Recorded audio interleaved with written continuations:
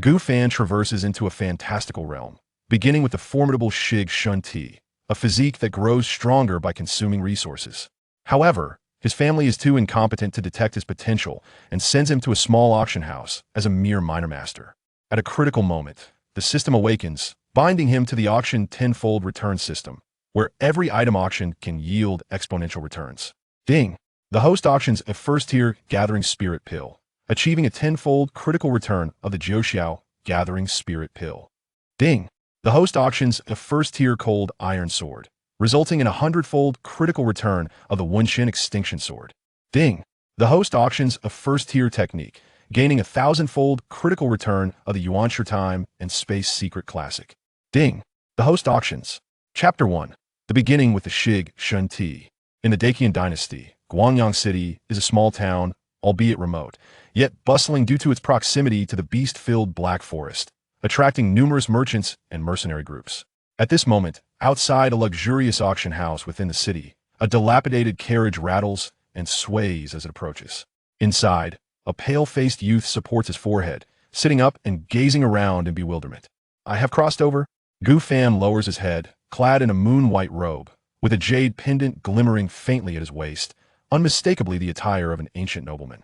However, gazing at his withered, elderly-like hands, he feels an oddity. In the ancient mirror before him, he clearly sees a youth no older than 17 or 18, albeit pale to the point of illness, yet his hands should not appear so desiccated. Furthermore, as he examines his attire, he notices that the skin on his arms and throughout his body is riddled with decrepit wrinkles, resembling a dying person on the brink of death. What is going on? As this question arises in Gu Fan's mind, a torrent of chaotic memories surges into his consciousness. Xiantian Continent, Qingyang Domain, Daqian Dynasty, Wanchenggu family, clan leader, elders, unique heir of the main lineage. A waste. Memories flash through Gu Fan's mind like a fleeting dream, gradually revealing the nature of the world he now inhabits. The Xiantian Continent, a realm where the strong reign supreme, teeming with myriad races. Here, the mightiest can touch the heavens and subdue the abyss. Even a mere novice can move mountains, shatter stones, and redirect rivers. Moreover, the Xiantian continent is vast beyond comprehension, spanning countless billions of miles. Even a single domain within it surpasses the Earth he once knew. And Gu Fan finds himself within the Daqian dynasty's Qingyang domain. His identity is that of a direct descendant of the Gu family, one of the 7 prominent families in Wangsheng, and he is the sole heir of the main lineage. Among the younger generation, he stands alone in the direct line. If no accidents occur, he will become the most legitimate successor of the Gu family after the aging clan leader passes in a century. Is it unexpected? Gu Fan's gaze darkens as he recalls the depths of his memories. Since birth, this body has had an insatiable appetite. Such a voracious desire is indeed promising, indicating that this newly born life possesses remarkable talent in this world. Thus, the entire Gu family pinned their hopes on this young life, anticipating his extraordinary gifts to lead the family to continued prominence within the Daqian dynasty. Furthermore, his birth truly caused a seismic stir within the Gu family and the entire Wancheng. On that day, celestial phenomena occurred. Thunder roared in daylight, and lotuses sprang from the earth, even revealing a Qilin blessing from the heavens. Such omens undoubtedly signified Gu Fan's extraordinary destiny, heralding a bright future. From that moment on, all hopes of the Gu family were placed upon him. Precious items, such as elixirs and rare treasures, were dedicated to nurturing his body, eagerly anticipating the surprises he would bring upon his 12th birthday. However, as he approached the age of 12, the Gu family was met with only shock and no joy. The Xianxia was identified by the detection stone as Gu Fan's physique. Despite its formidable name, which suggests it can devour even gods, the entire Daqian dynasty knows well what a dreadful physique it truly is. For the Xianxia cannot awaken. Its inability to awaken means it cannot cultivate, rendering him a waste. Worse still, the Xianxia continually devours the host's essence, energy, and spirit until it completely consumes its host. In other words, Gu Fan not only cannot cultivate, but will also ultimately be devoured by the Xianxia. 12 years of high hopes culminated in such an absurd outcome. The entire Gu family felt immeasurable disappointment. Over the past decade, they had invested vast treasures in Gu Fan, only to see it all amount to nothing, naturally inciting great anger among certain family members. Consequently, from that day onward, The disdain and suppression from the elders and the younger generation came pouring in upon Gu Fan. Although the aging clan leader said little, Gu Fan could still feel the deep disappointment in his gaze. From the pinnacle to obscurity, having endured the coldness of human sentiment, Gu Fan remained undeterred. He was filled with unwillingness. For 6 years, he pored over ancient tomes, seeking to uncover the secrets of the Xianxia. Yet, time and again, he met with unsolvable enigmas. Moreover, without the nurturing of rare treasures, the Xianxia began to consume his essence, energy, and spirit. After 6 years, his body had been reduced to a flickering candle in the wind, nearing its last breath. However, it was within this dire predicament that Gu Fan discovered the truth of the Xianxia from an ancient tome in the hands of an old beggar. From the tome, he learned that this physique is indeed, as its name suggests, exceedingly domineering. All things in the world fall within its realm of devouring power. Anything swept by this power becomes nourishing fodder. And Gu Fan, deprived of the nourishment of rare treasures, is undoubtedly caught in the throes of being devoured. Without external sustenance, the unawakened Xianxia within Gu Fan would retaliate against him, leading to his demise. The only way to reverse this fate is to awaken the Xianxia with a powerful treasure, thereby becoming its master. Knowing the reason, Gu Fan was filled with excitement. However, he was soon doused with cold water. Upon returning to the Gu family, he received orders to be dispatched to the remote Guangyang city. This decision was unanimously made by the elders, and although the clan leader tried to resist, he could not withstand the overwhelming power of the already formidable elders. As for the reasons why the various elders are united against Gu Fan, it is simply because a month from now marks the day of the family competition. It is also the day to confirm the selection of the young patriarch of the Gu family. Although Gu Fan is unable to cultivate, as the sole descendant of the main lineage, he is regarded as a thorn in their side. The best course of action is to drive him away from the royal city and cast him into a remote town to await his demise. Thus, this explains why Gu Fan found himself in Guangyang City upon awakening. Contemplating these matters, Gu Fan could not help but sigh deeply. What could be done? Awakening the Xianxia requires powerful spiritual objects, specifically precious elixirs and rare treasures of heaven and earth. Such items are at least 4th-tier artifacts. Yet, even in the royal city, they are scarce, let alone in this remote Guangyang city. Although the Xianxia is a divine body, immensely powerful, failing to awaken, it would lead to his own demise by the backlash of the devouring force. To die once is already tragic. Must he die again after crossing over? As these thoughts swirled in his mind, the carriage shuddered slightly and came to a halt. The auction house has arrived. Chapter 2. The Auction Refund System. As the curtain was drawn back, Gu Fan squinted at the auction house before him. The sign above the entrance bore 5 gilded characters: Xiantian Auction House. Xiantian Auction House, one of the 3 major auction houses of the Great Qian dynasty, boasts formidable strength and has branches throughout the entire realm. Naturally, it is also a subordinate force of the Gu family within the dynasty. Gu Fan's purpose for visiting this place was clear. Although the elders had sent him to Guangyang City to await his demise, they had presented it under the pretense of allowing him to manage the family's auction house in Guangyang City. Shaking his head to dispel such thoughts, Gu Fan descended from the carriage with the assistance of the coachman, Fu Bo. His body was frail, requiring support even for walking. The two then made their way toward the auction house. At that moment, a middle-aged man hurriedly approached them from within the establishment. "Excuse me, are you Master Gu?" The middle-aged man inquired, slightly bowing as he clasped his fists in greeting. "I am Gu Fan," he replied. Upon hearing this, the man raised his head to assess Gu Fan's pallid complexion, furrowing his brow slightly. However, he quickly continued, "Master Gu, I am Zhu Huai, the manager of this auction house. I have been informed of your appointment as the new owner of the auction house, and I have been awaiting your arrival for some time." "Thank you for your trouble," Gu Fan responded politely. "Not all, please come inside." Zhu Huai gestured to allow Gu Fan entry. Nodding in acknowledgement, Gu Fan stepped forward with Fu Bo's support and entered the auction house. Behind them, Zhu Huai followed closely, introducing, "Master Gu, this is the front hall of the auction house, designated for receiving guests.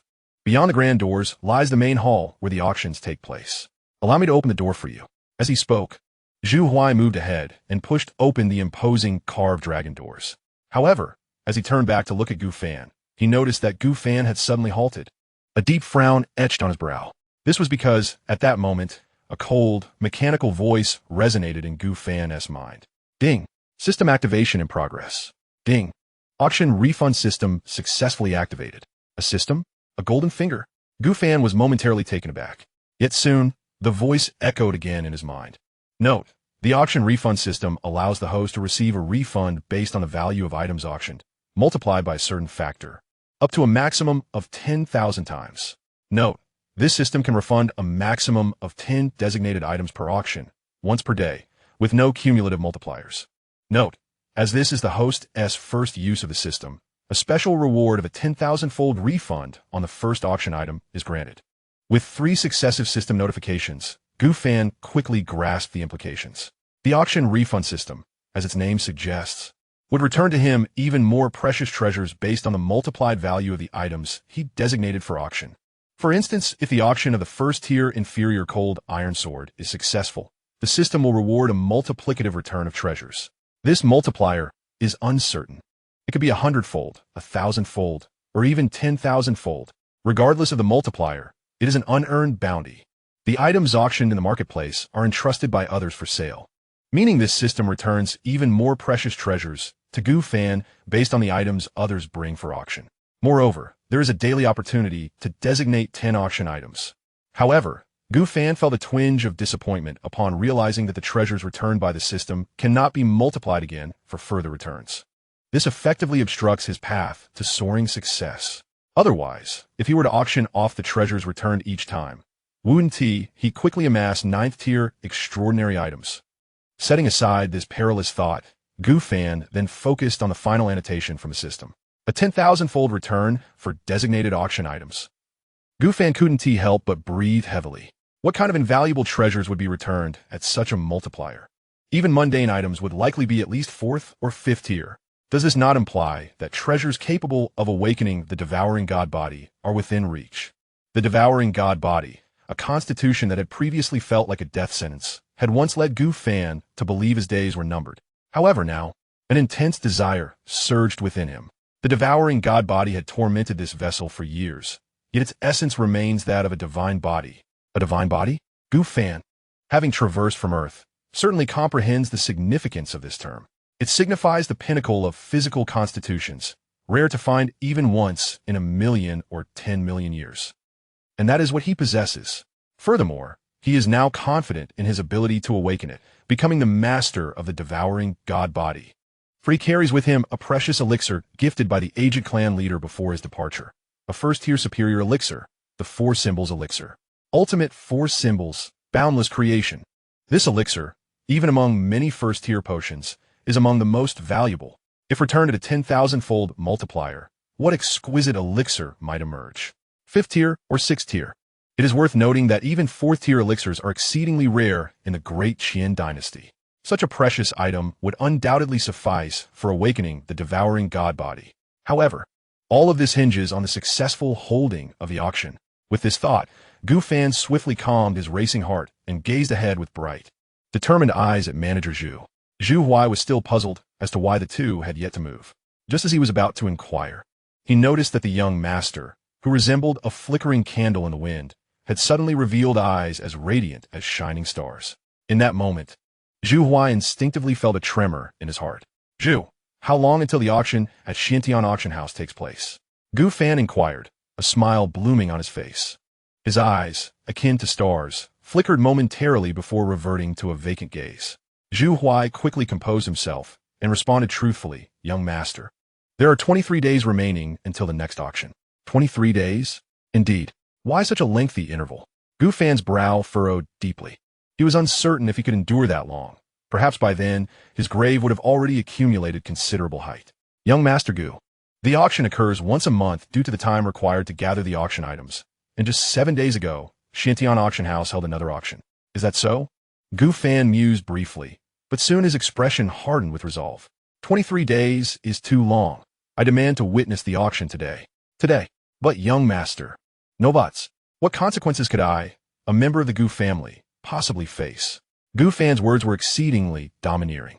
For the first 12 years of his life, he had been the pride of the Gu family, nurturing an exceedingly assertive temperament. Although the past 6 years had seen him subjected to various suppressions and neglect, it merely tempered his nature to be somewhat more restrained, relatively restrained, nonetheless. Yes, yes, young master, I shall make the preparations at once. Zhu Huai, startled by Gu Fan's words, hurriedly rushed to the storeroom where the auction items were kept. Chapter 3. The auction begins. Organizing an auction is an intricate endeavor. Moreover, Xianxia Auction House had only conducted an auction 7 days prior. It was utterly unrealistic to gather auction items in such a short span. After a hasty assembly, the auction house managed to accumulate merely 4 items for sale. Among them was a rusted blade found in a corner, a mere relic. At this moment, Zhu Huai stood behind the auction house, staring blankly at the ordinary rusted blade. The words of Gu Fan, who intended to include this mundane sword in the auction, echoed in his mind. At that moment, his face turned a shade of green. Fortunately, Gu Fan did not venture out to purchase ordinary items to complete the auction collection. This was primarily because the system did not endorse such tricks that contradicted the essence of the auction. However, aside from the 4 assembled items, Zhu Huai was relieved that young Master Gu had taken a first-tier superior elixir from him, thereby barely qualifying 5 items for the auction. It is worth noting that a first-tier superior elixir is exceedingly precious in the small town of Guangyang. With this elixir, the upcoming auction would not be deemed entirely disgraceful. Yet, even so, Zhu Huai felt a sense of impending doom, for the head of the Miao family loomed ominously on the horizon. This is the illustrious invitation from our esteemed master of the venue. The esteemed Miao family, one of the 3 prominent families in Guangyang City, received a missive from a maidservant of a Xianxia auction house. The head of the Miao family solemnly accepted the invitation. The Xianxia auction house boasts a formidable presence throughout the Great Qian dynasty, regarded as a significant power. Even a mere maid was afforded the utmost respect, welcomed personally. As the Miao family head took the invitation, a slight twitch appeared at the corner of his mouth. Hero? What heroes could possibly exist in Guangyang City? However, he refrained from voicing his skepticism and, with a hint of curiosity, inquired, "My dear lady, might I know the purpose of your esteemed auction house's gathering?" Esteemed Miao family head, it is thus. Our new auction house master has arrived from the royal city. Hence, the management has arranged a grand reception to honor the master and hopes that the illustrious families of Guangyang City will grace us with their presence. The maid recited mechanically, her eyes devoid of any spark of life. This lengthy passage, comprising several hundred words, was a script meticulously memorized under Gu Fan's strict instructions, primarily to highlight Gu Fan's stature as a figure of significance from the royal city. It was subtly implied that the various small families ought to recognize their place and attend tonight's auction at the Xianxia auction house, though the essence remained unchanged. The phrasing had been polished to exude politeness and tact. Indeed, upon learning that Gu Fan hailed from the royal city, the Miao family head's eyes gleamed with interest. Might I inquire whether this esteemed Master Gu is from the Gu family of the royal city? Indeed, esteemed Miao family head. Excellent. Please convey to Master Gu that I shall certainly be in attendance tonight. The Miao family head clapped his hands in delight, readily agreeing. A person from the royal city undoubtedly promised an extraordinary auction. It was likely that even the items up for bid would be of exceptional rarity. Contemplating this, the Miao family head began preparing to bring ample spirit stones to procure some treasures this evening. Similar occurrences unfolded across the influential factions of Guangyang City. The 3 prominent families, 2 major auction houses, and the city lord's residence were all involved. Beyond these, various minor factions, including mercenary groups, had also been instructed by Gu Fan to disseminate invitations far and wide. With so many in attendance, surely the rusted forged blade would not go unsold. Time flowed like a river, and soon Guangyang City was cloaked in a veil of night. The exterior of the Xianxia auction house sparkled with lights. At the entrance, individuals continually entered and exited, while grand steeds and carriages arrived, striding purposefully toward the auction house. Esteemed Miao family head, you have arrived. Ha ha ha, my lord of the city. Please do come in. Ah, my dear lady, might I inquire where Master Zhou has gone? Why is he absent? Master Zhou has gone to the royal city. Currently, Master Gu is in charge. I see. Where might Master Gu be? Just inside. The master is already seated and awaiting your esteemed presence. A lively exchange echoed at the entrance. The leaders of several prominent families engaged in light-hearted banter as they entered the opulent auction hall, guided by their attendants. Upon stepping into the grand chamber, their eyes were immediately drawn to a young man seated at the central front, adorned in luxurious garments. With his eyes gently closed and his sword-like brows poised like unsheathed blades, he exuded an intimidating aura, in stark contrast to the fierce intensity of his brows. His countenance radiated an extraordinary tranquility. Despite his pallid complexion, it was evident that he was of remarkable stature. The family heads, pondering this, followed closely behind the city lord and approached the young man. "Might I inquire if you are a member of the Gu family, one of the 7 great families of the royal city?" Upon opening his eyes, Gu Fan beheld several elegantly attired middle-aged men standing beside him, some filled with eager anticipation and a hint of reverence in their gazes. Yet, one among them maintained a composed demeanor, smiling as he regarded him. "Ah, the city lord?" Gu Fan responded with a forced smile and a slight bow.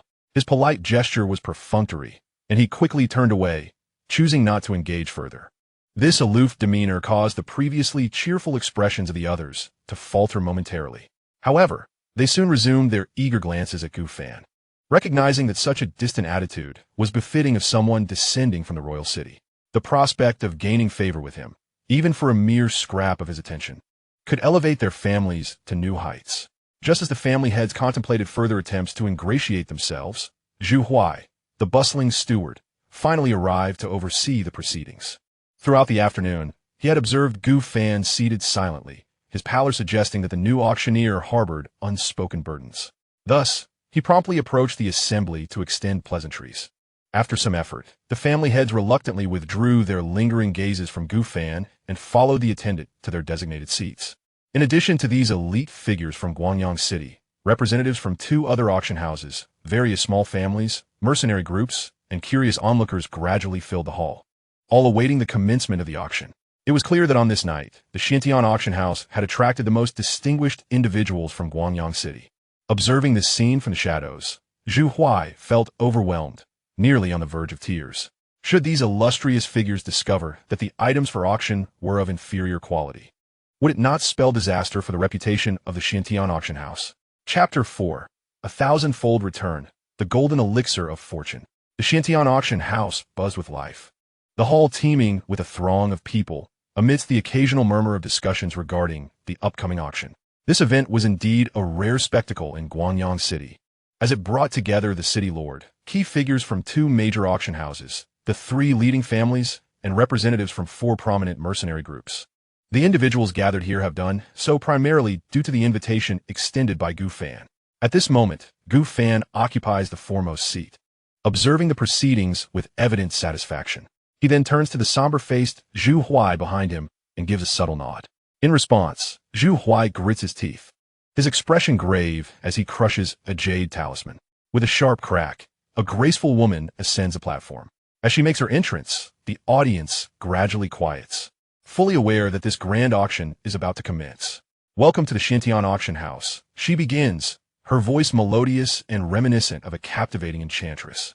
Following customary introductions, she swiftly transitions to the main event, smiling as she announces, "Today, the Xianxia auction house has prepared 5 exquisite items for auction. Let us commence with the first lot." With these words, a maid approaches the stage, carrying an ancient wooden box with both hands. The sight invigorates the crowd, with some individuals unable to contain their excitement. It is widely known that auctions typically feature 10 items. However, this time, the representatives from the royal city have chosen only 5. One can easily surmise that such a selective choice indicates the exceptional quality of these items. As this thought crosses their minds, several prominent figures, possessing substantial influence, find their spirits lifted, their gazes fixed intently on the wooden box brought forth by the maid. Upon her arrival at the center stage, the enchanting Xianyin turns to the audience with a smile, announcing, "We shall now proceed with the auction of our first item, a first-tier superior grade pill, the 4 Elements pill, personally provided by our esteemed auctioneer, Gu." Gasp! A first-tier superior grade pill? One that can cleanse the meridians and elevate one's realm? The auction opens with such a remarkable item. What a grand display by the auction house. Bid, bid, we must secure this pill. I have not encountered such a treasure in Guangyang City for many years. Acquiring it would allow my grandson to cleanse his meridians. Xuanin's words instantly reverberate throughout the auction hall. A first-tier superior grade pill is an invaluable treasure in a modest Guangyang City. Here, alchemists who can produce even a first-tier inferior grade pill are regarded as significant figures. It is easy to imagine the profound impact that a superior-grade pill has on the attendees. Master, it is a first-tier superior-grade pill. Indeed, I never anticipated that the esteemed Gu would possess such audacity to offer such a precious item for auction. The master of the Miao family is equally exhilarated. He was in his 40s and had only ever consumed a single low-grade elixir, the quality of which was remarkably poor, a chi-gathering pill. The more precious Four Symbols pill was beyond his wildest dreams, for only a second-tier alchemist could hope to successfully concoct such a treasure. Should he manage to ingest this Four Symbols pill, he might very well break through the barriers and enter the ethereal realm of the spirit sea, a state notoriously difficult to achieve. The excitement he felt as the head of his clan was palpable, and one could only imagine the fervor that ignited in the hearts of those around him. I must secure it. With this, my son is certain to gain entry into the sect. The Four Symbols pill. The Xianxia auction house truly deserves its reputation as the foremost among the 3 major auction houses in Guanyang City. The opening item is indeed a low-grade elixir. I have not erred in my attendance. This time, I shall gain invaluable experience. The entire auction hall buzzed with excitement, filled with voices clamoring to obtain the Four Symbols pill. It seemed as though some were on the verge of rushing the stage to seize the elixir. However, among the throng were those who remained unyielding, notably the representatives from the other 2 auction houses. At that moment, the 2 auction masters wore furrowed brows, acutely sensing the overwhelming aura of threat that enveloped them, stemming from a change in leadership at Xianxia auction house and its audacity to commence the auction with a low-grade elixir. Please remain calm. Xianxia maintained her serene smile, suppressing the clamor before continuing. The starting bid for the low-grade elixir, the Four Symbols pill, is 1,000 low-grade spirit stones, with increments no less than 100. 1,000. As soon as Xianxia finished speaking, a voice rose from the audience. It was the head of the Lu family from one of the 3 major families, clad in a purple robe, standing tall and declaring his bid with determination. This was a proclamation of his intent to claim the Four Symbols pill. However, his declaration was swiftly followed by another voice. 1,100 low-grade spirit stones. The Lu family head frowned and turned to see Miao family head, exuding an impressive aura, also bidding. Yet this was only the beginning. The 3rd and 4th bids soon followed in rapid succession. 1,200 low-grade spirit stones. 1,003. Such petty bids. Where is the grandeur of the 3 major families? The Mad Wolf Mercenary Corps offers 2,000 low-grade spirit stones. This proclamation silenced the auction hall, as all heads turned to behold a middle-aged man, brimming with defiance, raising 2 fingers and casting a scornful glance at the heads of the 3 families. Enough said. Miao family head emotionlessly stifled an elder's attempt to speak, turning back to Xianxia to declare 3,000 low-grade spirit stones, an increase of 1,000, 4,000. The leader of the Mad Wolf Mercenary Corps was unperturbed, raising the bid directly. My Lu family offers 5,000 low-grade spirit stones. The Lu family head responded resolutely. 6,000. The fierce bidding by several prominent figures left the other guests in the room brimming with excitement. Although the increments of 1,000 spirit stones might suggest a lack of value, the reality is starkly different. For a powerful family like the Miao clan, accumulating a mere 10,000 low-grade spirit stones in a year from all their enterprises would be considered a prosperous year, and this figure does not account for the family's various expenditures. If all expenses were included, it would be exceedingly difficult for any family to save even 1,000 low-grade spirit stones in a year. Given the precious nature of spirit stones, the escalating bids in the auction were enough to incite palpable enthusiasm among the other attendees. The atmosphere in the auction house had reached a fever pitch. However, Gu Fan, seated at the forefront, was gritting his teeth in frustration. I can barely endure this, and you're still shouting for more. His concern was not for the final price, as it was merely a first-tier high-grade elixir. Naturally, it held significance for him, but once the item was sold, the system's tenfold reward would surely surpass the value of a first-tier high-grade elixir. Wouldn't he? In the midst of this agonizing wait, Gu Fan finally heard a voice that filled him with delight. Congratulations to the head of the Huang family. You have successfully bid 13,000 low-grade spirit stones for this Four Symbols elixir. The announcement jolted Gu Fan's attention, and soon after, the system's voice echoed in his mind. The first-tier high-grade Four Symbols elixir has been sold. Congratulations, host. You have triggered a tenfold critical return and received a 5th-tier premium elixir, the Creation Golden Elixir. Chapter 5, Critical Hit. Critical Hit. Critical Hit. 5th-tier premium. Creation Golden Elixir. The system's proclamation filled Gu Fan with uncontainable joy. What did a 5th-tier elixir signify?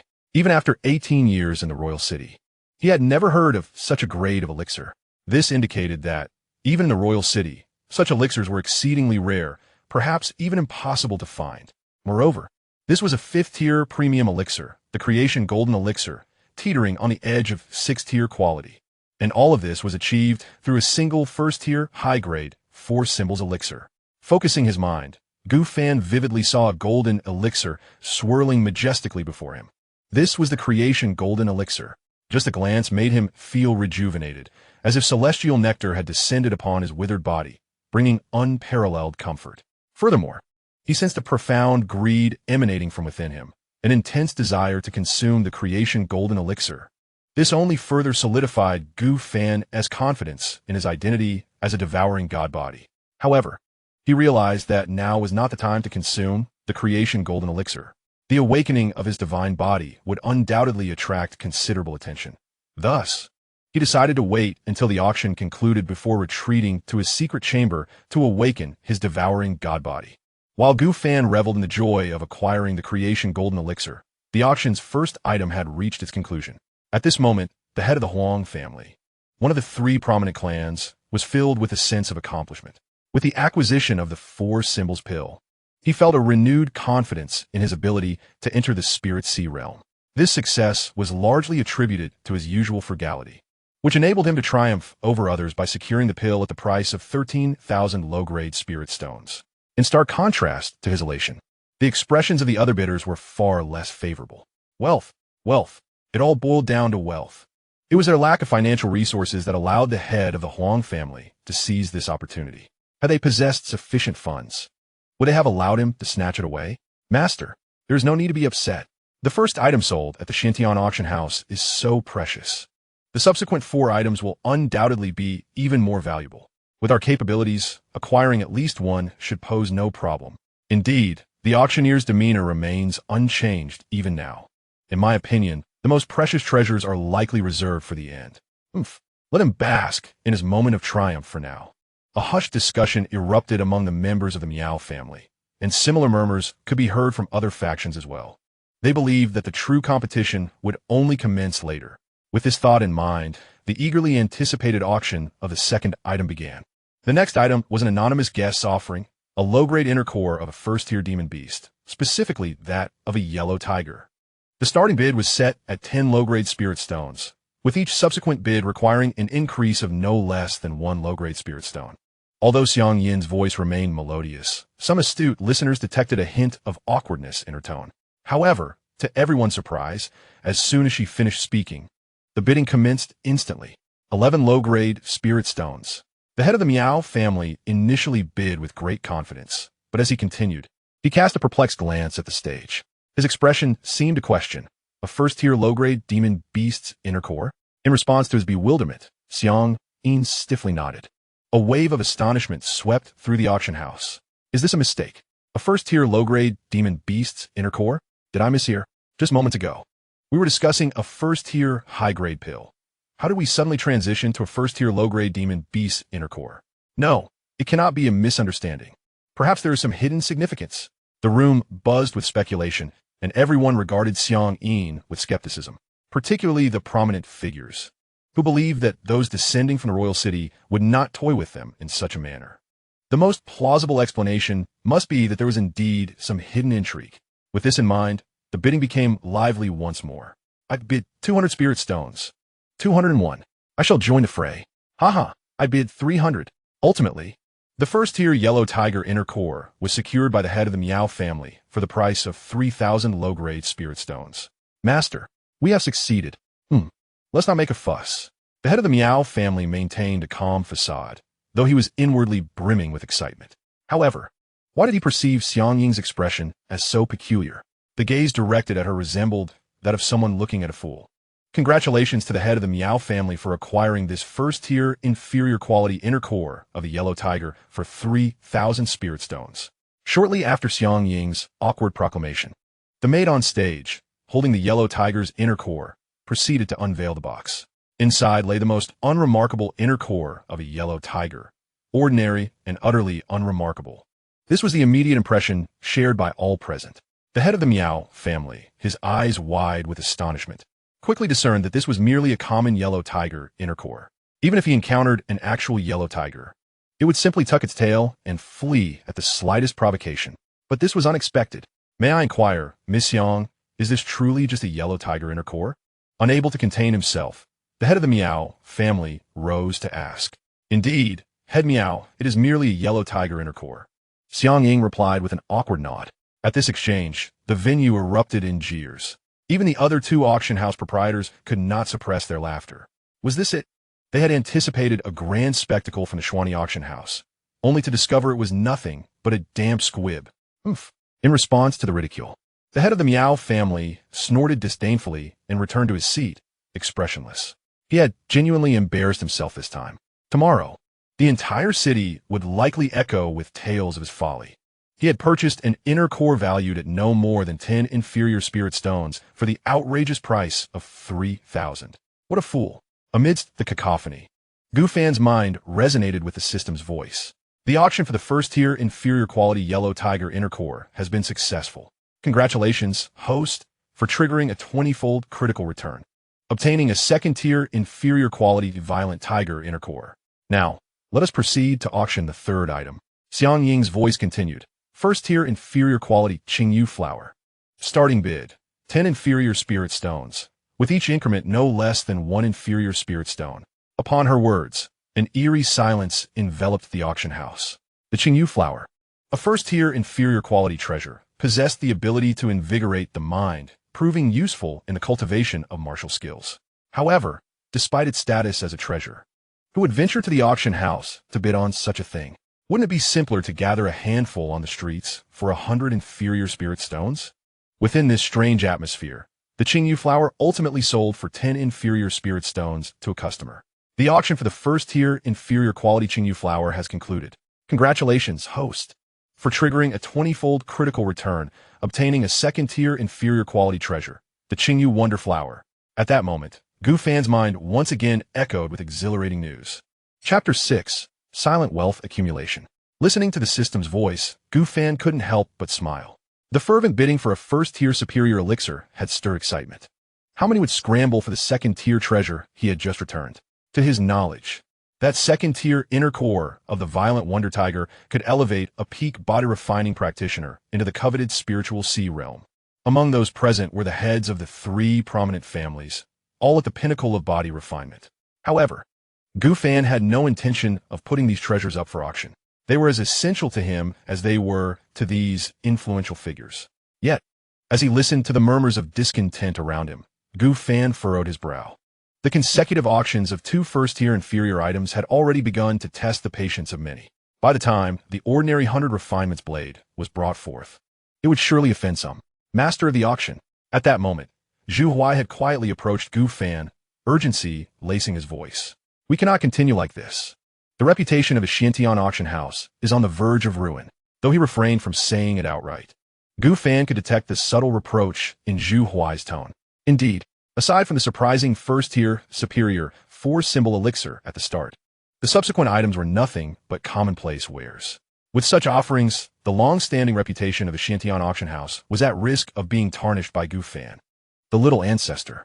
If the next 2 items were auctioned, it was a foregone conclusion that the auction house's standing would plummet. Nevertheless, Gu Fan was unwilling to let the auction conclude in such a manner. Each successful auction brought him rewards from the system. What would happen to those if it ended? Moreover, Gu Fan had begun to appreciate the benefits of reputation. Merely because he hailed from the royal city had drawn all the notable figures of Guanyang City to support him. What if they felt deceived and chose not to return? The system provided rewards 10 times a day. Without the auction house's reputation, he would have no means to reap those benefits. Thus, Gu Fan resolved to endure the pain of selecting the least valuable reward this time to soothe the wounded spirits of his esteemed guests. Of course, even the least valuable would undoubtedly surpass the first-tier superior 4-symbol elixir. Zhu Huai, dejected, was once again pushed aside.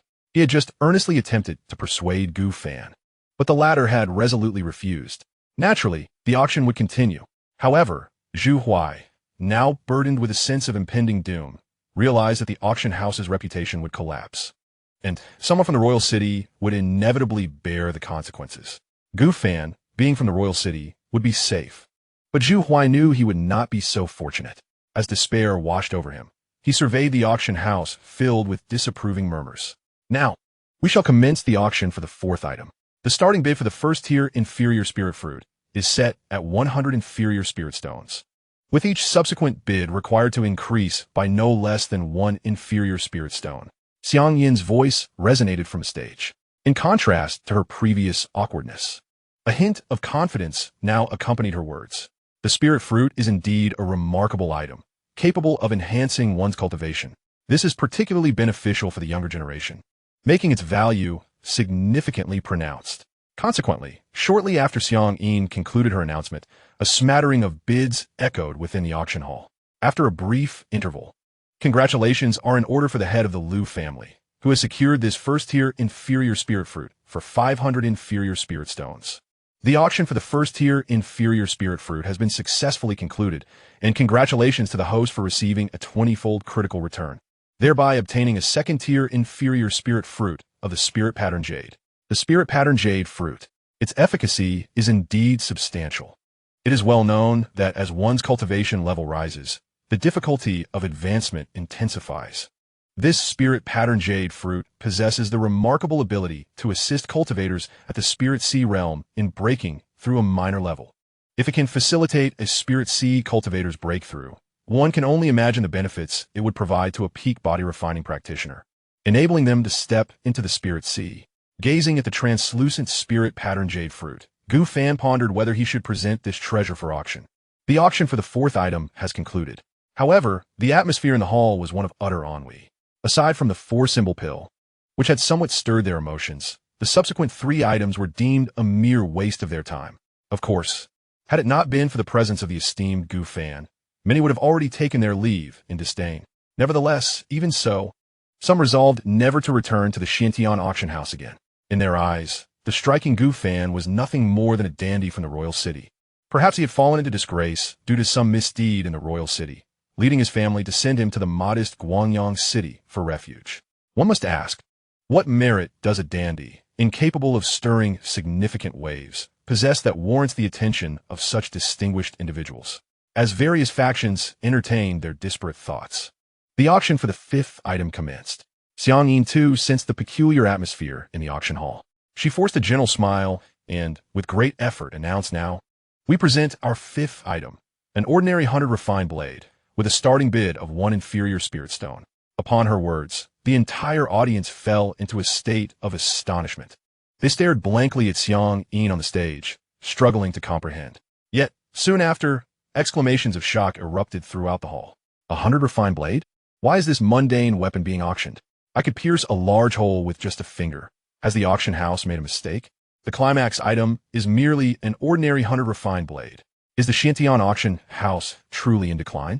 Even if it is, they cannot mock us in this manner. Good heavens! And it's a rusted 100 refined blade. Everyone was filled with disbelief. Aside from the opening item, the 4 elements Dan, were all the other offerings utterly worthless? To think that a rusty, broken blade could be auctioned off, even ordinary folk who would not touch it. And yet, you brought it to such a grand auction house. Ha ha! You've truly undermined your own reputation. Splendidly done. I had mistakenly held the new auctioneer in high regard, which had left me feeling quite anxious just moments ago. The 2 auctioneers present reveled in schadenfreude. They eagerly wished for their competitor, the Xianxia auction house, to collapse without delay. In no time, the auction hall was filled with a cacophony of murmurs, yet not a single bid was heard. Was it destined to be a failed auction? Ladies and gentlemen, the starting bid for the ordinary forged blade is 1 spirit stone. Xiang Yin, sensing the unfavorable situation, hurriedly forced a smile and spoke once more. However, her words were met with a sarcastic interjection. "Miss Xiang, how about we bid 2 lower-grade spirit stones, just to show our support?" The speaker was one of the auctioneers from a competing auction house, clearly relishing the misfortune of the Xianxia auction house. Then congratulations to Master Shi for acquiring this ordinary forge blade at the price of 2 lower-grade spirit stones. Xianxia struggled to maintain her smile. She was about to sigh with relief and announce the conclusion of the auction when suddenly a voice interrupted. Wait. Turning in surprise, Xianxia was taken aback to see Zhu Huai, the manager, rushing in with a long box, filled with excitement. Chapter 7. The sixth item for auction. The Crimson Flame Blade. As the ordinary forged blade was sold for the price of 2 lower-grade spirit stones, Gu Fan also heard the system's voice resonating in his mind. The auction for the ordinary forged blade has concluded. Congratulations to the host for triggering a 50-fold critical hit, obtaining the second-tier lower-grade magical weapon, the Crimson Flame Blade. The Crimson Flame Blade. Upon hearing the completion of this announcement, Gu Fan immediately focused his mind. He was astounded to see a long blade faintly aflame, slowly swirling before him. Gazing upon this weapon, Gu Fan felt a surge of joy. He had initially believed that with the previous 20-fold critical hits, the ordinary forged blade would yield nothing extraordinary. To his surprise, the final auction had yielded a 50-fold critical hit, in addition to the rewards from the previous 4 auctions. Gu Fan now possessed the second-tier lower-grade Violent Tiger Inner Pill, the second-tier lower-grade Clear Feather Extraordinary Flower, the second-tier lower-grade Spirit Powder Jade Fruit, and the second-tier lower-grade Crimson Flame Blade. As he surveyed these treasures, all of which were the second tier, Gu Fan couldn't help but ponder. Were the system's guaranteed rewards all second-tier lower-grade, or was it merely random? Shaking his head, he realized that overthinking was futile. Besides these 4 rewards, there was also the most crucial 5th-tier extraordinary elixir, the Creation Golden Elixir. This elixir, Gu Fan intends to utilize for awakening the Devouring Divine Body. Once the Devouring Divine Body is awakened, consuming several other treasures will undoubtedly precipitate a meteoric rise in his cultivation level. However, the pressing matter at hand is to restore the reputation of the Xianxia auction house. Master of the venue, have you summoned me? Zhu Huai approached quietly, his tone respectful. Yet his gaze was devoid of emotion as he inquired. Gu Fan cast a glance at his countenance and immediately discerned his thoughts. He shook his head with a smile and then retrieved a rectangular wooden box from a system space. What is this, Master of the venue? Zhu Huai instinctively accepted it, albeit with a hint of confusion. This is the 6th auction item, a second-tier inferior-grade magical artifact, the Crimson Flame Blade. Gu Fan replied with a slight smile. What? Upon hearing Gu Fan's words, Zhu Huai's pupils constricted sharply, and he looked up at Gu Fan in disbelief. A second-tier inferior-grade magical artifact. I can hardly believe my ears. I have never even laid eyes on such an artifact. The only one I have heard of is the clan's treasure from one of the 3 great families, which is also a second-tier inferior-grade artifact. Yet, these families seldom use them unless in dire circumstances. Most individuals have never even seen them. And now, here I am, holding a second-tier artifact? Observing his astonished demeanor, Gu Fan could not help but shake his head. Hurry up, Xianxia is about to collapse under the pressure. Huh? All right. Under Gu Fan's urging, Zhu Huai promptly regained his focus. However, he hesitated. Master of the venue, are you truly going to auction such a precious artifact? Indeed, Gu Fan nodded, then gestured towards the stage. Zhu Huai followed his gaze and saw Xianxia preparing to announce the auction's conclusion. Upon witnessing the scene, he quickly excused himself and excitedly sprinted towards the stage. Esteemed guests, thank you very much. Wait. Xianxia turned around, only to see the new steward rushing up with enthusiasm, notably cradling a rectangular wooden box in his arms. Steward Zhu, what is this? Xianxia asked in confusion. Do not conclude yet. There is still a 6th auction item. The 6th item? Xianxia furrowed her brow. She recalled that this auction had only prepared 5 items, all of which had just been sold. How could there be a 6th? For reasons unknown, every previous auction had been an indulgence for her. Yet today, all she felt was trepidation. Thus, when Zhu Huai mentioned a 6th auction item, her immediate thought was one of profound apprehension. The unfolding events on stage captured the attention of all those present below. At this moment, they were just about to rise and depart from the utterly disappointing Xianxia auction house. However, upon noticing the new steward taking the stage, they instinctively halted their movements, frowning as they observed what was transpiring above. Isn't the auction already concluded, Steward Zhu?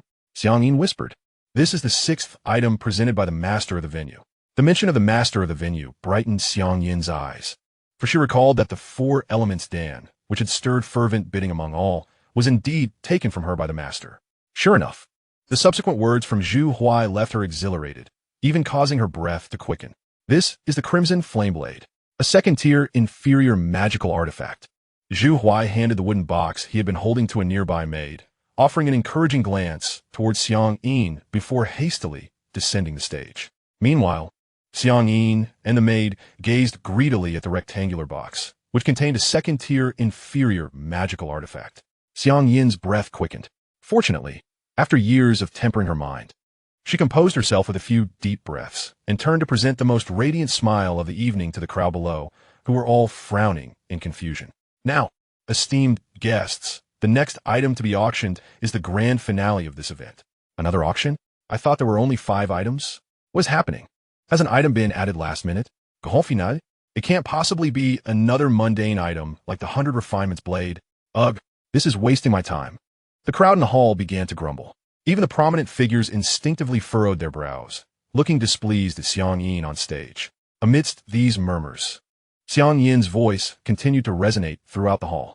The final auction item is a second-tier inferior magical artifact, the Crimson Flameblade. As her words fell, the cacophony of complaints vanished without a trace. The auction hall became so silent that one could hear a pin drop, with everyone staring blankly at Xianxia on stage. Some individuals had mouths agape, as if they could fit an egg inside, utterly astonished. A second-tier inferior magical artifact, the Crimson Flameblade? How could this be possible? Such a precious treasure. How could it be brought to the auction for sale? Did I mishear? A second-tier artifact? A weapon of destruction? Could there truly be such a rare treasure up for auction? Is it not a forgery? After all, it's a second-tier artifact. There are hardly any in the entire Guangyang city. To my knowledge, although the city lord has reached the Spirit Sea realm, he doesn't possess a second-tier artifact, does he? How extravagant! The silence within the auction house did not last long. Soon, the entire hall was in an uproar. Everyone stood in disbelief, craning their necks to gaze at the stage. Even the prominent figures, having forgotten their previous displeasure, exchanged glances and rose in succession, their eyes wide with astonishment as they turned to look at Xianxia, the center of attention. Chapter 8. The Astonishment of the Crowd. Miss Xiang, may I inquire if you are referring to the second-tier low-grade magical artifact? In a wave of astonished murmurs, the head of the Miao family, with an expression of utmost seriousness, directed his inquiry towards Xianxia. The latter, with a natural smile, replied, "Esteemed Miao family head, I dare not speak carelessly, for this is a treasure entrusted to us by our esteemed auction master." Upon hearing Xianxia's words, all eyes turned towards the distinguished figure of Gu Fan at the forefront. At that moment, for reasons unknown, the crowd gazed at the slender silhouette ahead, feeling an overwhelming sense of grandeur, now imbued with an air of mystery. Truly, he was a personage of great significance, having descended from the royal city. Those who were aware of Gu Fan's identity couldn't help but ponder. This is indeed a second-tier killing artifact. In all of Guangyang City, only the 3 prominent families are known to possess such treasures. This implies that, on the surface, there exist merely 3 second-tier low-grade artifacts within the entirety of Guangyang City. Given their rarity and value, one can only imagine the immense shock that rippled through the hearts of those present as a second-tier artifact was about to be auctioned at the Xiantian auction house. At that moment, Xianxia beckoned to her maid to unveil the wooden box, revealing its contents for all to behold. Within the rectangular box lay a long blade, subtly glowing with a flicker of flame. Observing its sleek surface and the faint emanation of willpower, it was evident that this was indeed a bona fide second-tier low-grade artifact, and a top-quality one at that. Witnessing this scene, the crowd collectively inhaled sharply. "We must secure this. We must acquire it," they thought fervently. "Even if it requires exhausting our family fortunes, we shall claim this Crimson Flameblade, a second-tier artifact. With it, our family might ascend to become the 4th prominent family in Guangyang City after years of striving. This is a weapon of slaughter. With its mastery, I can surely vanquish that wounded second-tier beast. Consuming its inner core could even allow me to step into the spiritual sea realm." Indeed, the Xiantian auction house lived up to its reputation. The eyes of all attendees glimmered with fervor. Some impatiently gazed at Xianxia, as if urging her to commence the auction without delay. Just by observing their fervent gazes, one might surmise that, were this not the Xiantian auction house, some desperate individuals might dare to seize the artifact outright. Amidst this palpable tension, Xianxia parted her crimson lips, her voice gently resonating. The starting bid for the second-tier low-grade artifact, the Crimson Flame Blade, is 10,000 low-grade spirit stones, with each subsequent bid requiring an increment of no less than 1,000 low-grade spirit stones. 10,000 low-grade spirit stones. The head of the Meow family proclaimed with conviction. His face was solemn, his heart resolute in his determination to secure the Crimson Flame Blade. For if the Meow family were to acquire it, they would essentially be able to claim the title of the foremost family in Guangyang City. The hidden benefits of such a status were simply immeasurable, and with that, his commanding voice resonated through the auction hall. In the grand hall, numerous individuals were instantly cast into despair, their faces reflecting their dismay. The sum of 10,000 low-grade spirit stones was an utterly unattainable figure for them. 11,000. The second bidder was the head of the Huang family, his expression marred by anguish. He had just conferred with the elder accompanying him, resolving to liquidate their assets to secure this treasure. Imagine possessing the Four Symbols Pill. Should they break into the Spirit Sea realm and wield 2 second-tier magical artifacts, the City Lord would barely stand a chance against the Huang family. 12,000 low-grade spirit stones. The head of the Liu family joined the fray. 13,000. The audacious leader of the Mad Wolf Mercenary Corps coldly interjected. 14,000. 20,000 low-grade spirit stones. This bid sent a collective gasp throughout the hall, as the figure was beyond their wildest imaginings. The one making this bold offer was none other than the head of the Meow family, his eyes red with fervor, resembling a gambler driven by desperation, vowing not to relent until he achieved his goal. Such a vast sum of spirit stones would necessitate him selling off at least 1/10 of his wealth to gather. 21,000. The only one still in the competition was the head of the Liu family, while the head of the Huang family had already resigned to defeat. Seated in dejection, to secure the Four Symbols Pill had left the Huang family financially drained. Raising another 20 or even 30,000 would cripple them entirely, risking total ruin. 22,000. The Meow family head glared at the Liu family head, his eyes ablaze with determination as he sensed the tension rising. 23. 24. The Meow family head gritted his teeth, reaching the limits of his endurance.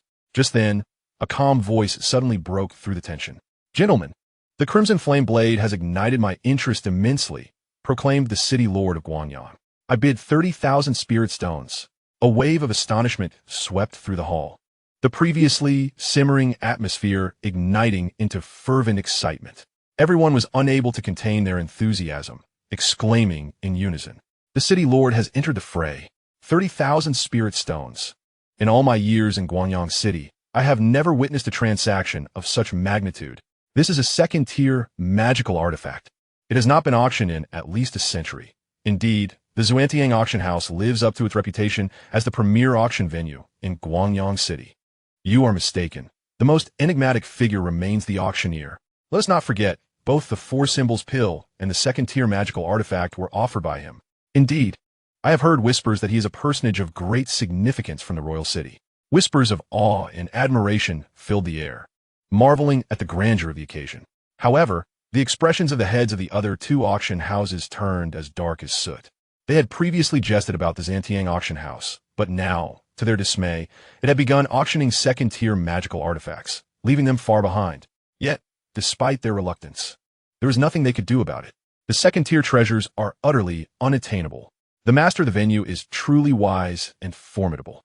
At the back of the hall, Zhu Huai gazed in awe at the slender figure ahead. There was no denying it, from beginning to end. Gu Fan had uttered only a few words of pure gold and tossed out 2 treasures, nearly inciting a brawl among the prominent figures of Guangyang City. Such a display has undeniably elevated Gu Fan to an almost colossal stature. Moreover, even now, he remained serenely composed, his eyes gently closed, untouched by the clamor of the outside world. It was as if every situation lay firmly within his grasp, devoid of any surprises. How foolish of him to have harbored thoughts of reproaching Gu Fan earlier. Reflecting on this, Zhu Huai couldn't help but lightly slap himself. Chapter 9. The Flawless Conclusion of the Auction. Congratulations to the City Lord for successfully bidding 30,000 low-grade spirit stones for the second-tier low-grade treasure, the Crimson Flame Blade. On stage, Xianxia announced the ownership of the Crimson Flame Blade with great excitement. As her words echoed, the heads of the Meow and Liu families sat back, dejected. 30,000 spirit stones. They could muster that amount, It would undoubtedly strain their families significantly. Furthermore, offending the city lord, who was not to be trifled with, was no trivial matter. It was merely a second-tier treasure. The thought of losing such a precious item left them feeling quite disheartened. Perhaps they would never encounter an opportunity like this again. Sigh. Both let out a simultaneous breath of resignation. Congratulations to the city lord on acquiring a remarkable treasure. Congratulations. A sword befitting a hero. With the second-tier low-grade crimson flame blade in his possession, the city lord has truly gained an advantage. As the auction of the crimson flame blade came to a close, the crowd surrounding the city lord erupted in joyous congratulations. Previously, this city lord was the only cultivator at the Spirit Sea realm in Guangyang City. Now, with the addition of a second-tier low-grade treasure, he stood unrivaled in the entire city. Thus, any flattery directed his way was well worth the effort. At that moment, some keen observers suddenly noticed a slender figure slowly making his way to the stage. It was the esteemed Gu. He was ascending the platform. Could it be that there are more treasures to auction? Hush! Take your seats. A murmur of speculation rippled through the crowd. Soon, everyone in the auction hall witnessed the enigmatic Gu stepping onto the stage. The prominent figures present brightened at the sight, quickly straightening up. They believed that this master had more items to auction. Moreover, whatever it was that allowed Gu to personally preside over the auction must be of extraordinary significance. Many shared this sentiment. Thus, as Gu Fan took his position, the entire auction hall fell into a profound silence, all eyes fixed upon him. Observing this, Gu Fan chuckled softly and began. First and foremost, I extend a warm welcome to all present at the Xianxia auction house. Due to the hurried preparations, I must apologize for any dissatisfaction with the items on offer.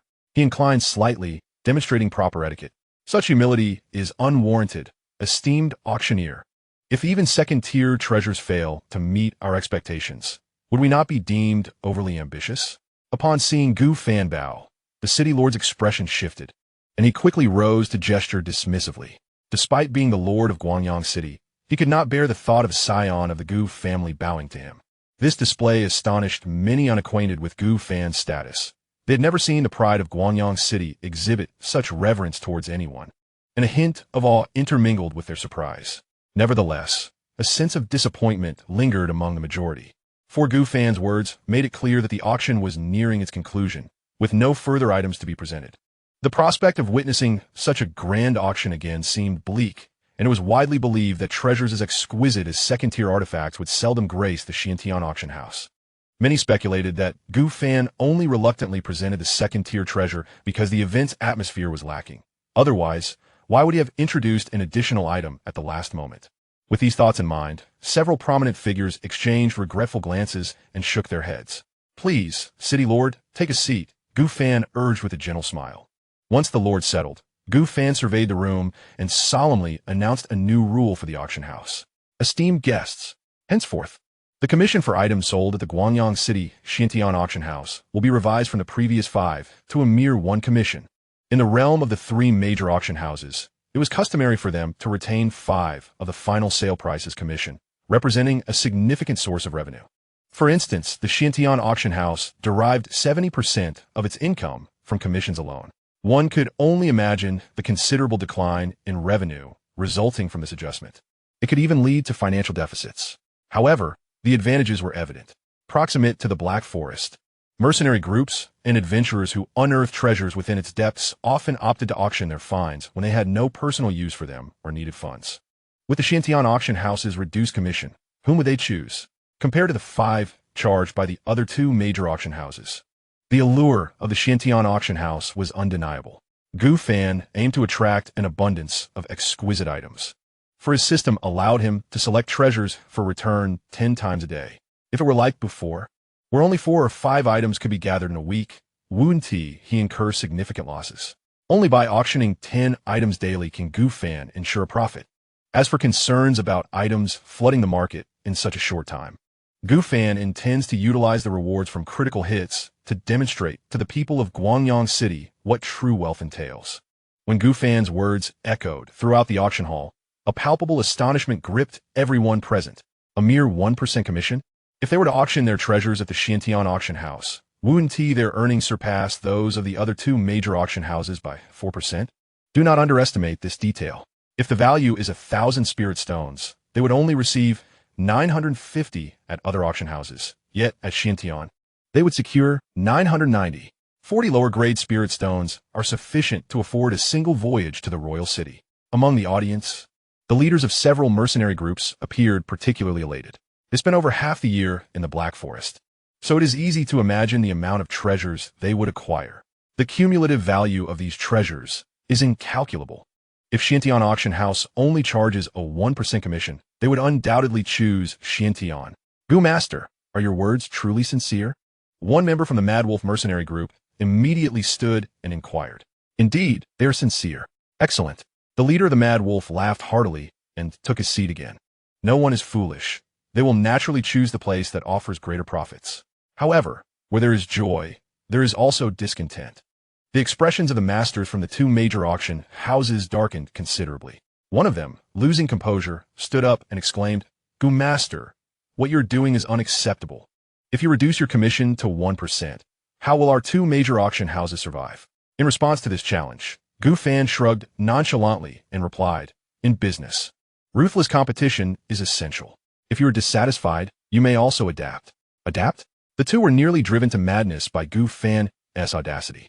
The Xianxia Auction House was already the premier auction house in Guangyang City.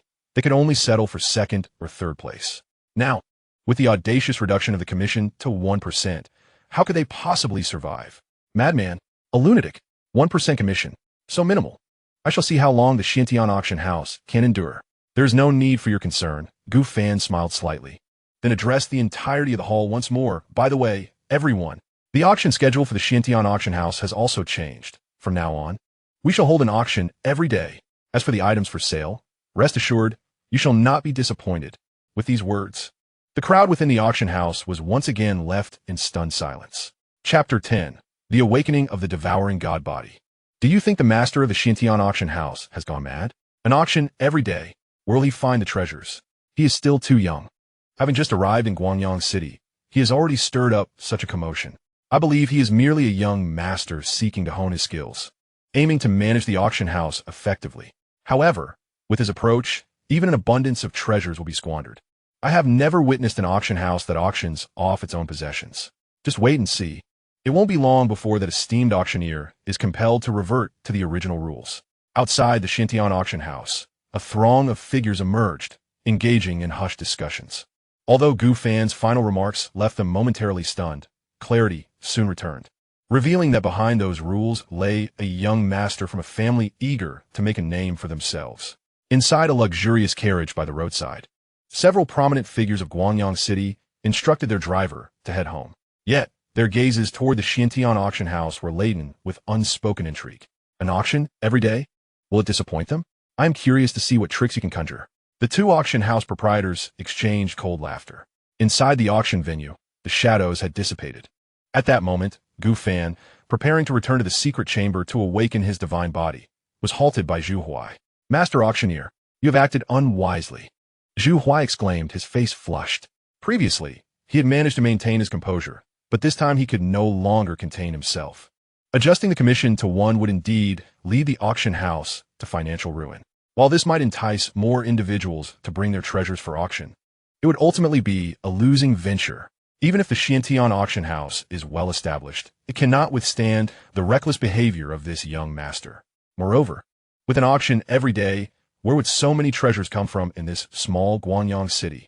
In the end, they would be left with mere commonplace items like the 100 refinements blade, tarnishing their own reputation. No matter how one looks at it, Gu Fan is indeed acting foolishly. "Manager Zhu, please trust me," Gu Fan replied, his expression betraying neither joy nor anger. Although Zhu Huai's words were harsh, he was, after all, concerned about the auction house and demonstrated a sense of responsibility. Unlike some who merely seek to curry favor, should such individuals arise, Gu Fan would have replaced them long ago. After encouraging Zhu Huai, he proceeded toward the training chamber. After a night of turmoil, had it not been for the acquisition of the creation golden pill, he would have long succumbed to exhaustion, let alone have the vigor to make that speech on stage. Now that the auction had concluded, he was eagerly anticipating the awakening of his devouring divine body. As he departed, Zhu Huai could not help but sigh behind him. In the secret chamber, Gu Fan sat cross-legged on a mat, and with a mere thought, a glimmering golden pill materialized in his hand. The moment the pill appeared, the entire chamber was enveloped in a rich fragrance, tantalizing the senses. Simultaneously, an overwhelming hunger surged throughout Gu Fan's body, causing his eyes to gleam with insatiable greed. This is the supreme, fifth-grade elixir, the creation golden pill. Even the esteemed Gu family of the royal city has never possessed such a treasure. As for the effects of this pill, Gu Fan was not entirely certain. However, given that it was derived from the four symbols pill and was a critical return, its function surely leaned towards refining the essence and marrow, enhancing the body's ultimate treasure. Licking his lips, Gu Fan swiftly tossed the fifth-grade elixir into his mouth. The pill dissolved instantly, transforming into a silky liquid that flowed into his body. A sharp intake of breath escaped Gu Fan as he felt an overwhelming wave of comfort. The liquid was incredibly gentle, and upon entering his body, it split into fine threads that surged through his limbs and meridians, nourishing the long-decayed channels and acupoints. In just a few breaths, Gu Fan sensed a clarity of mind and vision, as if the weariness of his body was being replenished, invigorating him profoundly. As his perception gradually restored, he discovered that the liquid, now transformed into countless threads, was relentlessly rushing toward an unknown direction, piercing through layers of stubborn membranes to reach the deepest recesses of his being, awakening untold potential. During this process, Gu Fan felt an incredibly terrifying power of devouring emanating from his body. No, it was every acupoint in his body unleashing an endless force of consumption. His devouring god body was awakening, with each penetration of the membranes by the liquid derived from the creation golden pill. Gu Fan sensed that the devouring power was growing ever stronger, as if it were greedily attempting to engulf the vastness of the world into this small form. Simultaneously, an intense hunger surged through his body. Gu Fan felt as though he hadn't eaten for days, yearning to swallow the very chamber he occupied to satiate his hunger. As the devouring force intensified, this thought began to take root and blossom in his mind. Suddenly, a sound emanated from the walls of the chamber. Gu Fan focused his gaze and was astonished to see the thick walls manifesting spiderweb-like cracks. Fragments began to fly towards him, propelled by the increasingly terrifying devouring force. Gu Fan furrowed his brow, utterly astonished by the magnitude of the awakening of his devouring god body. This was merely the beginning. He surmised that once his devouring god body fully awakened, the entire street housing the Xianxia auction house would be consumed by the amplified devouring force, including people. This situation could not continue. Gu Fan's expression turned grave. In an instant, he focused his thoughts, and a Dan of the size of a chicken egg appeared before him. An inner Dan from a second-tier low-grade magical beast, the violent strange tiger. In the next moment, the devouring force seemed to have found its target, locking onto the inner Dan with unwavering intent. Before the naked eye, in the blink of an eye, the most resilient inner core of the second-tier demon beast manifested a series of fissures, and with a resounding crack, it shattered completely. A low hum resonated, and an indistinct black light erupted forth, causing Gu Fan's eyes to widen in astonishment. He sensed an overwhelmingly malevolent force being absorbed into his body. However, this discomforting aura of malevolence was swiftly dissolved by the power of absorption, transforming into an exceptionally pure spiritual energy that penetrated deep into his acupoints. A second-tier low-grade demon beast, when converted into a human cultivator, corresponds to the spiritual sea realm. At this moment, Gu Fan was merely an ordinary person. Thus, this immense power caused the absorption force to momentarily ease, at least no longer targeting the chamber in which he resided. At that moment, Gu Fan was astonished to discover an ancient scripture had inexplicably appeared in his mind. The scripture was exceedingly intricate, yet he found himself inexplicably capable of comprehending it. Devouring Divine Nerve, Gu Fan murmured softly. Chapter 11. Devouring Divine Nerve, the great perfection of body refinement. The devouring divine nerve manifested alongside the awakening of the devouring body. However, Gu Fan was unaware of the scripture's true rank, as the only cultivation methods present in his mind pertained to body refinement and the spiritual sea realm. Beyond that, there was nothing further. Gu Fan speculated that perhaps his mind could not accommodate the cultivation methods that lay beyond the scripture, which was why only the initial two realms were revealed.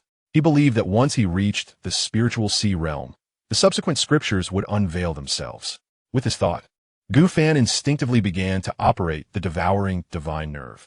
As the scripture flowed, the spiritual energy stored within his acupoints surged forth, coursing through his meridians. 1 complete circulation. 2 complete circulations. 3 complete circulations. Pop. With a crisp sound, Gu Fan opened his eyes, and his gaze radiated an intense brilliance. He had broken through. He had entered the first layer of body refinement. From an ordinary person, he had transformed into a cultivator capable of refining. Though he had only reached the first layer of body refinement, this step had pried open the gateway to cultivation. Moreover, with the devouring body, nothing was beyond his grasp. As long as resources were available, he could devour them endlessly, akin to a glutton. This signified that as long as Gu Fan continued to absorb, he could perpetually grow stronger, potentially becoming a formidable force capable of upheaval. As for resources, with the auction return system in place, as long as he was within the auction house, he need not worry about their availability. With this thought, an unprecedented surge of ambition welled up within Gu Fan. With a mere thought, 2 second-tier low-grade items materialized before him: the clear feather wonderflower and the spirit pattern jade fruit. Devour, devour, devour. In the confines of the chamber, Gu Fan, consumed by greed, unleashed the power of absorption. Enveloping the clear feather wonderflower and the spirit pattern jade fruit in a deep, resplendent glow. Suddenly, a stream of exceptionally pure spiritual energy surged into his meridians. Honing his physique, the stages of body refinement unfolded. The completion of the first level, the early stage of the second, the mid-stage of the second, the third level, the fourth level, and the fifth. Time became an indistinct concept. In the pitch-black chamber, a pair of compelling eyes quietly opened. He had reached the pinnacle of the 9th level of body refinement. Gu Fan murmured, seemingly in disbelief. He felt as though he had consumed the inner core of the violent beast tiger, the clear feather wonderflower, and the spiritual pattern jade fruit, followed by an immense wave of spiritual energy surging from his limbs and veins, continuously fortifying his body. Upon opening his eyes, he realized he had achieved the profound realm of complete body refinement, just one step away from entering the much-coveted spiritual sea realm. This was truly terrifying.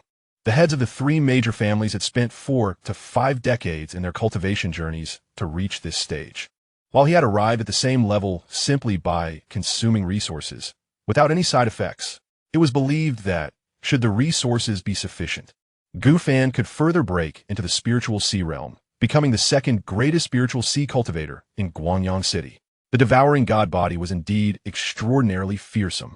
Rising to his feet and stretching his body slightly, Gu Fan quietly sensed the surging power within him. It was overwhelming. Clenching his fists, he felt that with just a gentle exertion, the surrounding air would resonate with a sonic boom. He was confident that he could shatter the solid walls of the chamber with a single punch. The contrast to his previous frail state was nothing short of celestial. Subsequently, Gu Fan acclimated himself to the newfound strength within the confines of the chamber. Only after mastering the control over his power did he open the door to the training room and make his way to the auction hall. Time had become irrelevant in his cultivation. He was oblivious to how long had truly passed outside. If too many days had elapsed and disrupted his auction plans, it would be disastrous. In the auction hall, Zhu Huai had just seen off a guest who had brought treasures for auction. Turning around, he spotted Gu Fan approaching with a vigorous stride. "Oh!" Zhu Huai exclaimed softly. As he observed Gu Fan, for some reason, he felt the other's spirit and demeanor had transformed. If Gu Fan had previously resembled a carefree young master indulging in pleasure, now he appeared as a vibrant and spirited young man. Undoubtedly, he was also more handsome. In all of Guangyang City, Zhu Huai had never encountered anyone with a more striking appearance than Gu Fan. "Zhu Steward, how much time has passed since the last auction?" Gu Fan inquired upon seeing Zhu Huai. "Master of the venue, it has been a full day. In just 2 hours, the second auction will commence," Zhu Huai replied. Hearing this, Gu Fan let out a gentle sigh of relief. Thank goodness. The auction time has not been missed. Knowing this, Gu Fan immediately inquired about a crucial matter. How well are the items prepared? Has anyone come to entrust treasures to our auction? To this, Master Zhu Huai's face instantly bore a bittersweet smile. Observing Zhu Huai's expression, Gu Fan felt a sudden pang of foreboding.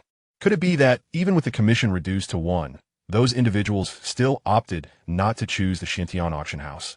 Soon, Zhu Huai continued, stating that so far, the auction house had gathered 8 items for sale, all of which had come as a result of the auction news from yesterday. 8 items? Gu Fan raised an eyebrow. With 2 hours remaining before the auction begins, 8 items have already been assembled. It is quite likely that 10 will be collected by the time the auction commences. However, judging by Zhu Huai's expression, there must be some unfavorable news. Yet, Master, these items brought in are truly... Zhu Huai lamented, struggling to find words to describe the 8 items. At that moment, a young man strode in from outside. He glanced at Gu Fan and Zhu Huai in the center of the hall and declared, I have come to auction an item. Oh, Gu Fan's eyes brightened. Just when he mentioned gathering 10 items before the auction, another one had arrived. Zhu Guanshi, please take a look, Gu Fan instructed. Yes, Master. Zhu Huai stepped forward, and the young man promptly retrieved a wooden box from his back, opening it before Zhu Huai. Due to the latter obstructing his view, Gu Fan could not discern what was inside the box. After a while, Zhu Huai, squatting on the ground to examine, finally spoke, an ordinary iron sword, not yet sharpened. It must have been forged recently.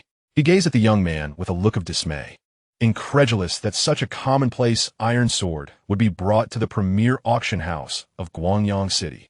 Such audacity, even Gu Fan could not help but frown. This sword was inferior even to the 100 refinements blade. At least the latter is a military-grade weapon, whereas this iron sword is merely a product of a small workshop as commonplace craftsmanship. Nonetheless, having something is better than having nothing. Zhu Guanshi, accept it and include it in tonight's auction. Chapter 12, the second auction. Zhu Guanshi, accept it and include it in tonight's auction. Master. Very well. Master.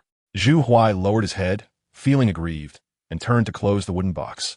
However, the way he looked at the young man resembled that of a spurned lover. The young man felt a shiver down his spine. He had come upon hearing that the Xianxia auction house had auctioned 100 refinements blade just the previous night, fetching a price of 2 spirit stones. Spirit stones. He had never even laid eyes upon one, for in his world, he was accustomed only to mundane currency. Upon hearing of the successful auction of the refined blade, he arrived with his newly forged iron sword, eager to test its worth.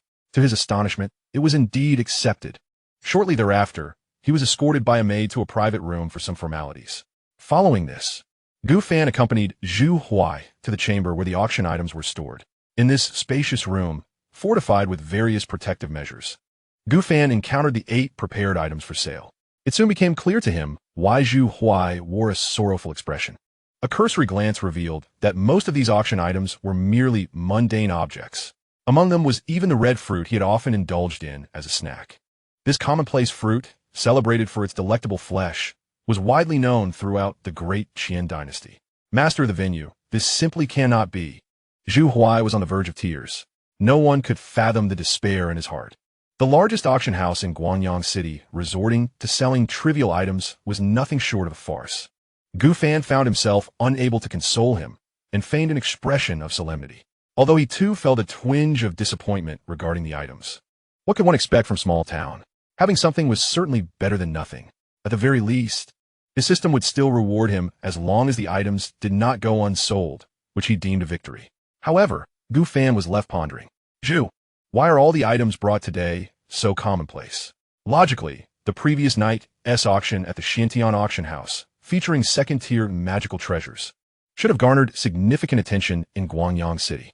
Consequently, one would expect those possessing valuable items to target the Xianxia auction house first. Why then were all the items so trivial? Master of the venue. It is currently rumored outside that the Xianxia auction house is only auctioning mundane items and trading them for spirit stones. As a result, some individuals have attempted to bring forth their own commonplace items for auction. This morning, there were even more people loitering about. Had it not been for the opulence of the Xianxia auction house, they might have all rushed in. Zhu Huai's words were laced with frustration. Gu Fan stroked his chin, deep in thought. He surmised that someone must have been undermining their efforts, spreading such rumors throughout Guangyang City. Furthermore, this matter had a certain gossipy nature, and as common people passed it along, it quickly became common knowledge. A wry smile crept upon Gu Fan's face as he contemplated the situation. The shadowy figure behind this scheme undoubtedly sought to tarnish the reputation of the Xianxia auction house, yet they were inadvertently amplifying its renown. Who constituted the majority in Guangyang City? Certainly, it was the common folk. Now that they were aware of the Xianxia auction house, they would naturally mention it when approached by outsiders. Moreover, the news of last night's auction of second-tier magical treasures would surely spread among the cultivators as well. Thus, it is evident that the reputation of the Xianxia auction house has far surpassed that of the other two auction venues. After much contemplation, Gufan firmly believes that the advantages outweigh the disadvantages. Consequently, he decides not to dwell on it further. Among the items to be auctioned, aside from mundane objects, there are indeed treasures. For instance, a snake in the corner, hissing and flicking its tongue, a first-tier low-grade demon beast, the Black Serpent. In addition to the serpent, there exists a fragmentary sword manual. According to the appraisers at the auction house, this manual must have originally contained martial techniques of the second tier or higher. However, the exact tier remains indiscernible to the appraisers from Guangyang City. Nevertheless, even in its incomplete state, this sword manual possesses the power of a first-tier mid-grade sword technique. A first-tier mid-grade. Gufan finally revealed a satisfied smile. This martial technique is typically reserved for elders within the three prominent families, underscoring its rarity. He resolved to use this fragmentary sword manual as the opening item, wishing for a splendid start to the auction.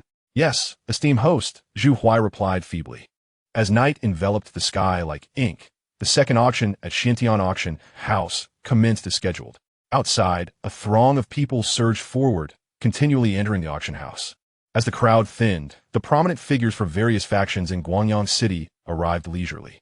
Initially, they were reluctant to attend. As leaders of major factions, their days were filled with relentless busyness, leaving little time for cultivation. However, the mere thought of the crimson flame blade from the previous night ignited their curiosity, compelling them to come. After all, it was merely a matter of an hour, and should the esteemed host from the royal city unveil another treasure, their absence would be a significant loss. Thus, the auction house soon buzzed with activity once more. Compared to the previous night, although today's auction was less grand, the attendance was even more robust. Various discussions filled the air, and Gufan, seated at the forefront, found himself attuned to the murmurs. Esteemed host Gu, we have come to intrude once more today, greeted the city lord of Guangyang, accompanied by several family heads, as they clasped their fists in salute. Gufan cast a brief glance at the individuals behind the city lord, a smirk curling at the corners of his mouth. Unlike yesterday, although these family heads wore smiles, the respect in their eyes had noticeably waned. Perhaps they perceived him not as a figure of great renown, extinguishing any thoughts of ingratiating themselves with him. Nonetheless, such nuances were trifles. Gufan returned their greetings politely and exchanged pleasantries with them. Before long, the city lord and the family heads returned to their seats. Soon after, the second auction at Xianxia auction house commenced. Chapter 13, the auction begins. Welcome, esteemed guests, to the Xianxia auction house for tonight's auction. With a melodious voice and a sweet smile, Xianxia stood on the stage reciting her words. As she began to speak, the entire auction hall gradually fell into silence. All eyes were fixed on her, eagerly anticipating the first item to be auctioned. Among the crowd, the two prominent auction house owners exchanged inscrutable glances, occasionally revealing a glimmer of danger in their eyes. Not far from them, three men wearing wide-brimmed hats discreetly locked eyes with the two, then turned their attention to Xianxia, instinctively tightening their grips on their weapons. The auction for the first item commenced. Entrusted to the Xuantiang auction house by an anonymous patron, a fragmented sword manual of mid-tier martial arts. Xianxia announced the first item with a loud voice. Simultaneously, a maid beside her opened a wooden box, revealing a sword manual that emitted a faint aura of sword energy. A mid-tier martial arts technique? Why does it still exude sword energy? This is remarkable. This manual, in its complete form, must have been a technique of at least second tier. Though incomplete, its lingering sword energy suggests that its techniques could rival those of upper-tier martial arts. Bid on it. I knew I made the right choice in coming here. Upon hearing Xianxin's words, the hall erupted in a wave of excitement. A mid-tier martial arts technique, especially a sword technique, if mastered, it could take considerable time to cultivate a formidable mid-sized family. Moreover, it will be among the more prominent ones. Such fragmented martial techniques, particularly the most powerful move within, could potentially rival an upper-tier martial art. It is crucial to note that upper-tier martial arts are often closely guarded secrets of prestigious families. Even the leaders of various factions now wore serious expressions. Thank goodness they had arrived. If this fragmented sword manual fell into the hands of another family, it would pose yet another threat. Xianxia observed the crowd's reaction and continued her introduction. This fragmented sword manual comprises 7 techniques, each stronger than the last. According to our auction house's appraisers, the 7th technique's power even reaches the level of a top-tier martial art. Top tier, the first rank. The auction house was momentarily engulfed in shock. Even the most elite martial techniques of the 3 great families were merely upper tier, and those were just ordinary techniques. If someone else were to acquire this, wouldn't they be able to establish a powerful force to rival the 3 great families in a short time? The mercenary groups, in particular, were now filled with fervent ambition. Their lag behind the 3 families was solely due to the latter monopolizing the profits of Guangyang City. Left with no choice, they had to navigate the dark forest, relying on its resources to sustain their current power. However, with this fragmented sword manual in hand, would the 3 great families dare to refuse them a share of the profits? The lord of Guangyang City, along with various minor factions, gazed greedily at the incomplete sword manual held by the maid. This, indeed, is a true treasure. The Xianxia auction house rightfully holds the title of the largest auction house in Guangyang City. Gu Fan's eyes narrowed slightly, his expression betraying no emotion. Although the final move in this incomplete sword manual possessed the might of a top-tier martial technique, the conditions for its cultivation were exceedingly arduous. In his estimation, there was no one in Guangyang City capable of mastering this last technique. But what did it matter? An auction house must extol the virtues of its offerings to incite competitive bidding among guests. Soon, Xianxia on stage began to smile and announced the bidding for the incomplete sword manual, starting at 10,000 lower-grade spirit stones, with each subsequent bid requiring a minimum increment of 1,000 stones. 10,000 spirit stones, 10,100, 10,200 lower-grade spirit stones. The Fenwolf Mercenary Corps is determined to acquire this incomplete sword manual. 10,003. As Xianxia's words fell, the auction hall erupted like a powder keg, filled with the fervent sounds of bidding. The 3 major families and 4 prominent mercenary groups, alongside several minor factions, all began to bid with fierce intensity. For cultivators, martial techniques are of paramount importance, as their strength determines one's survival in countless battles. Even the 3 major families thrive on top-tier martial techniques in Guangyang City. Whoever masters a top-tier martial technique, particularly one renowned for its lethality, could very well ascend to become the foremost power in Guangyang City over time. It is noteworthy that even the city lord practices a top-tier martial technique. We must secure it. I already possess the 4 symbols elixir. If I cultivate this sword manual, entering the spirit sea will be a certainty. The head of the Huang family was consumed with fervor. We cannot allow others to claim the manual. Otherwise, our Liu family's already tenuous position will become untenable. The head of the Liu family spoke with grave seriousness. Last time, I faced great embarrassment. This time, the incomplete sword manual must return to the Miao family. The head of the Miao family clenched his fists, regarding yesterday's humiliation as a deep disgrace. With it, our Fenwolf Mercenary Corps will undoubtedly become the dominant force in Guangyang City. The leader of the Fenwolf Mercenary Corps gazed greedily, and others from various mercenary groups shared similar expressions. In a corner, 3 cloaked figures whispered to one another. Brother, should we intervene? This is a priceless treasure. Indeed, brother. A top-tier martial technique. And our remuneration for coming to Guangyang City is merely 10,000 spirit stones. Patience is a virtue. Did you not hear those 2 mention that the auction house owner is a lucrative target? We shall wait until he presents all his treasures before making our move. 20,000 lower-grade spirit stones. Can your Huang family truly produce 20,000 spirit stones? The Liu family, offer 21,000, 22,000. There is no need for you 2 to compete. This treasure belongs to the Miao family. Such arrogance. 25,000. Hiss. The bidding for 25,000 low-grade spirit stones elicited a collective gasp from the entire auction hall.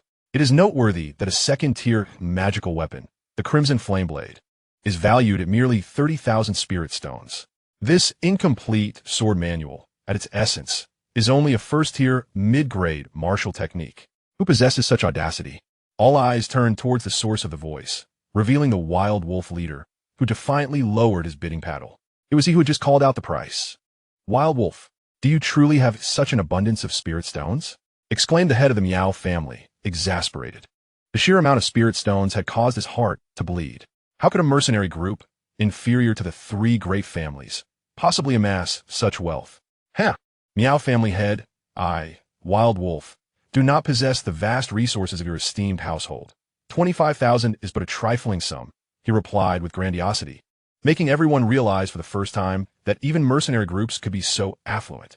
Master, shall we continue bidding? Continue? We'll all be left to eat the wind.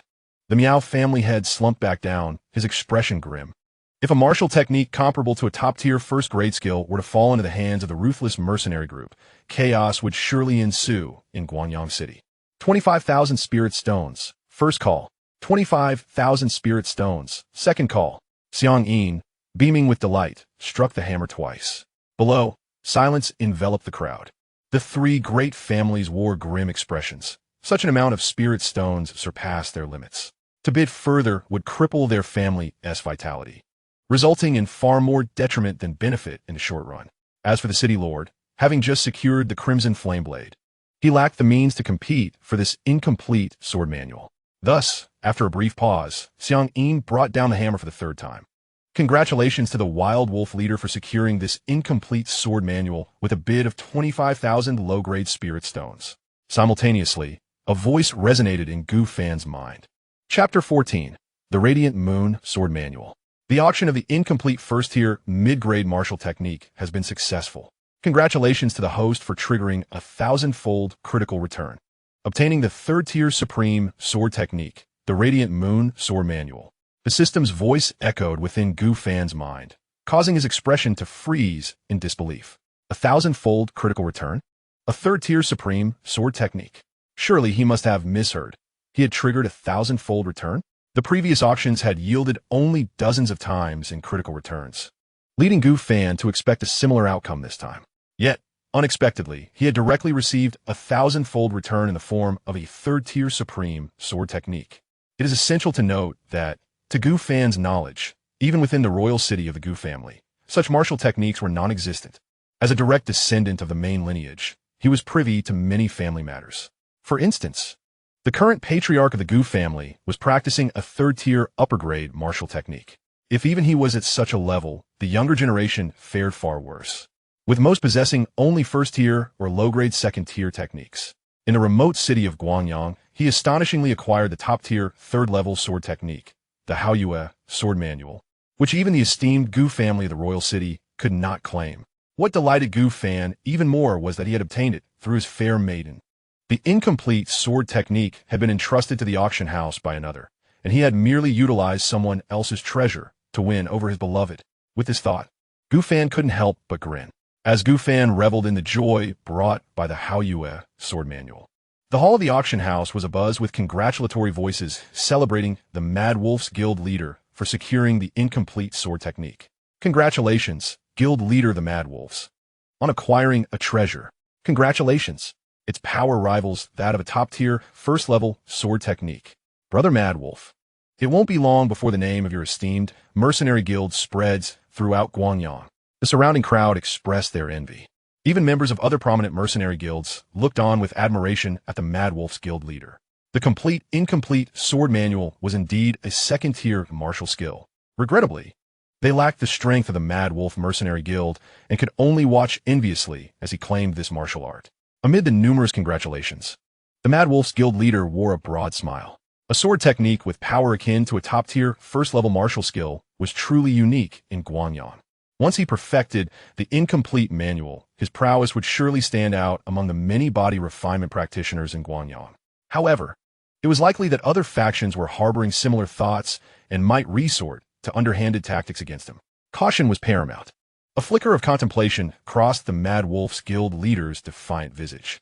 He resolved that once the auction concluded, he would lead his brothers into the Black Forest. As the first auction item came to a close, the multitude in the hall gradually fell silent after a flurry of discussion, awaiting the next item for bidding. Ladies and gentlemen, we now commence the auction for the second item. Xianxia announced from the stage, as a maid led forth a bound black serpent. Upon sighting the serpent, which was as thick as an arm, the crowd collectively frowned. Is this a first-tier, inferior-grade beast, the black serpent? How has it devolved into a first-tier, inferior-grade treasure? The black serpent? Though its venom is fierce, its agility is lacking. I could easily crush it with a single blow. Murmurs of discontent began to ripple through the crowd. Yet, Xianxia appeared unfazed, maintaining her cheerful demeanor as she proclaimed. The starting bid for the first-tier inferior-grade black serpent is 100 inferior-grade spirit stones, with each subsequent bid to increase by no less than 1 inferior-grade spirit stone. As these words echoed in the hall, the audience exchanged glances, each pondering who among them will be foolish enough to bid on this serpent.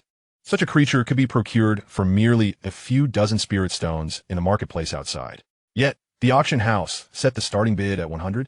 Only a fool would participate. However, to everyone's surprise, a fool indeed emerged after a moment of silence, declaring 100 spirit stones. The crowd in the hall promptly turned their gaze towards the source of the voice. Upon recognizing the bidder, astonishment washed over them. It was none other than the esteemed lord of Guangyang City. With a smile adorning his face, he was bidding for a first-tier inferior black serpent, perfect for tonight's snake soup. Indeed, the lord demonstrated a refined taste. Yes, indeed, the lord possesses a discerning eye for mystical beasts. May I inquire, my lord, do you still wish to procure the black serpent? I could bring you one daily from the Black Forest. No one dared to mock the lord of Guangyang City. Everyone was eager to flatter him. It was only natural, after all.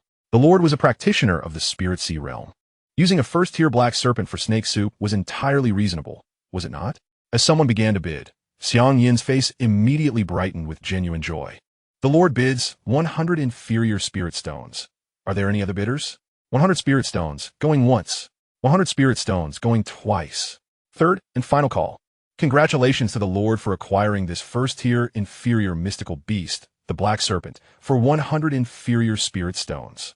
Congratulations, congratulations. As the hammer fell, smiles filled the faces of the crowd as they congratulated the lord. In an instant, the entire auction hall was alive with voices of celebration.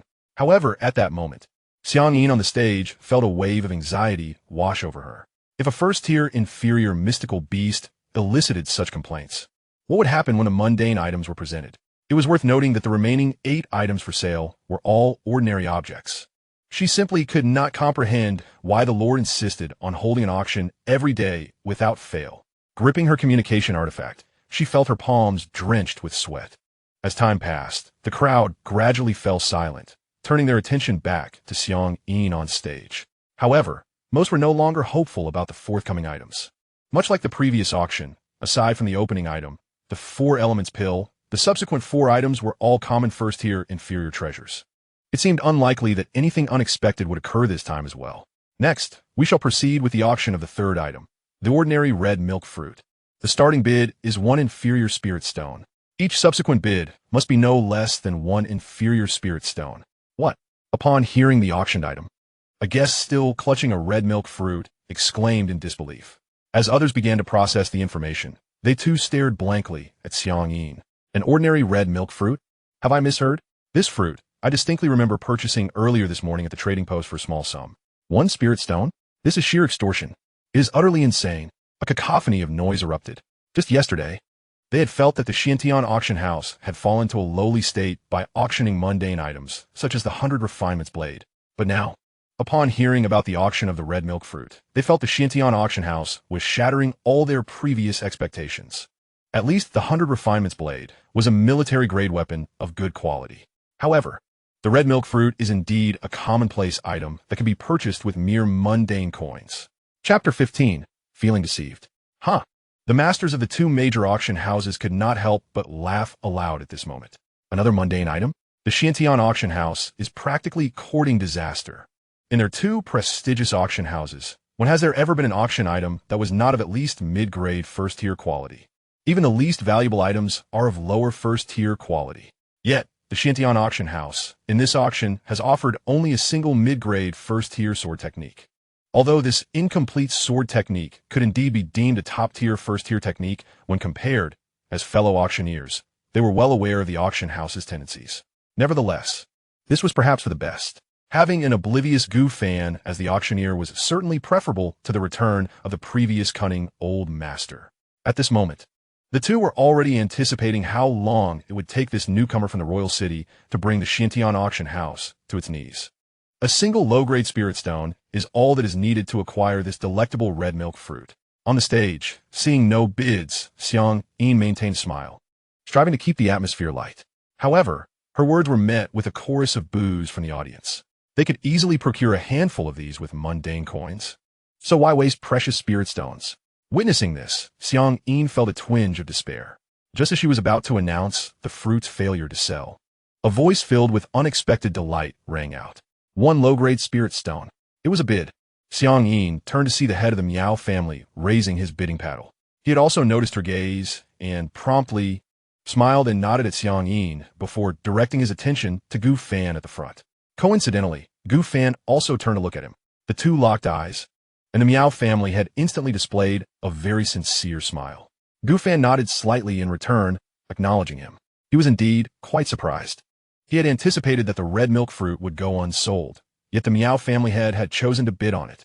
It is worth noting that only successful auction items yield rewards from the system. If an item fails to sell, there are naturally no rewards.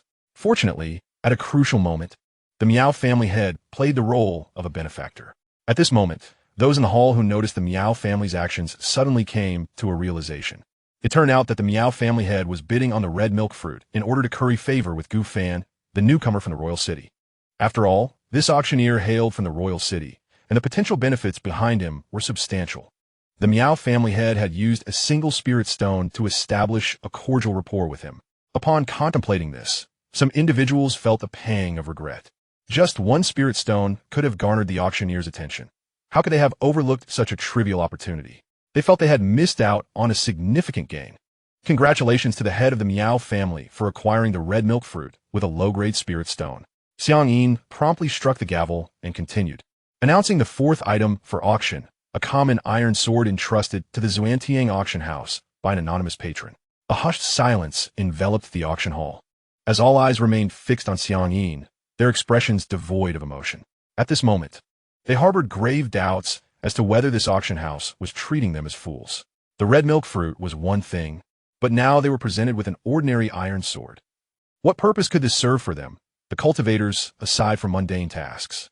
Were they to use it for butchering meat or trimming nails? What was even more infuriating was the possibility that if too much force was applied, the sword might snap with a mere crack. However, amidst this oppressive silence, the head of the Huang family boldly declared, one low-grade spirit stone. He did not even inquire about the starting price, but immediately began bidding. An ordinary iron sword, nothing more than a trinket easily purchasable with common currency, was being bought with spirit stones at a premium. Upon hearing this, the crowd turned their gazes towards the head of the Huang family. After placing his bid, he then directed his attention towards Gu Fan seated at the front, who reciprocated the gesture with a nod of acknowledgement. Witnessing this exchange, the onlookers erupted in excitement. With the expenditure of a single spirit stone, one could greet a person of significance. What a splendid transaction! Thus, an unusual spectacle unfolded within the Xianxia auction house. The next item for auction was again a mundane object, starting at one spirit stone. I bid 3 low-grade spirit stones. Congratulations to this esteemed guest for securing the item with 3 spirit stones, announced Xianxia. Upon her congratulatory remarks, the fortunate bidder beamed with delight as he exchanged nods with Gu Fan. His elation was palpable, and the surrounding patrons looked on with envy. Subsequently, the 6th, 7th, 8th, and 9th items were all successfully auctioned off. The guests, thrilled to exchange pleasantries with a person of prominence, reveled in their joyous interactions. Gu Fan, too, felt a surge of happiness as each auction concluded, for the system's voice echoed in his mind. First-tier low-grade demon beast, Black Serpent, successfully auctioned. Congratulations, host, for triggering a 20-fold critical return, obtaining a second-tier low-grade demon beast, Black Serpent. Common item, red milk fruit, successfully auctioned. Congratulations, host, for triggering a 20-fold critical return, obtaining a first-tier superior heavenly material, Qing Yen fruit. Common item, iron sword, successfully auctioned. Congratulations, host, for triggering a 100-fold critical return, obtaining a second-tier top-tier magical artifact. Wuxin sword. At this moment, although every item was successfully auctioned, some patrons grew increasingly impatient. They were not interested in exchanging greetings with the esteemed Gu Fan. They sought treasures. Entering the auction house is indeed for the purpose of bidding on treasures, is it not? Thus, When Xianxia announced the 10th item for sale as yet another mundane object, the feelings of betrayal among the crowd erupted in a collective outburst. What sort of auction house is this? How many items have been presented? And still, they are all trivialities. What use have I, a cultivator, for such things? I am utterly disillusioned. I shall take my leave. A venue of such stature, the premier auction house of Guanyang City, resorting to the sale of commonplace items? How laughable. It seems to be a misnomer. I am departing. But is it wise to leave so hastily? What if the next item is a second-tier treasure? A second-tier treasure? Who possesses so many of them to auction? Do you think they grow on trees? What a waste of my time. Amidst the chorus of indignation, more patrons rose from their seats, storming toward the exit, eager to depart prematurely. Moreover, those who had been quietly observing shook their heads and followed suit, for they held no interest in the auction of trivialities. With one leading the charge in departure, many naturally took the opportunity to exit as well. Chapter 16. The grand finale, the auction begins. Please, everyone, wait a moment. Upon witnessing the exodus of angry patrons, Zhu Huai, the manager, felt a wave of panic wash over him. It was his first experience witnessing such a mass departure. What did this signify? It indicated that these individuals were genuinely disenchanted with the Xianxia auction house, prompting their outraged exit. Furthermore, once such disappointment had taken root, persuading them to return would be an arduous task. This is disastrous. Zhu Huai felt as if the sky was falling, instinctively stepping forward to attempt to coax the departing guests back. However, this was destined to be a futile endeavor. Soon, all those patrons had vacated the auction house. Observing this scene, Zhu Huai's countenance darkened profoundly. This commotion caused the remaining attendees in the hall to shake their heads in dismay. Those who departed would undoubtedly not return to the Xianxia auction house. Even they themselves might not return in the future. What draws patrons to an auction house? Surely, it is the allure of precious treasures. Yet, with the previous 8 items being nothing but mundane objects, impatience had begun to take hold of all present. Had it not been for Gu Fan's presence at the venue, the hall might have long been emptied of patrons. Nevertheless, even in this circumstance, they were fervently hoping for the swift conclusion of the auction for the 10th item, eager to make their exit. Common redwood, starting bid, 1 spirit stone. Just as Xianxia announced the auction item and was about to declare the starting price, a voice rang out from the crowd, calling for bids. She glanced over to see a patron already rising, seemingly prepared to leave at any moment. Seeing this, she helplessly remarked, "Congratulations to this esteemed guest for acquiring this piece of redwood with a spiritual stone at this auction." Just as she was about to declare the auction concluded, Xianxia despaired as she noticed that 2/3 of the audience had ceased to listen to her words and were instead rising, relieved, to exit the auction hall. The murmurs of conversation were audible even from her position on stage. "Finally, it's over. This has been torturous," muttered a guest who was seated somewhat closer. Such remarks echoed throughout the hall intermittently. The proprietors of the 2 major auction houses reveled in the moment, casting amused glances at Gu Fan, who occupied the foremost seat. However, at that moment, their expressions suddenly froze, for they observed Gu Fan had opened his eyes and summoned Zhu Huai. Upon witnessing this scene, an ominous premonition gripped the 2 auctioneers. Could this significant figure from the royal city be planning yet another surprise? They beheld Zhu Huai, pallid in complexion, approach Gu Fan, and shortly thereafter, his face transformed, radiating joy. Yet curiously, there was also a flicker of fear in his gaze. Just as the 2 men were engulfed in confusion, Zhu Huai seemed to be guiding something, his body trembling as he ascended the stage. As he drew nearer, the 2 auctioneers discerned what was in his grasp, a black snake. They exchanged puzzled glances. It was not just them. The crowd preparing to leave the auction hall also turned their attention to Zhu Huai and the black snake he led. Confusion swept through the audience. A black snake? Why has another black snake ascended the stage? Surely, this must be the 11th item? Are we still leaving? Hold on. This is not a black snake. Within the hall, amidst the murmurs of speculation, one person suddenly exclaimed in shock. His voice was loud enough to draw the collective gaze of the crowd upon him. Initially bewildered, his expression shifted to one of astonishment and then to sheer disbelief. Simultaneously, he muttered incredulously, "It is not a black snake. It cannot be a black snake. If it's not a black snake, then what is it?" Someone queried, exasperated. "It is definitely not a black snake. This serpent is slender and not as lengthy as a black snake, and it emanates a potent aura of malice. Clearly, It is the Black Sha snake documented in the Beast Compendium, the man exclaimed with fervor and a hint of trepidation. What? This is the Black Sha snake? Hiss. The Black Sha snake. How could it possibly be here? What are you all talking about? What exactly is the Black Sha snake? Brother, it is the Black Sha snake. A second-tier inferior demon beast, the Black Sha snake. Comparable to a beast of the Spirit Sea realm. Hiss.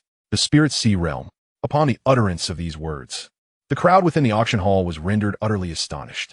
A creature akin to a cultivator of the Spirit Sea realm stood upon the stage.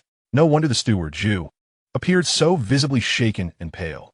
To lead a beast of the Spirit Sea realm as one would a dog was fraught with peril. A single misstep could result in being devoured whole. Moreover, it must be noted that in the entire Guangyang city, there was but one individual, the city lord, who attained the Spirit Sea realm.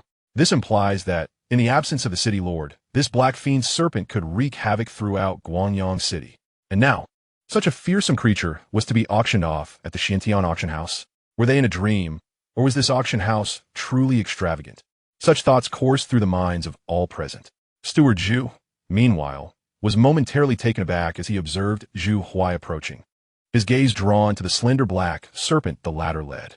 Another black serpent? Witnessing this scene, he realized that the auction would continue. However, even a mid-tier first-grade beast was utterly useless at this juncture. Next, we shall auction this black fiend serpent, Zhu Huai stammered as he handed the serpent over, immediately retreating down the stage with remarkable agility. His swift actions left Xianxia utterly dumbfounded. Yet, she quickly regained her composure, shaking her head in resignation. Oh, another auction of a black fiend serpent, she exclaimed, her voice laced with fear as she gazed at the slender black serpent coiled at her feet. Having worked in the auction house for many years, she understood precisely what a black fiend serpent was. This creature was indeed a low-grade second-tier beast capable of swallowing her whole. The realization nearly brought her to tears. Being the sole person on stage while facing such a terrifying beast was simply a matter of life and death. Fortunately, after a prolonged moment of trembling, the fearsome creature remained peacefully coiled on the ground, behaving surprisingly well. After a while, she managed to calm herself, recalling Zhu Huai's words about auctioning this second-tier beast. The black fiend serpent, auctioning a second-tier beast? Xianxia found the notion absurd, yet simultaneously exhilarating. Just yesterday, she had auctioned off her very first second-tier artifact, the Crimson Flameblade. Today, she was set to auction a second-tier beast, the black fiend serpent. For someone like her, this was an incredibly thrilling development. And she knew precisely who was behind all of this. Turning her gaze to the distinguished figure seated at the head of the room, Gu Fan, she observed that he appeared indifferent, his eyes gently closed, and his face serene, as though he were wholly unconcerned with the presence of a second-tier beast. This demeanor only served to accentuate his exceptional nature. Chapter 17. The Second-Order Demon Beast, the Black Serpent, and the Enthusiastic Bidders. Ladies and gentlemen, welcome to the climax of the Xianxia auction house. With a radiant smile illuminating her face, Xianxia spoke aloud. Her earlier awkwardness vanished upon the announcement of the auctioning of a second-order demon beast. Instead, she now exuded an air of confidence. For nearly a century, the city of Guangyang had not witnessed the auction of a second-order treasure, and the Xianxia auction house was now hosting its second consecutive auction featuring such rarities. As the auctioneer, she felt immense pride in this moment. With that, she proclaimed with great enthusiasm, "Now we present the 11th item for sale, the second-order low-grade demon beast, the Black Serpent." Without a doubt, her precise words sent a wave of excitement throughout the auction hall. It is indeed the Black Serpent, a demon beast of the Spirit Sea realm. My goodness, whoever secures this second-order beast will be virtually invincible in Guangyang City. While that may have been true in the past, the city lord now wields the Crimson Flameblade. You may not grasp the terrifying nature of a second-order demon beast. Even the city lord cannot guarantee victory over such a creature. The hall buzzed with fervent discussions. Those who had been preparing to leave instinctively returned to their seats, staring in awe at the formidable black serpent on stage. Not only them, but even those who had exited the auction house and stepped outside rushed back upon hearing the commotion, quickly returning to their seats in a daze. A second-order demon beast. Even an ordinary person possessing this beast could command respect in Guangyang City. The three prominent families would treat them with utmost reverence, fearful that a mere command could see the entire family devoured by this second-order demon beast. Who could remain composed in the face of such fervor and dread? Head of the family. It is a second-order demon beast. Unbelievably, it is a second-order demon beast, exclaimed an elder from the Miao family, his beard quivering with excitement as he grasped the shoulder of the Miao family patriarch. I know, elder. I am aware that it is a second-order demon beast, replied the Miao patriarch, somewhat at a loss for words. There was no denying the significance of this second-order demon beast. To put it plainly, if the Miao family were to possess it, they would undoubtedly become the foremost power in Guangyang City. Even the city lord would have to show them some deference. Did you not see the excitement radiating from the seats of those rival families? However, the Miao patriarch quickly regained his composure and turned to the elder, asking elder, tell me, if we were to spare no expense, how many spirit stones could the Miao family muster? Spare no expense? Upon hearing this, the elder's expression turned serious. Yet, he soon spoke with resolute conviction. Patriarch, if that is the case, the Miao family could still gather up to 110,000 spirit stones. Though it would take some time. Very well. The head of the Miao family's eyes flickered with concern. This was the moment to liquidate all the Miao family's assets. He felt a twinge of regret, even contemplating the audacious act of seizing the second-tier demon beast on stage. However, the Xianxia auction house was not so easily compromised. Quickly dismissing the perilous thought, the Miao patriarch began to calculate whether 111,000 spirit stones would suffice to bid for the second-tier demon beast. For the significance of this creature was immense. Acquiring it would allow the Miao family to boldly declare a complete reshuffling of power in Guangyang City. Aside from the Miao patriarch, the other two prominent families, the mercenary group, the city lord, and all present in the auction hall displayed eyes glistening with fervor, fixated on the black serpent on stage. Their demeanor unmistakably conveyed an eagerness to claim the beast for themselves. Soon, Xianxia announced, the second-tier demon beast, Black Sha Snake. The starting bid is 20,000 lower-grade spirit stones, with increments no less than 1,000 lower-grade spirit stones. 30,000. The city lord of Guangyang was the first to assert his dominance, casting a smug glance around. This second-tier demon beast would serve perfectly as my mount. Just yesterday, he had secured the Crimson Flame Blade. It would be best if we procured this beast as well. This time, no one hesitated to disregard the city lord's authority. The Miao patriarch was the second to rise, declaring, the Miao family offers 31,000 spirit stones. 1,000 is nothing. The Huang family bids 40,000. The head of the Huang family stood up, exuding an air of financial confidence. However, it was not long before the Liu patriarch interjected. The Liu family bids 50,000. The sounds of escalating bids reverberated throughout the auction hall, inciting frustration and despair among the other attendees. The starting price was merely 20,000. Yet in mere moments, it had skyrocketed to 50,000 spirit stones. Such a price left them eager to participate in the bidding, yet utterly powerless. Moreover, this bidding war was astonishingly fierce, marking a rare event in Guangyang City, one that had not been witnessed in centuries. Each participant felt their hearts race with excitement, unable to remain calm. With Liu's bid at 50,000, the Miao family would not concede. 60,000 lower-grade spirit stones, the Miao patriarch declared coldly. Upon witnessing this, the city lord of Guangyang shook his head in disappointment, resigning to his seat. He was merely a city lord, unable to compete with the financial clout of the three major families. What a pity it would be to lose such a second-tier demon beast. Ha! Miao patriarch. 60,000 spirit stones. Are you forsaking the Miao family? The head of the Huang family taunted. In the realm of bidding, financial prowess is not the only weapon. Verbal sparring is a tactic as well. Indeed, upon hearing the Huang patriarch's words, the Miao patriarch's expression darkened. 70,000. The Liu patriarch called out. 80,000. The head of the Huang family spoke up, yet deep within, he was consumed by anxiety. Such a vast amount of spirit stones represented the entirety of the Huang family's wealth.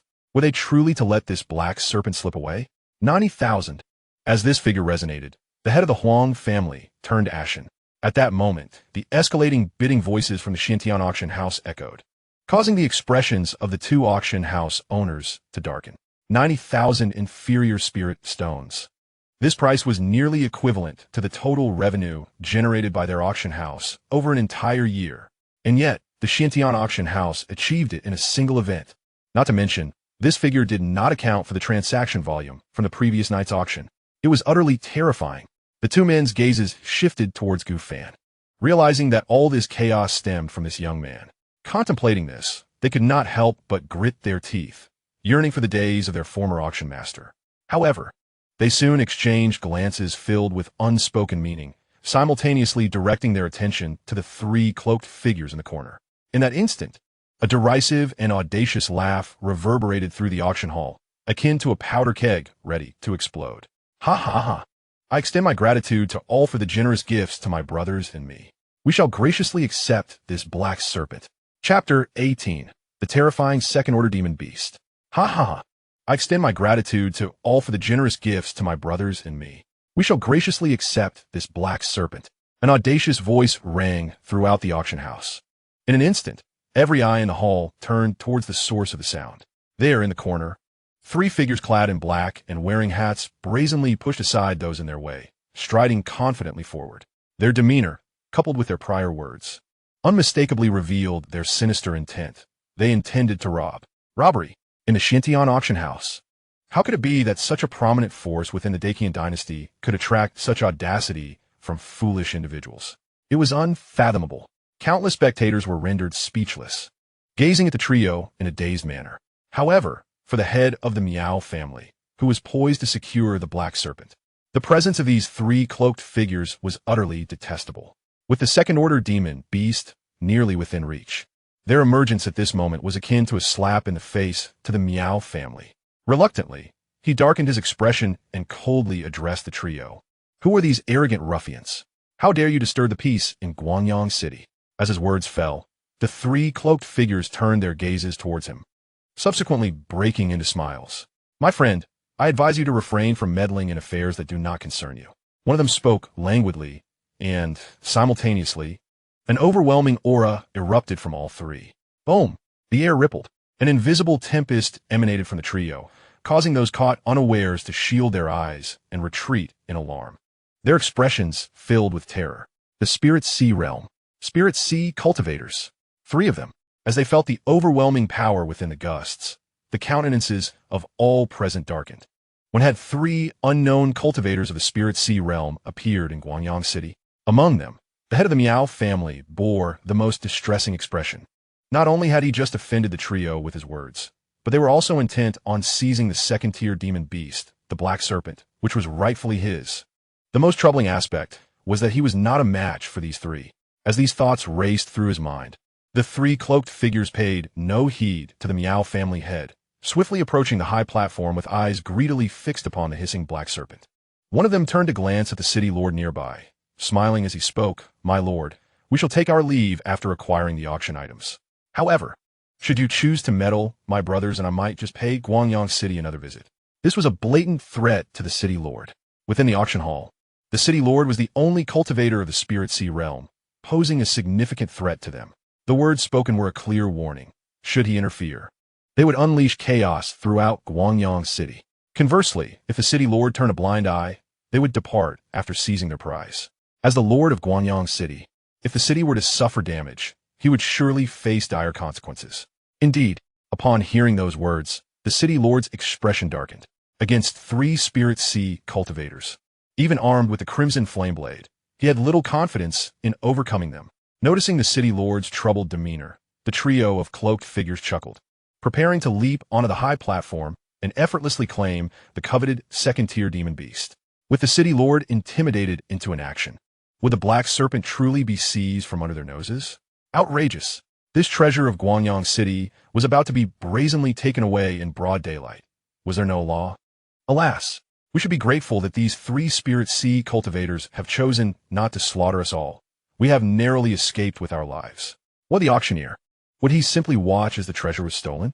The crowd in the hall murmured quietly, the situation becoming painfully clear. With three cloaked figures in the Spirit Sea realm and the city lord powerless to intervene, what hope did the other competing factions have?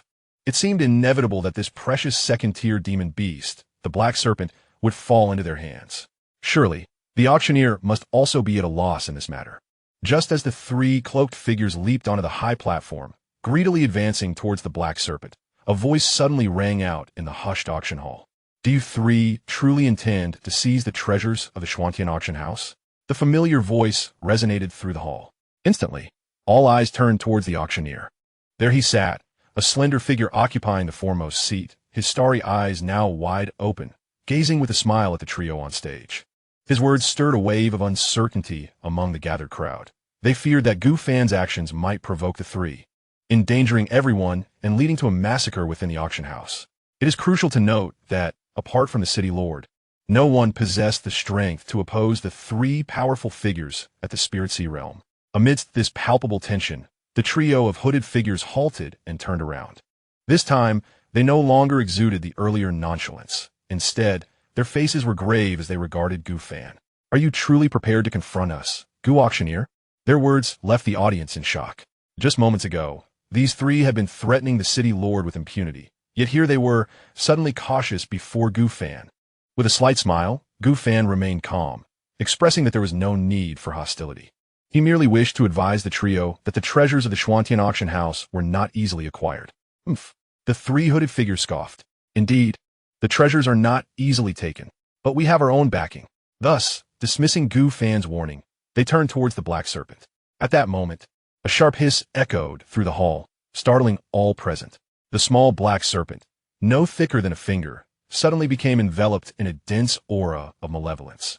This dark energy swiftly spread, shrouding half of the elevated platform in an ominous veil, obscuring vision and instilling fear. The three hooded figures' expressions changed drastically, and before they could react further, a massive, menacing serpent head emerged from the thick blackness, swiftly devouring the horrified trio. In the blink of an eye, this shocking transformation unfolded within mere breaths.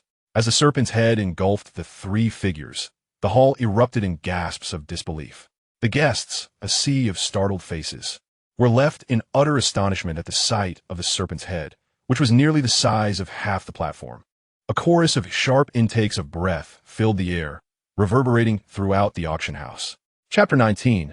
The Curtain Falls. Within the auction hall, disbelief reigned as all present struggled to comprehend the scene that had just transpired.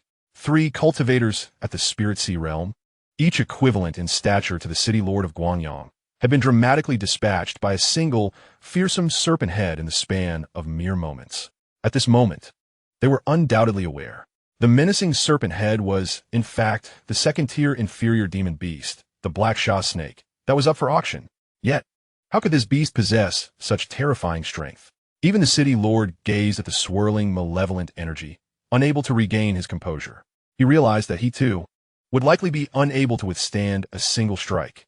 As everyone remained in a state of utter astonishment, staring at the grotesque serpent head, Gu Fan, seated prominently, rose with a serene smile and waved at the fearsome creature atop the platform. Instantly, everyone witnessed the terrifying Black Sha snake flick its forked tongue, drawing the dark malevolence into its body. Simultaneously, the massive serpent body that coiled behind the malevolence was revealed to all. Its size was colossal, even coiled. Its height nearly reached the ceiling of the auction hall. If unleashed, it would likely surpass the grandeur of this luxurious venue. This sight, predictably, left the audience in a state of jaw-dropping amazement. However, after the Black Sha snake absorbed the malevolence, its enormous form began to shrink. Once it returned to a diminutive size, no thicker than a finger, it flicked its tail and swiftly darted onto Gu Fan's shoulder, affectionately nuzzling his face. In such a light, had the earlier terrifying scene not been witnessed, one might have deemed the Black Sha snake quite endearing. Gu Fan gently squeezed the serpent's slender body on his shoulder, his smile unwavering.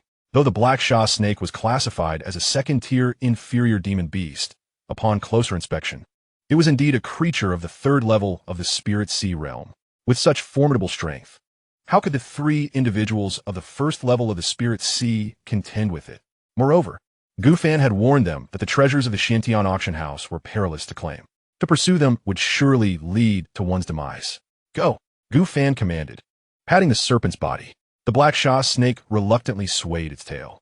However, when Gu Fan's expression turned serious, it swiftly darted onto the shoulder of the Miao family head. The Miao family head, still reeling from shock, soon felt an unfamiliar weight on his shoulder. It was smooth and icy cold. As he touched the Black Sha snake resting on his shoulder, a thought crossed his mind. Yet in an instant, his face turned a ghastly green as he jumped 5 feet into the air. A snake, The Meow family head's robust voice became unexpectedly shrill, akin to a woman's. No matter how he leaped or twisted, the black Sha snake remained unresponsive, its emotionless gaze fixed intently on him, as if poised to strike. Black Sha snake, for heaven's sake, get away. It's gone berserk. Run, cried the Meow family head, panic-stricken. Don't come near me. The expressions of those around him shifted dramatically. They had previously witnessed the terror of the black Sha snake, a beast capable of devouring 3 Spirit Sea realm cultivators in a single gulp. And now it was alarmingly close, causing the onlookers to nearly lose their composure. Fortunately, at that moment, Gu Fan spoke up, assuring everyone that there was no need for panic. Since the head of the Meow family had acquired the black Sha snake, it rightfully belonged to him. Upon hearing this proclamation, the hall fell into a hushed silence as the crowd stared blankly at Gu Fan. Was it truly so trivial that such a fearsome beast was now the property of the Meow family? After all, this creature could swallow Spirit Sea realm cultivators whole. With it, wouldn't the head of the Meow family become invincible in Guangyang City, even overshadowing the city lord himself? Observing Gu Fan's calm demeanor, the assembly began to comprehend the audacity of this auctioneer. The black Sha snake, which they regarded as an invaluable treasure, might be perceived by him as merely an ordinary beast. Otherwise, why would he so readily relinquish it to the head of the Meow family? As they gazed at the slender serpent, the prominent figures from various factions sighed in regret, lamenting their missed opportunity. It was this very moment that allowed the head of the Meow family to seize an incredible bargain. From this day forth, the most powerful figure in Guangyang City would no longer be the city lord, but the head of the Meow family. All thanks to Gu Fan of the Xianxia auction house. Realizing this, several individuals felt their faces flush with excitement as they approached Gu Fan. Esteemed auctioneer, might I inquire when the next auction at the Xianxia auction house is scheduled? Will there be other precious treasures akin to the black Sha snake? They expressed their eagerness to prepare spirit stones in advance, emphasizing their gratitude should such treasures be available. The leaders of various factions spoke with utmost respect, and even others present in the auction house looked at Gu Fan with hopeful anticipation, eager to hear a definitive response. With a smile, Gu Fan responded, "Rest assured, as long as I am in Guangyang City, the Xianxia auction house will hold auctions every day. As for treasures like the black Sha snake and the crimson flame blade, we shall have them regularly. I sincerely invite all of you to grace us with your presence." As these words echoed through the hall, cheers erupted, particularly from the influential figures of Guangyang City, whose delight was palpable. Had they been less restrained, they might have leaped in celebration. They resolved to begin liquidating their assets that very night, hoping to uncover treasures of the Xianxia auction house, just as the head of the Meow family had done, propelling themselves to new heights. For these individuals understood that the value of a second-tier beast like the black Sha snake far exceeded a mere 90,000 spirit stones. Imagine it. Could 90,000 spiritual stones truly cultivate a practitioner of the Spirit Sea realm? Certainly not. Thus, the Xianxia auction house is regarded as a veritable land of opportunity for them. For the majority, the Xianxia auction house in Guangyang City indeed represents a realm of potential. Yet for the other 2 major auction houses, it is deemed a nefarious den of iniquity. Is it conceivable that every auction features second-tier treasures? How could that possibly be? But what if it were indeed the case? The 3 masters of the Spirit Sea realm, summoned from the county city, initially intended to plunder the Xianxia auction house to tarnish its reputation. However, they were unexpectedly devoured whole by the black serpent. No one could fathom the terror they experienced upon witnessing that scene. If Gu Fan were to discover that they were the masterminds behind this, might he not also command the black serpent to consume them? Fortunately, that fearsome beast now belongs to the head of the Meow family. Otherwise, the 2 would live in constant dread, even in their slumber. As the 2 auction house masters were engulfed in a whirlwind of thoughts, they remained oblivious to the fact that Gu Fan had already surmised their role as the culprits. Yet, he deemed them insignificant enough to warrant no retaliation, akin to an elephant disregarding the ants beneath its feet. Chapter 20. Stepping into the Spirit Sea. After a cacophony filled the auction house, the guests gradually departed, their faces flushed. Soon, after all transactions had been concluded, tranquility descended upon the hall. What a remarkable harvest! Only after the last guest had left did Gu Fan, seated in the prominent position, allow a grin to spread across his face. This evening, a total of 11 items have been auctioned, of which 10 received a critical return from the system. Since the Black Serpent was a reward from the system, it was not included in the return category.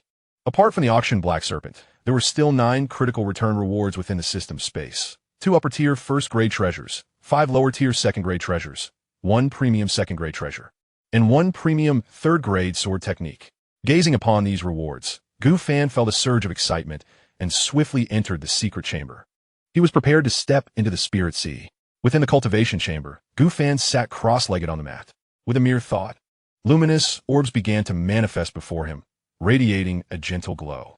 Among them were 9 treasures, including the Qingyan fruit, the Asking Heart sword, and the Haoyue sword record.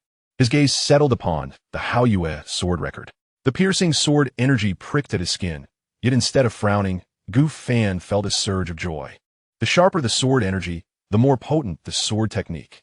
Even before opening the Haoyue sword record, it was already capable of piercing through the defenses of Gu Fan, who had achieved the pinnacle of body refinement. Without a doubt, this sword technique was among the finest within the realm of premium third-grade martial arts. Yesterday, Gu Fan embarked on the arduous path of cultivation, having yet to refine any martial techniques. However, with the acquisition of the Haoyue sword manual, he had finally attained a means of offense. Coincidentally, among the rewards returned to him was a second-tier exquisite weapon, the Wuxin sword, which could serve as a tool for honing his swordsmanship.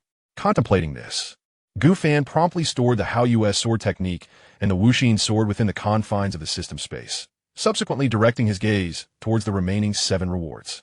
These accolades included rare treasures, medicinal elixirs, and of course, magical artifacts. Yet, the devouring body craved all that it encountered. Thus, these rewards were equally consumable. Without further hesitation, Gu Fan activated the devouring technique. In an instant, the acupoints within his body radiated a profound luminescence, unleashing an overwhelming power of absorption that enveloped the treasures before him. The sound of shattering resonated in succession. Crack, crack, crack, as the treasures began to fracture under the might of the devouring force. Moments later, they transformed into a rich essence of spiritual energy, which was drawn into his acupoints. Gu Fan couldn't help but gasp in astonishment.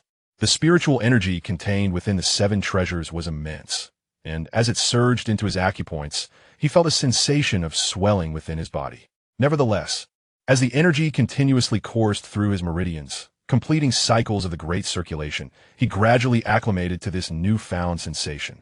Moreover, such a domineering act of absorption only served to amplify the spiritual energy within his dantian to an extraordinary degree, as if it might burst forth. This was, however, a fortuitous development, for a crucial step in a cultivator's transition from body refinement to the spirit sea realm necessitated the overwhelming spiritual energy to rupture the dantian, subsequently evolving it into a vast spirit sea. This undoubtedly required a considerable amount of spiritual energy, which explained why many perfected body refiners struggled to ascend to the spirit sea realm. Yet for Gu Fan, these concerns were trivial. Among the 7 treasures, 2 were of first-tier upper grade, while 5 were of second-tier lower grade, more than sufficient for him to breach the spirit sea realm. Indeed, they could even facilitate the expansion of his spirit sea, allowing him to surpass his peers from the very outset. Such was the advantage of possessing abundant resources. As time flowed like a river, 7 days swiftly passed. Within the confines of the secret chamber, a moon resembling the duality of yin and yang ascended gracefully. This moon, half as pure as the morning mist and half as profound as fog, harbored an exceptionally ferocious aura of slaughter. Gu Fan gazed upon the resplendent moon with satisfaction. After dedicating many days to his endeavor, he had finally mastered the first stance of the Haoyue sword manual, the Shuan Moon sword.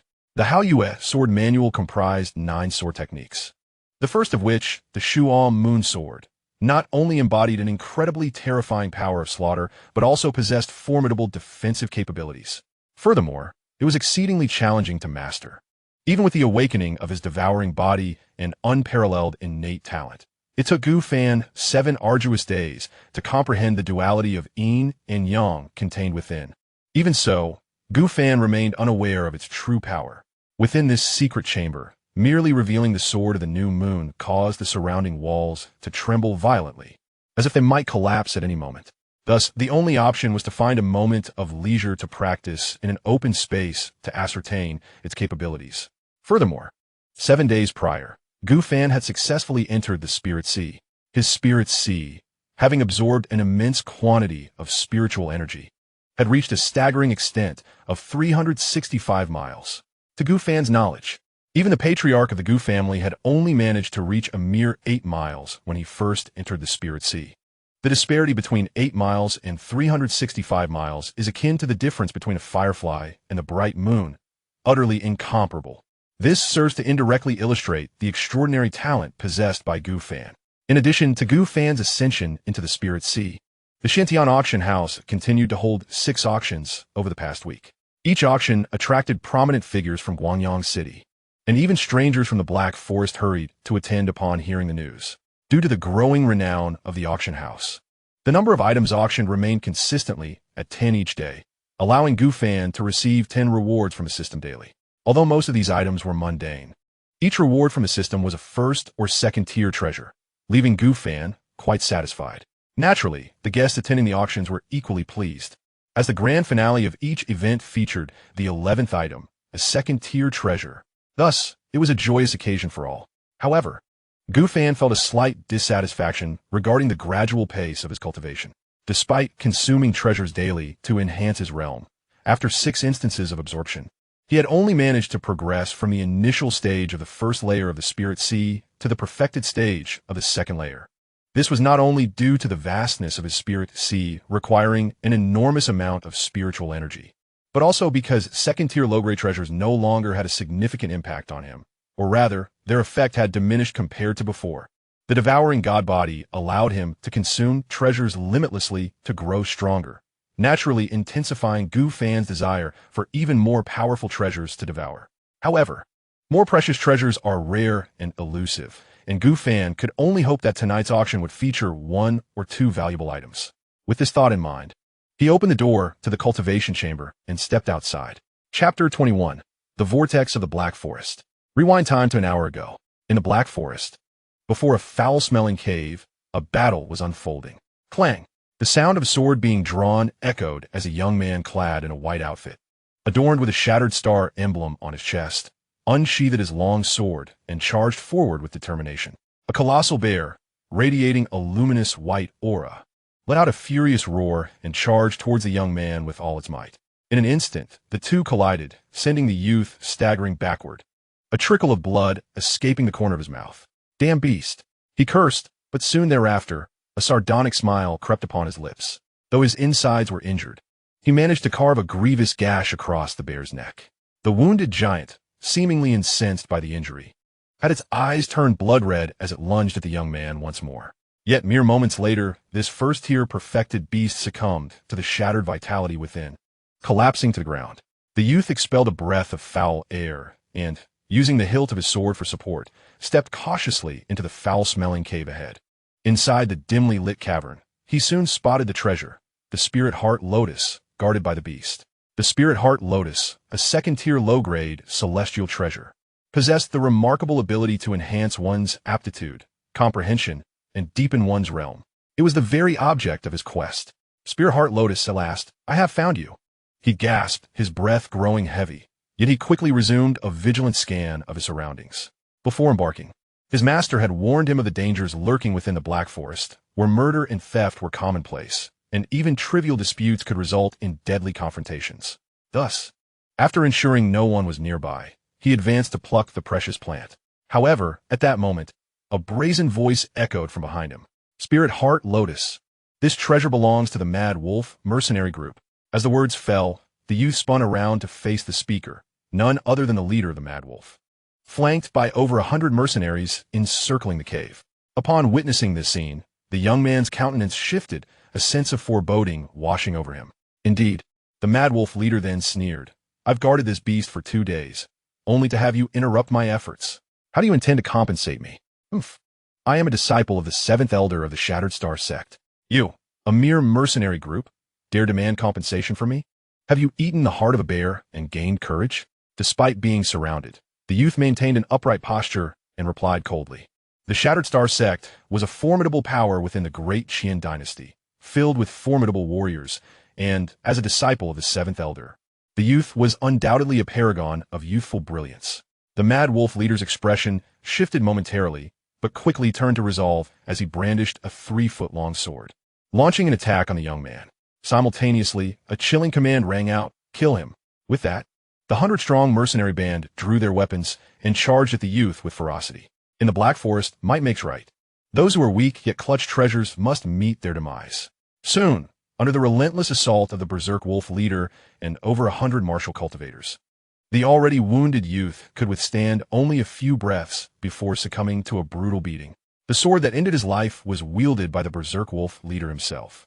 This incomplete sword technique proved quite satisfactory. He withdrew the bloody blade from the youth's back, a hint of satisfaction gracing his features. Surrounding mercenaries greedily eyed the spirit heart lotus nestled in the corner, an artifact of the second tier, a first sight for them within the Black Forest. However, one among them voiced a concern. "Leader, will slaying the disciples of the Shattered Star sect bring us trouble?" "Trouble?" The Berserk Wolf leader scoffed. "With a second-tier treasure within reach, I would dare to slay not just the disciples of the Shattered Star sect, but even royal offspring." The mere thought of the second-tier treasures auctioned at the Xianxia auction house made his mouth water. Encountering such a favorable situation, he was determined to seize it. Yet, the Shattered Star sect, a formidable institution, could certainly seek out the culprit should they desire. The Berserk Wolf leader's gaze darkened as he scanned the mercenaries before declaring, "I shall entrust this Spirit Heart Lotus to the Xianxia auction house. The spirit stones earned from its auction will be shared among all present." "Thank you, leader." The mercenaries erupted in joyous exclamations, hastily surrounding the Berserk Wolf leader. However, some discerned a hint of treachery in his intentions. Time rewound to the beginning. At the Xianxia auction house, Gu Fan emerged from a secluded cultivation chamber and made his way directly to Zhu Huai. "Master, you have emerged." Zhu Huai greeted with utmost respect. He was unwaveringly committed to Gu Fan's directives, having witnessed the flourishing success of the auction house under Gu Fan's leadership. Indeed, Gu Fan nodded, then inquired, "How are the auction items prepared?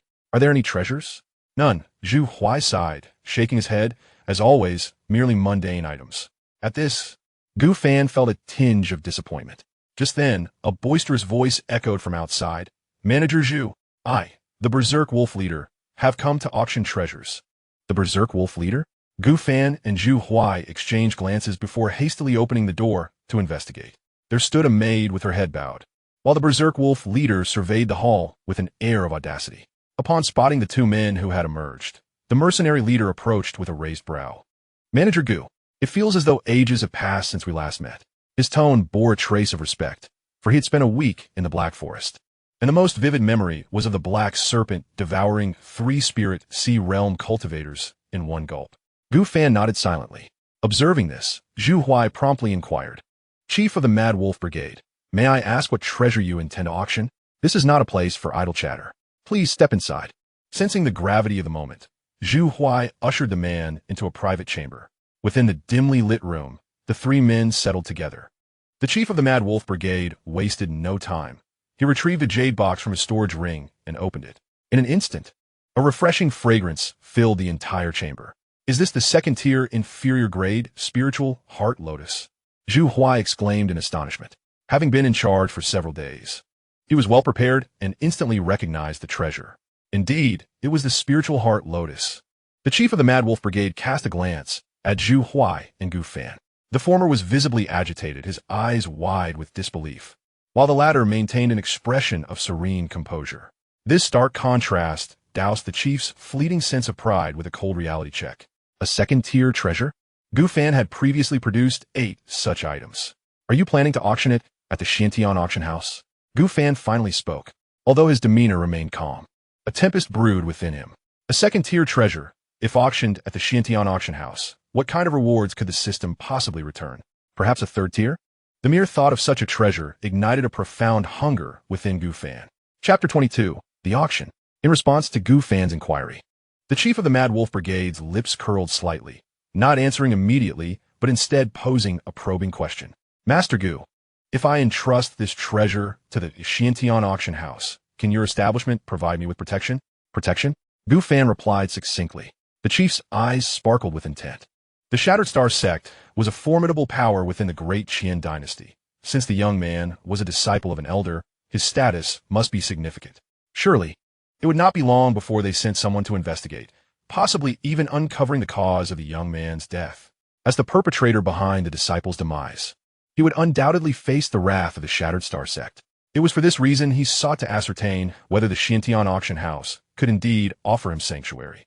I'm afraid not, Gu Fan declined outright. While the Xianxia auction house could offer protection, incurring the wrath of others was not a prudent choice. The chief's expression fell momentarily upon hearing this rejection, but he quickly regained his composure, pushing the spiritual heart lotus forward towards Gu Fan with a smirk. In that case, I entrust this treasure to your esteemed auction house.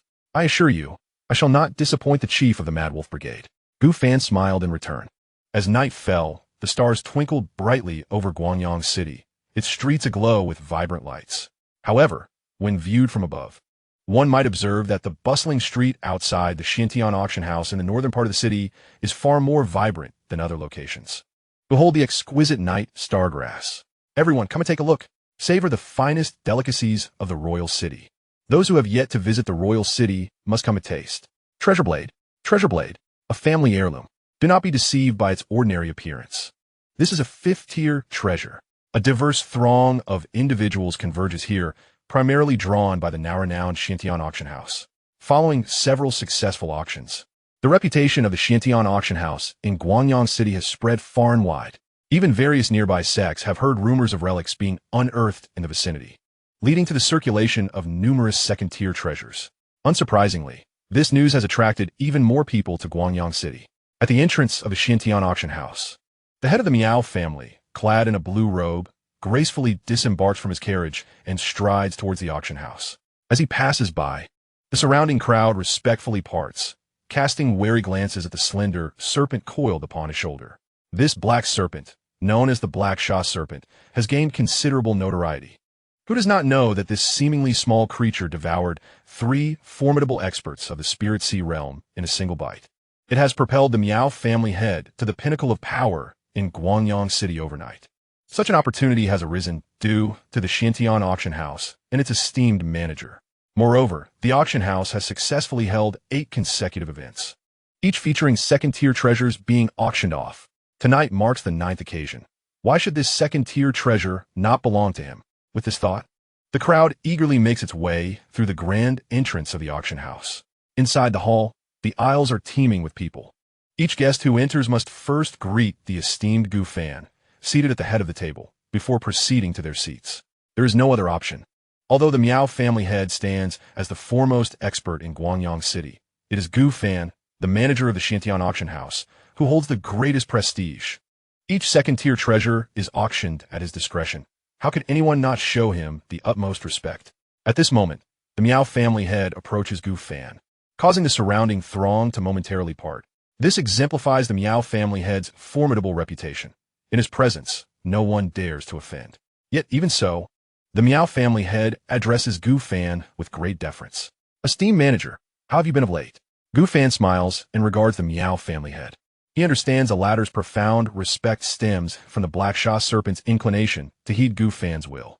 Although the Miao family head has claimed dominion over the serpent through a beast-taming talisman, it does not alter the fact that the serpent regards him as a secondary master. Perhaps this is due to the workings of the system.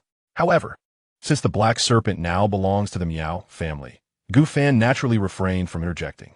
The two exchange pleasantries, and soon, other prominent figures from Guangyang City began to arrive at the auction venue. Among them, significant changes had transpired over the past week. For instance, the head of the Huang family not only ascended to the Spirit Sea realm with the aid of the 4 Symbols Pill, but also secured a second-tier defensive artifact at the auction.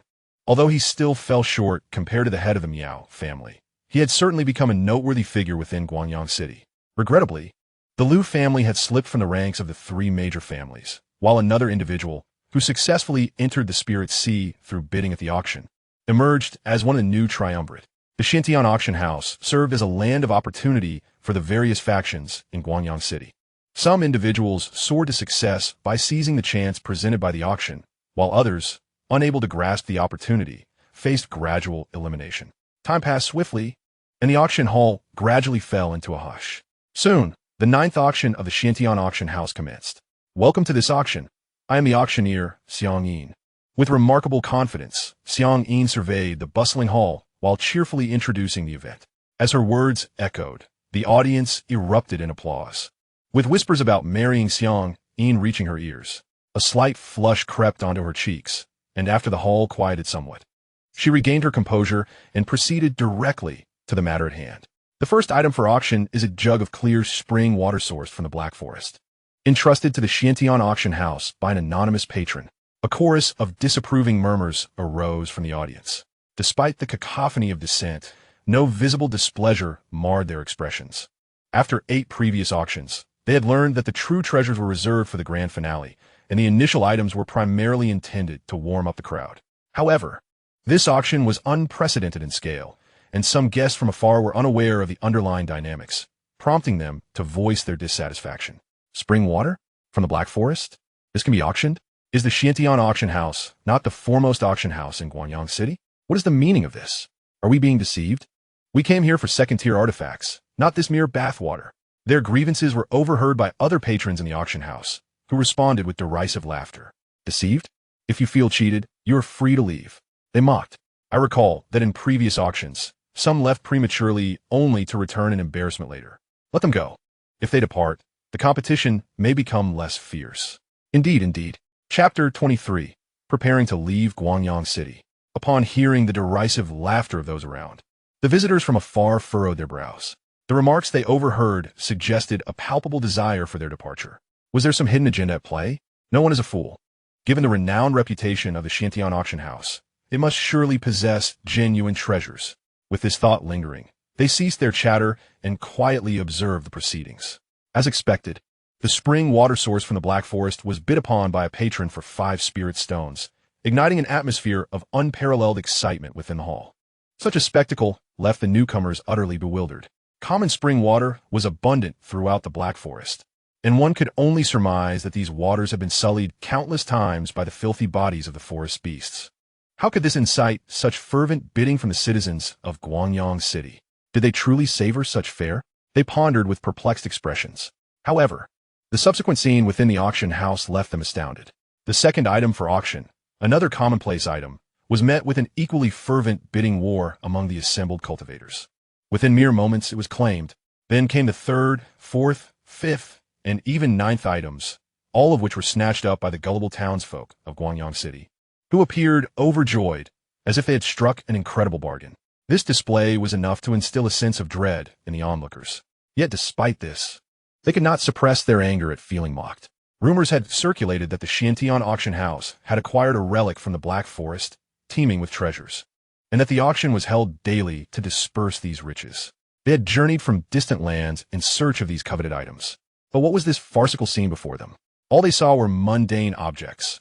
Could these truly be the treasures of legend? Amidst this absurd atmosphere, the 10th auction item commenced. Ladies and gentlemen, we are about to present the 10th and final item of this auction, announced the host, Xianxia, from the stage. Her words resonated throughout the auction house, leaving everyone momentarily stunned. The last item? Was there to be no 11th? What was happening? Why was the usually enigmatic host stepping onto the stage? Hadn't he always preferred to remain in the shadows, allowing the auction to proceed undisturbed? Something significant must be afoot, as such a composed figure was now taking the spotlight at this critical juncture. All I wish to know is whether this auction contains any second-tier treasures. In my opinion, this time it is certainly over. The host has already revealed 8 second-tier treasures consecutively, even if he is a person of royal lineage. It seems implausible that he can produce any more. Indeed, it must be due to the lack of second-tier treasures that the host has chosen to take the stage. Am I not correct? As I mentioned before, he would inevitably revert the rules, and now it appears he can no longer withstand the pressure. The crowd buzzed with speculation regarding this unexpected turn of events. A reasonable assumption is that the host, unable to present any second-tier treasures, has come forward at this critical moment to utter some formal remarks. Amidst the clamor, Gu Fan had already risen from his place and strode towards the platform. Upon reaching the stage, Xianxia stepped back a few paces, ceding the central position to him. Once he was steady in his stance, Gu Fan spoke with a gaze full of complexity, addressing the assembly. Dear guests, after our gathering over these many days, it is now time to speak of farewells. Farewell? What farewell? With Gu Fan's words, the crowd was left dumbfounded. They could hardly contain their astonishment, exclaiming in unison, "What is the meaning of this? Is the host truly departing from Guanyang City? Surely not. The auction for second-tier treasures has only just begun. If he leaves now, will we not be deprived of these treasures forever? I doubt there will be any more second-tier treasures at tonight's auction." It seems the host has exhausted his storage ring. This sentiment held merit. Gu Fan surveyed the audience within the hall. Indeed, after tonight's auction, he would be leaving Guanyang City. The rewards from the consecutive 8 auctions had ceased to significantly aid his progress. To continue strengthening at the pace he desired, the only solution was to venture to cities abundant in treasures. Of course, he could still grow stronger in Guanyang City, but the scarcity of treasures rendered the process unbearably slow. Moreover, it had been 15 days since his departure from the royal city. In another 15 days, the Gu clan's grand competition would commence. Setting aside the matter of the Gu clan's young patriarch, after 6 years of oppression, he was determined to reclaim all that rightfully belonged to him, even if he chose not to compete. His very identity would remain a thorn in the side of the elders within the Gu clan.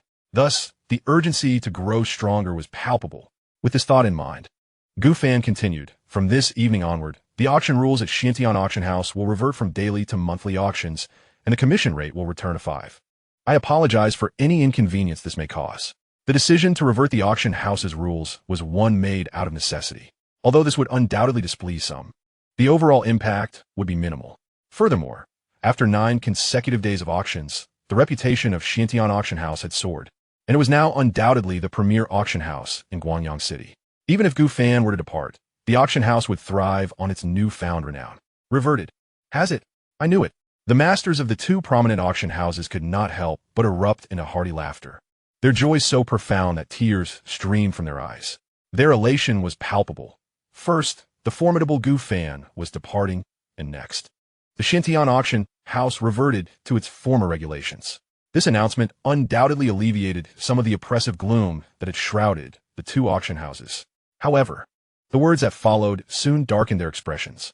"Let's express our gratitude to the esteemed master for the changes he has brought to Guanyang City. Now, dear guests, we present the final item of this auction, the bidding for the second-tier inferior grade treasure, the Spirit Heart Lotus. The starting bid is 10,000 spirit stones, with increments no less than 1,000 inferior spirit stones." With these words, the previously hushed hall erupted into exuberant cheers. Chapter 24. A Hundredfold Return, the Celestial Lotus. Indeed, Master Gu had assured us that we would not be disappointed. The final item was indeed a second-tier treasure, the Spirit Heart Lotus, an exceptional treasure that enhances a cultivator's aptitude and comprehension. Even an individual of modest talent could become a prodigy after consuming it, effortlessly stepping into the spirit sea. A priceless gem. At last, it surpassed the previous second-tier treasures in value. All eyes burned with fervor as they gazed upon the Spirit Heart Lotus presented by the maid. Compared to the 8 previous second-tier treasures, this particular lotus surely ranked among the top 3, illustrating its rarity and worth. Even those who had traveled from afar could not conceal their excitement, clenching their fists in a desperate wish to claim it for themselves. 10,000 spirit stones. 13,000 inferior spirit stones. Pardon me, esteemed guests. As a newcomer to Guanyang City, I humbly request your indulgence. I bid 20,000 inferior spirit stones. Treasures rightfully belong to the virtuous. There shall be no gestures of concession. I bid 30,000 inferior spirit stones. 40,000. The bidding frenzy within the hall reached a fever pitch. The local forces of Guanyang City and the external factions fiercely contended, each side escalating the price of the Spirit Heart Lotus with fervent determination. Soon, the bidding soared to a staggering 100,000 spirit stones. The external forces proved formidable, compelling the various factions of Guanyang City to unite against them. Since the Spirit Heart Lotus was being auctioned in their city, it undoubtedly belonged to them. There was no reason for it to be seized by outsiders. Thus, in a mere moment, the auction price surpassed the highest transaction amount of the previous 8 auctions, soaring to 150,000 spirit stones. The tension between the 2 sides was palpable. Ultimately, however, the Spirit Heart Lotus was successfully acquired by the external forces for the formidable price of 210,000 inferior spirit stones. This transaction price of 210,000 inferior spirit stones marked a monumental milestone for Guanyang City across the ages.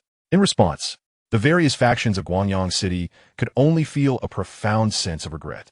They are indifferent to the transaction price. What truly concerns them is that such a precious treasure as the Lingxin Lotus has been acquired by foreign forces. Alas, they have exhausted their financial resources during the first 8 auctions. Otherwise, they could have contended further. Esteemed host, may our paths cross again. It is indeed a fortunate occasion for Guanyang City to have the esteemed Gu preside over the auction. However, when I next venture to the royal city, I sincerely hope that you will honor me with your presence, esteemed Gu. Thank you for your treasures. I have now stepped into the spirit sea, largely thanks to the items you auctioned. Until we meet again. After the auction concluded, the prominent figures of various factions in Guanyang City approached Gu Fan to bid farewell. They understood that their present fortune was due to Gu Fan. Although this opportunity lasted merely 9 days, its impact on their lives would resonate eternally. One could even assert that Gu Fan has irrevocably altered the course of their lives. In response to their farewells, Gu Fan reciprocated with deep bows, adhering to the proper decorum. Once they departed, Zhu Huaicai approached, a hint of reluctance in his demeanor. Esteemed host, are you truly departing from Guanyang City? Indeed. May I inquire where you intend to go? Is it the royal city? Gu Fan gently shook his head and replied, Please relay to the Gu family that I shall be heading to the Xianxia auction house in Yanshan County. Yanshan County? Zhu Huaicai was taken aback. Yanshan County governs 36 cities, including Guanyang City, which falls under its jurisdiction. Furthermore, due to its proximity to the Black Forest and the presence of 3 sects in the vicinity, Yanshan County is exceptionally prosperous, far exceeding Guanyang City in scale. Naturally, such a significant city hosts the Xianxia auction house, one of the more renowned venues among the numerous auction houses in Yanshan County. Gu Fan's choice of Yanshan County stems from the fact that, at this juncture, it would be ill-advised for him to venture to the royal city. Currently at the second level of the spirit sea, going to the royal city would be akin to entering the lion's den. The elders, despite the risk of estrangement from the patriarch, have laboriously banished him to the remote Guanyang City. Should he return now, at this critical moment before the grand competition, he could very well fall prey to the elders' malicious intent. It is essential to remember that he might perish due to the backlash of his divine devouring body. Even dying in the royal city would be attributed to his unique constitution. Would the patriarch truly act against the elders for the sake of Gu Fan, who is already dead? Thus, the most suitable location for Gu Fan is the bustling Yanshan County, which far surpasses Guanyang City in prosperity. Once he strengthens himself in Yanshan County, he can return to the royal city with the means for self-preservation. Having determined his destination and instructed Zhu Huaicai to send word back to the royal city, Gu Fan promptly returned to his secluded cultivation chamber. This auction featured a total of 10 items. Due to Gu Fan's decision not to present the items at the Xianxia auction house, he received a total of 10 rewards from the system. Although 9 of these were ordinary items, the system's critical return ensured that the least among them was of the first-tier high-quality variety, with the most exceptional being second-tier mid-quality treasures. The most valuable of these, undoubtedly, was the second-tier low-quality treasure, the Spirit Heart Lotus, brought forth for auction by the leader of the Mad Wolf Group. After experiencing a 100-fold critical return, the Spirit Heart Lotus transformed into the third-tier mid-quality heavenly material, the Tian Luo Lotus. The Tian Luo Lotus, as compared to the Spirit Heart Lotus, possesses the remarkable ability to induce phenomena within the spiritual seas of cultivators at the Spirit Sea realm. These phenomena, a rare manifestation for those of exceptional talent, can store spiritual energy with even the least impressive variations equivalent to the total spiritual energy of a cultivator at the Spirit Sea realm. Naturally, superior phenomena can accommodate even greater reserves of spiritual energy. It is essential to recognize that the quantity of spiritual energy directly correlates to a cultivator's strength. An abundance of spiritual energy can lead to the exhaustion of an equally matched opponent. As a God-Eater body, Gu Fan, upon entering the Spirit Sea realm, manifested an anomaly reminiscent of a black hole, capable of storing 9 times his own spiritual energy. Coupled with the vast expanse of his 365-mile spiritual sea, his capacity for spiritual energy was unparalleled among his peers. After consuming the Spirit Heart Lotus, Gu Fan not only enhanced his black hole anomaly, but also generated a lotus flower phenomenon, the benefits of which are self-evident. Most importantly, the third-tier, mid-quality heavenly material would further elevate his realm. Contemplating this, Gu Fan promptly seated himself on a meditation mat. With a mere thought, the 10 treasures appeared before him. This reward lacked martial arts or techniques, consisting solely of heavenly materials and elixirs, all of which he was able to absorb. Without delay, Gu Fan activated the God Eater technique and commenced the process of absorption. Chapter 25. The decision of the elders of the Gu family in the royal city, while Gu Fan immersed himself in cultivation within Guangyang City, in the royal city. The Gu family, one of the 7 prominent families of the Qin dynasty, occupied a notably expansive area, even amidst the valuable real estate of the royal city. With influence spanning the entirety of the Qin and substantial wealth, the Gu family boasted exquisite buildings, pavilions, and various cultivation sites, where the rich spiritual energy manifested as a mist, creating breathtaking surroundings. At this moment, within a private chamber, the second elder of the Gu family suddenly furrowed his brow. What could he be planning regarding Yinshan County? He had received news from Guangyang City, indicating that Gu Fan intended to travel to Yinshan County to take over the Xianxia auction house there. This revelation undoubtedly displeased the second elder. In his view, Gu Fan should have been passively awaiting his fate in Guangyang City. Why? Just as the family competition approached, was he suddenly so restless? Was there still an element of dissatisfaction within him? The second elder's gaze suddenly turned perilous. If one were to contemplate who among the Gu family is most deserving of succession, it would undoubtedly be Gu Fan, the sole scion of the main lineage. However, since the revelation 12 years ago that Gu Fan was incapable of cultivation and would, due to his constitution, perish prematurely, the other elders began to harbor ulterior motives. Their descendants from various branches had all made significant progress in their training, while the main lineage stood without a successor. Why should the position of the Gu family patriarch not be inherited by their esteemed branches? Although the Gu family's current standing is a result of the relentless sacrifices made by the main lineage across generations, including the parents of Gu Fan, who perished heroically in a war, earning royal favor that allowed the family to weather a great calamity, it still seems untenable for a perceived failure like Gu Fan to inherit. As the saying goes, the capable ascend. The Gu family ought to be led by the brilliant youth from their various branches. Now, with the legitimate heir departing for the county town at such a critical juncture, the second elder felt a sense of unease. Consequently, he summoned the other elders to convene, without informing the aging patriarch. It was already late at night when the summons reached the elders, who were either immersed in their training or engaged in other pursuits. Thus, they arrived at the designated chamber only after a brief interval. Second elder, what is the purpose of this summons? Inquired a rugged elder, observing that all 18 elders of the Gu family had gathered. Upon his utterance, the others turned their gazes towards the second elder. The message from Guangyang City indicates that Gu Fan intends to travel to Yinshan County to take over the auction house there, the second elder disclosed. What? The elders were taken aback.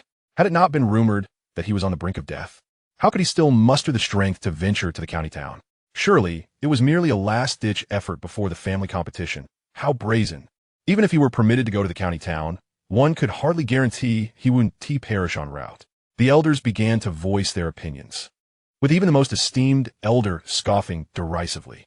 How could such a reckless youth be trusted with family affairs? Perhaps it would be best to let him await his demise in Guangyang City. Thus, he might still enter the Gu family ancestral hall. Unbeknownst to the elders, they were oblivious to the events unfolding in Guangyang City, where Gu Fan had awakened the devouring God body, no longer facing the threat of backlash, and had become its master. The remoteness of Guangyang City, populated largely by insignificant figures, meant that the busy elders had little interest in the happenings there. Thus, upon hearing that Gu Fan, whom they believed to be on the verge of death, was foolish enough to seek to travel to the county town, their tempers flared. Elder, do you mean to refuse? The second elder inquired. Naturally, the esteemed elder replied with an air of indifference. As these words fell, the elders nodded slightly in agreement. With only 15 days remaining until the family competition, it would be prudent to avoid any unforeseen changes. Thus, the decision was made to allow Gu Fan to remain in Guangyang City. Seizing this opportunity, the elders began to probe for information. Pray tell, Elder Gio, has your granddaughter returned? Indeed, she has long since returned. After 8 years of cultivation at the Huadai sect, she has now broken through to the 8th level of the spiritual sea and is eager to contend for the position of clan leader. Ha! My ineffectual nephew has also returned. He is now a core disciple at the Feiyu sect, and his martial skills are quite impressive. I must admit, even I feel somewhat overshadowed. Merely seeking attention. The elder's lineage boasts Gu Tiange, who has been taken as a disciple by the leader of the Holy Heaven sect since childhood. Upon his return, he is regarded as the strongest among the younger generation. Indeed, his innate talent is extraordinary. However, it is a pity that years ago, the family treasure was given to that useless individual. Had it been Gu Tiange, his potential would surely have been even more remarkable. One by one, the elders voiced their thoughts. Meanwhile, within a secluded training chamber of the Gu family, a young man gradually opened his eyes. His gaze was sharp as a blade, causing the very air around him to tremble with a faint sound. Simultaneously, an overwhelming aura radiated from his body, causing even the walls of the chamber, capable of withstanding the divine concealment realm, to shudder slightly. I have broken through again, the young man murmured. He was none other than Gu Tiange, the one spoken of by the elders. Time passed unnoticed as Gu Fan slowly opened his eyes. At that moment, the dark, devouring power that had engulfed the training chamber was drawn back into his body. Thanks to the awakening of the devouring god physique, he had gained mastery over the terrifying power of absorption, ensuring that incidents like the previous one, where he consumed the surrounding walls, would no longer occur. Sensing the burgeoning spiritual sea within him, Gu Fan smiled softly. I have reached the 4th level of the spiritual sea, by devouring the heavenly lotus and 9 other treasures. He had advanced from the 2nd level to the 4th level of the spiritual sea. This was primarily due to the vastness of Gu Fan's spiritual sea and the subsequent awakening of an anomaly, which allowed him to harness such abundant spiritual energy to break through 2 minor realms. However, this was indeed formidable. A practitioner of his caliber was likely unseen across the entirety of the Xianxia continent. Naturally, this was also attributable to the fact that the devouring god physique manifests only once in an era. Since he bore this physique, the Xianxia continent would not see another. Having slightly acclimated to the power of the 4th level of the spiritual sea, Gu Fan then proceeded to practice the Haoyue sword manual within the chamber. This had become his routine.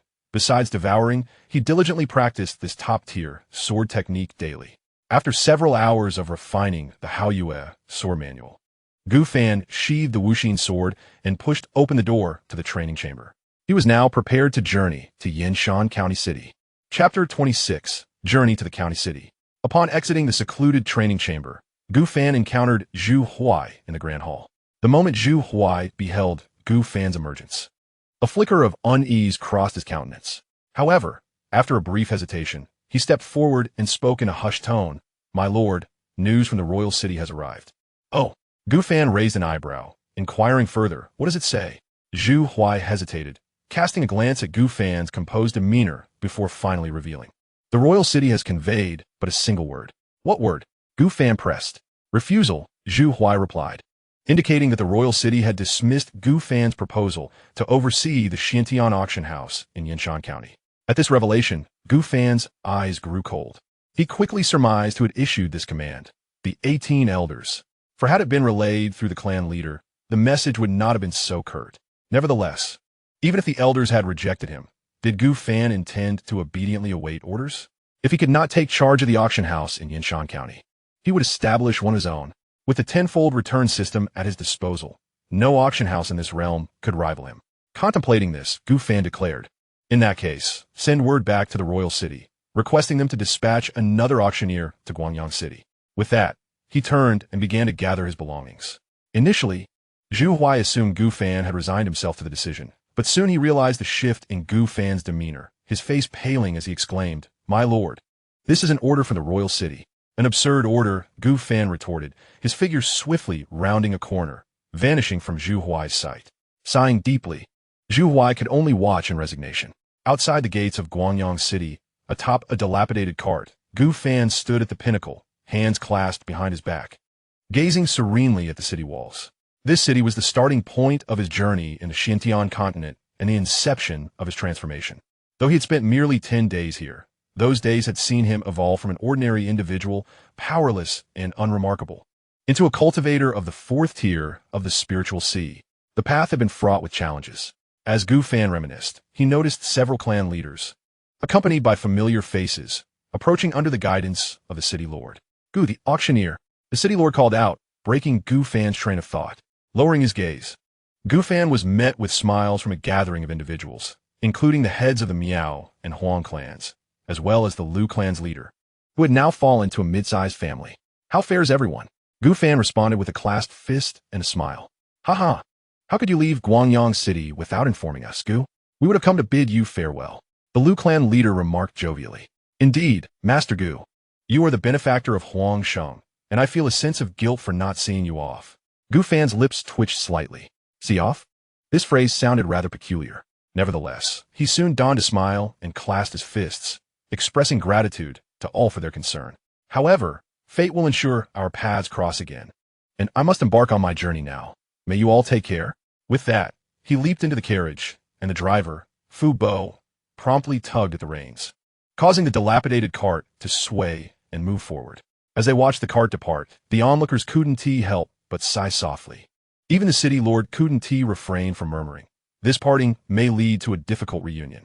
Just as he spoke, a surprising voice echoed from behind him. Alas, the opportunity has slipped away. How lamentable. Our Lu family has unfortunately fallen short in this chance.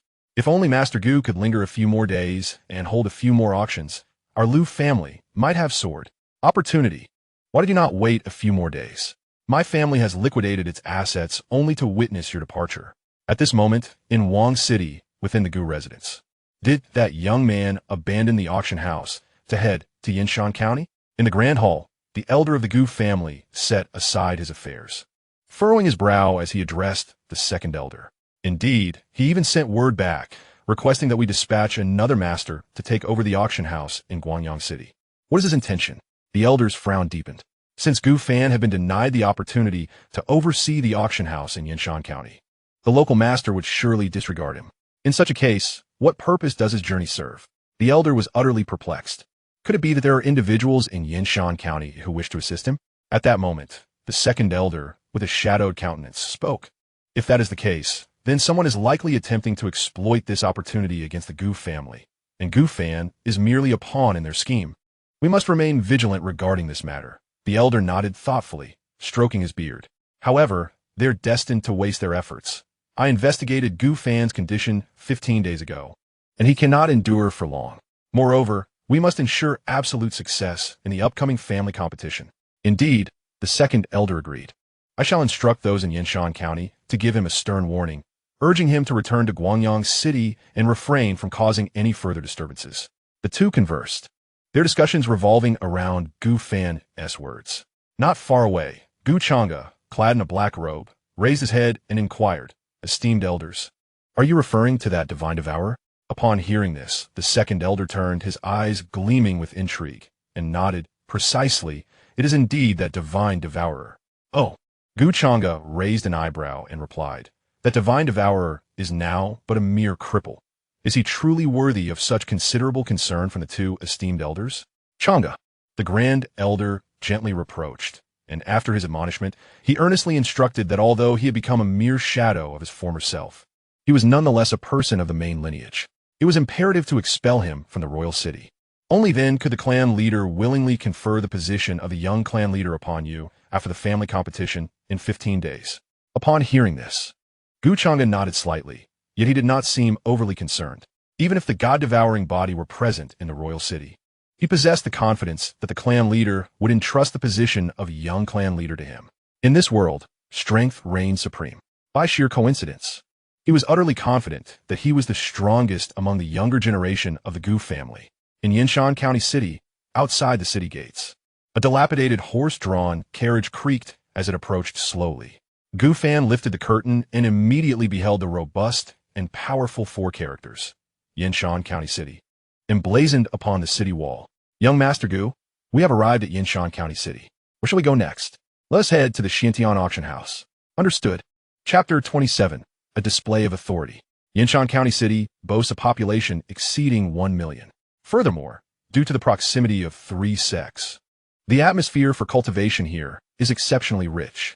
Each household takes pride in having joined one of the 3 major sects, resulting in a plethora of cultivators within the city. An abundance of cultivators naturally leads to a heightened demand for treasures. Consequently, numerous auction houses have sprung up in Yinshan County City, competing fiercely with one another. Among them, the 3 major auction houses hold the reins, while the others must remain in their shadow due to their lack of strength. Xianxia Auction House is situated on the bustling Zhuke Street at the heart of the city. The street is lined with numerous shops, and the throngs of people create a lively atmosphere. At this moment, the worn-out carriage traverses the street, inching forward with the tide of pedestrians. Inside the carriage, Gu Fan lifted the curtain to gaze outside. To his astonishment, he observed that 2/3 of the passers-by on the street were cultivators. Along the journey, he had also gathered some information about Yinshan County City. Despite the multitude of forces present, the royal manor stands as the most esteemed. The royal manor has guarded Yinshan County City for a millennium, and over the ages, it has accumulated an immeasurable foundation, undoubtedly making it the foremost power.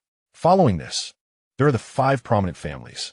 With a population of over 1 million, a significant portion depends on these families for their very survival. It is no exaggeration to say that if the 5 families were to become enraged, the entirety of Yinshan County City would tremble in fear.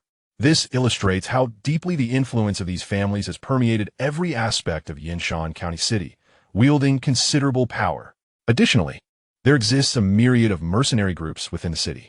Yinshan County City is located in the western region of the Qin dynasty, and traveling westward beyond the city for several hundred miles leads to the depths of the Black Forest. Guangyang City lies on the outskirts of the Black Forest, rendering the surrounding beasts relatively weak. However, in the vicinity of Yinshan County City, one can easily encounter first-tier demon beasts, and even second-tier demon beasts are frequently seen. With the abundance of demon beasts and cultivators, as well as numerous auction houses, it is no wonder that mercenary groups dedicated to hunting these creatures and seeking treasures deep within the Black Forest have flourished. According to Gu Fan's knowledge, there are over 100 mercenary groups, large and small, within the city of Yinshan. This fills Gu Fan with immense delight. With such a rich mercenary atmosphere, is it not likely that rare treasures abound? The second-tier treasures he rarely encountered in Guangyang City might be more common in Yinshan County. It is well known that the rarer the treasure, the greater the rewards returned by the system. Lost in thought, the carriage soon arrived at the entrance of a resplendent auction house. At that moment, the voice of the coachman, Fu Bo, also rang out. "Young Master Gu, we have arrived at the Xiantian auction house." Lifting the curtain and stepping down from the carriage, Gu Fan took a moment to survey the auction house. This establishment was at least a dozen times larger than the one in Guangyang City, adorned with opulent decorations. Through the grand entrance, one could glimpse the exquisite maidens within. Observing this, Gu Fan could not help but scoff internally. The Xiantian auction house in Guangyang City seemed almost rudimentary in comparison. However, this was a county city, certainly not comparable to a remote town. Discarding his distractions, Gu Fan promptly stepped through the grand doors with Fu Bo. "My lord, are you here to auction treasures?" A maid at the entrance asked respectfully, her knees slightly bending as she addressed him. Despite arriving in a dilapidated carriage and appearing somewhat shabby, the youth's demeanor was uniquely distinguished, setting him apart in the eyes of the well-versed maidens. "Not quite," Gu Fan replied with a faint smile, surveying his surroundings before adding, "I have come to meet the proprietor of this auction house." "Meet the proprietor?" The maid was taken aback, raising her gaze. "If you have any requests, my lord, you may simply instruct me. The proprietor is quite busy, I fear." Before she could finish, Gu Fan waved his hand and said, "My surname is Gu. Just inform him of my arrival." Upon hearing this, the maid's pupils constricted in astonishment. Gu. She was well aware of the significance of that surname. It was the powerful Gu family behind the Xiantian auction house, one of the 7 prominent families even in the royal city. The proprietor of this auction house was merely a subordinate of the Gu family. The young man before her was undoubtedly a member of the esteemed Gu family from the royal city. Realizing this, the maid dared not utter another word, quickly bowing and hurrying away. Once she was out of earshot, Fu Bo leaned in and whispered, "Young Master Gu, coming here at such a time may mean the proprietor will not see you." In response to Fu Bo's remark, Gu Fan merely smiled without replying. Observing his demeanor, Fu Bo sighed deeply. The 2 individuals quietly awaited in the hall. As the minutes passed, as noted by Uncle Fu, half an hour had elapsed. Yet the auctioneer and the maid had not made their appearance. The surrounding maids began to whisper amongst themselves, sensing that something was amiss, although they were unaware of Gu Fan's true identity. Uncle Fu, feeling a surge of indignation, reflected that regardless of the circumstances, Gu Fan was indeed a member of the esteemed Gu family. How could a mere servant of the Gu household dare to keep him waiting for half an hour in the hall? Just as Uncle Fu was about to persuade Gu Fan to leave, two figures emerged before them. The man in the forefront was a middle-aged individual clad in a blue robe, his face betraying no emotion. Behind him followed the trembling maid who had been sent to convey a message. It appeared that this man was the auctioneer of the venue. Ignoring those around him, he strode directly to Gu Fan, his expression suddenly shifting to one of harsh reproach as he exclaimed, "Who permitted you to come to the county city? Are you not aware that the elders have decreed you to remain in Guanyang City, forbidden to step outside without permission?" His reprimand resonated sharply, echoing throughout the hall, rendering the surrounding maids silent and apprehensive. Gu Fan's countenance remained impassive, yet a tide of fury surged within him. Observing the disdainful expression on the auctioneer's face, Gu Fan suddenly smiled, his voice icy as he retorted, "You dare?" In a flash, a shadow darted forth, followed by the resounding crack of a slap. The sound echoed as Uncle Fu stood before the auctioneer, having delivered the blow. "You dare!" Yang Zong exclaimed, clutching his reddened face, his eyes ablaze with fury directed at Uncle Fu. Yet at that moment, a cold command pierced the air again. "Speak no more." Another slap followed, the crisp sound reverberating even outside the auction house. Yang Zong's face had now swollen grotesquely, resembling that of a pig. Trembling, he extended a finger towards Uncle Fu. But before he could utter a word, a devilish voice rang out once more. "Disrespect." Another slap. The force of Uncle Fu's hand sent Yang Zong sprawling to the ground, several bloody teeth scattering from his mouth. Simultaneously, an overwhelming aura emanated from Uncle Fu, engulfing the entire auction house. "I am a young master of the Gu family. Is it your place to cast aspersions upon me? Speak another word, and you shall face the rod." Uncle Fu stood tall, his demeanor cold and resolute. As his words fell, the hall was enveloped in a palpable fear. Chapter 28. Establishing the Auction House. Within the hall, Yang Zong gazed at Uncle Fu with palpable terror. More accurately, he was struck by the overwhelming aura that radiated from the latter. Such a presence was one he had only witnessed emanating from the county prince of Yanshan, a formidable cultivator of the divine concealment realm. Is it not insinuating that Fu Bo, who has consistently stood behind Gu Fan, is also a practitioner of the divine concealment realm? The threatening words uttered by the other party only deepened Yang Zong's terror. Not far away, upon observing that Yang Zong no longer wielded his influence, Gu Fan let out a cold laugh and turned to exit the auction house. His purpose for this visit was to gauge the attitude of the royal city toward him. It appeared that the 18 elders were unaware of his situation, as there had been no backlash, and they had not unreservedly sought to confine him within Guanyang City. Nevertheless, this had allowed Yang Zong, the sycophant, to assert his authority. Since the royal city had not pressed too hard, it seemed prudent for Gu Fan to advance his plan of establishing another auction house in Yanshan County. The two soon departed, leaving the maidens and several guests in the front hall exchanging glances, unsure of what to do next.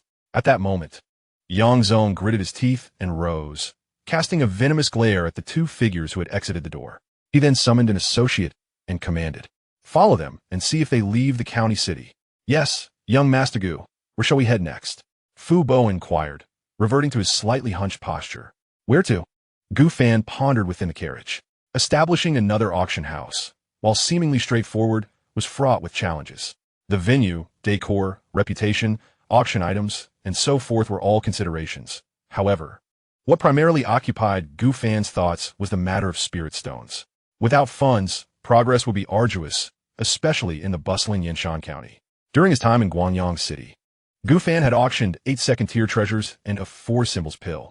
After deducting commissions, he had amassed a total of 230,000 low-grade spirit stones. With such wealth, he could undoubtedly claim the title of the richest in Guanyang City, yet the same could not be said for Yanshan County. Moreover, this sum represented nearly all of his possessions, as the treasures had been consumed to nourish his devouring god body. It was uncertain whether this amount would suffice to establish an auction house from scratch. His mind was a whirlwind of thoughts. Yet, Gu Fan quickly focused on the essentials and declared, "First, let us investigate the auction house in Yanshan County, its specifics, and the tiers of treasures being auctioned. To know oneself and one's adversary is the key to victory in every battle." Undoubtedly, Gu Fan was embarking on the path of understanding his competition. Within an auction house known as Qianren, Gu Fan observed a bidding event unfold. This establishment could be considered a mid-sized auction house in Yanshan County. Although it was somewhat inferior to the three major auction houses, the disparity was not substantial. Moreover, he gleaned some useful information. Similar to Guangyang City, auctions in Yinshan County were generally held once a month. Although a small fraction of auctions are held bi-monthly, they merely constitute insignificant bidding events. In essence, the primary advantage of the auction house that Gu Fan intends to establish is its daily auctions. The secondary advantage, which Gu Fan became aware of after the conclusion of the Qianren auction, is that the centerpiece of the upcoming auction this month is merely a second-tier low-grade treasure. A second-tier low-grade treasure. Gu Fan encounters such items daily in Guangyang City. Yet, at the Qianren auction, there is only a solitary piece available in the auction this month. Additionally, upon inquiring with a maid at the auction house, Gu Fan learned that even the three major auction houses in Yinshan County only feature a second-tier middle-grade treasure as their centerpiece in their monthly auctions. A second-tier, middle-grade treasure? While Gu Fan would not dare boast in Guangyang City, he possesses ample confidence that he can procure such treasures daily in the treasure-rich Yinshan County. Armed with these two significant advantages, Gu Fan departed with an extraordinary confidence. He was utterly convinced that his auction house would soon gain prominence in Yinshan County, potentially surpassing the three major auction houses and leading the way. However, this ambition hinges entirely on the successful establishment of the auction house. Next, Gu Fan traversed several bustling streets within Yinshan County, inquiring with the locals about the availability of suitable land for his auction house. He soon discovered that the sum of 230,000 spirit stones was utterly insufficient to secure an adequately sized plot. These prosperous streets are owned by the 5 prominent families, and rentals are calculated annually. The specific location Gu Fan had his eye on demanded an annual rent of 300,000 spirit stones. 20-some thousand simply would not suffice. Even as night fell, Gu Fan had yet to locate a suitable site. At this moment, he and his companion found themselves dining at an inn. Lacking accommodations in Yinshan County, they could only seek refuge in an inn as darkness enveloped the sky. Young Master Gu, if you're in need of spirit stones, perhaps I can make a trip to the Black Forest? Fu Bo suggested quietly from across the table. As a practitioner of the divine concealment realm, he could hunt a magical beast in the Black Forest and likely meet Gu Fan's needs. However, Gu Fan shook his head, squinting at a private room on the second floor. A smile spread across his face as he said, "Follow me upstairs." He had eavesdropped on the conversation in that private room for nearly a quarter of an hour, and the content revealed that a small auction house was seeking to sell itself due to financial losses. The prospect of acquiring an intact auction house was exceedingly fortuitous for Gu Fan, as it would save him considerable time that he could ill afford to waste. Inside the private room, there were 2 individuals. One of them, with a rugged demeanor, spoke in a deep, resonant voice, tinged with anger as he exclaimed, "I initially invested 170,000 spirit stones to establish this auction house. After all these years, it has gained some notoriety. I cannot possibly let it go for 150,000 spirit stones.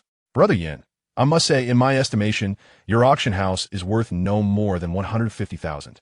Any higher would be sheer folly." The speaker was a refined man clad in a blue robe. Despite the anger displayed by the man opposite him, his expression remained utterly unfazed, as if he had already secured the upper hand. In truth, he had. The rough-looking individual was the leader of a mercenary group, driven by greed for the auction house's profits, had invested his entire fortune into establishing it. However, several years had passed, and even after replenishing his mercenary group's earnings, he found himself nearly stripped of all possessions. Nevertheless, even 150,000 would be sufficient to recuperate some losses. Just then, a voice resonated from outside. "My good fellow, I offer 170,000 spirit stones for your auction house." Upon hearing this, Gu Fan entered, accompanied by Fu Bo. "Are you truly willing to part with 170,000? The rugged man exclaimed, astonished. "Of course. Excellent. Brother Gong Lu, this gentleman is willing to bid 170,000. What say you?" The rough man, displaying some shrewdness, aimed to incite a bidding war between the two, hoping to secure a greater profit. However, the man named Gong Lu merely scoffed. He did not regard the rough man, but instead scrutinized Gu Fan and Fu Bo with a displeased countenance, before coldly retorting, 170,000 spirit stones? Someone wishes to be a fool, but not I." With that, he sneered and departed. Watching him leave, the rugged man felt a twinge of regret. Nevertheless, he then turned his attention to Gu Fan. My good brother, 170,000 spirit stones. Could you possibly raise your offer? Not at all. Gu Fan replied with a smile and a shake of his head. With no competitors left, 170,000 stands as the highest bid. The rugged man gritted his teeth upon hearing this, but soon conceded, 170,000 it is. A slight loss is better than a total loss. He raised his head. Let's finalize the transaction now. Chapter 29, Xianxia Auction House, Yinshan County City, Linen Street. Gu Fan gazed at the sparsely populated street and shook his head. He had just come from Zhuke Street, which was bustling with life, teeming with people. The stark contrast between the two streets was striking. It was no wonder he had acquired the auction house for a mere 170,000 spirit stones. However, he believed that with his presence, Linen Street could surely rival Guanyang City, becoming the most popular locale in the area. Casting aside his thoughts, Gu Fan proceeded with Fu Bo to the entrance of the auction house. Tianhu Auction House. Such was the name of this establishment. Observing the lackluster, gilded characters on the plaque, Gu Fan couldn't help but feel dismayed. With such an unappealing name, coupled with its location on the sparsely frequented Linen Street, it would be a wonder if business thrived here. With this in mind, Gu Fan turned to Fu Bo, smiling. Tianhu is rather unpleasant. What do you think of Xiantian? Young Master Gu. Fu Bo appeared somewhat dazed. Xiantian was the name of the auction house under the Gu family. Was it truly appropriate for Gu Fan to adopt the same name for his auction house? Nevertheless, the name certainly exuded an extraordinary grandeur. It is worth noting that the very continent beneath their feet was known as Xiantian Continent. Thus, this name it shall be. Gu Fan nodded while stroking his chin. Although the two Xiantian auction houses in Yinshan Prefecture were not on equal footing, with the other being superior to his at present, one could not guarantee the same for the future. Having settled on the name for this auction house, the two promptly pushed open the grand doors and ventured inside. Though the Tianhu auction house was merely a modest establishment, the rugged man had adorned its interior with remarkable opulence. While it could not be compared to the illustrious Xiantian auction house they had visited earlier that morning, it was still quite commendable. One could assert that the acquisition of this auction house would allow for immediate operation the following day. Moreover, there was a steward present within the auction house. According to him, everything at Tianhu auction house was in order. Maidservants, auctioneers, and appraisers were all accounted for, albeit currently absent from the premises. However, with a mere notification, operations could resume without delay.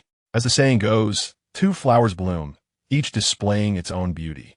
Outside the Tianhu auction house, the guard tasked with tracking Gu Fan and his companion was momentarily stupefied as he witnessed someone remove the plaque, subsequently replacing it with a new one. The 5 resplendent golden characters nearly blinded him. Xiantian auction house. He was astonished, but soon an overwhelming wave of fury surged within him. The Xiantian auction house was a formidable force throughout the Qin dynasty. Now, it seemed that someone so oblivious had appropriated the same name. However, the guard quickly regained his composure. He had personally witnessed the old man trailing behind Gu Fan, who had effortlessly dispatched the master of the venue with just a few slaps. Furthermore, the venue master had not dared utter a word in protest, merely watching them depart in humiliation. Thus, after a moment of hesitation, he refrained from intervening and instead hurried back toward the Xiantian auction house. Within the confines of the Xiantian auction house, Yang Zong listened with a grim expression to the guard's report. The guard had followed Gu Fan and his companion for an entire day, detailing the locations they had visited and the activities they had undertaken. What incensed Yang Zong was the undeniable fact that Gu Fan had not left Yinshan Prefecture. Instead, he had meandered throughout the city, even purchasing an auction house and naming it Xiantian. Humiliation. Yang Zong felt an overwhelming sense of disgrace. He believed Gu Fan's actions were intended to insult him. After all, who would arbitrarily purchase an auction house and adopt that name? Yet, Yang Zong found himself powerless. For that old man was a practitioner of the divine concealment realm, a formidable figure only rivaled by the Duke. Moreover, what filled Yang Zong with trepidation was, the royal city had repeatedly instructed him to ensure that Gu Fan was sent back to Guanyang City. Yet, it was evident that Gu Fan had no intention of leaving Yinshan County City. If he failed to fulfill the elder's orders, would he not bring upon himself great misfortune? Contemplating this, Yang Zong found himself increasingly restless. However, despite his agitation, he could not conceive any method to compel Gu Fan to return to Guanyang City, particularly due to the presence of that enigmatic elder of the divine concealment realm. Siging Heafili, Yangzong, failing utterly helpless, could only relay the news back to the royal city. In the royal city, within the Gu family's side chamber, the 18 elders gathered, their expressions grave. Did that boy truly go to Yinshan County City? It cannot be a lie. We received news from Yinshan that he has even purchased an auction house, naming it Xianxia. Upon hearing this, the faces of the elders darkened. The name Xianxia was one that no one dared to use within the Dacian dynasty, as it was inherently linked to the Gu family. The mere mention of the Gu family was enough to dissuade any thoughts of offense. Yet this time, someone had dared to use it, one of the direct descendants of the Gu family, no less. This was undoubtedly a source of mockery, a laughingstock for their rivals. Fuming at this realization, the elders began to voice their anger. We cannot allow that boy to act recklessly. In my opinion, we must send someone to throw him back to Guangyang City. Indeed, though Gu Fu was a figure of the divine concealment realm, it was unlikely that that old man would dare to oppose our wishes. Gu Fu is the clan leader.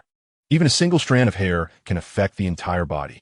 If the clan leader were to become enraged over this, none would fare well. Then what shall we do? Allow him to wreak havoc in Yinshan County City? Even if he does, what of it? Once the family competition concludes in half a month and the young clan leader is chosen, he will be powerless to change his fate. Indeed, nothing is more important than the family competition. The elders continued their discussions in succession. Ultimately, the esteemed elder made the decisive statement: he cannot last much longer. Even if he names the auction house Xianxia, he will end up in disgrace. We must ensure that the family competition in half a month proceeds without a hitch. We obey the elders' decree. The elders responded in unison. Meanwhile, far away in Yinshan County City, Yangzong received his orders, which consisted of only 2 words: remain patient. Upon reading this command, Yangzong breathed a sigh of relief. As long as he was not required to take action against Gu Fan, he was content, for he truly could not provoke that elder of the divine concealment realm. Soon, a sly smile crept across Yangzong's face. How could Gu Fan, even with the aid of that elder, successfully manage an auction house? We shall see how he ends up in disgrace. Chapter 30. Preparing for the auction the following day. Within the Xianxia auction house, Gu Fan stood in the main hall. Before him were the steward of the auction house, maidservants, auctioneers, and appraisers, all present and ready. The steward, Feng Su, displayed a respectful demeanor towards the new owner, Gu Fan, and did not cause any trouble. After a brief introduction, Gu Fan gestured for everyone to resume their duties, leaving Feng Su behind. Steward Feng, I wish to learn about the history of this auction house, Gu Fan inquired. Upon hearing this, Feng Su promptly assumed a serious expression and replied, Esteemed owner, the Xianxia auction house traditionally holds auctions every fortnight. Due to years of operation, it has gained a modest reputation, consistently accommodating about half of our guests. The majority of auctioned items are the first-grade mid-tier and upper-tier treasures. However, during particularly prosperous years, we occasionally auction first-grade premium treasures. And what are second-grade treasures? Gu Fan asked. Second grade? To be frank, esteemed owner, if we had second-grade treasures for auction, this house would already be renowned far and wide. Feng Su's words elicited a slight nod from Gu Fan, who recognized the rarity of second-grade treasures in Yinshan County. What stood out most was the auction house's stable clientele and the consistent quality of items available for auction. Predominantly first-grade, mid-tier items guaranteed a return of second-grade treasures from a system. With a stroke of luck, there was even a chance to procure more valuable artifacts. Once second-grade treasures began to be auctioned, the Xianxia auction house would undoubtedly gain significant acclaim, bringing forth a continuous flow of precious items that would surely astonish Gu Fan. With this understanding, Gu Fan instructed Feng Su to lead him to the storage room of the auction house. Steward, due to the previous owner's eagerness to transfer ownership, a hastily arranged auction was held 3 days ago, Feng Su mentioned, somewhat awkwardly as they walked through the corridor. That burly man was in a rush to recover his losses, so he auctioned off all the items at once. Consequently, the storage room now holds only a few insignificant pieces. Acknowledging Feng Su's words with a gentle nod, Gu Fan remained silent. Soon, they opened the heavy stone door, weighing 1,000 pounds, and stepped into the storage room. Feng Su, leading the way, continued, After 3 days of preparation, we currently have 4 auction items. But by the 12th, we should be able to gather around 10. Arriving at the treasure cabinet containing the auction items, Gu Fan gazed ahead. The 4 items on display were all first-grade, mid-tier treasures. In Guangyang City, such items were a rarity, yet in Yinshan County, they had managed to collect 4 in just 3 days. This was a small auction house. One could only imagine the abundance in a larger venue. Perhaps even first-grade premium treasures would be commonplace. What kind of invaluable treasures might emerge from the system's critical returns on such artifacts? With these thoughts racing through his mind, Gu Fan's breath quickened. Then, under Feng Su's astonished gaze, he commanded, "Let us hold the first auction tonight to test the waters." Tonight? Upon hearing this, Feng Su shook his head vigorously, akin to a bobbing drum. "My lord, this simply cannot be." "Why not?" "My lord, there are only 4 items available for auction, which is hardly sufficient for an auction event." "What I deem sufficient is indeed sufficient," Gu Fan replied with a calm demeanor. Based on his experience in Guangyang City, the value of auction items is never gauged by quantity, but rather by quality. Even a low-grade first-order item can yield a second-order treasure through the system. Now that a medium-grade first-order item is at hand, could it possibly be inferior? Aware that there are second-order treasures in play, Gu Fan was determined to seize the moment to elevate the auction house's reputation and strive for widespread acclaim. "My lord, are you truly resolved?" Feng Su gazed at Gu Fan, astonished by his unwavering stance. He questioned the sanity of this man who insisted on proceeding with the auction, even in light of the insufficient items, and even dared to test the waters. Is this how a rational person speaks? Prepare for it. The time is set for tonight. Gu Fan patted him on the shoulder and then exited the storage room. An auction not only requires treasures, but also necessitates promotion. What will be the best way to promote it? The most straightforward and efficient method would be to widely proclaim throughout Yinshan County that the Xianxia auction house would host an auction featuring second-order treasures tonight. Of course, it is crucial to note that this Xianxia is not the same as the other. Second-order treasures? Is the Xianxia auction house really holding an auction today? A passerby murmured as he picked up a piece of paper from the ground. The name of the Xianxia auction house was indeed well known throughout Yinshan County. However, in his recollection, it seemed that merely half a month ago, the Xianxia auction house had held an auction. That event was exceedingly lively, with a spectacular centerpiece that was a medium-grade second-order treasure, inciting fierce competition. How could it be that just half a month later, another auction was to be held? The passerby unconsciously disregarded the note indicating Linnan Street. The reputation of the Xianxia auction house was so immense that he merely associated it with the one on Juke Street. Shaking his head, he tucked the paper into his storage ring. When he lifted his gaze, he noticed that most people around him were also putting the paper into their storage rings. Gu Fan's promotional tactic was indeed straightforward. He simply printed the news of the second-order treasures to be auctioned on paper and disseminated it widely throughout Yinshan County. It was believed that anyone who saw it would remember the Xianxia auction house prominently displayed on it. In truth, Gu Fan was leveraging the renown of the Xianxia auction house to elevate the status of his own auction house. However, even the meticulous Gu Fan could not anticipate that due to the Xianxia auction house's fame, these passersby would instinctively associate it with the one on Juke Street, disregarding the more obscure Linnan Street, which was likely perceived as a misprint by the Xianxia auction house. Gu Fan's promotional tactics were indeed impressive. Sheets of paper densely populated the entire Yinshan County, ensuring that anyone who was not a recluse had learned of the upcoming auction at the Xianxia auction house before nightfall. Most individuals, naturally, were prepared to attend that very evening. Chapter 31. The auction begins. Under a sparse moonlight, outside the Xianxia auction house on Juke Street, a throng of figures clogged the street, resulting in a cacophony of complaints. What is the meaning of this? Was it not stated that the auction would take place today? Yet, as the appointed time arrived, we are not even permitted entry. What a mockery the Xianxia auction house makes of us. I say, that Yang Zong ought to be taught a lesson and bound to the city gate to instill some wisdom. The crowd was engulfed in indignation. The papers clearly stated that an auction was to be held at the Xianxia auction house tonight. They had dismissed all other matters to arrive, only to find the doors barred. What sort of reasoning is this? Master of the venue, what shall we do? A worried steward implored Yang Zong within the auction house. It was not yet time for the auction, and they had not even prepared the auction items. How could they possibly commence? Yet the crowd outside was evidently displeased with the Xianxia auction house. Yang Zong felt his own ire rising, yet he could only manage a wry smile. At this juncture, he recognized that Gu Fan was the architect of this turmoil. To him, it was clear that the other party orchestrated this entire affair solely to vex him. Yang Zong was indeed thoroughly irked by Gu Fan's stratagem. With these thoughts in mind, Yang Zong calmly instructed those around him, "Go outside and inform them that the auction is not being held here. It is at the auction house on Linnan Street." After issuing this command, He could not help but clench his fists. Vex him? He was eager to see whether the auction house, just acquired by Gufan, could appease the furious crowd outside.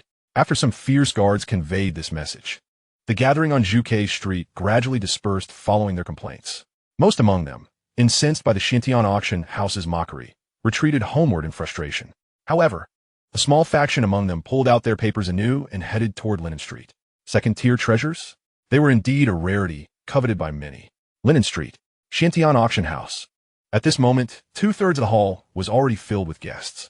Although many who had seen the flyers instinctively focused on Zhuke Street, there were those meticulous enough to notice the annotation regarding Linen Street. Naturally, as the auction drew near, they made their way here. In this instance, the hall is filled with an unprecedented number of attendees, prompting Feng Su to quietly inquire of Gu Fan, who occupies the foremost seat, whether they should seize this opportunity to procure several first-tier, exquisite magical artifacts for the auction. He is brimming with excitement, for in previous auctions, the hall was only ever half-filled, but now it is nearly at full capacity. Such an opportunity should be embraced to enhance the prestige of the auction house through personal investments in treasures. However, Gu Fan shakes his head in refusal, explaining that the majority of these guests are here specifically for second-tier treasures. Even an abundance of first-tier, exquisite artifacts would prove futile. Moreover, he is not financially equipped for such purchases. Hearing this, Feng Su nods with a hint of disappointment. At that moment, the entrance bursts open, admitting an influx of more individuals. Isn't this the Tianhu auction house? Why is it transformed into Xiantian? One guest muses, realizing that this is indeed where the second-tier treasures are being auctioned. Oh, how fortunate! It's nearly full already. Brother Zhou, let's quickly secure our seats. More and more guests flood into the auction house, having rushed from Zhuke Street. The attendants are busily managing the chaos, while Feng Su eagerly greets them, his demeanor radiating excitement. Those who arrived earlier are able to claim the few remaining seats, while those arriving later must settle for standing in the aisles. This is an inevitable circumstance, as the original Tianhu was merely a small auction house with barely 200 seats. Nonetheless, despite having to stand, the guests exhibit remarkable patience.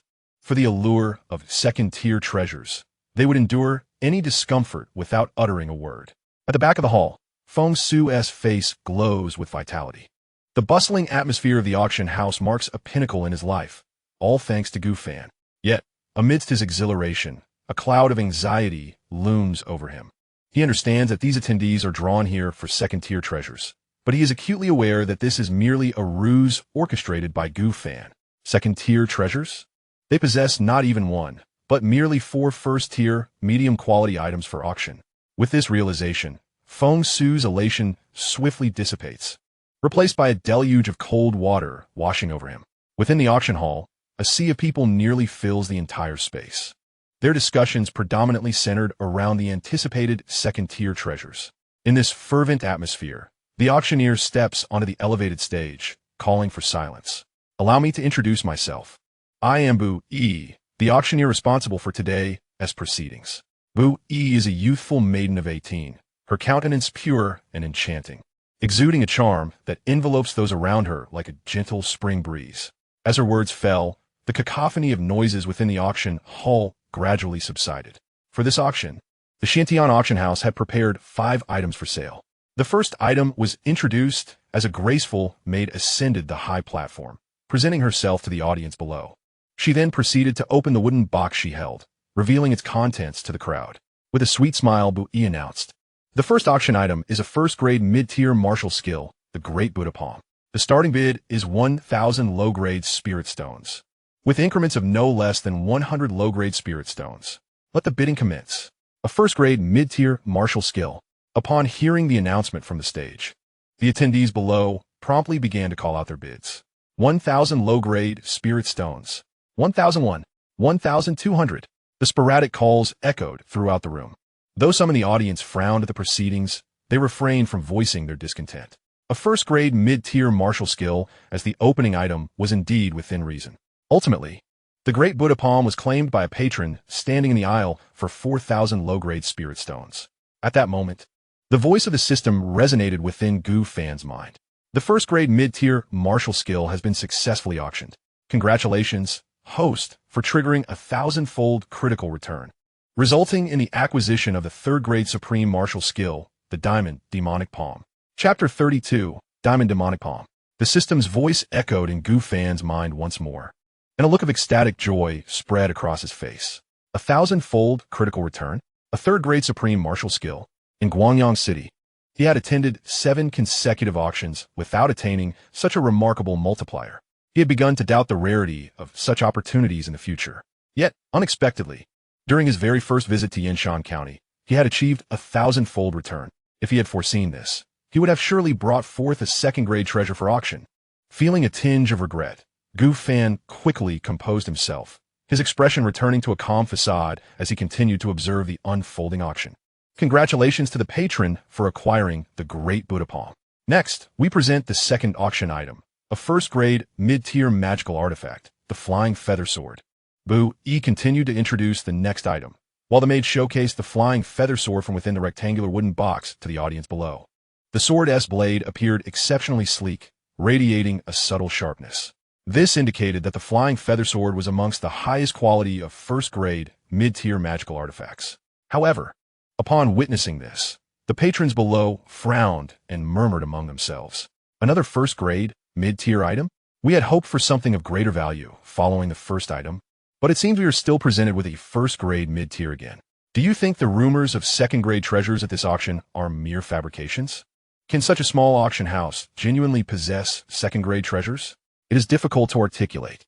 The murmurs were faint, yet they did not impede the proceedings of the auction.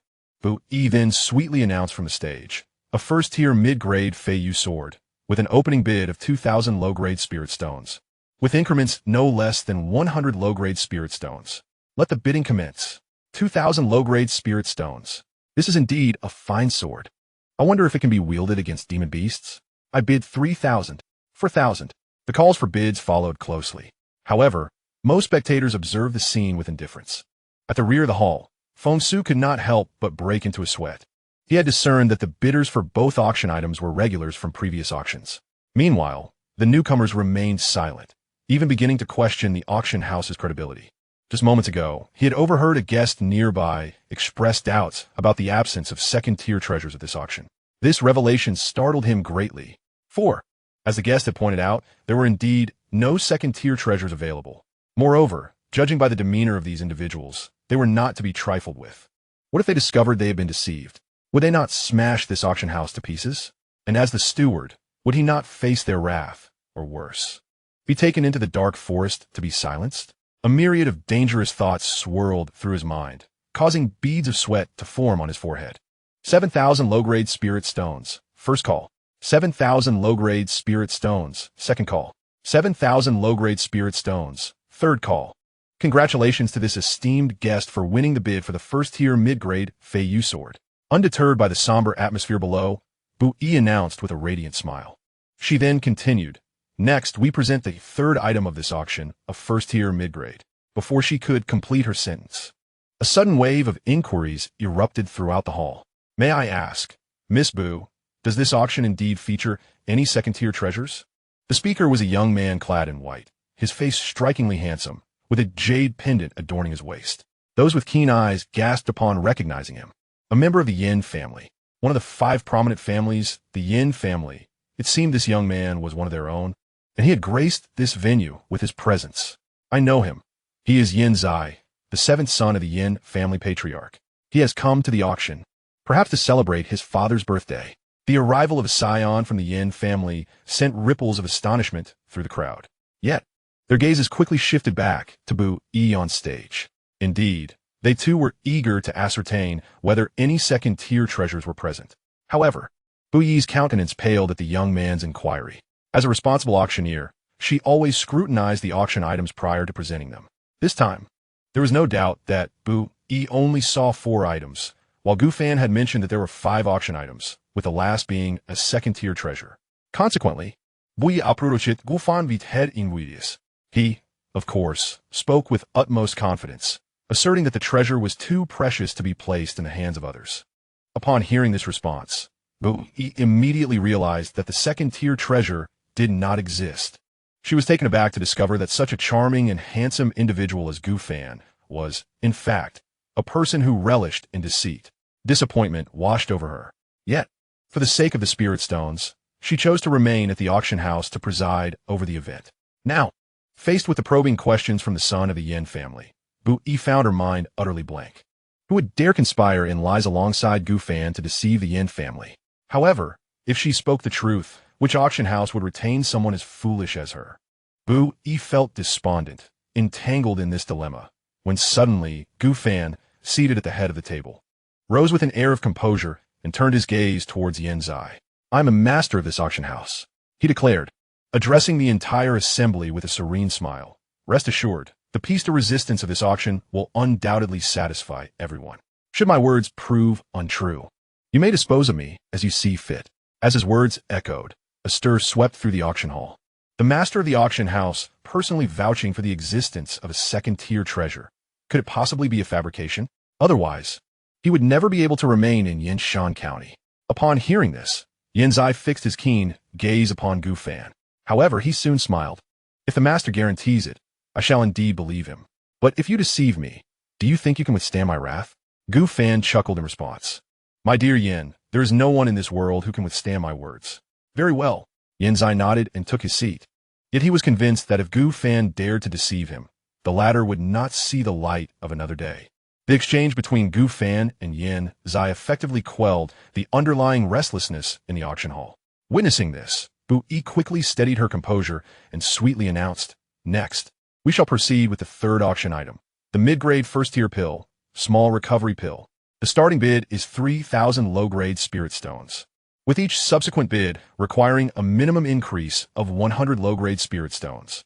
The small recovery pill can restore spiritual energy at twice the rate, making it a life-saving treasure for cultivators, especially for mercenaries entering the Black Forest. Possessing a small recovery pill significantly enhances their chances of survival." Thus, as Bu Yi's words fell, a flurry of bidding erupted within the auction house. 3,000 low-grade spirit stones. 3,001. I bid 4,000. The voices were fervent, yet they were predominantly from the cultivators of the body refinement realm present in the hall.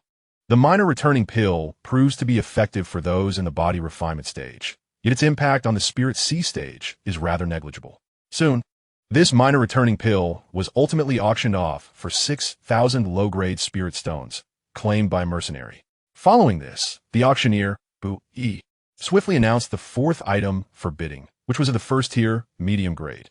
Despite her sweet smile, a sense of uncertainty lingered in her heart. As the fourth item concluded, anticipation grew for the fifth. "Lord Auctioneer, where is the second-tier treasure?" At this moment, Gu Fan, seated at the head of the table, was accompanied by his steward, Fu Bo. The latter leaned in slightly and whispered, "Young Master Gu, someone from Guangyang City has come to see you." "Guangyang City?" Gu Fan replied, a hint of confusion evident in his voice. "Indeed, young Master Gu, the individual awaits outside and appears quite anxious." "Anxious? From Guangyang City?"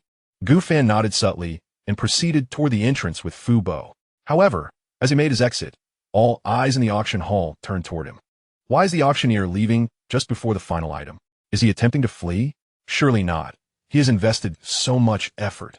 Could it be merely to toy with us?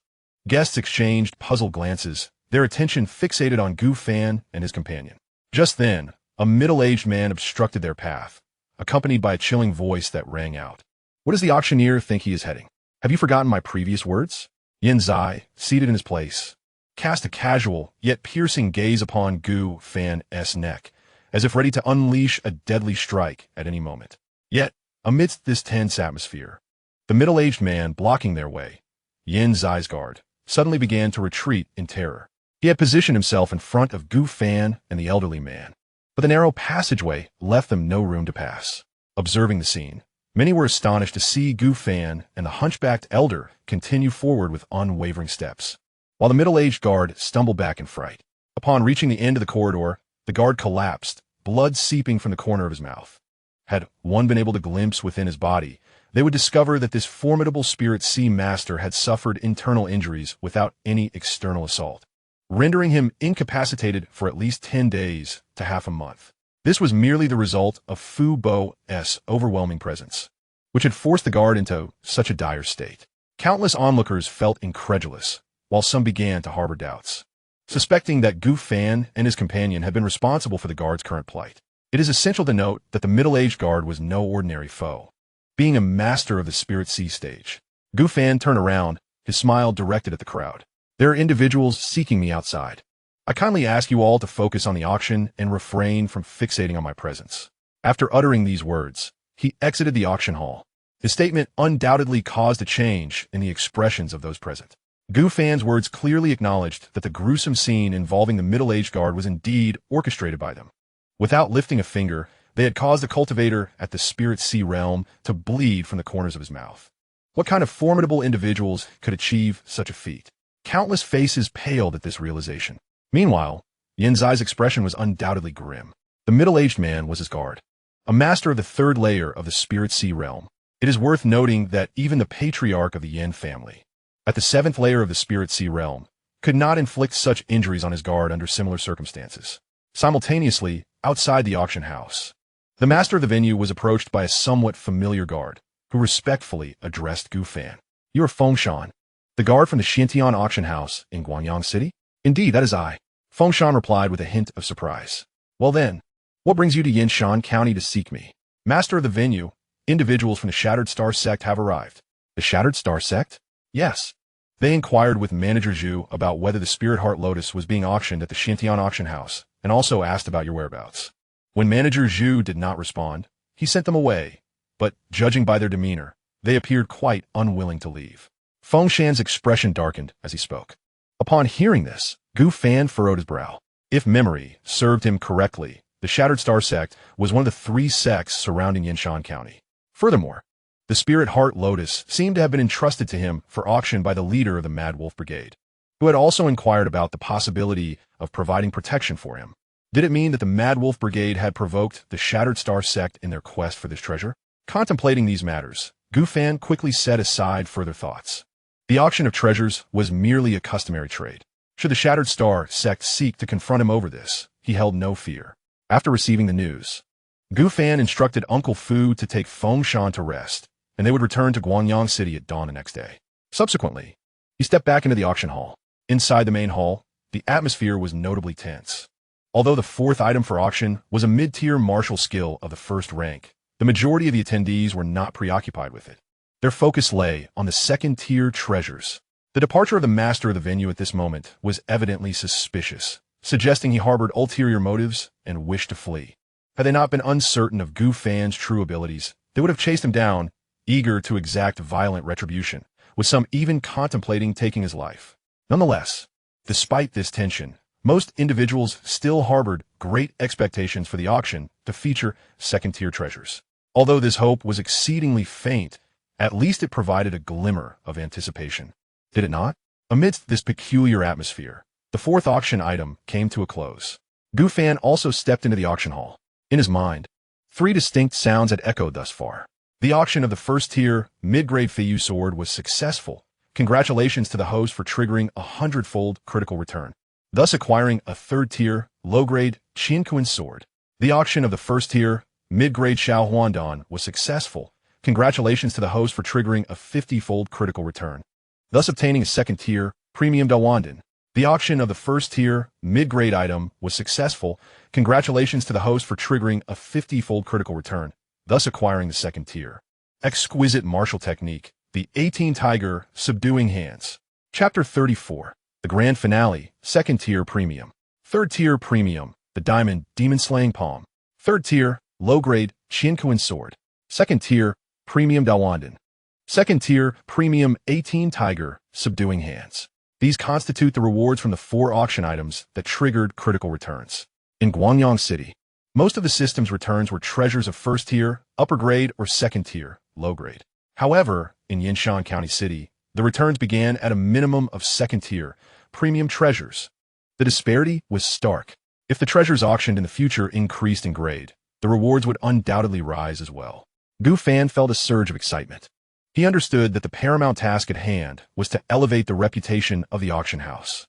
To enhance its prestige, it was imperative to auction the treasures currently being returned by the system. The question then became, what should be auctioned? As he walked forward, Gu Fan contemplated. With the current rewards, he had already acquired 2 swords, one being the Qingquan sword and the other the Wenxin sword. Additionally, he possessed two martial techniques, one being the diamond demon-slaying palm and the other the 18 tiger subduing hands. Gu Fan's gaze deepened. The divine artifact, the devouring body, could consume, yet martial techniques could not. With this thought, he focused his attention on the two martial techniques, the third tier, premium diamond demon-slaying palm, and the second tier, premium 18 tiger subduing hands. It was evident that his aim was set on the latter. Ascending the platform, Gu Fan cast a slight smile towards Bu Yi. The latter returned the gesture with a smile, then took a small step back. Observing this, Gu Fan positioned himself at the center of the stage and turned to face the audience, whose gazes were fixed upon him. At that moment, a coarse voice rang out. "Hey, auctioneer, have you been deceiving us all this time? Where are the second-tier treasures?"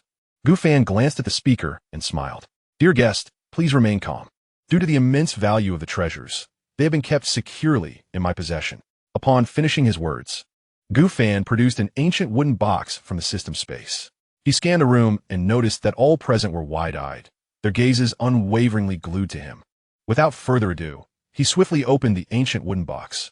In an instant, a roar reminiscent of a tiger's cry echoed from within the box. "Howl!"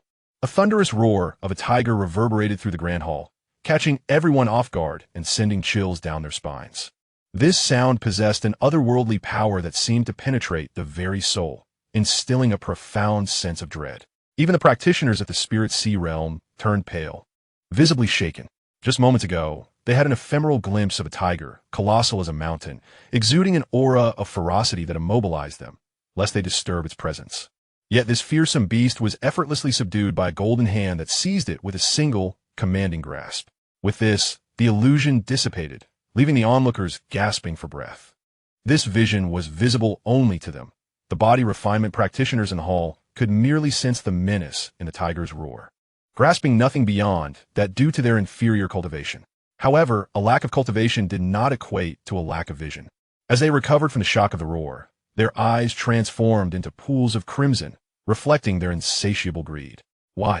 Because they understood that such a manifestation could only herald a treasure of immense value. Upon glimpsing the wooden box containing merely a tome, it became evident that it housed a martial technique, one that could invoke such an extraordinary phenomenon, at the very least, a second-tier premium treasure. At that moment, Gu Fan, standing on the stage, announced the fifth item for auction at the Xianxia auction house, the second-tier supreme martial technique, 18 tiger strikes. At these words, the crowd collectively paled. A second-tier supreme martial technique?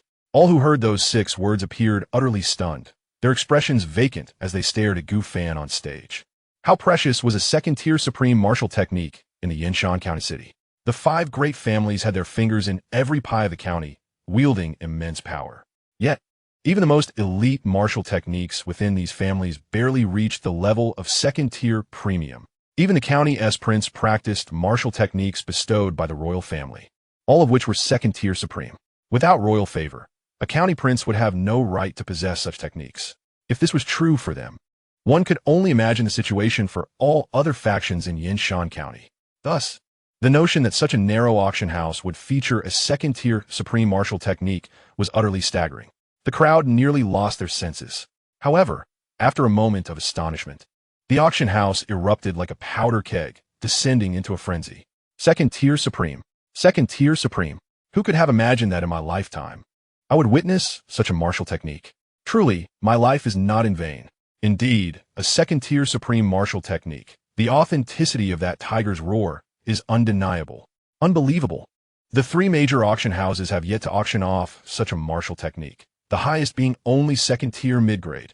What kind of extraordinary establishment is this auction house? It is imperative to capture this moment.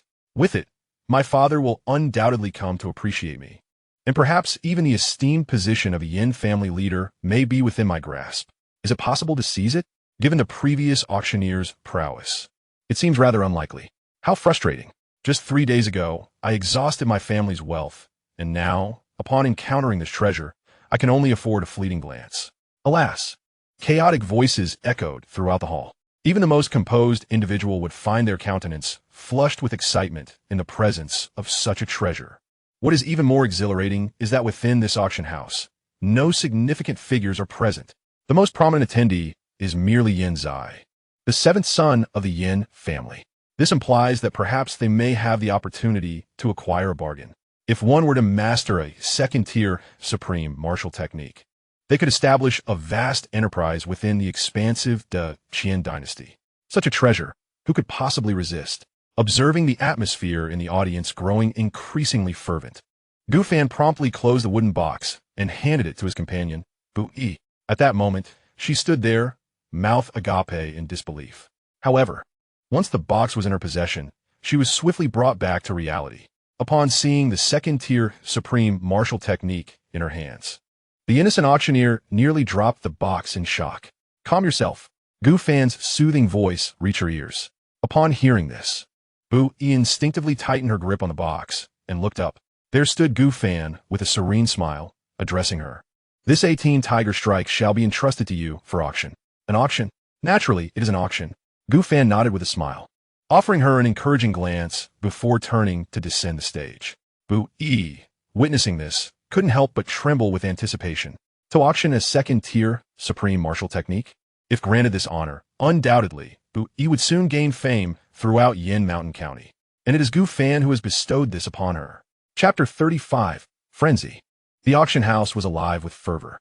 The hall was filled with guests, their faces flushed with excitement.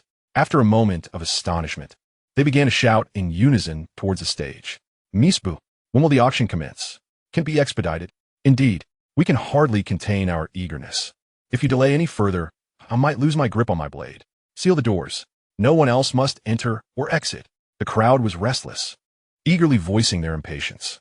Hearing their exclamations, Bu Yi remained unfazed, greeting the expectant gazes with a sweet smile as she proclaimed. The starting bid for the second-tier supreme martial technique, 18 tiger strikes, is 500,000 low-grade spirit stones. Each subsequent bid must exceed 10,000 low-grade spirit stones. As for the starting price of the second-tier supreme martial technique, Bu Yi felt utterly lost. For in all of Yin Mountain County, such treasures had never been auctioned before. However, having visited the 3 major auction houses a few times, she recalled that second-tier intermediate martial techniques typically started at 500,000 spirit stones. Thus, she confidently called the price at 500,000. Upon hearing this, the faces of the crowd were filled with delight. Little did they expect that such a precious second-tier supreme martial technique would be so inexpensively priced within this auction house. A bargain indeed, for it allows them to seize a tremendous opportunity. Soon, the first bidding call echoed. 600,000 lower-grade spirit stones. Esteemed guests, I implore you to show the Yin family some favor. I would be eternally grateful. Yin Zai rose, clasping his fists in respect to those around him. He hoped that the individuals in the hall would be wary of the Yin family's reputation and grant him the courtesy of allowing him to acquire the technique. Alas, had the head of the Yin family been present, these individuals might have contemplated their words more carefully before speaking. However, Yin Zai was merely the 7th son. Why should they concede to him? 601,000. The second bid rang out, and Yin Zai's expression instantly hardened as he turned to see a ruggedly dressed, middle-aged man placing down his bidding card. He was the leader of a mercenary group. Though not particularly large in scale, he was not someone Yin Zai could easily intimidate. Observing this, he coldly declared 70,000 lower-grade spirit stones, 71,000, 72,000, 80,000, 81,000, 82,000. As others began to bid against Yin Zai, the crowd in the auction house immediately joined in. Once someone had dared to challenge Yin Zai's authority, they seized the opportunity to participate. In an instant, the entire auction house was filled with the sounds of bidding. Gu Fan couldn't help but click his tongue in astonishment. He had not anticipated that the people of Yinshan County would be so affluent. Even before the prominent figures had arrived, these lesser-known individuals were able to produce nearly 1 million spirit stones. What he did not realize was that the reason these individuals could muster such wealth was entirely due to the invaluable nature of the 18 tiger strikes martial technique to them. 1 million? If those influential figures were present, they could easily spend several million in an instant. Why? Simply because second-tier supreme martial techniques are exceedingly rare. Leader of the mercenary group, do you genuinely wish to oppose the Yin family? Yin Zai's countenance was grim as he addressed the man who was bidding against him. At this point, the auction price had escalated to 1,300,000 spirit stones, a figure coincidentally called out by the mercenary leader. Yin Zai found himself in a difficult position, as this price was approaching his limit. While the Yin family could produce more funds, he personally could not. Why? Young Master Yin, what are you saying? I have no intention of opposing the Yin family. However, in this auction house, the highest bidder naturally claims the treasure.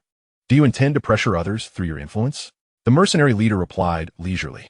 Following his words, those around them began to chime in. Indeed, the one who bids the most shall rightfully claim the treasure. Young Master Yin, there is no room for intimidation. Otherwise, we shall be the first to object. They declared in unison. I too find myself coveting the treasures at hand. I shall offer 131,000 inferior spirit stones. They cannot abide the Yin family's oppressive demeanor. In such moments, it is imperative to give Yin Zai a proper lesson. Otherwise, he may overstep his bounds. Believing they're easy to bully. Yin Zai is acutely aware of the ire he has provoked, with a cold snort. He raises the bid to 132,000 spirit stones. He no longer increments the bids by 10,000, for that would be untenable. 133,000. 134,000. I bid 135,000. The auctioneer's voice rises in a crescendo. After a protracted and intense bidding war, the fifth item is ultimately claimed by the leader of the Marshall Group for the sum of 140,000 inferior spirit stones. This price undoubtedly sets a new record within the confines of Yanshan County. The previous pinnacle was 98,000 at the Xianxia auction house for second-tier mid-grade treasure. Yet now, the zenith has shifted, albeit still within the Xianxia auction house. Yin Zai's expression is exceedingly frigid upon the third strike of the auctioneer's gavel. He departs with a countenance of ice. Of course, he does not vent his frustration upon the auction house, but rather harbors intense resentment toward the Marshall Group leader. Should that leader acquire the second-tier Supreme Martial Technique as a birthday gift for the head of the Yin family, he would undoubtedly earn the admiration of the Yin clan. However, the Marshall Group leader has thwarted Yin Zai's ambitions. Furthermore, the second-tier Supreme Martial Technique is far too precious, valuable enough that the Yin family would not hesitate to resort to violence to secure it. Thus, at this moment, Yin Zai's most pressing concern is to return promptly and relay the news to the Yin family. No one in the auction house is foolish. Following the Marshall Group leader's acquisition of the treasure, the spectators' gazes turned increasingly perilous. The Marshall Group leader is cognizant of this shift. However, his expression remains impassive as he sits quietly. Being a seasoned individual, he understands that one must remain composed during such times. Any sign of disarray could expose vulnerabilities for others to exploit. Soon, with the conclusion of the fifth auction item, the event is poised to draw to a close. Nevertheless, Gufan has not forgotten what he must undertake next. In accordance with tradition, Gufan ascends the podium following the fifth item's conclusion to announce the forthcoming rules of the Xianxia auction house. The commission is set at 1%. One auction per day, and each time, there shall be a second-tier treasure. Undoubtedly, such news sends shockwaves throughout the auction house. Master Gu, do you speak in earnest? Each time, there will be a second-tier treasure? A dubious voice rises among the crowd. I assure you, my words are indeed true. Please rest assured. I Gufan guarantee that the finale of each auction will feature a treasure of no lower than second tier. With Gufan's proclamation resonating, the entire auction house erupts into a clamor. Is it true that there are auctions for second-tier treasures every day? And are all of them second-tier exceptional items? Those who pondered this were momentarily taken aback by their own thoughts. Second-tier exceptional items? How could that be possible? Even the mere existence of daily auctions for second-tier inferior treasures left them incredulous, let alone the far more precious second-tier exceptional ones. However, Gufan offered no extensive explanation. After announcing the rules of the auction, he gracefully stepped down from the stage. Meanwhile, Feng Su began to wrap up the proceedings. Chapter 36. The Stir in the County City. With the conclusion of this auction, the news of the second-tier exceptional treasure auction inevitably spread beyond the venue. In the Grand Hall of the Yin family, one of the 5 prominent families of Yanshan County, the head of the family, with an imposing demeanor, set aside his affairs. His authoritative gaze fixed upon Yin Zai. The latter trembled slightly, lowering his head to respond, "Yes, father, but it is at another Xianxia auction house." The family head furrowed his brow. Is there truly a second Xianxia auction house in Yanshan County? Yin Zai, aware of his father's confusion, clarified. That auction house is located on Linnan Street. It was previously called Tianhu but was renamed Xiantian after being taken over. Oh, the head of the Yin family exhibited a keen interest. Such audacity in the great Qian to establish another auction house, while others may be unaware. He knew precisely who was behind the Xiantian auction house. Yet, such matters were of little consequence now. The head promptly instructed, "Tell me everything about the second-tier treasures." In detail. Understood. After a brief interval, the atmosphere in the Grand Hall was undeniably tense. Elders 7, 8, and 9, you are all aware of the situation. We must seize the opportunity to acquire the 18 Tiger Claw techniques before anyone else does. If successful, I shall reward you greatly. The head of the Yin family directed the 3 elders before him, in pursuit of the second-tier, exceptional martial arts techniques. He did not hesitate to dispatch 3 elders at the 6th level of the Spirit Sea. Once the 3 elders departed, the family head's thoughts turned to the Xiantian auction house on Linnan Street, auctioning second-tier, exceptional martial arts techniques. He lamented not having attended. Had he done so, with his financial resources, he could undoubtedly have secured this technique. With it, elevating the Yin family's power would no longer be a mere fantasy. At that moment, a guard sent to investigate returned. "Master, I have gathered information. The auction house on Linnan Street has announced that it will hold daily auctions, each featuring second-tier treasures," reported the guard. "Daily? Second-tier exceptional?" The Yin family head gasped in astonishment. However, he quickly regained his composure. He must have misheard. It was merely second-tier, not second-tier exceptional. Indeed, in the Yinshan County city, who possesses such an abundance of second-tier exquisite treasures?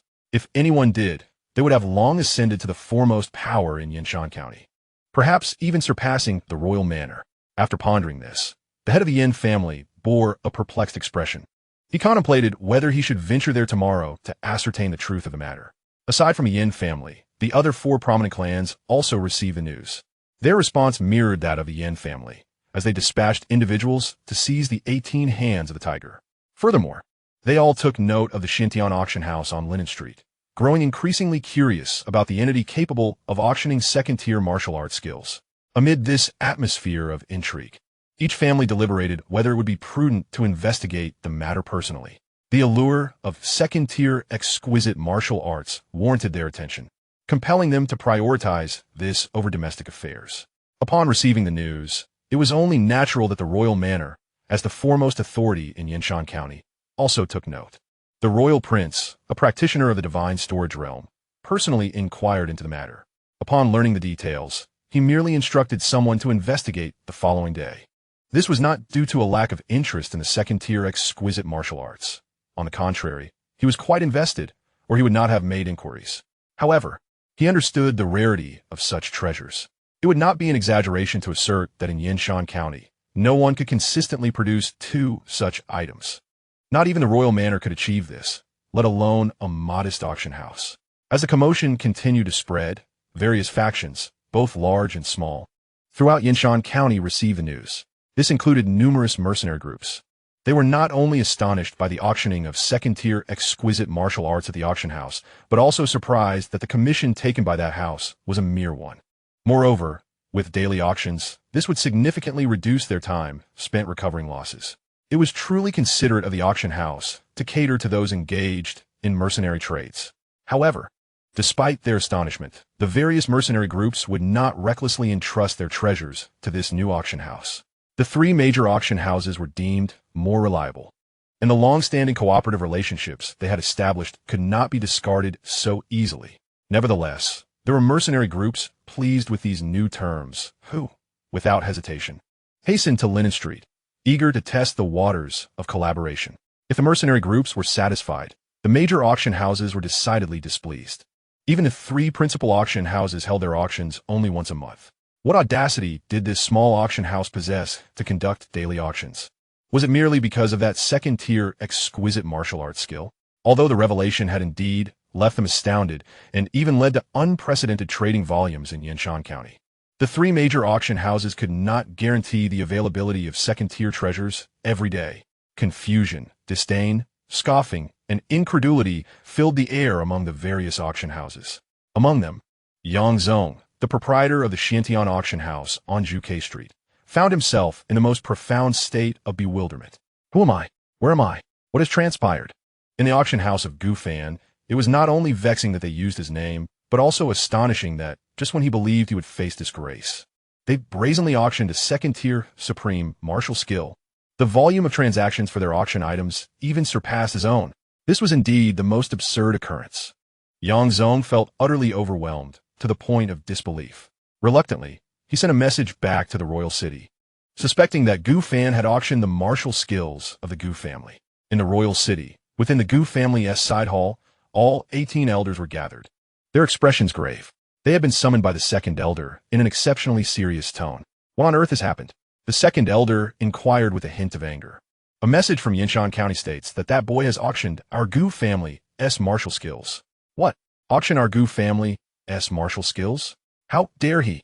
He must be captured and severely punished for this egregious mistake. The elders voiced their outrage in unison. However, soon one elder raised a question. But has that boy ever entered our Gu family's 10,000 Techniques Pavilion? At this, the room fell silent as they turned to the 17th elder, who was the guardian of the pavilion. The 17th elder solemnly shook his head, confirming that the boy had not entered the pavilion, nor had the clan leader taken him there. However, he often saw him frequenting the library. The 10,000 Techniques Pavilion was the repository of the family's martial arts and skills, accessible only to those with permission. In contrast, the library contained mostly inconsequential tomes and was open to all Gu family members. If he has not entered, then from where did the auctioned martial skill originate? Someone questioned. The second elder then spoke. The message stated that the martial skill emits a roar akin to that of tiger. It is the second-tier martial skill. The 18 tiger strikes. The 18 tiger strikes? A roar of tiger? Such a skill has never been seen in the Gu family, the 17th elder interjected. Shaking his head, as the guardian of the pavilion, he was familiar with all the martial skills within, yet he had never heard of such a technique. If it is not a Gu family martial skill, then from where did Gu Fan acquire his technique? The elders furrowed their brows in concern. Could someone be secretly aiding him? In the ensuing silence, one elder spoke up. Aiding him? Who? The atmosphere grew tense as the elders bristled at the suggestion. Who would dare assist Gu Fan? As their anger mounted, the grand elder ultimately decreed, sent a message back, instructing those in Yinshan County to closely monitor him and uncover who is scheming in the shadows. Even he believed that someone was clandestinely assisting Gu Fan, using him as a pawn to disrupt the Gu family. By your command, Grand Elder, the elders replied in unison, clasping their fists in respect. Chapter 37, Devouring. The fifth layer of the spiritual sea. Outside, the Xianxia auction house on Linen Street. Two fleeting shadows flickered and vanished without a trace in an instant. This scene elicited a dramatic change in the expressions of the elders from several prominent families nearby. Upon receiving the news, they hastened to the Xianxia auction house with utmost urgency. However, upon their arrival, they discovered that their target, the leader of the martial group, had already been taken away by an individual whose speed rendered them utterly despairing. The person who absconded with the martial leader was none other than Uncle Fu. After the auction concluded, this seasoned leader sought Gu Fan's assistance, promising that should he safely escort him beyond the city into the Black Forest, he would repay the favor in due time. Gu Fan nodded in agreement, considering it a mere trifle, especially since the leader had left behind a sum of 140,000 spirit stones at the auction, a small price to pay for such a service. Should we pursue? The crowd, their faces darkened with frustration, murmured amongst themselves before gradually dispersing. Among them, some elders, unwilling to relinquish the second-tier supreme martial technique, followed the shadow. However, the speed of the cultivators from the divine concealment realm was simply too swift. After a brief pursuit, they found themselves unable to even catch a glimpse of their quarry. Meanwhile, within the auction house, Gu Fan, having amassed over 1 million spirit stones, entered the cultivation chamber under the reverent gazes of Feng Su and the others. This auction had yielded 4 rewards, and after accounting for the auction tiger-catching 18 hands, 3 items remained within the system space: the diamond demon-sealing palm, the Xianxia sword, and the great returning pill. Gu Fan intended to utilize the third-tier supreme diamond demon-sealing palm for his own cultivation, as his current martial techniques were rather singular, limited to only the Hao Yue sword manual. By incorporating palm techniques alongside his swordplay, he would enhance his capabilities significantly, especially considering both were third-tier supreme martial arts. As for swordsmanship, Gu Fan now possessed 2 swords, a second-tier supreme Wuxin sword and a third-tier inferior Qianquan sword. His plan was to reserve the Wuxin sword for future devouring to augment his realm, while the Xianxia sword would serve as personal use.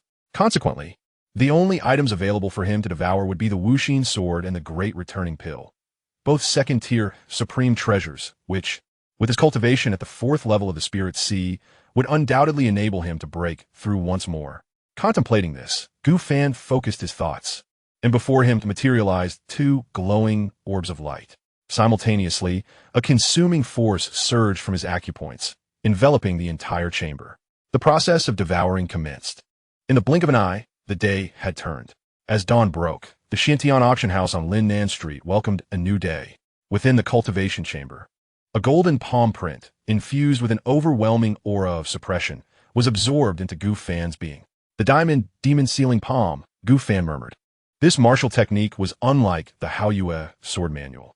The latter pertains to the cultivation of various sword techniques, while the Vajra demon-subduing palm relies on divine control of form, necessitating one's own comprehension of the Vajra demon-subduing power to enhance the martial prowess. However, Gu Fan, with his astonishing talent, required merely a single night to grasp it to a slight degree, enabling him to execute the Great Palm imprint, although not entirely perfected with further practice. This martial art in his hands is sure to unleash formidable power. Aside from martial skills, through the devouring of the heart-seeking sword and the Great Returning Pill, Gu Fan has now ascended to the consummate 5th level of the spiritual sea, and with just one more step, he will enter the 6th level.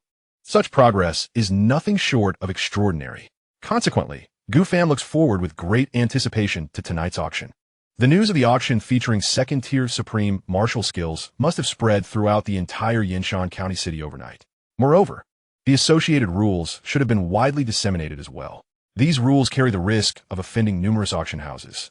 It would indeed be foolish for those possessing treasures to choose elsewhere. With this thought in mind, Gu Fan opened the door to the cultivation chamber and stepped out. At this moment, the Xianxia auction house had just opened its doors for business. The manager, Feng Su, was instructing his subordinates with an air of satisfaction. Due to the auction of second-tier supreme martial skills, Feng Su had reaped significant benefits. To speak of profits aside, the number of individuals who treated him to meat and drink last night was countless. Given such circumstances, he was naturally beaming with pride. His subordinates also appeared flushed with vigor, filled with enthusiasm. Previously, under the management of the stern venue master, they were perpetually worried about the auction house's potential closure. Now, however, with the auction of second-tier supreme skills, they felt a sense of pride. While Feng Su spoke on stage, his peripheral vision suddenly caught sight of Gu Fan emerging from the chamber. Seizing the moment, he hurriedly concluded his briefing and swiftly approached. "Master, you have emerged from seclusion?" Feng Su said respectfully, bowing slightly. Gu Fan nodded in response, surveying the hall, only to realize a critical matter. The auction house was exceedingly small. The entire hall had merely 200 seats. Even though the aisles were congested last night, it could accommodate at most 300 to 400 people. Gu Fan had attended the Qianren auction, which, as a medium-sized auction house in Yinshan County City, could gather around 800 participants for each auction.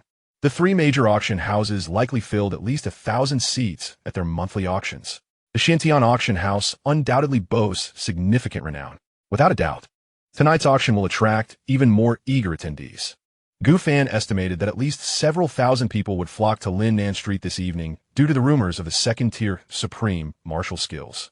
Even this estimate may be an understatement. Thus, the expansion of the auction house is imperative. Coincidentally, Linnan Street is rather secluded, surrounded by residential areas, making the acquisition of the property relatively uncomplicated. Contemplating this, Gu Fan promptly instructed his associate to proceed with the arrangements. However, unforeseen complications arose. The local residents, not lacking in wit, upon learning of the burgeoning fame of the adjacent auction house, began to demand exorbitant prices.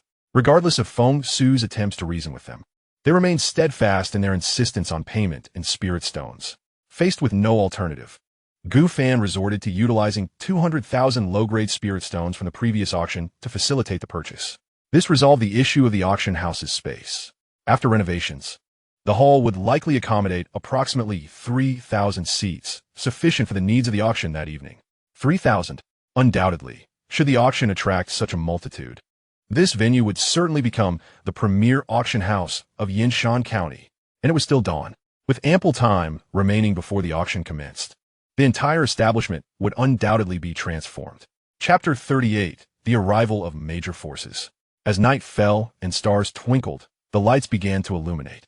At the Yin family estate, an elder expressed disbelief. Addressing the clan leader, "Is it truly worth your esteemed presence to visit such a modest auction house?" Even for the three major auction houses, the Yin clan leader seldom made an appearance, unless a significant treasure was up for bid. The small auction house on Linnan Street had merely enjoyed a stroke of luck in auctioning a second-tier premium treasure. How could it possibly hold more? "Since I find myself with nothing pressing to attend to, I might as well investigate its authenticity," replied Yin Nantian, the clan leader of the Yin family. His demeanor calm. In truth, his motivation stemmed from concern that leaders from other families would also attend the auction. If treasures were to be claimed by other families at the auction, the Yin family would find themselves in a precarious position. As he anticipated at this moment, the four esteemed clan leaders, whose mere footsteps could stir Yinshan County, had completed their preparations and were en route to Linnan Street. A second-tier premium martial skill? Since I regrettably missed the opportunity yesterday, I must see for myself what this auction house truly represents. Linnan Street, typically sparsely populated, was now bustling with activity. The air was filled with lively discussions. If one were to listen closely, they would discover that most conversations revolved around the second-tier premium martial skill auctioned the previous night. Over the course of a day and night, news of the Xianxia auction house's sale of the second-tier premium martial skill had spread like wildfire throughout the city. While not everyone was aware, a significant majority, 7 or 8 out of 10, were informed of this development. As the news proliferated, even the three major sects in the vicinity had caught wind of it, drawing a multitude of talented young individuals from the mountains, all eager to participate in this remarkable auction. The martial arts technique, which even the 5 great families have never possessed, has undoubtedly drawn an immense crowd to this auction. From a mere aerial view, one can count over 3,000 individuals, likely approaching 10,000, converging towards Linnan Street. This is the formidable allure of a second-tier supreme martial arts technique. At this moment, on Linnan Street, within a carriage drawn by second-tier dragonhorn horses, Yangzong, the owner of the Xiantian auction house, gazes gravely at the throngs of people surrounding him. Indeed, he has come to partake in the auction. His motives extend beyond merely probing into the identity of Gu Fan's backers. He also recognizes that Gu Fan has become his competitor. Both Xiantian auction houses are situated in Yinshan County, and the faltering business of one would inevitably lead to the embarrassment of the other. Presently, the auction house under Yang Zong's command has been undeniably overshadowed by Gu Fan. From the bustling crowd, Yang Zong can easily identify several familiar influential figures, including some youthful disciples for various sections. This clearly illustrates how widely the news of the auctioning of the second-tier supreme martial arts technique has spread. Moreover, as time continues to unfold, the news will undoubtedly reach surrounding regions, attracting individuals from other cities. It is this realization that renders Yang Zong's expression so grim. If Gu Fan were to auction merely a single supreme martial arts technique, it would be manageable. He would soon revert to his original state as the auction items diminish. However, if there were more than one, it would be truly terrifying. Nevertheless, Yang Zong retains a measure of confidence. A second-tier supreme martial arts technique? The Xiantian auction house has never auctioned even a single one in Yinshan County, which speaks volumes about its rarity. Surely, even Gu Fan's benefactor could not possibly present him with a second one, could they? Suddenly, as he is lost in thought, Yang Zong hears a rumble emanating from the ground. He cannot help but lift the curtain, peering out to discern the source of the sound, only to find a magnificent beast approaching at remarkable speed. The leader of the Yin family? Yang Zong es pupils constrict. The newcomer is undoubtedly the mount of the Yin family, one of the 5 great families. From several other directions, a buzz arises rapidly. The head of the Song family, the head of the Niu family. In a mere instant, Yang Zong witnesses the leaders of all 5 great families arriving on their steeds. At that moment, a commotion erupts not far away. The carriage of the county prince's residence. Representatives from the county prince's residence are present. Even the county prince's residence has come to participate in this auction. If this auction indeed features second-tier supreme treasures, will we be left with nothing but to watch? Representatives from the county prince's residence have arrived. Yang Zong's expression shifts dramatically, even at the grandest occasions of the Xiantian auction house. Such illustrious figures have never gathered in such numbers. Yet, Gu Fan has only been in Yinshan County for a single day, and already these prominent individuals are vying to attend. As he contemplates this, Yang Zong cannot help but feel a sense of trepidation. Rumor has it that Gu Fan is merely a useless individual. What extraordinary capabilities could enable one to accomplish such monumental feats? Indeed, it must be the influence of unseen benefactors. Otherwise, how could he, with his limited abilities, achieve such grandeur? Yang Zong murmured to himself, gradually finding a semblance of tranquility within his heart. Shortly thereafter, the coachman announced their arrival at the Xianxia auction house. As he listened to this peculiar proclamation, Yang Zong wiped his face and alighted from the carriage. Before him stood a breathtaking edifice, a marvel to behold. The structure shimmered with an ethereal light. Constructed from purple trembling wood, its interior adorned with vibrant glass that sparkled resplendently.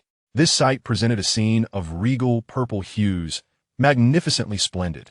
What an extraordinary architectural wonder!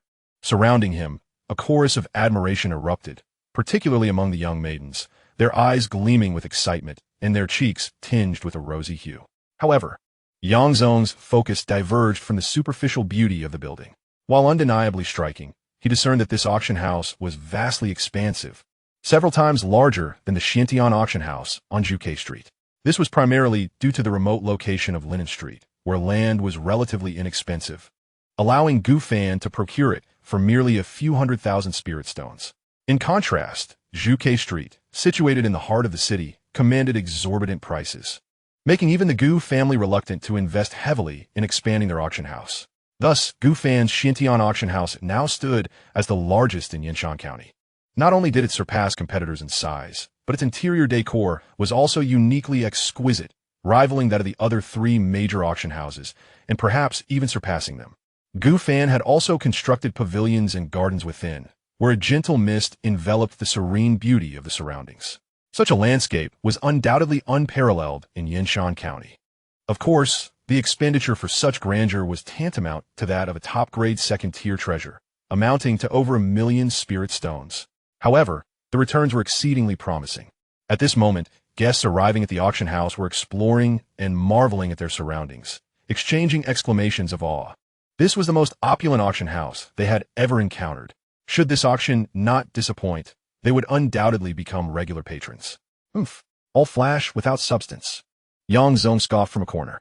What is of utmost importance in an auction house? Surely, it is the top-tier auction items. Without them, all the decorations are merely illusory. A fleeting mirage. Chapter 39. The opening outside the Xiantian auction house. The street was thronged with an overwhelming crowd, and Feng Su, sweating profusely, even questioned whether the line extended to the end of Linen Street.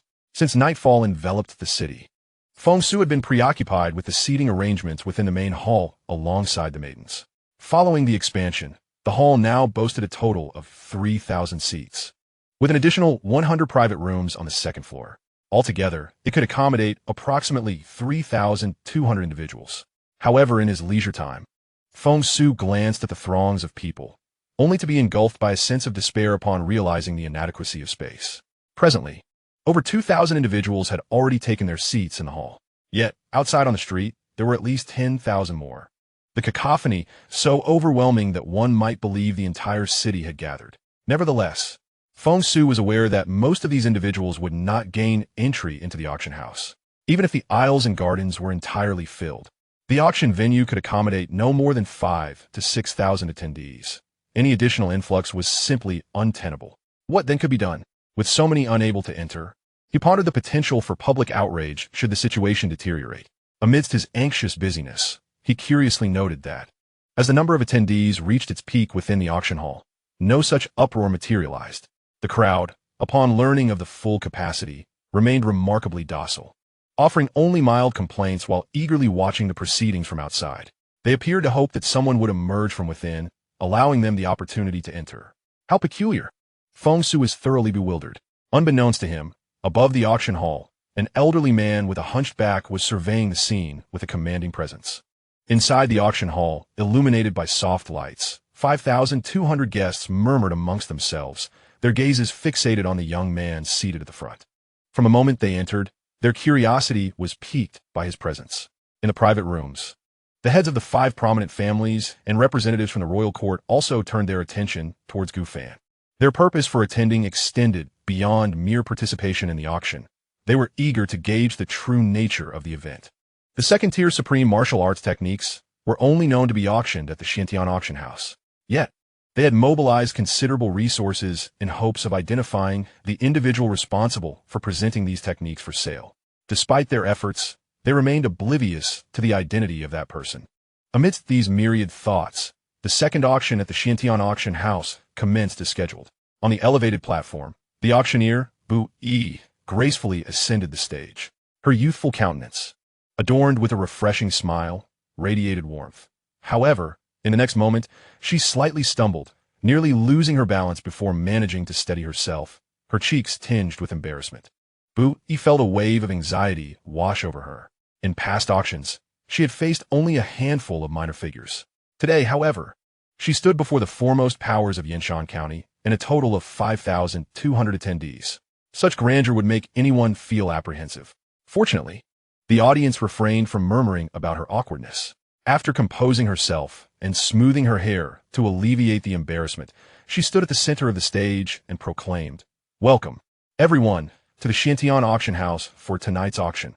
I am your auctioneer, Bu Yi." Following her introduction, the previously clamorous atmosphere within the auction hall began to settle into a hushed anticipation.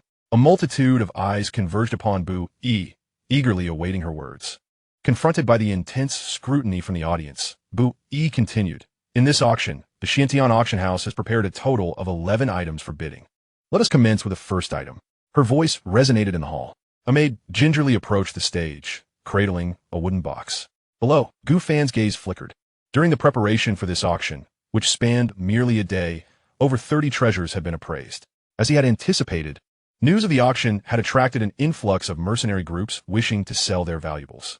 However, perhaps due to its still growing reputation, the Xianxia auction house was viewed as inferior to the 3 major auction houses by these mercenaries. Consequently, none of the appraised treasures reached the second-tier grade. Indeed, second-tier treasures are exceedingly rare, not easily encountered. Furthermore, as Gufan was new to this realm and his foundation was not yet solidified, even holding such treasures would not sway the mercenaries to choose him over the more established auction houses, regardless of his commission being set at a mere 1. Nevertheless, the 10 selected auction items were, in Gufan's estimation, of commendable quality. 2 were exquisite first-tier treasures, while 8 were superior first-tier items. In comparison to the previous auction, which featured only mid-tier first-tier items, this represented a significant improvement. Among them, the first item even piqued Gufan's interest. Soon, Bu Yi's voice echoed from the stage. The first auction item is a first-tier exquisite treasure, stalactite. This stalactite, formed from rare stalagmites and infused with the essence of the sun and moon, drips from within the stone, containing exceptionally pure spiritual energy. Consuming it can elevate one's cultivation level, making it a priceless treasure for those in the body refinement realm aspiring to enter the spiritual sea realm. Moreover, it holds certain benefits for cultivators in the spiritual sea realm. Stalactite, such a treasure. If memory serves, the last auction for stalactite was half a year ago. Alas, I was not astute enough to secure it then.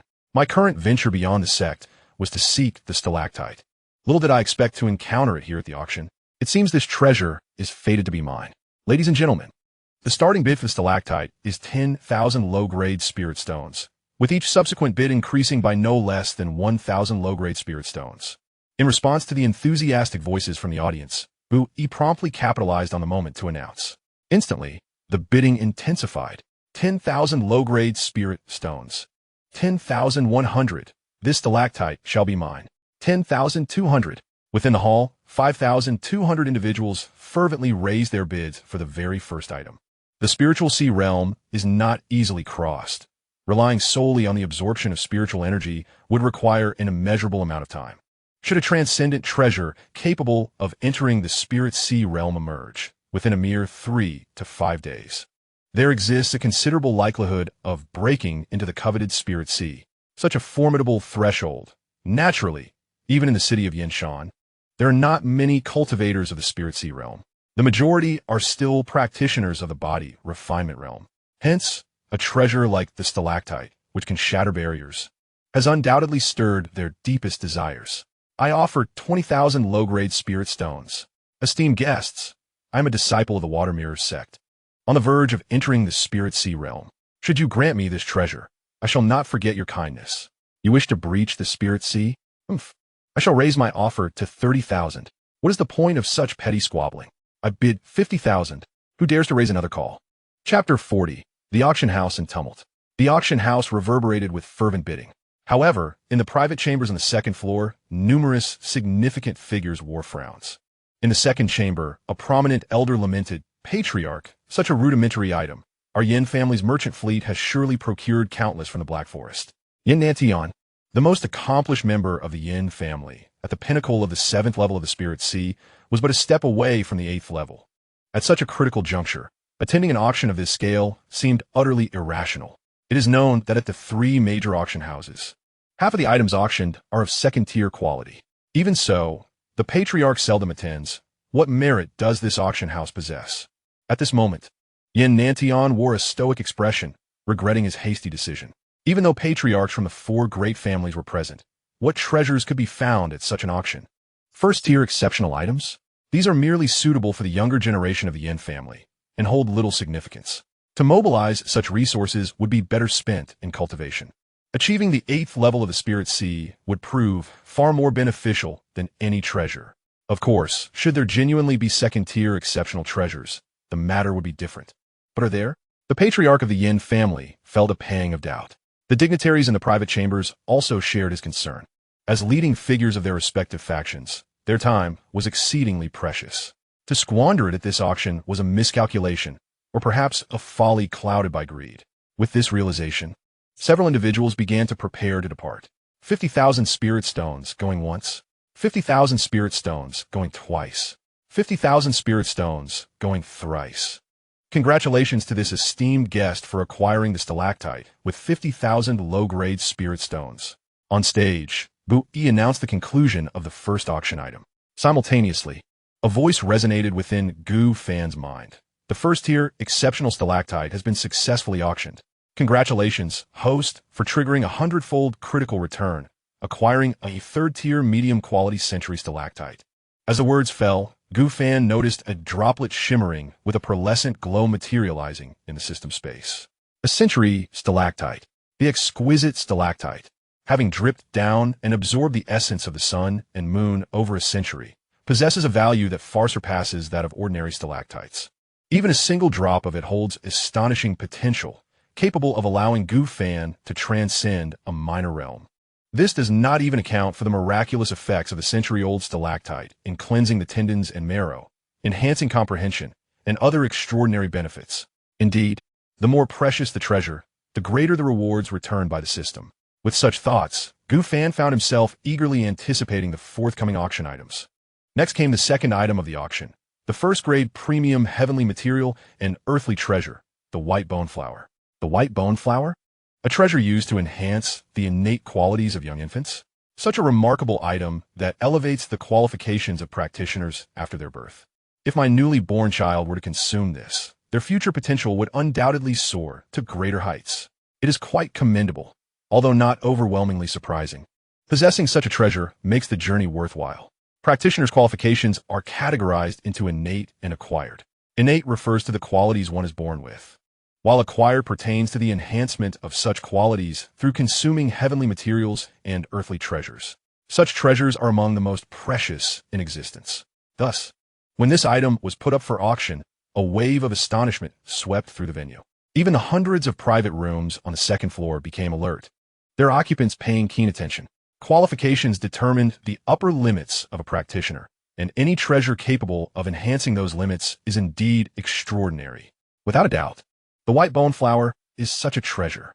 The starting bid for the first-grade premium white bone flower was set at 10,000 low-grade spirit stones, with each subsequent bid requiring a minimum increment of 1,000 low-grade spirit stones. 10,000, 11,000 low-grade spirit stones, 12,000. The bidding calls echoed throughout the hall. However, at that moment, a voice from the second-floor private room rang out, declaring 100,000 low-grade spirit stones. Upon hearing this, the entire venue fell silent. Everyone instinctively raised their heads to glimpse the identity of the bidder, yet the figure remained obscured. Nevertheless, a person capable of so effortlessly offering 100,000 spirit stones must belong to a powerful faction. The declaration of such a significant bid rendered the audience mute. Each person lost in contemplation. 100,000 low-grade spirit stones, going once. 100,000 low-grade spirit stones, going twice. 100,000 low-grade spirit stones, going thrice. Congratulations to the head of the Song family for acquiring this white bone flower. The head of the Song family, one of the 5 prominent clans. At this announcement, the atmosphere shifted subtly, as the presence of such a formidable faction made the prospect of any remaining treasures slipping through their fingers seem increasingly bleak. Ladies and gentlemen, we shall now proceed to the third item of this auction. Unrivaled Bui, a first-grade superior demon beast, the Red Cloud Goat. At her words, a momentary hush fell over the auction hall. The guests were momentarily stunned before lifting their gazes to Bui, who appeared earnest and exclaimed in astonishment. The Red Cloud Goat? A first-grade superior demon beast? How can it be a superior grade of the first tier? Logically, it should be a more exquisite treasure. Yet it has regressed. What is the reason for this? It is well known that in auction houses, the treasures presented at the beginning are typically of the lowest quality. As one progresses, the items gradually become more precious. They had presumed that even if the subsequent offerings were not of the second tier, they would at least be of the highest quality within the first tier. Rumors had circulated that this auction would feature second-tier treasures. Yet it now appears that all that has been presented are merely superior first-tier treasures, devoid of any signs of second-tier items. Is this not a deception? Even the powerful factions within the private chambers were taken aback. Superior first tier? Do they truly require such worthless items? No, they are not treasures at all, but rather common and shabby goods. In an instant, the auction hall erupted with a cacophony of discontent. Even outside, Feng Su could discern faint murmurs of dissatisfaction emanating from the tumult. On the stage, Bui's expression was slightly flustered. In all her years, she had never encountered such a situation. Thousands of attendees were voicing their grievances, their gazes filled with discontent directed at her. Fortunately, Bui maintained her composure and did not lose her poise. Soon, she announced in a loud voice, the starting bid for the Qian sheep is 5,000 low-grade spirit stones, with each subsequent bid increasing by no less than 100 low-grade spirit stones. 5,000 low-grade spirit stones. 5,100. 5,002. The sporadic sounds of bidding began to echo. Although a significant number of attendees expressed their dissatisfaction, a small portion still sought the Qian sheep. Chapter 41. The departing head of the Yin family. Congratulations to this esteemed guest for successfully bidding on the Qian sheep at the price of 13,000 spirit stones. Bui announced with a sweet smile. After a rather subdued bidding session, the first-tier superior grade beast, the Qian sheep, which had reached the 9th level of body refinement, was secured by a tavern manager. The tavern manager, feeling quite pleased, settled back down. With the 9th level of body refinement, he had acquired it for just over 10,000 spirit stones. If sold by his tavern, it would fetch at least 70 to 80,000. Now, let us proceed to the fourth item of this auction. The first-tier superior grade martial technique. God-Devouring Body technique. The starting bid is 7,000 low-grade spirit stones, with each subsequent bid increasing by no less than 100. Bui announced the fourth item with enthusiasm. However, as soon as her words fell, the discussions in the hall grew even louder. Another superior first-tier item? Does your auction house truly possess no second-tier treasures? Are you deceiving us? Is there perhaps a first-tier medium-grade item yet to be auctioned? I have made a special trip down the mountain, intending to procure a treasure to showcase to my junior sister upon returning to the sect, only to be met with such disappointment. Alas, while the first-tier superior grade martial technique is indeed valuable for body refinement cultivators, let us not forget that the majority of those gathered here came in search of second-tier treasures. In the grand city of Xianxia, various factions converge, and even the 3 major sects send their youthful disciples down the mountain.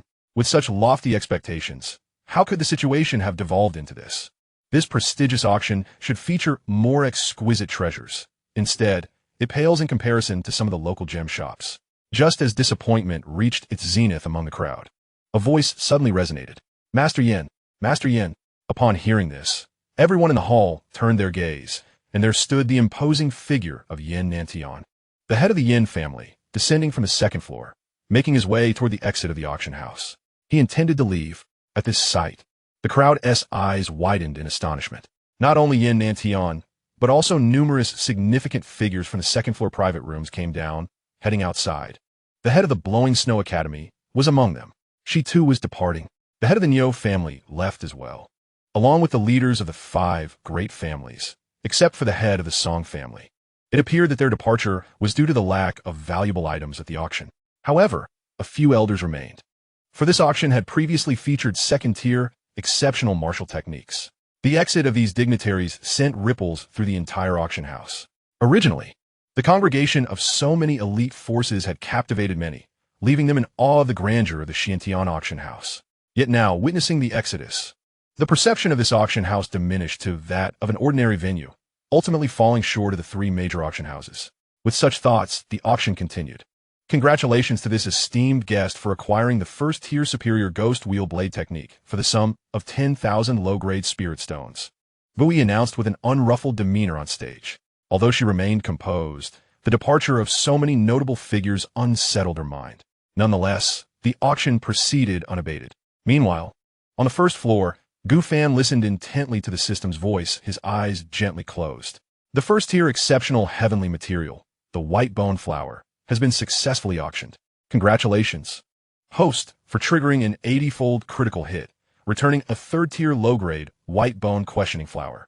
The first-tier superior demon beast, the Crimson Cloud Sheep, has been successfully auctioned. Congratulations, host, for triggering a 50-fold critical hit, returning a second-tier exceptional phantom sheep. The first-tier superior martial technique, the Ghost Wheel Blade technique, has been successfully auctioned. Congratulations, host, for triggering a 50-fold critical hit, returning a second-tier exceptional square Ghost Blade.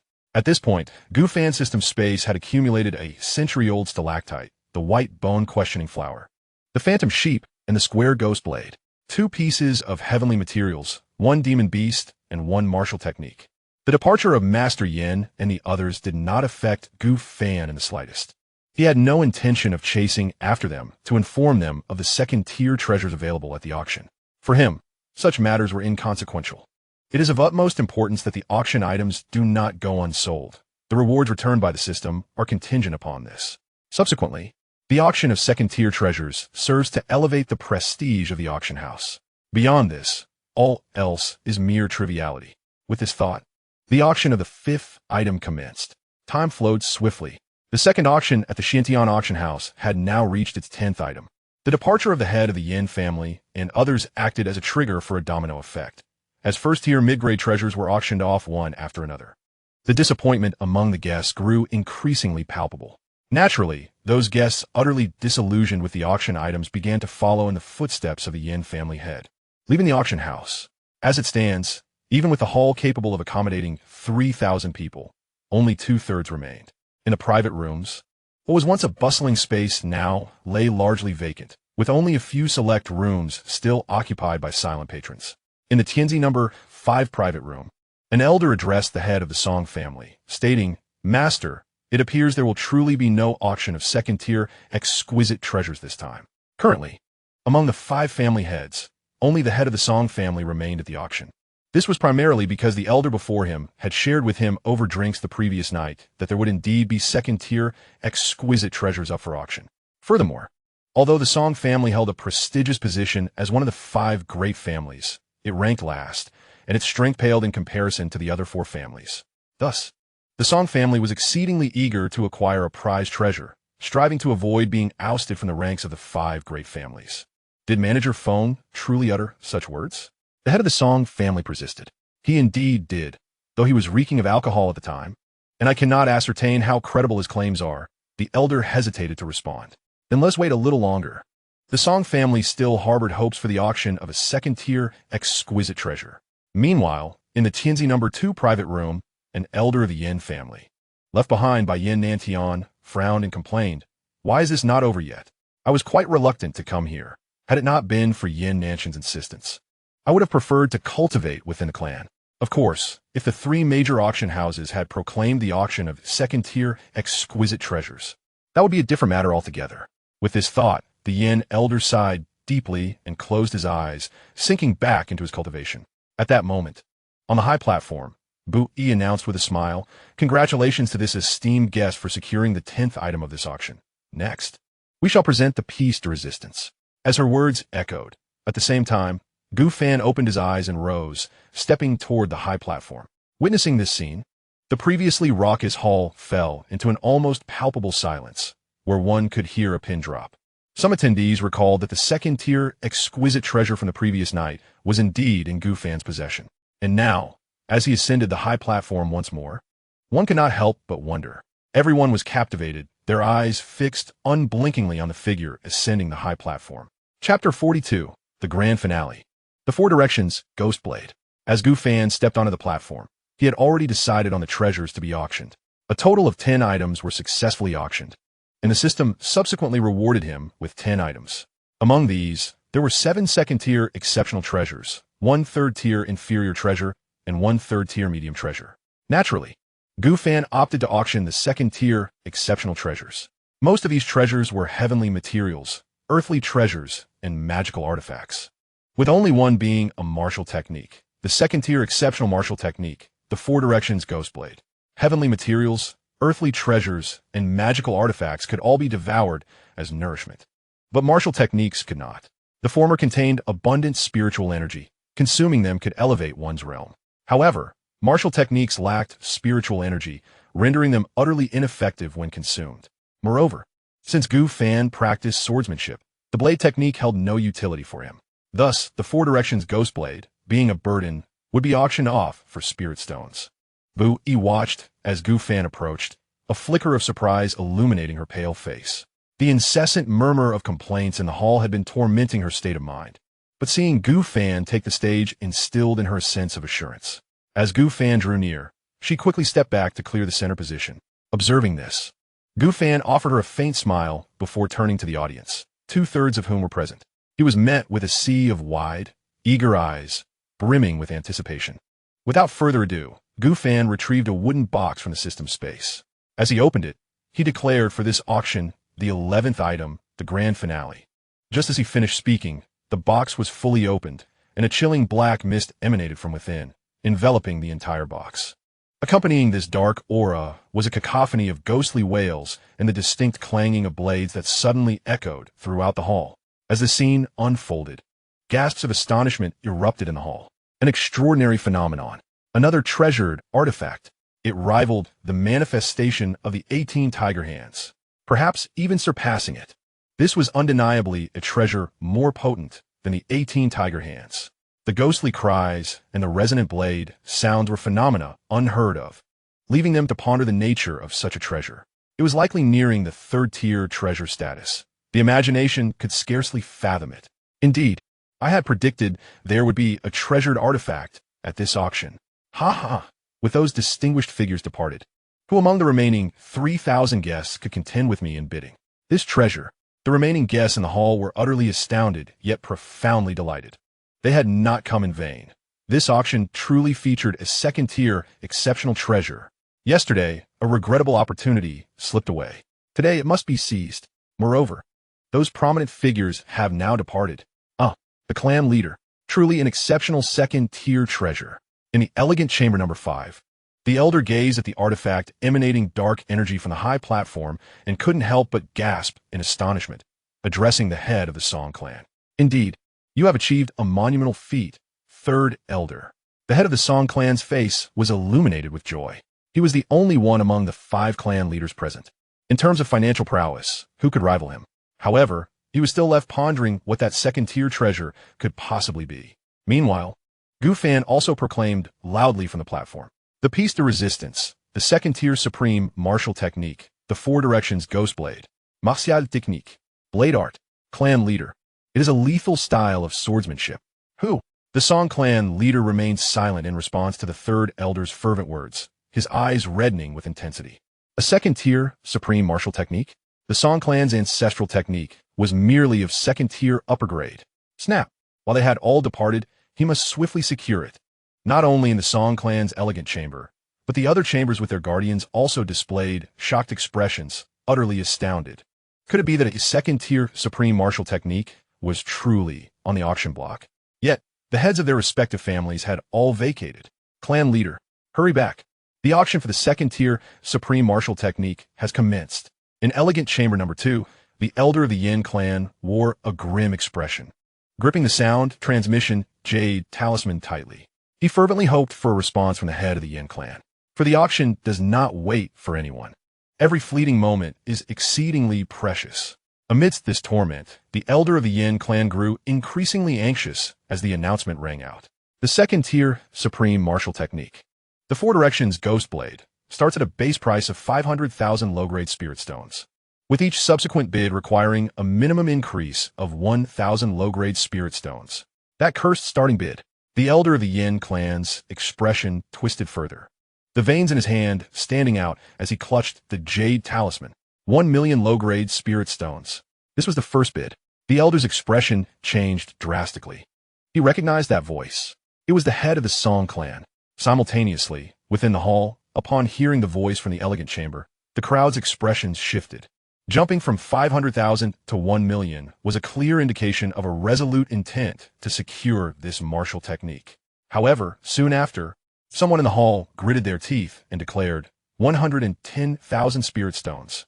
111,000, 112,000. As the bidding continued to escalate, the atmosphere in the auction hall ignited with fervor. Those of considerable means, disregarding all else, began to bid extravagantly for the second-tier Supreme Martial Technique. 150,000 spirit stones. The head of the Song clan's gaze remained fixed on the martial technique on the platform. Regardless of how others bid, he intended to outbid them by several 100,000 spirit stones. This was the perfect opportunity to capitalize on the absence of competition from the four great clans. 1,501,000 spirit stones. 1,502,000. 1,600,000. At this auction, although the prominent figures of various factions have departed, many formidable individuals remain, even though the bidding has surpassed yesterday's figures. The clamor within the hall shows no signs of abating. 2 million. The voice of the head of the Song family carried a hint of coldness. Yet, the bidding continued unabated. 2,100,000. This voice emanated from another private room. The Song family head's expression turned frosty, and he promptly declared, 2,500,000. 2,501,000. 2,600,000. 2,601,000. Oof. The head of the Song family discerned that the competitor was merely attempting to stall the auction until their leader returned. A petty trick. With a cold smirk, the Song family head declared, 3 million low-grade spirit stones. 3 million. Such a price left few capable of competing. The expressions of those in the hall shifted to disappointment, as they had hoped for a bargain, only to discover that the head of the Song family had not yet departed. 3,001,000. In the second private room, an elder from a Yin family, with an unsightly demeanor and disheveled hair, after calling out the price, grimaced as he sent a message to Xianxia. Master, if you do not arrive soon, I shall not be able to hold on any longer. Chapter 43 concludes. At this moment, within the auction hall, as the Yin elder completed his bid, the head of the Song family ceased bidding for a time. Observing this, the elder grew anxious, exclaiming, Master, why have you not placed a bid yet? After a brief pause, the head of the Song family still managed to smile. However, moments later, a voice resonated through the hall.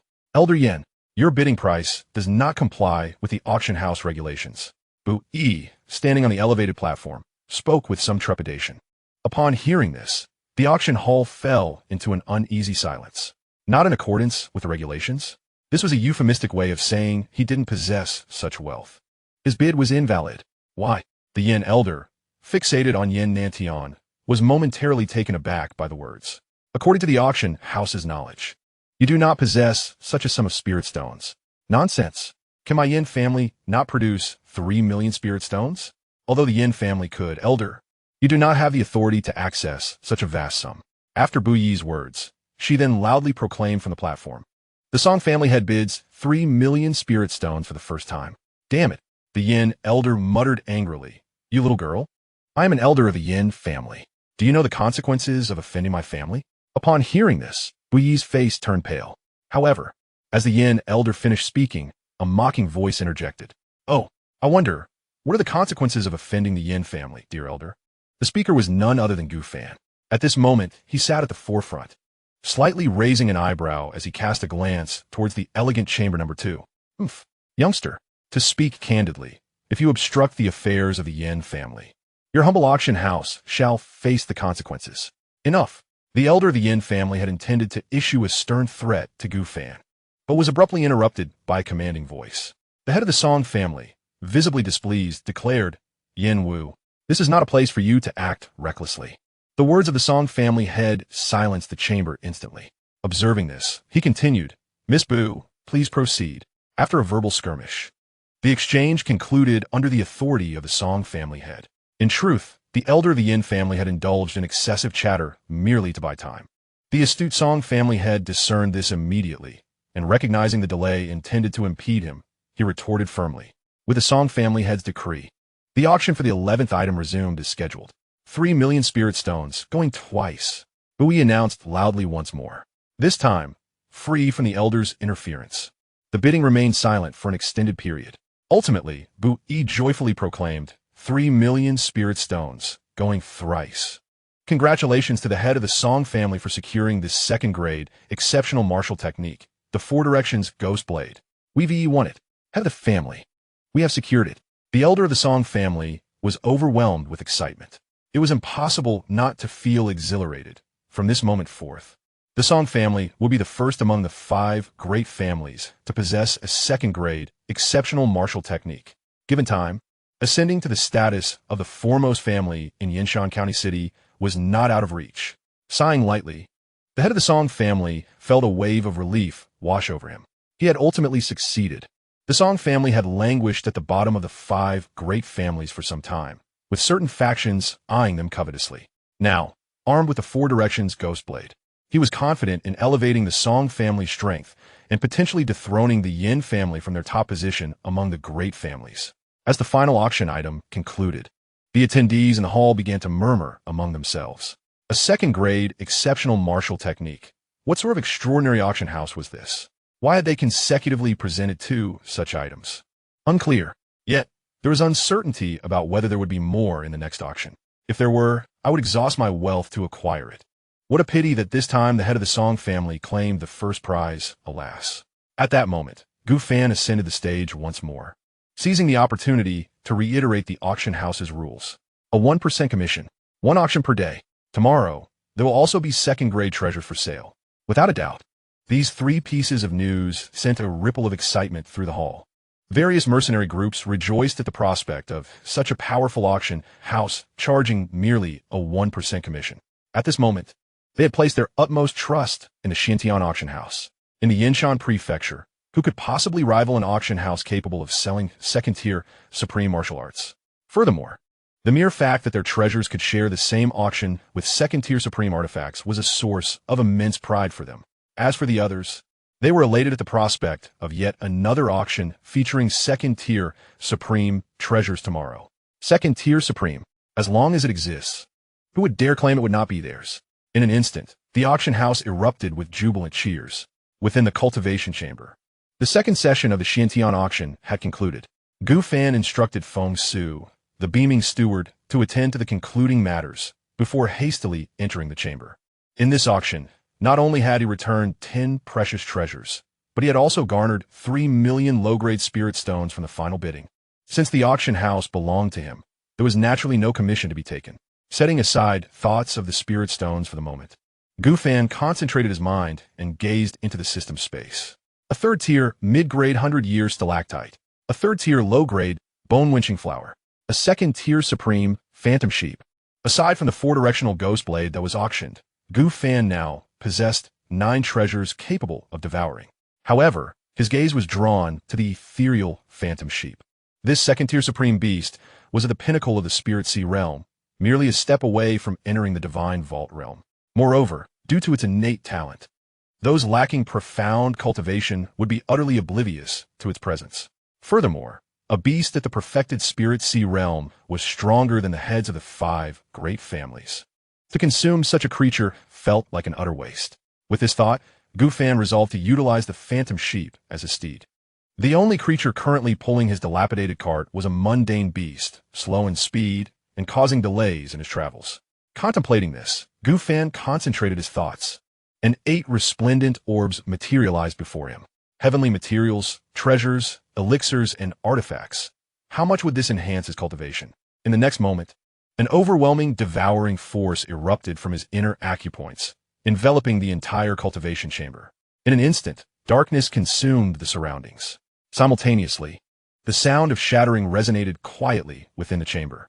The process of devouring had commenced. Chapter 44. The regret of various forces. The night was as dark as ink. An hour had passed since the auction concluded. In this time, news of the auction had spread throughout Yinshan Prefecture at an alarming rate. In every street and alley, discussions about the second-tier supreme martial arts could be overheard. Have you heard? The Xianxia auction house has auctioned another second-tier supreme martial art. The Xianxia auction house? Second-tier supreme martial arts? Indeed. However, it was the auction house on Linnan Street where the second-tier martial art was successfully bid on by the head of the Song family.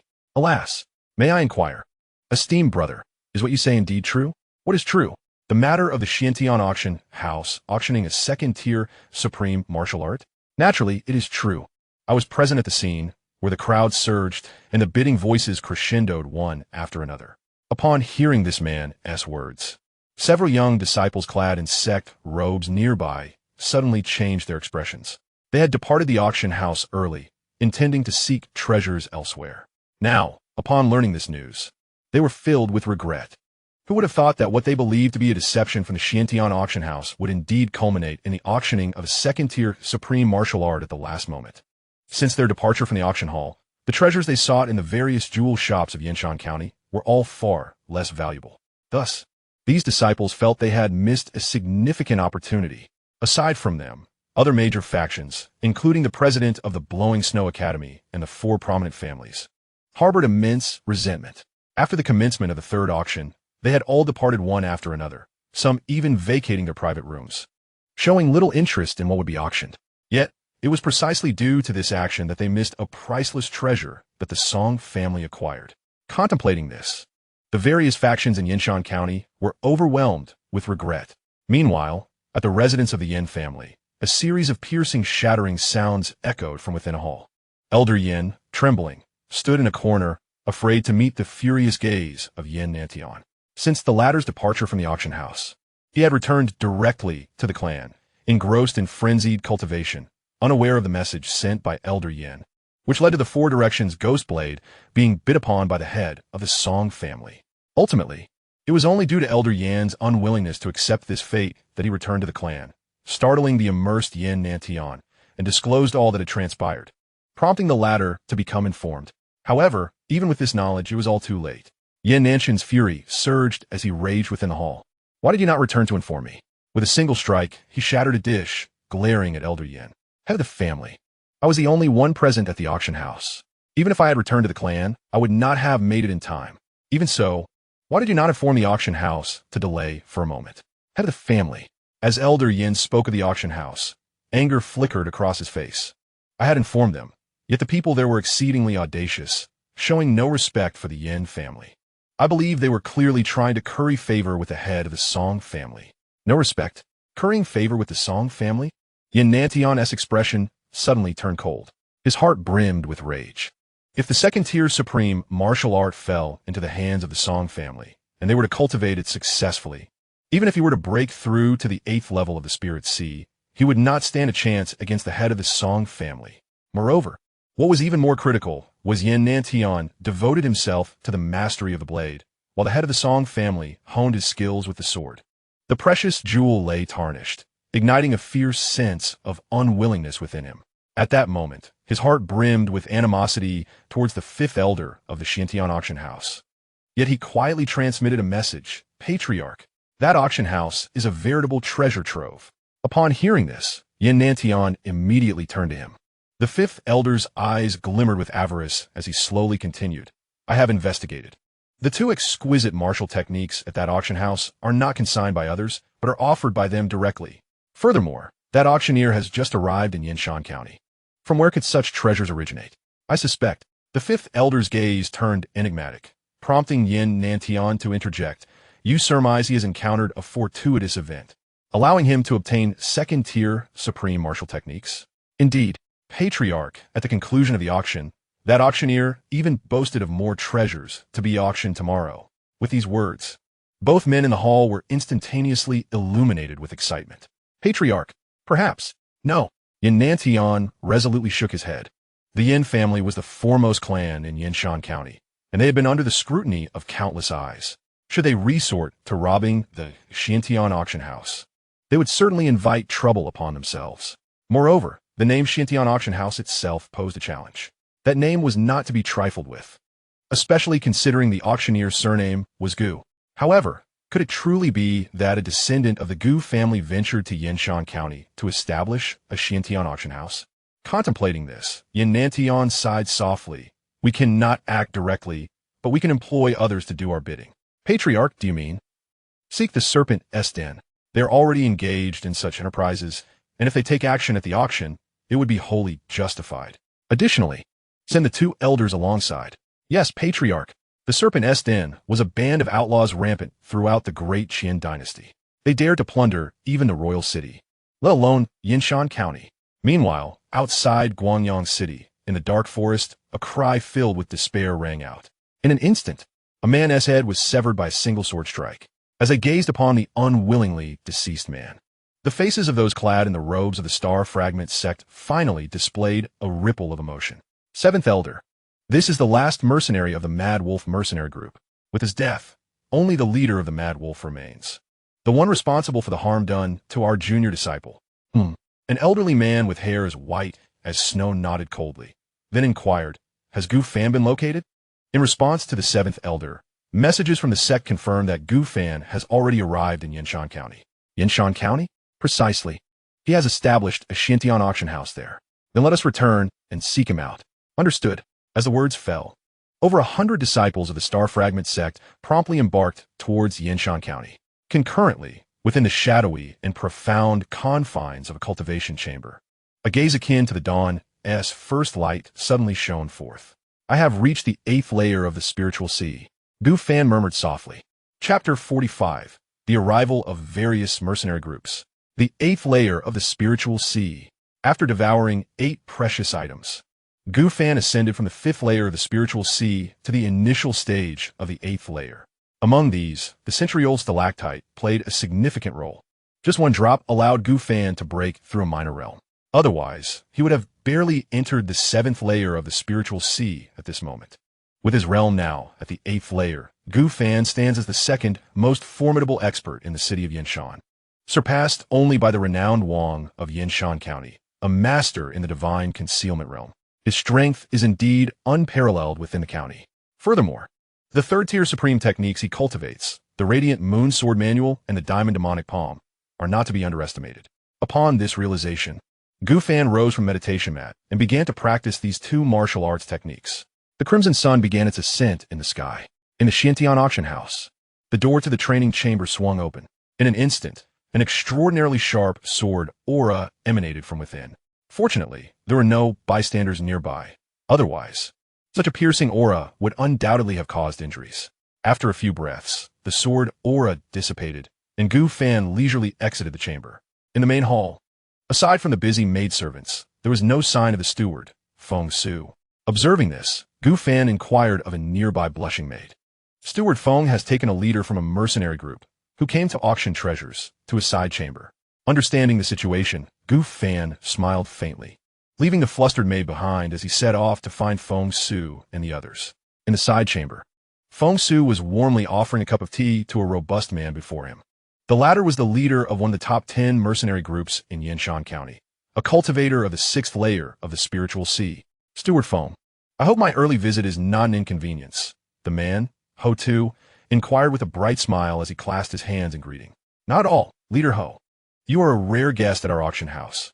I, Feng Su, am delighted by your presence, Feng Su replied, both men engaging in spirited conversation. At that moment, Gu Fan walked in from outside. Upon seeing him, Feng Su quickly rose to his feet, respectfully introducing, Leader Ho, this is the master of our Xianxia auction house. Master, this is Leader Ho. Master, Leader Ho, please take a seat. After a round of pleasantries, the 3 settled down in the side chamber. Master, I, Ho Tu, have come here after hearing some rumors about your auction house, but I am uncertain if they hold any truth, Ho Tu stated, his expression turning serious. What rumors does Leader Ho refer to?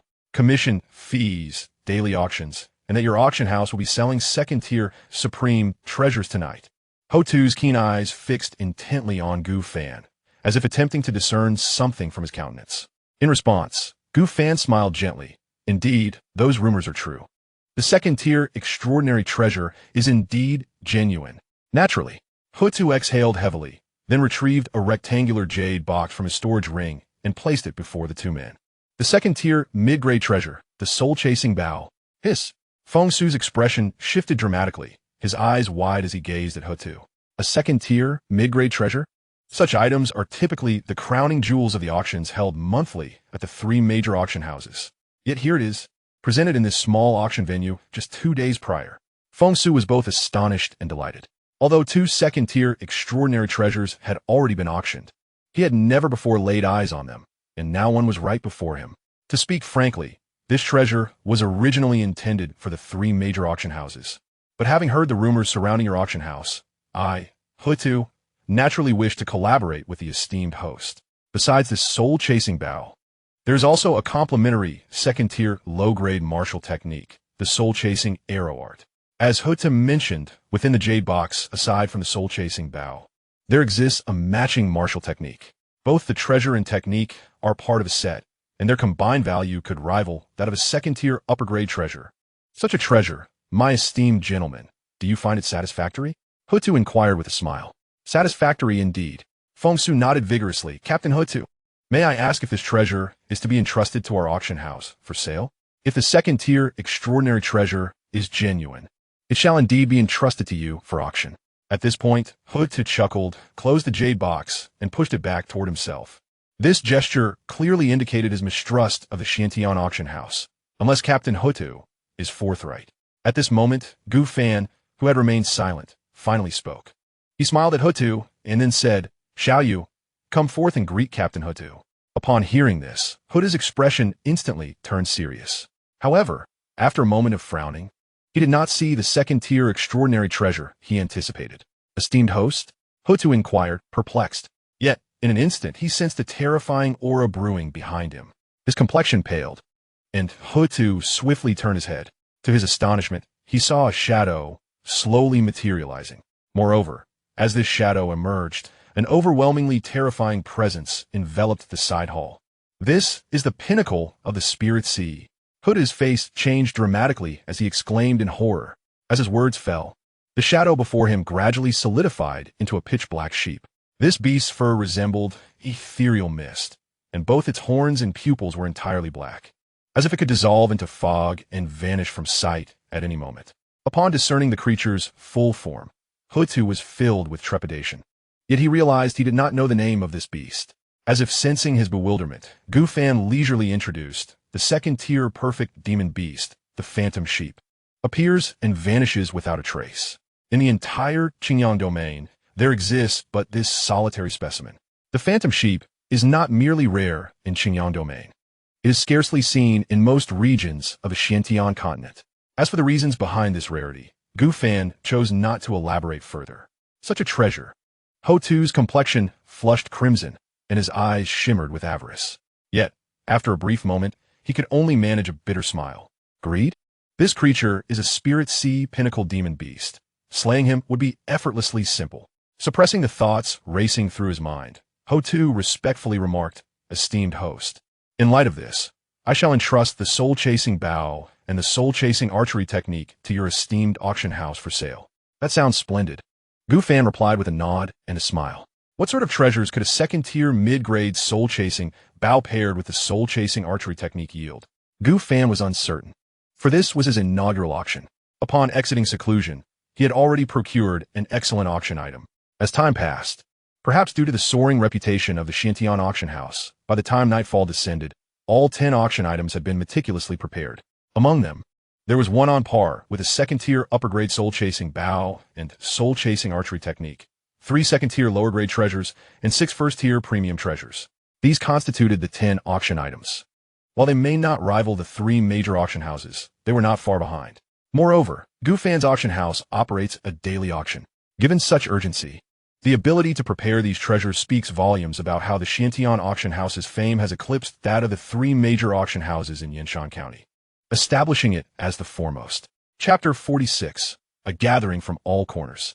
Whether the Xianxia auction house truly holds the top rank in Xianxia County is not merely for Goof Fan to assert. It is a judgment that must be made by the people within the city. The night deepened. The third auction of the Xianxia auction house was about to commence. Linnan Street. The entire thoroughfare bustled with a dense throng of people surging forward. At the entrance of the street, a continuous stream of individuals arrived from various places, hastening towards Linnan Street. At this moment, bustling thoroughfares such as Zhuke Street in Xianxia County were nearly deserted, with even the shops shuttered. As patrons flocked to Linnan Street, it could be said that the entire city's cultivators converged upon Linnan Street. This spectacle even stirred the Duke's residence, which was compelled to dispatch city guards to maintain order. Otherwise, significant trouble would surely ensue. However, even with the city guard stationed there, skirmishes were inevitable. As long as no mortal combat ensued, the situation remained within the guard's control. Outside the auction house, the crowd was thick, blocking the entrance, leaving only a narrow passage leading into the auction house. Periodic gasps of astonishment further heightened the vibrant atmosphere of this bustling locale. That is the head of the Song family. The head of the Song family has arrived once more. Just yesterday, he secured the four-pointed ghost blade, and it seems he is eager to acquire another treasure today. It won't be easy to find a bargain tonight amidst the bustling crowd. As discussions buzzed around, the Song family patriarch entered the auction hall, his face aglow with excitement. Since acquiring the four-pointed ghost blade last night, he has begun to practice its techniques. He has not abandoned his swordsmanship. Rather, he aims to master both sword and blade. Should he successfully cultivate the four-pointed ghost blade, combined with a lifetime of sword techniques, he is confident he can defeat Xianxia. The head of the Nyo family has also arrived. He left early yesterday, missing out on the second-tier supreme martial arts technique. And now he has returned, seemingly determined to secure a treasure this time. Look, Yin family's patriarch has also made an appearance, along with the stunning head of the Blowing Snow Academy. These individuals left midway through yesterday's event, and now they return with such audacity. Hush! Keep your voice down. We wouldn't want them to overhear. In the crowd, Xianxia, having just dismounted from his steed, cast a displeased glance at the one who spoke out. He then strode into the auction hall, for he had pressing matters to attend to and would not be distracted by idle gossip. As Xianxia entered, members from various powerful factions followed suit. The presence of so many esteemed figures at today's auction truly underscores its significance. Indeed, it is unfortunate that we are unable to enter the main hall and can only observe from outside. But look, those individuals belong to the three major sects. Remarkable. This display suggests that they might be elders. Gasp! Elders from the three major sects have come. Upon hearing this news, the crowd erupted in astonishment. These sect members rarely descend from their mountains unless it concerns something of great importance. Yet here they are, drawn by an auction. We see the elders of the three sects, accompanied by several young disciples, making their way into the auction hall. In the star-shattering sect, one elder inquired, Elder Chi, do we have news? Will they arrive? A voice responded, Elder Gio, Elders Chi and others are en route. Very well, we shall not wait for them, came the reply, and the crowd promptly filed in. At the Xianxia auction hall, in the main hall, there are a total of 3,200 seats and private rooms, all filled with prominent figures from Xianxia County. If we account for those gathered outside, and even on the streets, the number of attendees might well reach 100,000. Such a spectacle would not be an exaggeration to describe as all the practitioners in the city converging here. As conversations echoed within the hall, the auctioneer, Shi, summoned her courage amidst the warm encouragement of the audience and stepped onto the elevated platform. The moment her figure appeared, the entire hall fell silent, with countless gazes fixated upon her. With great anticipation, Bu Yi proclaimed, Welcome, esteemed guests, to the Xianxia auction house. This marks the commencement of our third auction, featuring a total of 11 exquisite items. Let's begin. Her voice resonated throughout the hall as she introduced the first item for bid. At that moment, a maid ascended the platform, cradling a rectangular jade box. Behold, the second-tier middle-grade artifact, the soul-chasing bow. As she spoke, the box was opened, revealing a bow of azure clarity that captivated the audience. The atmosphere erupted with excitement. A second-tier, middle-grade treasure. What a spectacular opening. This auction indeed lived up to its reputation for showcasing extraordinary artifacts. How fortuitous that I am currently honing my archery skills. This treasure is simply ideal. Ladies and gentlemen, accompanying this magnificent item is a complementary martial technique, the second-tier lower-grade, soul-chasing arrow technique. He continued to announce with fervor. A complementary artifact. The prospect of acquiring both bow and technique promises an opportunity to master archery from scratch. Truly a remarkable find, Elder 9. This descent from the mountain has yielded rewards typically reserved for the intersect competition. The atmosphere within the hall was instantly electrified. A second-tier, middle-grade treasure, typically reserved as the grand finale at the 3 major auction houses, was being offered as the opening item here. In a certain sense, this could be seen as Xianxia auction house proclaiming its dominance over the other 3 major venues. Such boldness undoubtedly darkened the expressions of the hosts from the other auction houses. The starting bid for the second-tier, middle-grade soul-chasing bow is 400,000 lower-grade spirit stones, with each subsequent bid increasing by no less than 10,000 lower-grade spirit stones. I bid 400,000 lower-grade spirit stones. 410,000. I offer 500,000 for a bow-type artifact. I am resolute in my pursuit. 600,000 lower-grade spirit stones. Within moments, the hall was filled with a cacophony of bidding voices, with the atmosphere surging as even the 5 prominent families were vying for such a treasure. 700,000 lower-grade spirit stones. 800,000. Esteemed guests, I implore you to grant me some consideration. I bid 1 million lower-grade spirit stones. Upon this declaration, the auction house fell momentarily silent, only for the fervor of bidding to reignite almost instantly. 1,100,000 lower-grade spirit stones. 1,200,000. In the private room number 8, a disciple from the sect anxiously turned to his senior brother. Senior brother, may I borrow 500,000 spirit stones? Junior brother, feel free to call out. If you fall short, I shall cover it. Thank you, senior brother. The disciple's face brightened, and he promptly raised his voice. 1,500,000 lower-grade spirit stones. With this proclamation, the bidding continued. Within the auction hall, a chorus of discontent arose. Even from the private rooms surrounding the hall, a few disapproving murmurs could be heard. A mid-tier, second-grade magical artifact, even when accompanied by complementary martial skills, was deemed unworthy of further bidding. It is essential to note that the final transaction price for the first second-grade superior martial skill was merely 1,400,000 spirit stones. Although that occasion lacked the presence of significant figures, this price was already commensurate with the soul-tracking bow. 150,000 low-grade spirit stones, going once. 150,000 low-grade spirit stones, going twice. 150,000 low-grade spirit stones, going thrice. Congratulations to the esteemed guest in private room 8, who has successfully acquired the first treasure of this auction.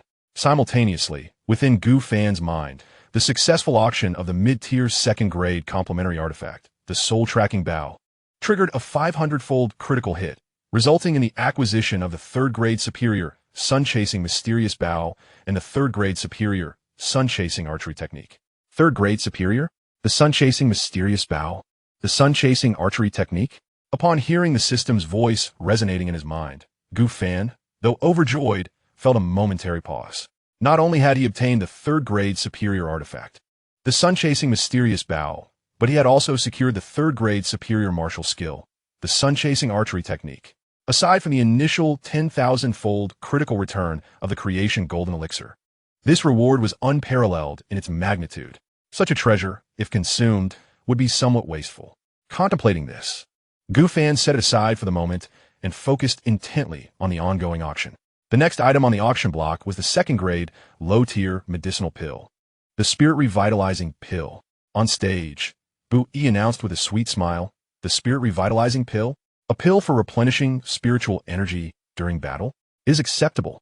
Yet one would expect the minimum offerings at this auction to be second-grade, mid-tier treasures. Alas, minimum second-grade mid-tier? Are you dreaming? Not even the 3 major auction houses can manage that. No one in Yinshan County can. Indeed, the second-grade low-tier Spirit Revitalizing Pill commenced with a starting price of 100,000 low-grade spirit stones, with each subsequent bid needing to exceed 1,000 low-grade spirit stones. 100,000. 111,000 low-grade spirit stones. I bid 1,200,000. As Buyi's words echoed, the auction hall erupted with a flurry of bids. While some expressed disappointment, they soon realized that second-grade mid-tier treasures were indeed rare finds. Even the three major auction houses reserved them as headliners. To have such an item as the opening bid in this venue demonstrated remarkable ambition. At that moment, in Private Room 2, Xianxia, the head of the Yin family, sat at the center, surrounded by a multitude of elders and the younger generation. Nearly all of the prominent figures of the Yin family were present. However, as the bidding for the spirit-revitalizing pill commenced, some of the younger generation furrowed their brows. With a sudden gleam in one's eye, one of them turned to Xianxia, eager to curry favor. "Father, the auction house is rather unimpressive in my opinion. Even if there were second-tier exquisite treasures for sale, Father, you ought to arrive only at the last moment." As soon as these words were spoken, the younger generation around began to chime in. Indeed, such treasures are plentiful within the Yin family, and it is a sheer waste of your time, esteemed patriarch. What merit does this mere Xianxia auction house possess to warrant your personal presence?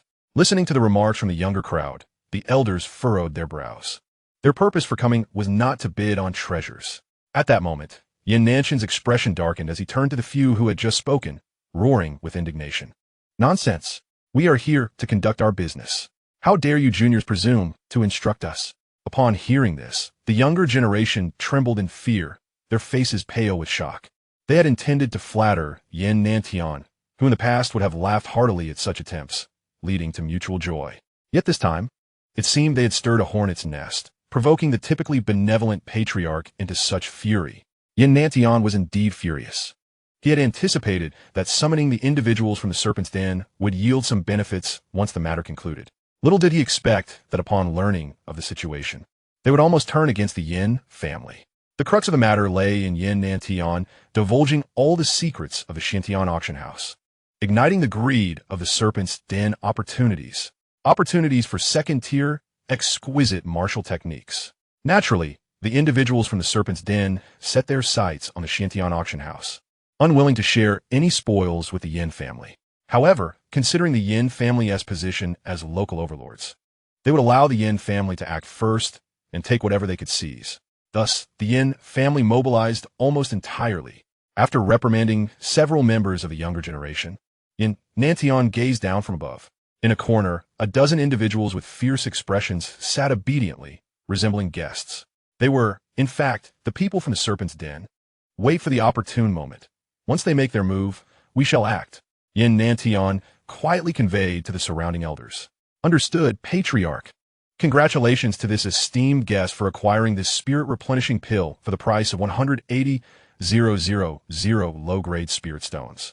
Next, we present the third item of this auction, the second-tier inferior demon beast, the flame bird." With these words from Bu-Yi, a palm-sized crimson bird appeared before everyone. A flying demon beast of the second-level spirit C is indeed a prized possession. Such treasures are bound to attract the attention of powerful factions. We stand little chance. These individuals are ravenous for anything capable of flight. Wherever a flying demon beast is available, there they will be found. Yet what of it? This time Yin Laoba, shall bid for this little bird. The starting bid for the flame bird is set at 150,000 low-grade spirit stones, with each subsequent bid not to be less than 10,000 low-grade spirit stones. 150,000, 200,000 low-grade spirit stones. Behold, those fellows have indeed emerged.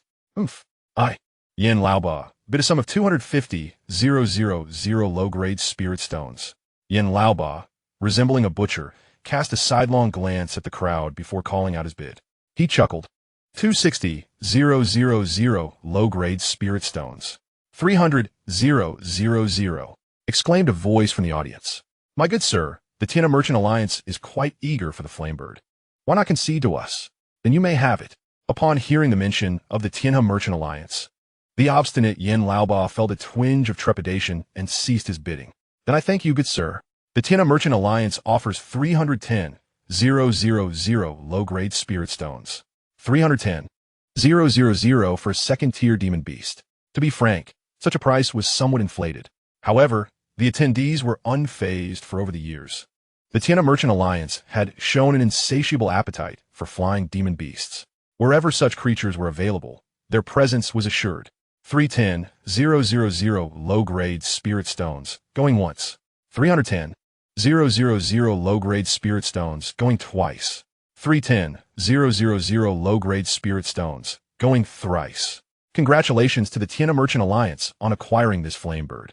With the sound of the gavel from Bu Yi, the second-tier low-grade demon beast, the flame bird was secured by the Tianha Merchant Alliance. Yet, at this moment, Gu Fan, who had been lightly closing his eyes, opened them to gaze at the alliance.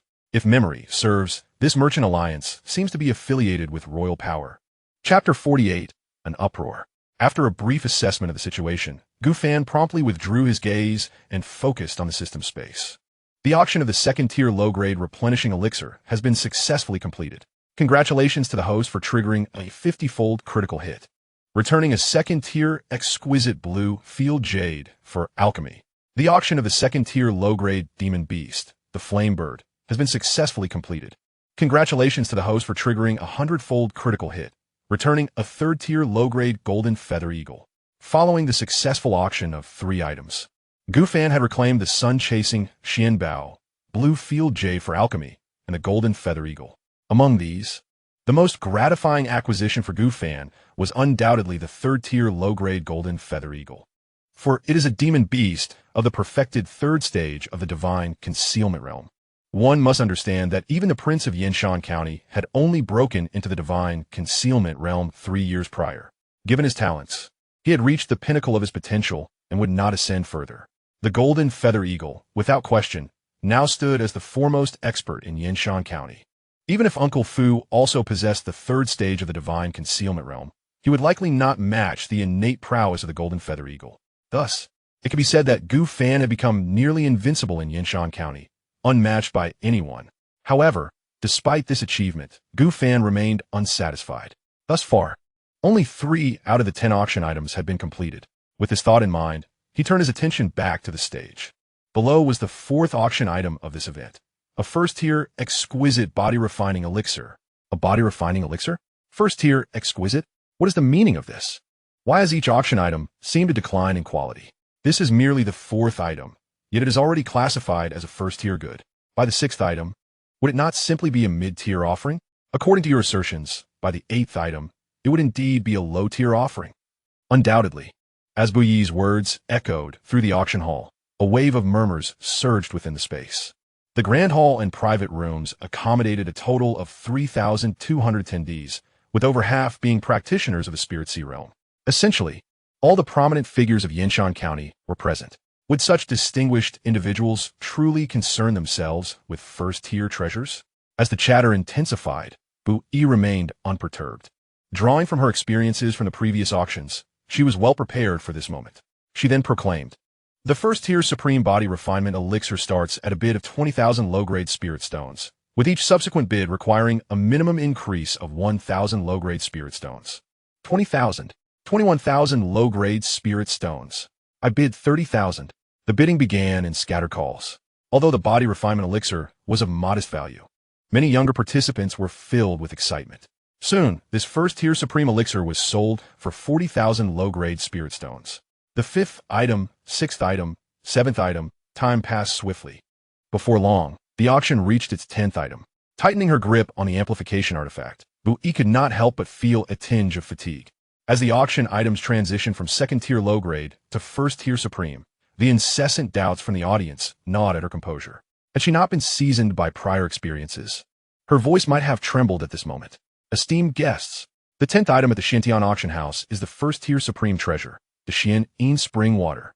The Xian Spring Water? The precious treasure resembling a stalactite. Indeed is. Yet, regrettably, such a treasure is only beneficial for body refinement practitioners, offering little to those of us in the Spirit Sea realm. Alas, why at the 10th item are we still seeing first-tier treasures? What are the second-tier treasures? Are there none to be found? As anticipated, the announcement of yet another first-tier Supreme Treasure elicited a chorus of skepticism from the hall. Even those with the steadiest of minds might feel a twinge of frustration amidst such an abundance of first-tier offerings. However, despite this, no one had left the auction since its inception. On the contrary, those outside were eagerly waiting, hoping to enter once the current attendees exited. It is worth noting that the incident involving the Yin family last time had become a widely circulated joke in Yanshan County. If by chance a second-tier supreme treasure were to be auctioned, even if they could not win the bid, they would still have the opportunity to partake in the competition among the great factions. The Xianxia Spring Water has a starting bid of 50,000 low-grade spirit stones, with each subsequent bid requiring a minimum increase of 1,000 low-grade spirit stones. I bid 50,000 low-grade spirit stones. I shall invest 60,000. The Xianxia Spring Water, which is perfectly suited for the younger generation of my clan to mend their broken mirrors. 61,000 low-grade spirit stones. 62,000. 63,000. The bidding within the auction hall began to stir with fervor. However, within the elegant chambers on the second floor, the various influential factions were filled with doubt.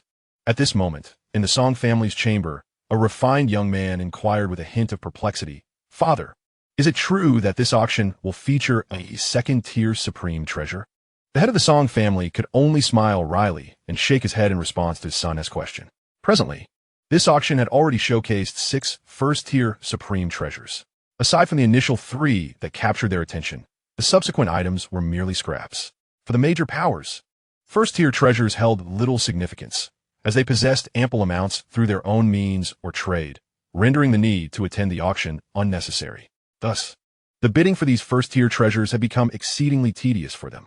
Had it not been for the lessons learned from previous experiences, it is likely that the elegant chambers would now be empty. Nonetheless, even so, the ambitious factions present began to doubt whether there would be any second-tier supreme treasures up for auction. If not, they would have been led in circles like mere dogs by this auction house. If there were indeed such treasures, the factions shook their heads in unison. Given the current indications, the hope of auctioning second-tier supreme treasures appeared exceedingly bleak. Even the head of the Song family, who held a favorable view of the Xianxia auction house, felt a significant loss of confidence. Why? Because Gu Fan had previously asserted that this auction would feature second-tier treasures. Yet thus far, the Xianxia auction house had indeed auctioned 3 second-tier treasures. Even if the auction were to conclude now, they had not spoken falsely. Furthermore, considering the rarity of second-tier supreme treasures, could this previously obscure auction house truly possess 3 in such a short span? Not only the Song family, but also the other major factions, including those from the 3 great sects, furrowed their brows in contemplation. It seemed that those behind Gu Fan, having noticed my frequent visits, were beginning to retreat into the shadows. Meanwhile, within the elegant chamber, Yang Zong murmured with a deep gaze, "Congratulations to this esteemed guest for securing the 10th item of this auction, the Xianxia Spring Water, for 73,000 low-grade spirit stones." As the auction hall's thoughts swirled, Bu Yi smiled and announced the conclusion of the 10th item. With her words, a profound silence enveloped the entire auction hall, including those outside in the streets of Linen.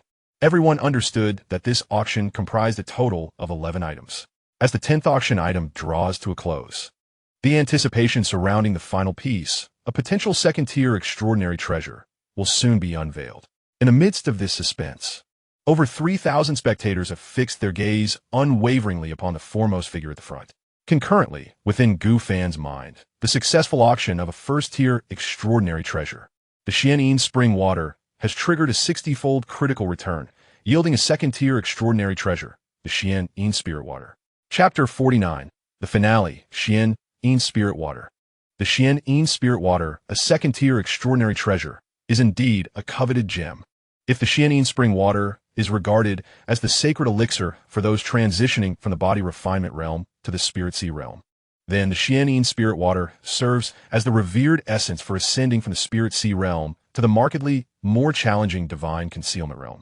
The Prince of Yanshan remained in the spirit sea realm for 3 decades, expending immeasurable effort throughout his life. And only then did he barely step into the divine concealment realm, becoming the foremost expert of the city. However, the Xianxia Spirit Water possesses the power to facilitate a perfected practitioner of the spirit sea realm in making a leap into the divine concealment realm. Had the Prince of Yanshan acquired this treasure 30 years prior, he might have ascended to even greater heights by now. Nonetheless, despite its immense value, the treasure holds little significance for Gu Fan. As a being of the devouring God body, he does not require such treasures for transcendence. For all heavenly materials and earthly treasures can transform into his means of ascension. Standing at the forefront, Gu Fan's disposition is contemplative. Since this treasure bears no substantial benefit for him, he might as well utilize it in the 11th auction item to amass greater amounts of spirit stones. Surely, the allure of the divine concealment realm would incite fervor among the auction attendees, he muses. With this thought, Gu Fan opens his eyes, rises, and strides toward the stage. The eyes of the audience are wholly fixated on him, and as he stands and walks toward the platform, all eyes widen in astonishment, fixated on his figure, with some individuals even hinting at excitement. Regular attendees understand that if a genuine second-tier extraordinary treasure exists, it is typically held by the auctioneer. The fact that he is now approaching the stage hints at the substantial possibility of a second-tier treasure being auctioned.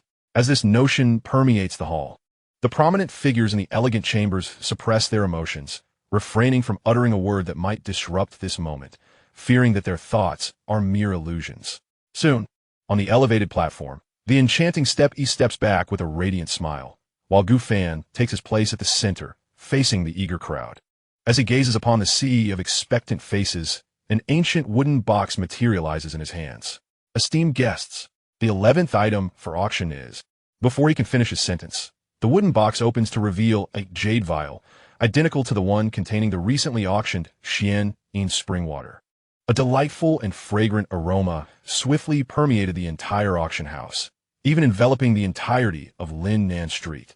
What a delightful scent! What could it be? Why does it resemble the essence of the Xianxia spring water? Could it truly be the Xianxia spring water? The identical jade vial, the indistinguishable fragrance. It seems implausible. Listen, even outside, people are discussing this scent. It is well known that the aroma of the Xianxia spring water cannot extend so far. So, what is this? Everyone widened their eyes and exchanged glances, their hearts already filled with a sense of foreboding. Then, they heard Gu Fan on stage proclaim loudly, "Second-tier, supreme, heavenly material, the Xianxia spirit water." This declaration swept through the auction house and onto the street beyond. In an instant, the area was enveloped in an eerie silence. After a prolonged moment, the sounds of gasps began to echo. Hiss, hiss, hiss, in the hall and the elegant chambers. The faces of numerous dignitaries turned pale with astonishment. Following this, they erupted with expressions of disbelief. Second-tier, supreme, heavenly material, the Xianxia spirit water? The holy water capable of breaking into the divine abode realm? Is it truly so? It is rumored that consuming such holy water, even for those whose potential has reached its limits, can reverse one's fate and allow them to break into the divine abode realm, unlocking infinite possibilities. That is the divine abode. One would have thought they could only linger in the spiritual sea until death. Yet encountering such a treasure here offers hope for the divine abode. I would stake everything. Even if it costs my entire life, I must acquire it. No one can stop me. The crowd within the auction house descended into madness. Their eyes were bloodshot, resembling gamblers. The Xianxia spirit water almost guarantees that anyone who has perfected their spiritual sea can break into the great realm of the divine abode. Such a precious treasure, if not in the auction house, but in the Black Forest, would incite a deadly scramble among all present. Consequently, even outside the auction house, an uncontrollable restlessness arose. The people outside, upon hearing the words from within, yearned to disregard all and rush in to participate in the bidding. Fortunately, Feng Su did not falter at this crucial moment.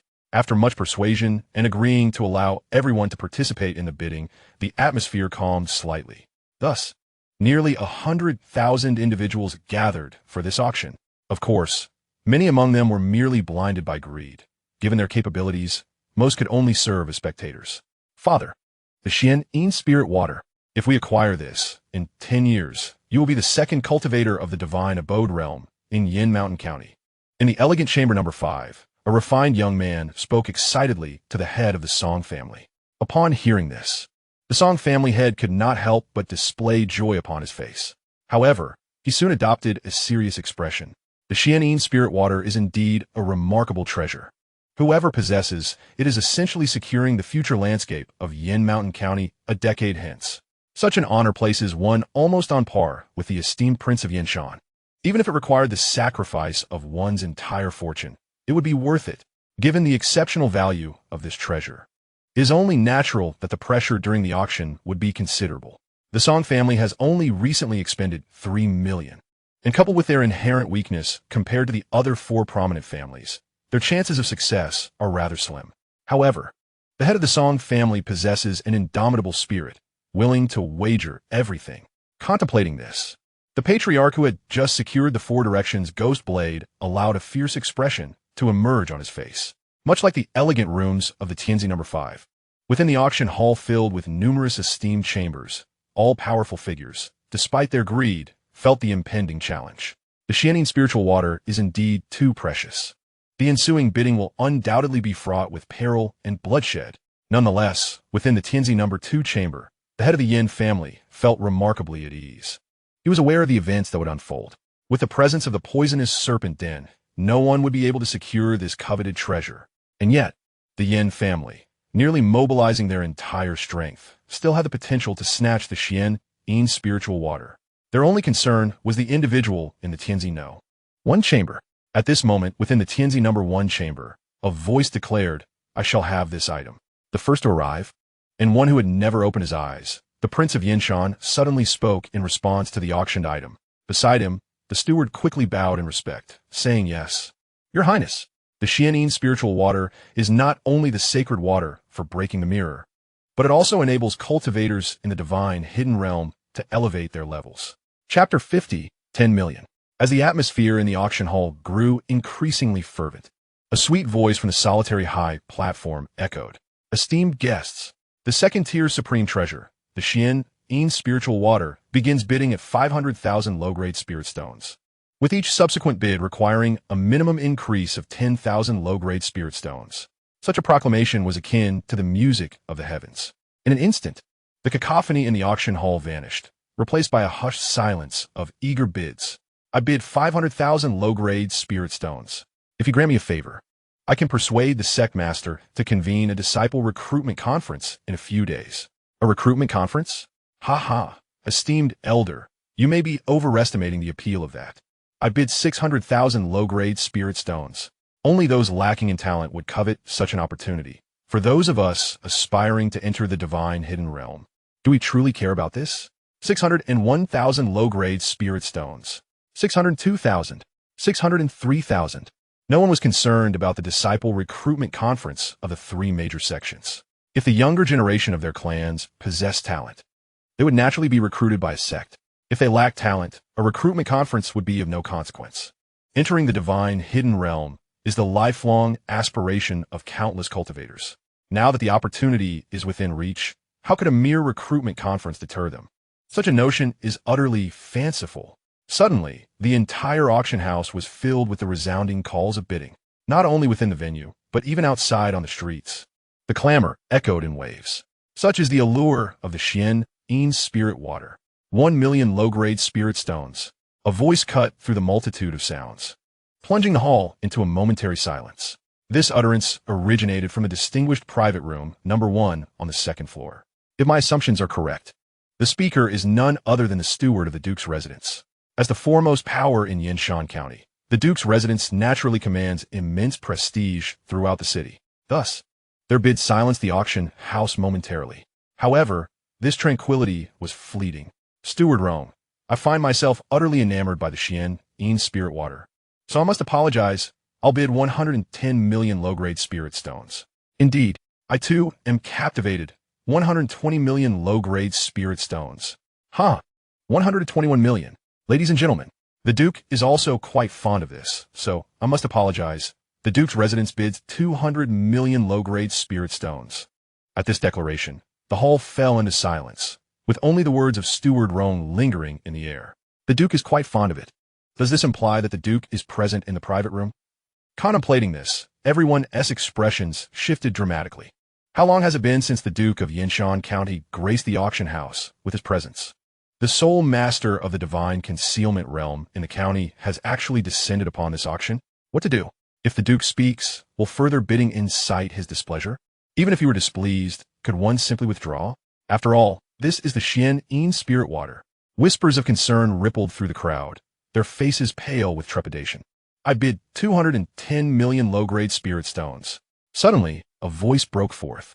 Everyone turned to see that the bidder was from one of the three major sects. Indeed, at this moment, Only the three major sects could bid without fear. 211 million low-grade spirit stones. 212 million. 200. As the three major sects showed deference to the Duke, the auction house was once again filled with a flurry of bids. Soon, the bidding escalated to a staggering 300 million. This price had already matched the four-sided ghost blade purchased by the Song family head the previous night. Nonetheless, the price continued to climb in fervor. 310 million low-grade spirit stones. 320 million. The Duke's residence bids 350 million. Steward Rong's voice thundered once more, causing the expressions of the five great families to darken considerably. Just moments ago, they had been the most exuberant in bidding. In their eyes, this utterance from the Duke's residence served as a warning. In terms of financial power, the five prominent families in the royal mansion are evenly matched. However, when it comes to strength, the Prince of Yinshan, a master of the divine concealment realm, decisively overshadows them. The opportunity to ascend to the divine concealment realm is now within reach. Should they possess such a treasure, they may well be able to stand shoulder to shoulder with the Prince of Yinshan in the future. Yet, at this critical juncture, the prince has begun to issue warnings to them. Father, what shall we do? Bang! The head of the Song family clenched his teeth, his expression twisted in fury, declaring, 360,000 low-grade spirit stones. Boom! This proclamation reverberated throughout the auction hall, sending ripples of shock through the crowd. The struggle between the five families and the Prince of Yinshan was nothing short of astonishing. 361,000. The head of the Niu family promptly called out. 362,000. Came a response from the head of the Su family. 363,000. Echoed the head of the Fong family. But where is the head of the Yin family? Why is he silent? Is he perhaps afraid? As the foremost family among the five, how could the Yin family show fear at such a moment? Then why do they not bid? Perhaps they are preparing to confront the royal mansion in a final showdown. Whispers filled the hall, a palpable tension hanging in the air. They understood that the contest unfolding at the Xianxia auction house was undoubtedly determining the future landscape of Yinshan County in the next decade. In the face of such a critical matter, every participant felt an overwhelming, suffocating pressure enveloping them. 400,000. Mr. Rong, the steward, calmly interjected once more. 410,000. 420,000. 430,000. The prominent families, drenched in sweat, continued to follow suit. 500,000. The royal mansion had bid 500,000. Could they truly possess such wealth? It was uncertain. However, the five families were nearing their limit. The Yin family had yet to place a bid. Indeed, in the hall and on the streets outside, countless faces were tense with anxiety. No one anticipated that merely attending an auction would provoke such fierce rivalry among the top powers of Yinshan County. The atmosphere was charged, as if a brawl could erupt at any moment. Just as the prominent families found themselves in a precarious predicament, suddenly, a more shocking bid resonated throughout the hall. 10 million. Upon hearing this, the entire assembly was momentarily stupefied. 10 million? Such a staggering amount of spirit stones. Not even the royal mansion would dare claim they could muster. Who was the audacious bidder? All eyes turned toward the corner of the hall, where a group of fierce-looking individuals, with several bearing menacing scars and a chilling indifference to life in their eyes, slowly rose to their feet. In such a manner, the crowd in the hall unanimously felt that these individuals did not resemble typical auction participants at all. Chapter 51. The Venomous Serpent's Lair. On the platform, even the auctioneer, Bu Yi, was taken aback by the declaration of 10 million. Such a price was unprecedented for her, beyond her wildest imagination. As the atmosphere in the auction hall grew eerily quiet, Bu Yi trembled slightly as she inquired, did this guest truly bid 10 million inferior spirit stones? The moment her words fell, the gaze of the entire room turned towards her. Among the crowd, the leading figure cast a knowing glance at Bu Yi, yet did not respond.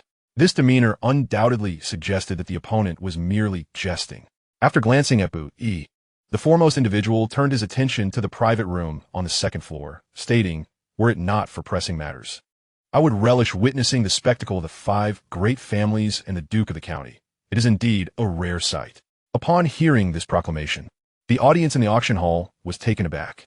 Such audacity to declare that the struggle between the five great families and the Duke's residence was merely entertainment. In an instant, everyone was rendered speechless by his words. The commotion undoubtedly attracted the attention of the various factions within the private rooms upstairs.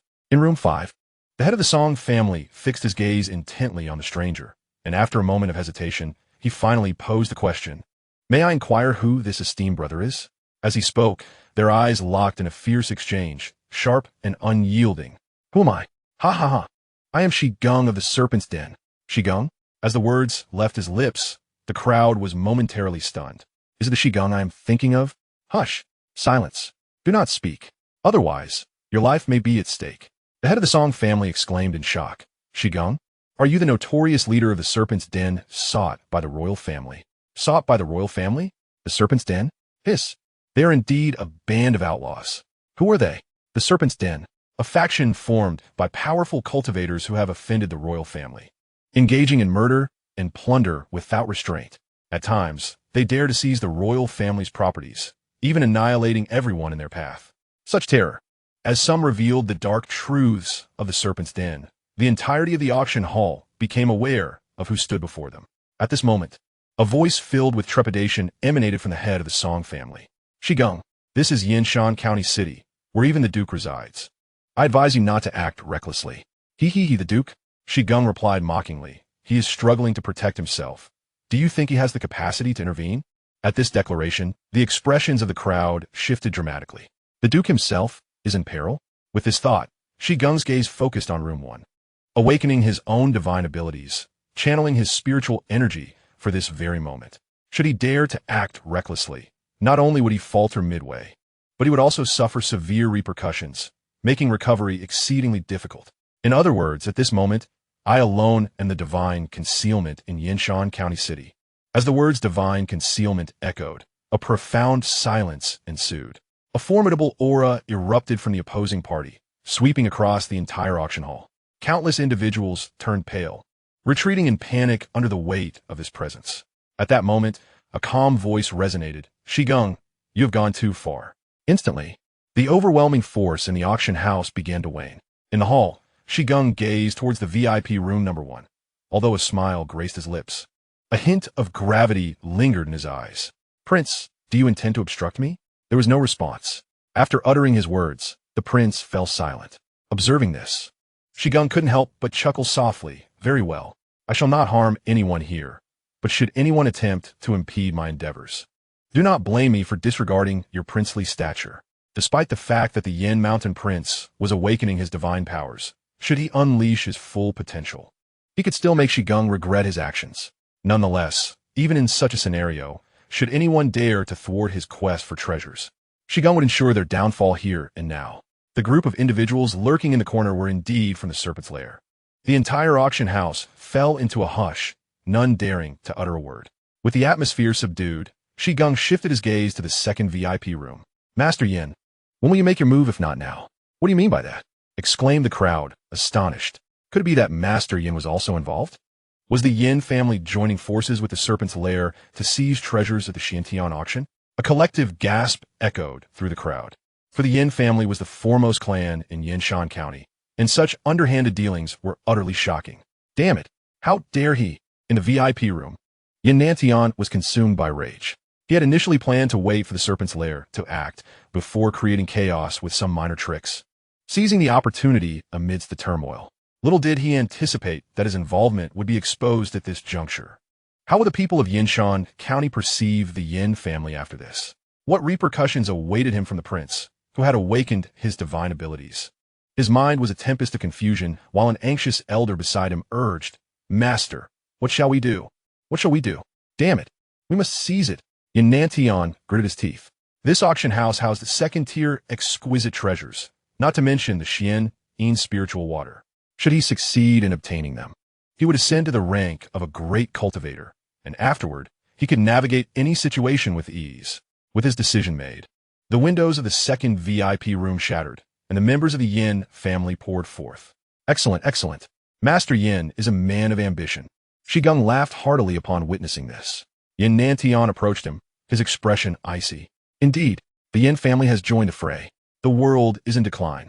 Even the foremost family is engaging in such schemes. It is utterly disgraceful.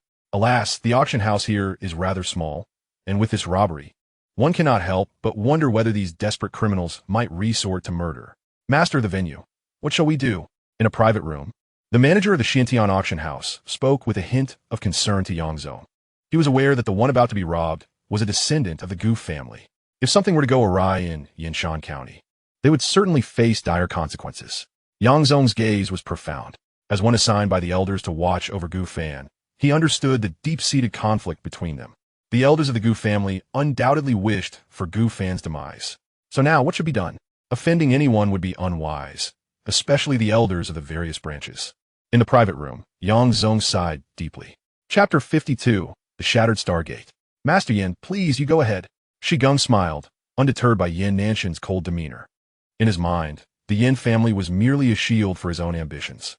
Did he hope to gain something from this? A mere fantasy. Yin Nantian cast a frosty glance at Shigung.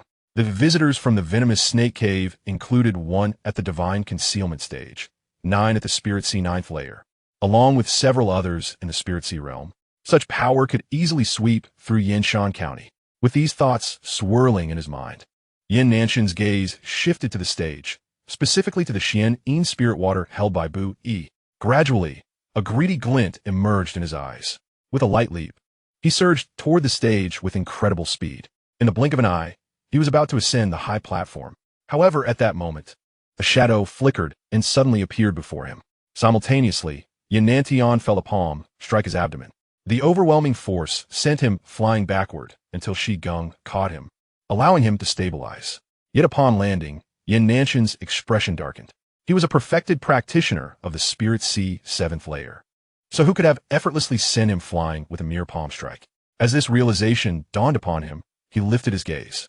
Upon seeing the figure standing on the stage, the head of the Yin family's countenance changed dramatically. Master Gu, what matters do you wish to discuss? Must we resort to violence? Gu Fan, with one hand behind his back and a smile gracing his face, addressed Yin Nantian.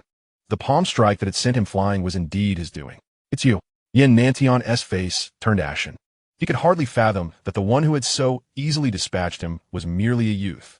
He was on the brink of ascending to the Spirit Sea 8th layer.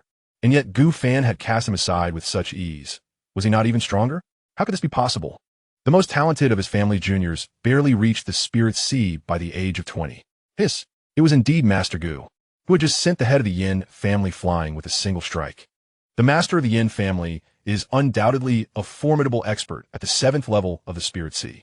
Yet, this young manager Gu is perhaps already at the 8th level of the Spirit Sea? No, it seems he has even reached the 9th level. Such a terrifying individual. It is hard to believe that he appears to be merely 18 years of age, possessing such profound abilities. They had underestimated him. The onlookers were filled with astonishment. They recalled that from the moment they first encountered Gu Fan, he had maintained an innocuous smile, leading them to believe he posed no threat and was merely fortunate in acquiring a second-tier supreme treasure. However, the power he now displayed left them utterly bewildered. Even the prince of the county was taken aback, for he could not discern Gu Fan's true level. This was a result of the unique cultivation method Gu Fan practiced. How could he, who was thought to be a mere waste, possess such prowess? Inside the private chamber, Yang Zong's expression shifted constantly. The auction hall was abuzz with shock and speculation. Yet, as a cold snort resounded, silence swiftly fell over the hall. Oof! Shigung's eyes had transformed into vertical slits, surveying the room. Anyone who met his gaze was compelled to lower their heads in trepidation. The leader of the Serpent Cave was enraged. How dare anyone in the small Yin Mountain County defy my Serpent Cave? Shigung's hair bristled, morphing into writhing serpents that flicked their tongues menacingly. He turned to Gu Fan on the stage, his voice grave. Master Yin, go up and sever his hand. Should he dare to resist, I shall have him flayed alive. His head displayed atop the city walls. At those words, the atmosphere shifted dramatically. However, though Yin Nantian simmered with anger, he remained rational. How could an obscure individual possess such power? His mind raced, and he paled slightly as he spoke to Shigung. Brother Shi, that man, his surname is Gu, and this auction house is known as Xiantian. And so, Shigung retorted, the Gu family of the royal city. Yin Nanshan's pupils quivered with a hint of fear. He had realized something. A young man of the Gu surname had established the Xiantian auction house. The most troubling aspect was that the rightful owner of the establishment on Zhuke Street had not even uttered a word of protest. This was highly irregular. The most alarming factor was Gu Fan's strength. At the very least, he was at the 8th level of the Spirit Sea. One must ask in the Great Qian, who else could achieve such a feat aside from those in the royal city? The multitude of coincidences converging upon this moment almost blatantly indicated that Gu Fan was indeed of the royal city's Gu family. I command you to sever his hand. Shigung disregarded Yin Nanshan's words, his cold, slitted eyes fixated on Gu Fan. A chill ran down Yin Nanshan's spine, and he felt an unsettling discomfort wash over him. He understood that if he did not act, Shigung would turn his wrath upon him. Upon contemplating this, Yin Nanshan's expression turned fiercely menacing as he coldly regarded Gu Fan. A long knife, glimmering with a chilling light, materialized in his grasp, an exquisite cold moon blade of second-tier quality. Yin Nantian had once wielded this very blade to sever countless lives. Gripping the cold moon blade, his gaze became suffused with murderous intent. How could the scions of the Gu family in the royal city be so easily provoked? With this thought, he prepared to launch a savage attack on Gu Fan. However, at that moment, a cacophony erupted from outside the auction house. Following this, a voice resonated from beyond. Yin Nantian, do you dare to provoke a member of the Gu family in the royal city? Do you truly believe you can withstand the repercussions of your actions? The words carried a tone of admonishment, akin to that of an old friend offering counsel. Turning to the source of the voice, Yin Nantian was taken aback to see Elder Qi of the Shattered Stargate, accompanied by over 100 young disciples, approaching with an imposing presence. Brother Yi, what did you just say? Yin Nanshan's expression shifted slightly. I said, Elder Qi gestured towards Gu Fan on the platform. The person you seek to harm is a direct descendant of the Gu family in the royal city. Gasp! Upon hearing this revelation, Yin Nantian instinctively inhaled sharply. Realization dawned upon him, leaving his complexion pale and his steps unsteady as he stumbled back a few paces. The cold moon blade clanged against the ground, producing a sharp sound. Yin Nantian stared incredulously at the figure on the platform. Indeed, he was a scion of the Gu family. What did Elder Qi mean? The master of this auction house is a member of one of the 7 prominent families of the royal city. The Gu family? Indeed, he is a direct descendant, destined to become a pivotal figure within the Gu family.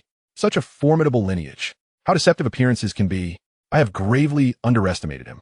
I wondered why the Xintian auction house emerged and remained untroubled. It turns out this is the true master behind it. The Serpent's Den has stumbled upon an insurmountable obstacle. This is the Gu family of the royal city. Although royal affairs are numerous and distractingly complex, the Gu family is different. Their influence spans the breadth of the Qian. Should they seek retribution against the Serpent's Den, it would take mere days to annihilate them. Look, even Shigung's complexion has turned ashen. Chapter 53, Uncle fu takes action. Yin family head, go and sever his hand. Shigung, with a countenance fluctuating between dark and light, directed a visibly distressed Yin Nantian. Sever. Yin Nanshan's eyes glazed over, his lips trembling. Just moments ago, he had indeed contemplated the severance of a Gu family scion's hand. Such recklessness could only be described as courting death. Even the Prince of Yinshan would not dare to provoke the Gu family without cause. Yet, he had not only provoked them, but had also made it known throughout the entirety of Yinshan County that he intended to sever a hand. Such brazen disregard would undoubtedly invoke the Gu family's wrath. With these thoughts racing through his mind, Yin Nanshan's expression oscillated between sheer panic and a fierce resolve. At this moment, Yin Nantian found himself in a tumultuous inner conflict, contemplating whether to eliminate Gu Fan and subsequently flee to distant lands. Meanwhile, the formidable figure of Shigung, the great cultivator from Xianxia, stood beside him, further tormenting his already frayed psyche. His mind was a chaotic tangle of thoughts. As the eyes of all present in the auction hall were fixated on this scene, they observed Yin Nantian, the patriarch of the Yin family, suddenly staring blankly at the cold moon blade at his feet. He then reached down, grasped the hilt of the long knife, and held it firmly. What folly! The head of the Yin family was courting his own demise. After all, this was the Gu family of the royal city. Even if he sought refuge in the Black Forest, the Gu family would surely hunt him down. It was all Shigung's fault. He was pressuring the patriarch. Shigung. He too would not escape. The crowd buzzed with speculation. However, Yin Nantian suddenly gritted his teeth, turning the blade inward and striking at his own right arm. Whoosh! The flash of the blade cut through the air, and a bloodied arm soared into the air. Yin Nantian did not sever his hand, but rather the entire arm. His complexion turned ashen, and with a gentle leap, he descended to the base of the platform. before the countless gazes in the auction hall. He bent his knee and knelt. Master Gu, it is my fault that I have provoked you, and I willingly submit to your judgment. However, I implore you, for the sake of my family's centuries of effort, spare them. With these two sentences uttered, the hilt of a knife was presented before Gu Fan. The head of the Yin family had pleaded for mercy. This was the rightful course of action. If he continued to follow Shi Gung down this dark path, the entire Yin clan would be doomed eternally. Indeed, the Yin family had accumulated wealth and prestige in Yinshan County for centuries. To squander it all would not be forgiven by their ancestors. Alas, Yin Nanshan's expertise lay in wielding the knife with his right hand, and now, with his arm severed to the root, what lay ahead? He could only hope to navigate through this immediate peril, for those signs of great families were arrogant and domineering, and one of them could easily sever his head. Countless whispers filled the air. In the corner, however, Shi Gung clapped his hands repeatedly, his expression cold as he regarded the kneeling Yin Nantian. Well, what a splendid head of the Yin family. What excellent Xianxia auction house. Do you take my words as mere whispers in the wind, Yin Nantian? I commanded you to sever a hand, yet you, coward that you are, kneel before them. Since you are so ineffectual, then your existence is no longer warranted. As Shi Gung spoke with indifference, a surge of spiritual energy shot forth from his vertical pupil, obliterating the severed arm not far away. A cultivator, even with an arm severed at the root, could have it reattached within a day using medicinal elixirs. However, if the arm were to be shattered, he would truly become a one-armed man. Thus, upon witnessing this scene, the eyes of the Yin family members turned red with anguish. Shi Gung glanced indifferently at these Yin family members before casting a cool gaze at the figure atop the platform, stating, "What of the Gu family? In the treacherous lair of serpents, even the royal family dares to kill, let alone you from the Gu family. Oh, do you look down upon the Gu family so much?" An imperious voice soon resonated. The crowd at the auction house beheld as Yang Zong, accompanied by his subordinates, gracefully descended from the second floor's private chamber. With a pair of haughty eyes, he gazed down upon the menacing figure of Shi Gung. Yang Zong, the master of the Xiantian auction house. He had no choice but to intervene. The seventh elder of the Broken Star sect had exposed Gu Fan's identity. If this servant of the Gu family did not emerge to support Gu Fan, it would blatantly reveal that the Gu family was in disarray. Thus, Yang Zong could no longer remain a mere spectator. The appearance of Master Yang signified that Gu Fan's identity as a member of the Gu family from the royal city was unequivocal. Indeed, with Master Yang present, it seemed that Shi Gung would have to relent. How true, how true! The crowd momentarily displayed expressions of joy. Yet, suddenly a loud crack echoed. Shi Gung struck Yang Zong down to the ground with a single slap, subsequently stepping on the latter's head, driving it into the earth. How dare a mere servant speak to me in such a manner? Oof! Hiss! Witnessing Yang Zong, the master of one of the three major auction houses, being so easily subdued, the expressions of the crowd in the auction house shifted dramatically. Shi Gung's demeanor was clearly steeped in murderous intent.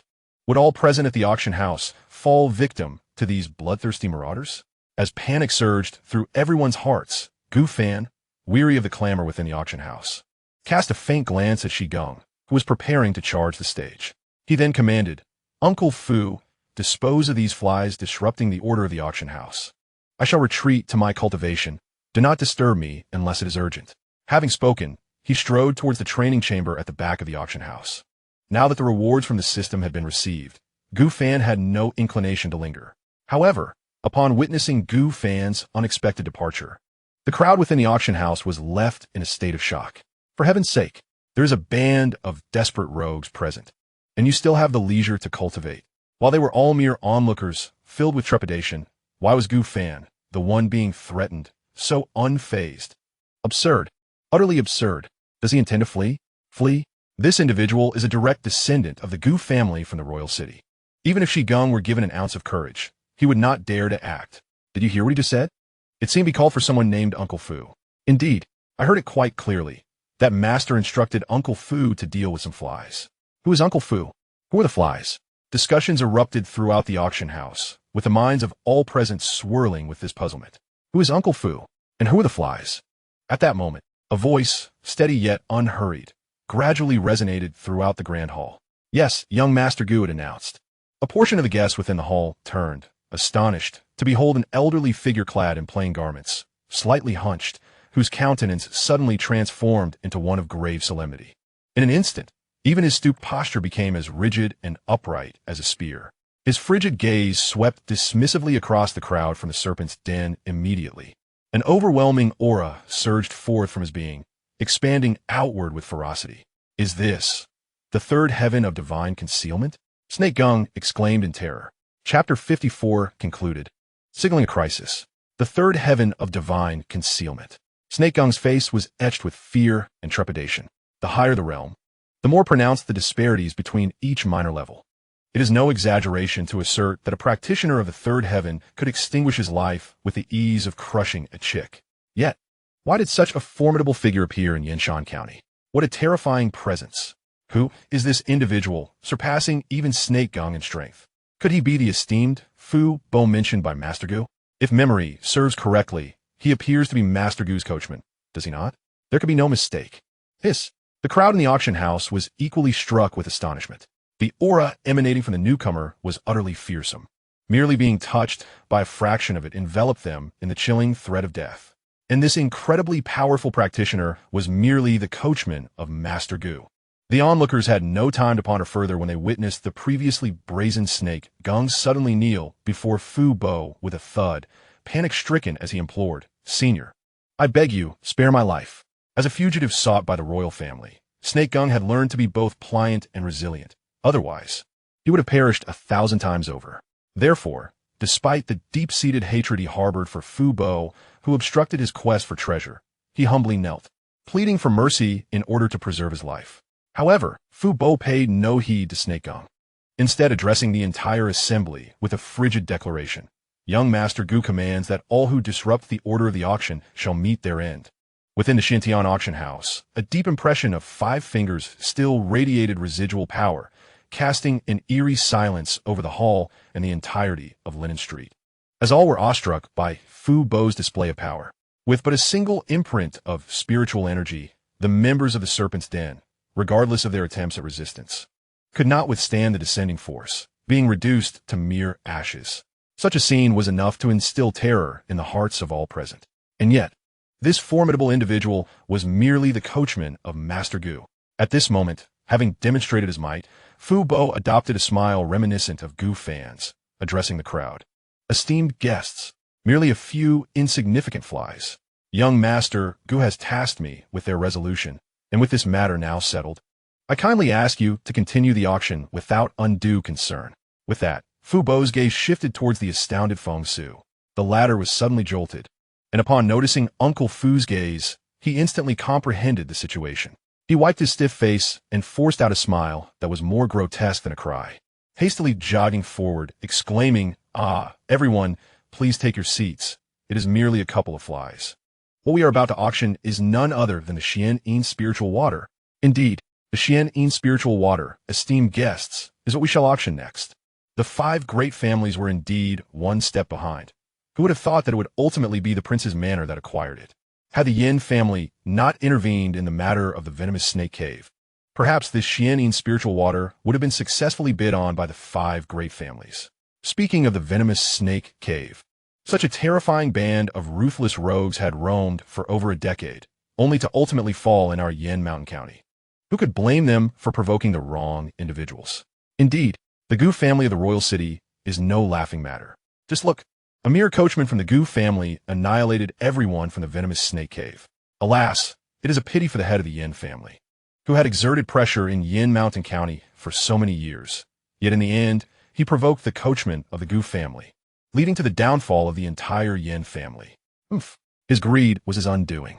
The current Yin family may well find itself slipping to the bottom among the 5 great families, never to regain its former glory.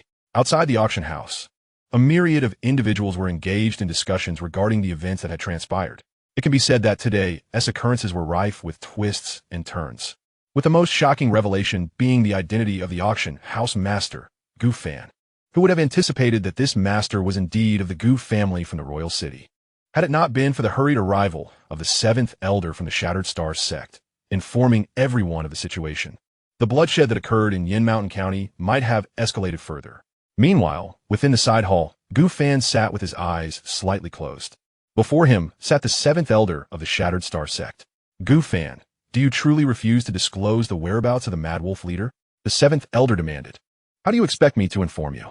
Gu Fan retorted coolly. Oof. The Mad Wolf leader met with you before his disappearance. And the Lingxin Lotus was also acquired through your auction. How could you possibly be unaware? The seventh elder's icy demeanor bore down on Gu Fan. His purpose in seeking Gu Fan was solely to uncover the whereabouts of the Mad Wolf leader. You will pay for the life of my disciple, he threatened. Gu Fan, do not presume that your status as a member of the Gu family grants you the audacity to shelter the enemies of the Shattered Star sect. Moreover, you are merely a pitiful wretch expelled from the Gu family. Had it not been for the external Gu Fu, I would have already apprehended you and handed you over to the law enforcement hall. With a swift motion, Gu Fan finally opened his eyes, his gaze calm and unperturbed as he regarded the seventh elder before him. Then in a frosty tone he commanded, throw him out. At his words, the seventh elder's expression shifted dramatically. Before he could utter a sound, he felt a formidable pressure descend upon him, enveloping him entirely, rendering him utterly immobile. Suddenly, a force enveloped him, uncontrollably propelling his body towards the exit of the auction hall. Thud! Elder 7 fell to the ground, simultaneously expelling a mouthful of blood. He clutched his chest, where his internal organs were evidently injured. Elder 7 is wounded, grievous internal injuries. Quick, the elixir! Outside the auction hall, chaos erupted. Inside, Gu Fan wore a cold expression, not due to Elder 7's humiliation, but because the latter had exposed his identity. Now, nearly everyone of significance in Yinshan County was aware that he was from the esteemed Gu family of the royal city. Such news would undoubtedly reach the royal city in no time. His prowess in cultivation and profound realm would also be meticulously relayed to the elders of the Gu family, inciting wariness and perhaps even a desire to eliminate him. Gu Fan surmised that if the various elders of the Gu family had confidence in their own younger generation becoming the young patriarch, their murderous intent towards him would be exceedingly fierce. For instance, the Grand Elder from the Gu Tiango lineage was renowned for exceptional talent. With prospects of becoming the future patriarch, the Grand Elder's animosity towards him was undoubtedly intense. It wouldn't be long before assassins would arrive in Yinshan County. The only recourse was to venture into the lion's den. Outside the royal city, the elders of the Gu family could act without restraint, albeit with a degree of stealth. However, within the royal city, not only were the Gu family's adversaries watching them, but the aged patriarch also maintained a firm grip on the entire clan. Even if the various elders harbored a burning desire to kill him, being within the clan would restrain their actions, rendering them powerless. Moreover, Gu Fan was no longer the powerless individual he once was. Observing the rewards returned within the system space, Gu Fan felt his previously taut mind begin to relax. During this auction, aside from the Xianxia spirit water put up for bid, 9 rewards remained in his space. A Tier 3 Premium Sun Pursuing Xian Bao, Sun Pursuing Archery. A Tier 3 Inferior Golden Feather Sculpture. A Tier 2 Premium Bluefield Jade Alchemy. Aside from the 2 Tier 3 items, the remaining 7 were all Tier 2 Premium Treasures. Furthermore, given Gu Fan's prior experience, he had chosen auction items that could be devoured upon their return. Thus, he was able to consume 7 Tier 2 Premium Treasures. However, now was not an opportune moment for consumption. With this thought, Gu Fan promptly exited the side hall. In the main hall, Feng Su was currently attending to the concluding matters of the auction. Gu Fan beckoned him to a corner, and in the face of Feng Su's astonished expression, spoke calmly. Tonight, I shall depart from Yinshan County, and henceforth, all matters concerning this auction house shall be entrusted entirely to you. Departing from Yinshan County? Feng Su's face was filled with astonishment, tinged with disbelief.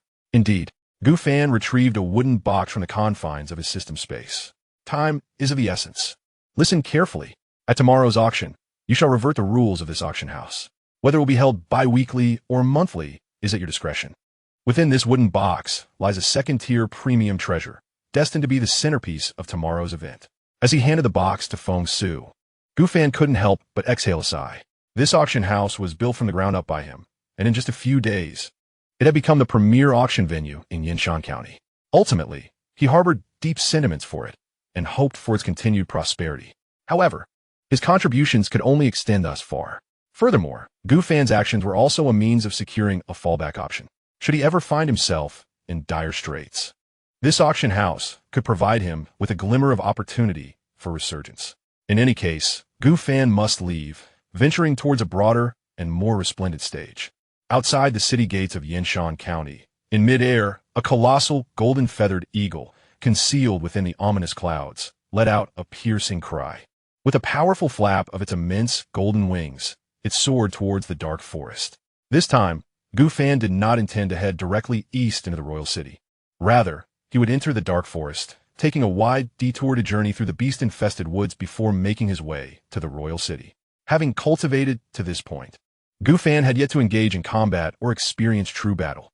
Although he had reached the Spirit Sea realm with martial skills of the 3rd tier, his actual combat prowess remained an enigma. Moreover, with 10 days remaining until the clan competition, this ample time was perfectly suited for him to gain battle experience through encounters with foes. As he contemplated this, Gu Fan's eyes sharpened upon the back of the enormous beast. As anticipated, news of the owner of the Xianxia auction house on Linnan Street being a member of the Gu family in the royal city spread rapidly throughout Xianxia County after the conclusion of the auction. The various factions informants in the county were taken aback and promptly relayed the information back to the royal city, causing a ripple of shock among countless individuals that very night. In the Gu family estate, within a side hall, the 18 elders gathered, their expressions grave. Some exuded an overwhelming aura, their presence formidable. You are all undoubtedly aware that Gu Fan has not only established a significant presence in Xianxia County, but has also begun cultivating, achieving a profound realm. The eldest elder spoke with a chilling gaze. Upon hearing this, the expressions of the other elders grew increasingly solemn. Eldest elder, what does this mean? Was he not supposed to be incapable of cultivation due to the devouring god physique? I too wish to know. The elder let out a cold snort. When he departed from the royal city, I had examined his condition and discerned that he would not have long to live. Yet 20 days have passed, and not only is he alive and well, but his cultivation has remarkably ascended to the 7th layer of the Spirit Sea. 20 days. How is this possible? Hiss. As the elder's chilling words echoed, a wave of astonished gasps swept through the entire chamber. Even the seasoned elders, well-versed in the ways of the world, had never heard of anyone advancing from an ordinary mortal to the 7th layer of the Spirit Sea in just 20 days. This is beyond shocking. It is revolutionary. Impossible. He must have been possessed by a formidable entity. Indeed, he is no longer a member of the Gu family. The original heir, Gu Fan, has perished. Eliminate him. To dare usurp a descendant of the Gu family, no matter how far we must travel, we shall ensure this child pays with his life. The elders were filled with righteous indignation. However, at that moment, even if he had been possessed, have you ever heard of such a terrifying rate of cultivation? A voice, calm and detached, spoke up, declaring that this must be the divine devouring body. Moreover, he has proven capable of cultivation with astonishing talent. Perhaps we should allow him to return to the Gu family and inherit this legacy. Indeed, such talent far surpasses that of Gu Tiange. It is only fitting. A few scattered voices chimed in. Yet this distinctly divergent proposal led to a division among the assembly. Among the 18 elders, the majority clamored for the elimination of the possessed Gu Fan, while a minority argued for the extraordinary Gu Fan to take over the Gu family. This was due to the lack of promising young candidates within their faction to assume the role of the family's young patriarch. With no aspirations of their own, they naturally aligned themselves with the broader interests of the Gu family. Absurd, the second elder scoffed, choosing to disregard these individuals. He turned to the elder, stating, "In my opinion, Gu Fan should indeed be eliminated." As these words fell, the gazes of the elders turned toward the elder. His eyes, clouded and inscrutable, revealed little of his intentions. However, a moment later, a voice emerged from his lips. "Since he has been possessed, we shall send someone to eliminate this fiend." In the Patriarch's Hall, the elder truly dispatched someone to kill a member of my main lineage? Yes, Patriarch. Let the clan guards proceed, ensuring that the last heir of our main lineage survives. Chapter 56. No One Experience. The following day, in the city of Yinshan at the Xianxia auction house. As on previous occasions, the 4th auction of the night once again gathered all the prominent forces of Yinshan.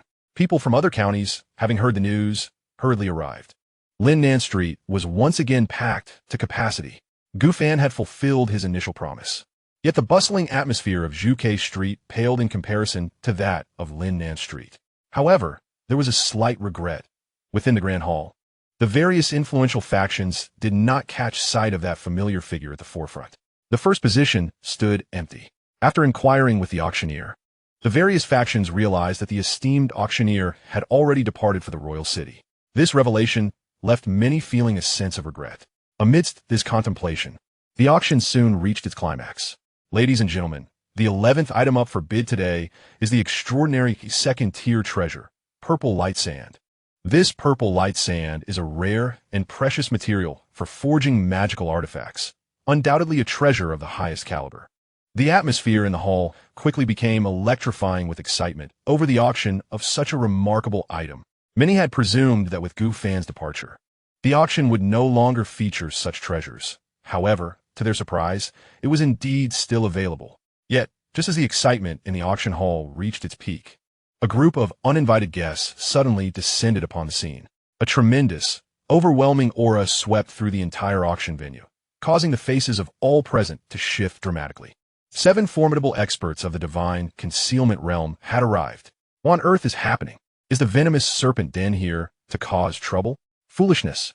The venomous serpent den lacks such power. The hall buzzed with anxious discussions. Even the prince of Yinshan County appeared pale and grave, fully aware that 7 divine concealment masters could easily subdue him. At that moment, a voice rang out from the air, raspy yet commanding. "Where's Gu Fan? Gu Fan?"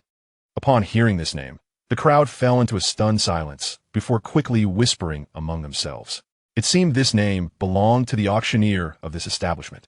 Indeed, these individuals did not come with good intentions. They were likely here to confront Gu Fan. However, had not the auctioneer stated that Gu Fan had left for the royal city? Suddenly, the 7 divine concealment practitioners fixed their gaze on the individual who had spoken last.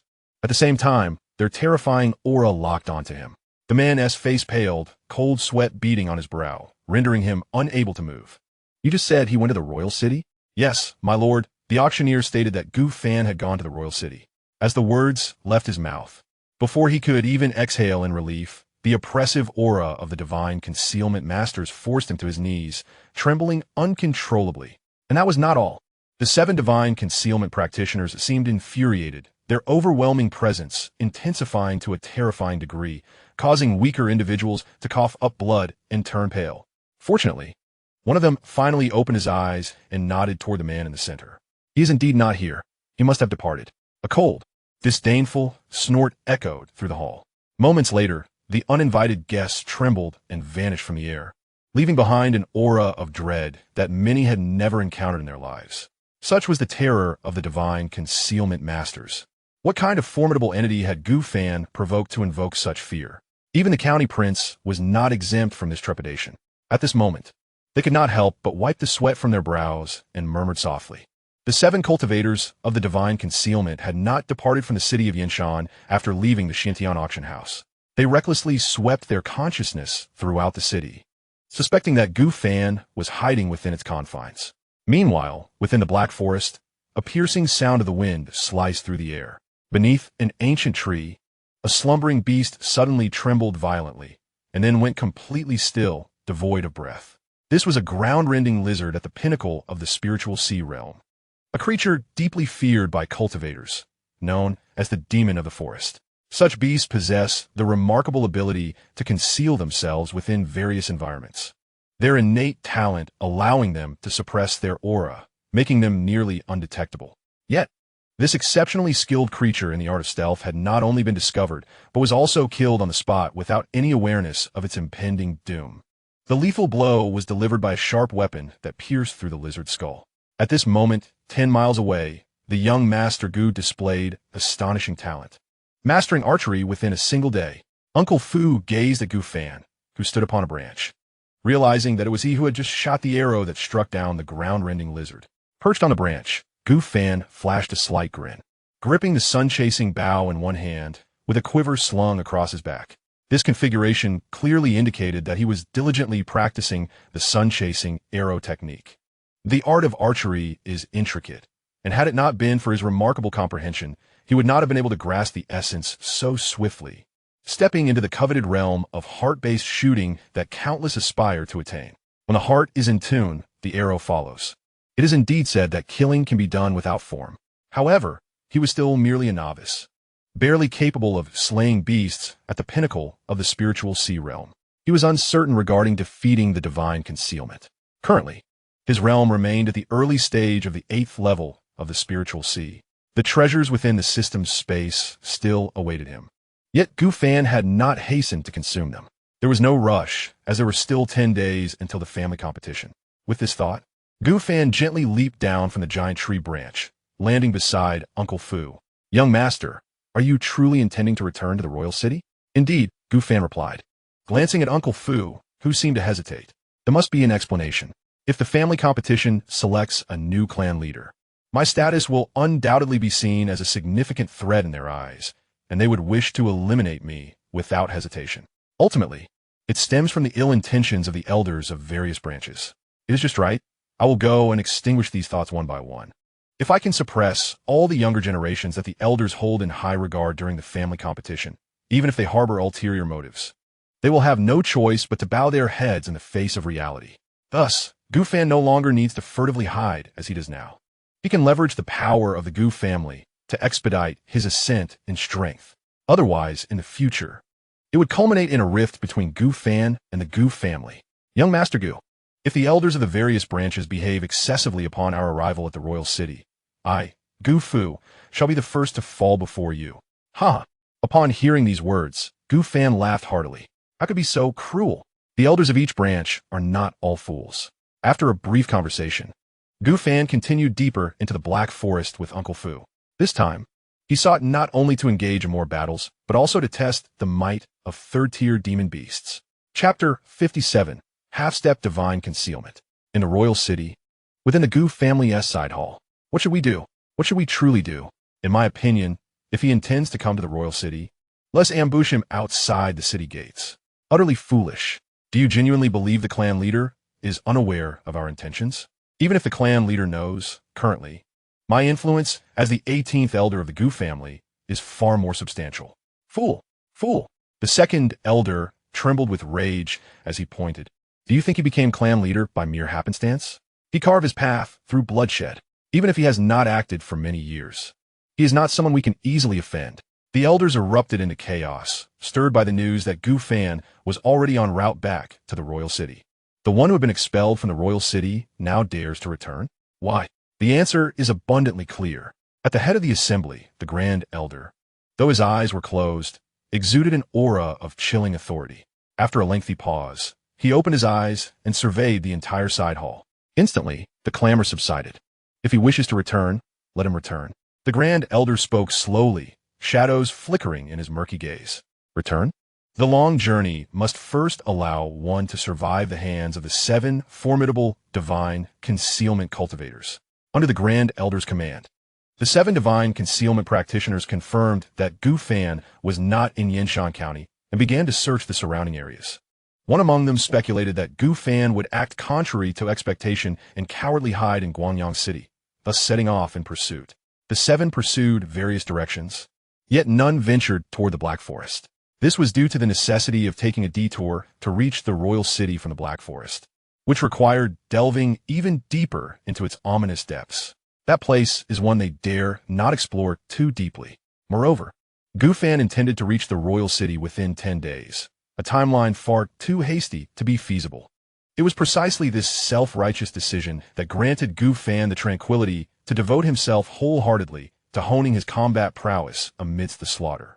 Time hastened by, and in the blink of an eye, 10 days had elapsed. Deep within a certain area of the Black Forest, amidst the green miasma, a deafening wolf howl erupted. There, within the shadowy, indistinct green fog, a pair of terrifying eyes emerged from all directions, surrounding a young man radiating an aura of menace. The upper half of the youth's body was bare, revealing pale skin marred by gruesome wounds, stark reminders of the brutal battles endured in recent days. In his grip was a 3-foot-long sword, glistening with a cold light, its hilt slightly pressed against his back. His icy gaze disregarded the surrounding pack of wolves, fixated instead on the Wolf King ahead.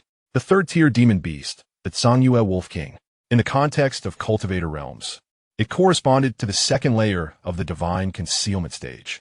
At this level, one could awaken their innate abilities, possessing immense strength. Just like the Prince of Yinshan, prior to awakening his divine powers, could suppress 100 cultivators at the peak of the spiritual sea realm with a mere finger. Should he awaken his abilities? It goes without saying the magnitude of his power.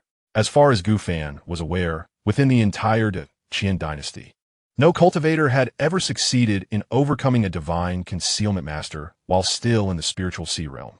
Even achieving a stalemate or managing to escape from a divine concealment cultivator was unheard of. Yet, Gu Fan scoffed at this notion. For in the past 10 days, he had battled no less than dozens of third-tier demon beasts. Even in the early stages of the 8th layer of the spiritual sea realm, he could contend with third-tier demon beasts equally, thanks to the Haoyue sword manual and the Vajra demon-subduing palm. As his combat awareness sharpened, he soon became adept at delivering lethal strikes with ease. With meticulous preparation, he employed the sun-chasing arrow technique to seize the advantage, ultimately using his vast spiritual energy to exhaust and even brutally slay a demon beast of the first layer of divine concealment. However, he was limited to those of the first layer. Should he encounter one of the second layer or above, he would have to rely on his companion, Fu Bo, to escape. Now, having just received rewards from the devouring system and acquired various heavenly materials and treasures within the Black Forest, his own realm had ascended from the early stages of the 8th layer of the spiritual sea to the brink of the divine concealment realm. He was but a step away from entering this coveted stage. Regrettably, this step proved exceptionally arduous, as Gu Fan felt immense resistance during his breakthrough. Thus, he set aside his aspirations of advancing further and came here to test his combat prowess. The Xianxia Wolf King howled fiercely. With a glimmer of intensity in Gu Fan's eyes, the Wolf King emitted a sharp cry. In an instant, the densely packed wolves surrounding him responded in kind, snarling and baring their teeth as they charged furiously towards him. A mere swarm of ants. Gu Fan scoffed, recognizing the encircling wolves as nothing more than minor threats from the spiritual sea and body refinement realms. For him now, dispatching them would be as effortless as slicing through vegetables. With this thought in mind, he twisted his wrist and unleashed the first sword technique from the Haoyue sword manual, the Crescent Moon Sword. The movement was clearly visible. Amidst the verdant miasma, a round moon, radiant above and shadowed below, ascended languidly. Concurrently, a menacing sword aura emanated from the moon, unleashing a terrifying force of slaughter that caused the approaching wolf pack to cower, tucking their tails in fright. A haunting wail pierced the air as the moon expanded rapidly beneath the sword's tip, enveloping the surrounding wolves in mere moments.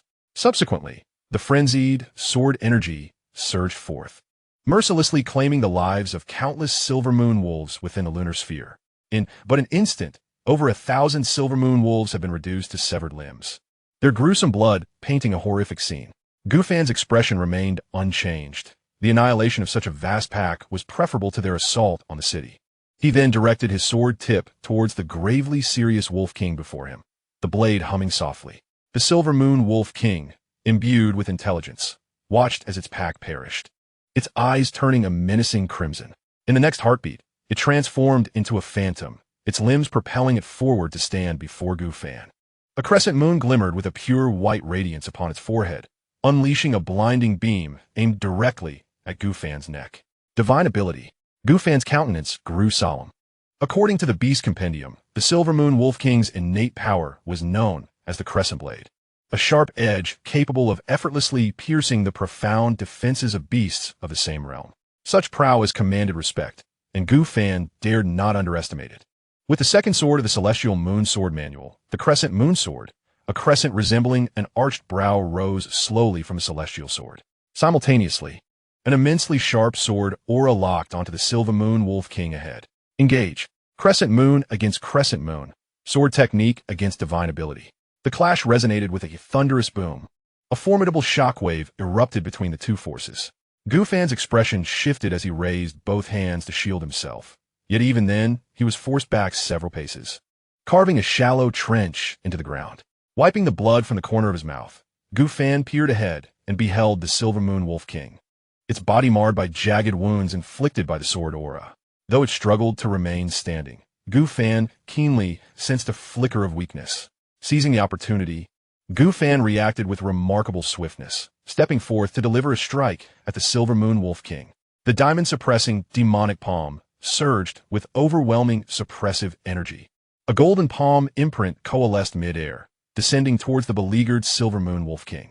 With a whimper, the Wolf King's gaze flashed with ferocity as it lunged at Gu Fan's neck, intent on a mutual demise. Gu Fan, however, merely smirked coldly, leaping into the air and positioning himself above the diamond-suppressing demonic palm. The approaching moonlit Wolf King changed its expression dramatically, and before it could react, it crashed into the overwhelming palm print that descended upon it. Boom! The defenses of the moonlit Wolf King were already weak. Faced with the formidable demon-subduing palm, it was instantly suppressed. Even upon contact with the ground, the palm print relentlessly continued to drive the Wolf King down into the earth. Chapter 58, The Royal City. Within the green miasma. At this moment, a deep, dark energy had replaced the green miasma that once filled this place. A terrifying, devouring power erupted from within, consuming the corpses of the moonlit wolves and their kings scattered across the ground. The devouring god body. Nothing is beyond its grasp. Even living beasts could be swallowed whole. Of course, this was contingent upon not being struck dead by the beast before the act of consumption. After a brief incense time passed, the rolling darkness was drawn into Gu Fan's body, and he promptly opened his eyes to gaze at his chest.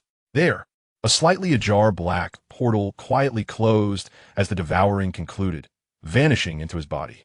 Still not enough, Gu Fan murmured. The portal on his chest was his first human secret realm. As long as the portal was wide open, he would be able to step into the realm of divine storage and awaken his innate divine powers. However, even after consuming the slain beasts, his portal had only opened a fraction and did not fully expand. At this moment, Gu Fan could not help but feel the arduousness of cultivation. He wondered if reaching the royal city would allow him to accelerate his training pace. Suddenly, Gu Fan's expression shifted. He sheathed his sword and turned to race towards the edge of the green miasma. The royal city was still 100 miles away, and he was uncertain whether the family competition had commenced. Above the black forest, a massive golden beast soared into the sky, darting away like a bolt of lightning. A third-tier flying beast, it moved with astonishing speed. With each flap of its wings, Gu Fan and his companion felt the air stream against them like blades. Fortunately, being at the spirit sea realm allowed them to manifest spiritual energy, forming a protective shield around themselves. As they journeyed ahead of them, a fleet of flying ships sensed the terrifying speed of the golden-feathered eagle approaching from behind. Leader, this is bad. What is it? A fearsome great demon is attacking from behind. Its aura suggests it is a third-tier beast. A third-tier beast? A middle-aged man in luxurious robes furrowed his brow and promptly exited the ship's cabin to look back. Upon scanning with his divine sense, he indeed detected a fearsome beast approaching. However, atop this beast stood two human cultivators. As the leader's divine sense swept over Gu Fan and his companion, the expression of the steward turned cold, his aura surging. When traveling outside, it is most taboo to scan others with divine sense, as it can expose the target's secrets and is extremely disrespectful. The master of consciousness, realizing that Gu Fan and his companion bore no malice towards them, withdrew his awareness upon observing Fu Bo's unwavering expression. On the back of the golden-feathered eagle, Fu Bo whispered to Gu Fan, "Young Master Gu, ahead lie the people of the Tiana Merchant Alliance. Judging by their trajectory, they too seem to be headed for the royal city." In response, Gu Fan nodded and promptly commanded the golden-feathered eagle to veer slightly to the right. He was eager to return to the Gu family and wished to avoid unnecessary conflict. The golden-feathered eagle soared swiftly, and in the blink of an eye, it had reached the rear of the flying fleet, poised to overtake them. However, at that moment, the leader of the Tiana Merchant Alliance suddenly transmitted a thought, saying, "Esteemed guests, I am the leader of the Tiana Merchant Alliance.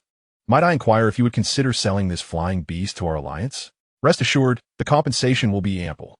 As he spoke, a hint of covetousness flickered in his eyes. Despite being a figure of considerable stature, he could not suppress his yearning for the golden-feathered eagle. In the Qian dynasty, third-tier beasts were exceedingly rare, and the golden-feathered eagle, a flying creature, was a treasure seldom found even in the royal city. Apologies. A languid voice resonated in the mind of the Tianhe leader. In an instant, the golden-feathered eagle flapped its wings and left the fleet behind. The leader, though displaying a look of regret, was also filled with intrigue as he muttered to himself at the bow of the ship. Why does that figure resemble the God-Devouring Body of the Gu family from before? Indeed, it was he. Beside him, a young girl appeared silently. Little Princess. The leader of the Tianhe Merchant Alliance turned, his expression shifting instantly to one of respect as he bowed his head. The Tianhe Merchant Alliance was under the purview of the royal family, now governed by the young princess. However, what made this practitioner of the divine concealment even more cautious was the connection between the little princess and Gu Fan. 18 years prior, due to the royal family's favor towards Gu Fan's parents, who had perished in battle for the dynasty. Coupled with the rumors of Gu Fan being the prodigy of the Gu family, a decree was issued for the little princess to be betrothed to him. Yet, 6 years ago, this engagement was annulled due to Gu Fan's physical condition. It was instead arranged with Gu Tiangu of the Gu family. The little princess felt somewhat constrained, uncertain of what to say. There is no need for such formality. The young princess, veiled and with eyes as clear as water, responded. He may have come to the royal city due to the Gu family's grand family competition today. However, even though he is now capable of cultivation, a mere month is far too short time. With her words spoken, she gracefully turned and glided towards the cabin. The royal city, as the heart of the entire dynasty, was also its most prosperous area. The city was vast, divided into outer and inner sections, and was frequented by numerous sects from across the Qian dynasty. In this bustling capital, a multitude of merchant alliances and countless mercenary groups thrive, resulting in a transient population exceeding 10 million, making it undoubtedly the most vibrant locale of the entire dynasty. Such a vast populace naturally gives rise to numerous factions. Among them, the Wei royal family, as the sovereign rulers of the Qin dynasty, stands as the most formidable power within the capital. Beneath their dominion lie the 7 prominent families situated in the inner city. These families possess extensive enterprises throughout the Qian, encompassing a myriad of sectors. Coupled with their immense strength, their influence is indeed formidable. Additionally, there are over 100 merchant alliances and thousands of mercenary groups. The sheer abundance of these factions stems from the overwhelming number of cultivators in the capital who possess an insatiable appetite for treasures. It is no exaggeration to state that within the capital, body refinement and spiritual seeds are as common as cattle. Even the rare divine cultivators, scarcely seen in county cities, can occasionally be spotted here. This fervent demand has spawned a plethora of merchant alliances and mercenary groups dedicated to sourcing treasures from across the Qian dynasty for these cultivators. Naturally, the auction houses of treasures are numerous within the capital, with over 100 renowned establishments in the outer city alone, not to mention the lesser-known venues catering specifically to novice cultivators. Amidst the mingling of various powers, conflicts abound, from skirmishes between cultivators to feuds between families. Rivalries among merchant alliances, clashes between mercenary groups, and even the inevitable power struggles among the royalty themselves. It can be said that while the capital is prosperous, the atmosphere is fraught with tension and intrigue. A moment's lapse in vigilance could lead to one's utter demise. At this moment, outside the capital, a magnificent beast, resplendent in golden hues, with wings that could eclipse the sky, descends slowly amidst the astonished gazes of countless onlookers. Chapter 59. He has returned. In the capital, at the Gu family's martial arena, a throng of spectators fills every seat, creating a cacophony that seems capable of piercing the heavens. Thousands of guests have gathered for the Gu family's grand competition, a momentous occasion to select the young clan leader, marked with great pomp. Among the attendees are members of the royal family, representatives of the 7 great families, and various merchant alliances and mercenary groups, as nearly all factions have sent envoys to witness this significant event. All the major powers in the capital are eager to discern who will emerge as the future leader of the Gu family. At this juncture, several elders seated on the high platform engage in hushed discourse. Have we still not located Gu Fan? No. The 7 of us have scoured the vicinity of Yinshan, counting multiple times, yet not even a trace of that wayward child has been found. It seems he may not come. The eldest elder's murky eyes flicker with delight. 10 days have passed, and it is as if Gu Fan has vanished without a trace. I have even stationed people along the essential routes to the capital, yet his figure remains unseen. And now the grand competition is about to commence. Even if Gu Fan were to appear, it would likely be too late. With such thoughts in mind, the younger generation of the Gu family had nearly gathered on the performance stage. Meanwhile, at the entrance of the Gu residence, the guard responsible for watching the gate suddenly froze, pointing toward 2 figures emerging from the distance, speaking in a low, grave tone to his companion. Indeed, he has returned. Upon hearing this, the nearby guard also turned to look, and upon recognizing the visitor, his pupils involuntarily contracted. Soon after, a portrait appeared in his hand, unmistakably depicting the clear visage of Gu Fan.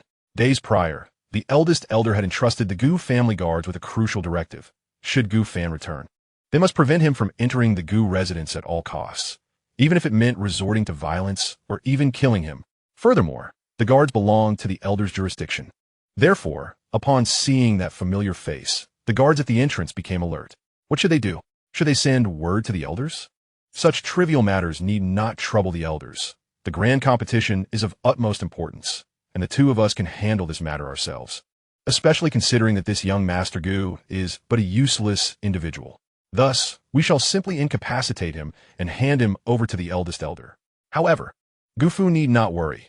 This is the Gu family, and he dares not obstruct us. The two guards communicated telepathically, and in their discussion, they had already decided Gu Fan's fate.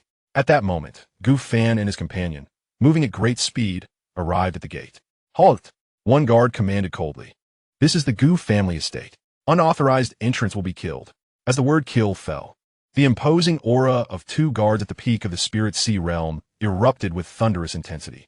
Gu Fan, with an expressionless face, merely glanced at the two menacing guards and continued his stride toward the entrance.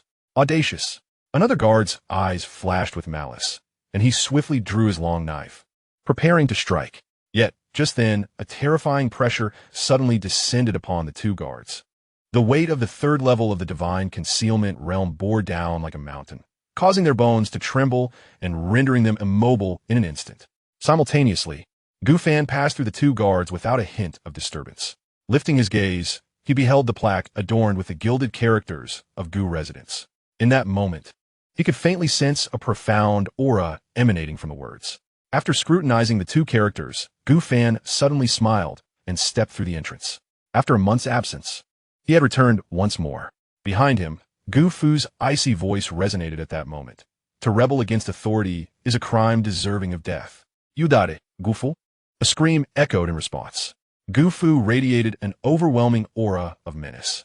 Gu Fan, a scion of the esteemed Gu family, held an extraordinarily noble status. The mere presence of two guards brandishing their weapons was an act deserving of dire consequences. Without hesitation, he followed closely behind Gu Fan as they entered the gates. The path from entrance to the Gu family's martial arts arena was still considerable, and along this route, the guards and maidens of the Gu family cast bewildered glances at the approaching Gu Fan. They were well aware that merely a month prior, he had been relegated by the elders to a remote town to await his demise. Why, then, had he returned at such a critical juncture for the Gu family? Moreover, some among them recalled the frail figure that once resembled a flickering candle in the wind, seemingly on the brink of death. Could this poised gentleman truly be the same young master? While his visage had remained unchanged, his demeanor had transformed into that of a refined and graceful young man. Coupled with the trials of battle he had endured, his eyes now sparkled like stars, radiating an extraordinary brilliance. How could such a profound change manifest in merely a month? While some felt a chill of astonishment in their hearts, others swiftly disseminated the news of Gu Fan's return. At the martial arts arena, several elders simultaneously shifted their expressions, directing their gazes towards the Grand Elder. The latter, still bearing a hint of joy, furrowed his brow upon sensing their stares and inquired, "What is the matter?" "Grand Elder. He has returned." "He? Who?" Initially perplexed, the Grand Elder's expression shifted dramatically as realization dawned upon him regarding the individual in question. "What shall we do?" "Stop him," the Grand Elder asserted firmly. However, the next moment, one elder, gazing in a particular direction, muttered in a daze, "It may be too late." As these words fell, the surrounding elders followed his gaze, witnessing two figures, one old and one young, striding powerfully towards the martial arts arena. Concurrently, a gasp erupted from the crowd. Gu family Chilin. The voice belonged to a burly man, filled with astonishment, as if unable to believe his own words, which escaped him in an uncontrolled volume. Those within the arena turned their heads in response to the exclamation, and upon recognizing the familiar figure, their pupils widened in disbelief. It is the Gu family Chilin. Rumors had circulated that he had been forsaken by the Gu family and expelled from the royal city. How, then, could he be seen here once more? Wasn't he a useless body, having squandered 12 years of the Gu family's time, only to be cast out a month ago? The tales did not align. This composure bore no resemblance to the previously labeled useless body. Observing his steady breath, it was evident he had achieved a level of cultivation. Could his return signify participation in the Gu family's grand competition? It cannot possibly be a ruse. You must observe the countenance of the elder of the Gu family. It seems that the Gu clan is on the brink of tumult. Chapter 60. The competition begins. At the seating area, the 18th elder of the Gu family displayed an expression of fluctuating emotions, his gaze fixated on the approaching Gu fan. It was evident, without a doubt, that his return at this moment was orchestrated with the intent to stir trouble during the competition. However, what puzzled the numerous elders was how he managed to traverse from Yinshan County to the royal city. Beside him, the second elder, though filled with fury and astonishment, could not refrain from inquiring, "Elder, how could he evade our blockade and arrive at the royal city undetected?" They were acutely aware of the multitude of individuals dispatched by the elder to prevent Gu Fan's return to the royal city. Even some of the Gu family's crucial personnel had been assigned to lie in wait along the inevitable routes. It was safe to say that Gu Fan's appearance would inevitably reach the ears of the elders. The elder's expression darkened. After a prolonged contemplation, a sudden realization struck him, and he murmured, "The Black Forest. The Black Forest." Upon hearing this, the second elder gasped in astonishment. His gaze towards Gu Fan now filled with incredulity. The route from Yinshan County to the royal city, if taken through the Black Forest, necessitated a considerable detour along the border of the great Qian dynasty. Not only was the journey prolonged, but it also required venturing deep into the perilous depths of the Black Forest. Within it lurked countless magical beasts, and encountering third-tier beasts was not uncommon. A moment's inattention could lead to a fatal demise within its confines. Did Gu Fan possess the audacity and strength to traverse the Black Forest? As this doubt crossed his mind, the second elder could only manage a bitter smile. The man had already arrived at the Gu family, and the critical routes were heavily guarded. If he did not traverse the Black Forest, how else could he have arrived? The arrival was far from benign.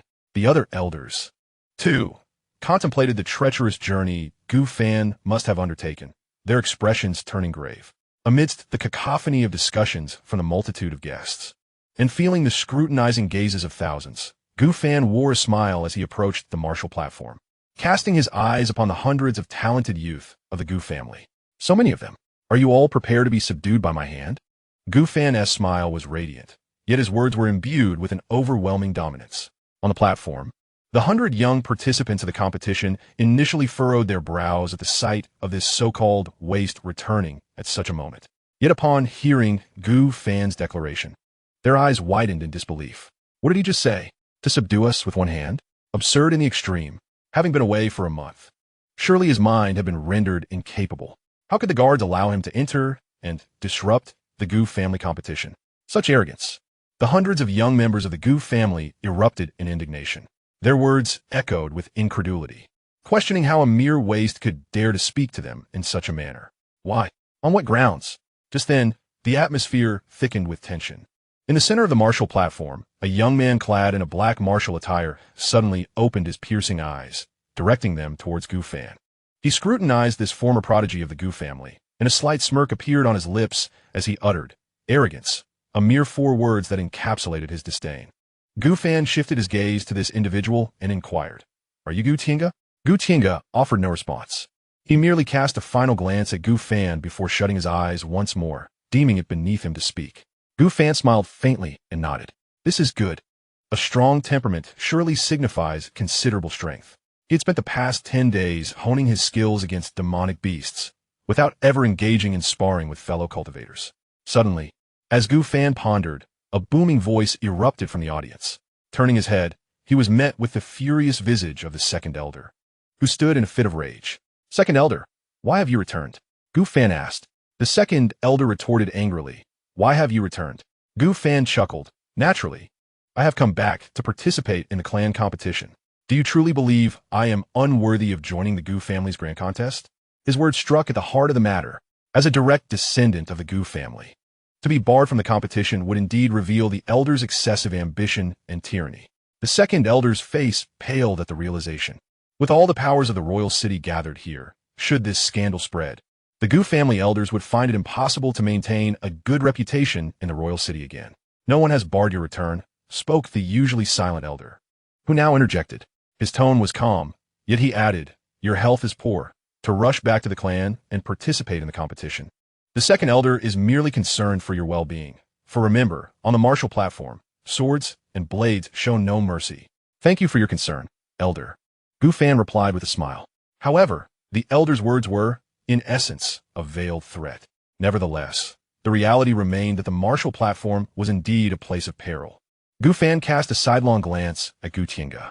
Elder, are you truly allowing this boy to compete? If not, how could he not? After all, he was a direct descendant, currently at least at the 7th level of the Spirit Sea realm. Even if he could not claim victory, the clan leader would surely bestow upon him the title of young clan leader. Bestow upon him only if he were fated to survive this ordeal. Since you have returned, there is no need for you to leave again. The elder's voice was frigid. Simultaneously, on the martial platform, Gu Tiange opened his eyes and met the elder's gaze with indifference, nodding slightly. It could be asserted that if Gu Fan were to survive this family competition, the position of young clan leader would undoubtedly be his. This was irrefutable and unassailable. Those of the main lineage were inherently the heirs to the clan leader, as within their veins flowed the purest blood of the Gu clan, harboring the latent talents and divine abilities that would be passed down through generations. The individuals of the branch lineage are a blend of various bloodlines, lacking in purity. This signifies that their divine abilities awakened in the realm of divine concealment are not overly formidable, rendering them weaker than those of the main lineage. Unless they encounter extraordinary fortunes that awaken more potent innate abilities, such serendipities are not easily found. Thus, to secure the position of clan leader, orchestrating Gu Fan's demise on the martial stage becomes the sole and most prudent choice for the Grand Elder. As the elders exchanged secret messages among themselves, Gu Fan cast his gaze upon the elder patriarch seated at the forefront. The old patriarch, now opening his weary eyes, regarded Gu Fan with a gaze filled with intricate emotions. A cultivator in the divine concealment realm can live for a millennium, yet this elder patriarch, having lived for merely over 600 years, already bears the marks of death. Gu Fan speculated that had it not been for his concern for the Gu family and for him, the last scion of the main lineage, the patriarch would have long since succumbed. His unease lingered.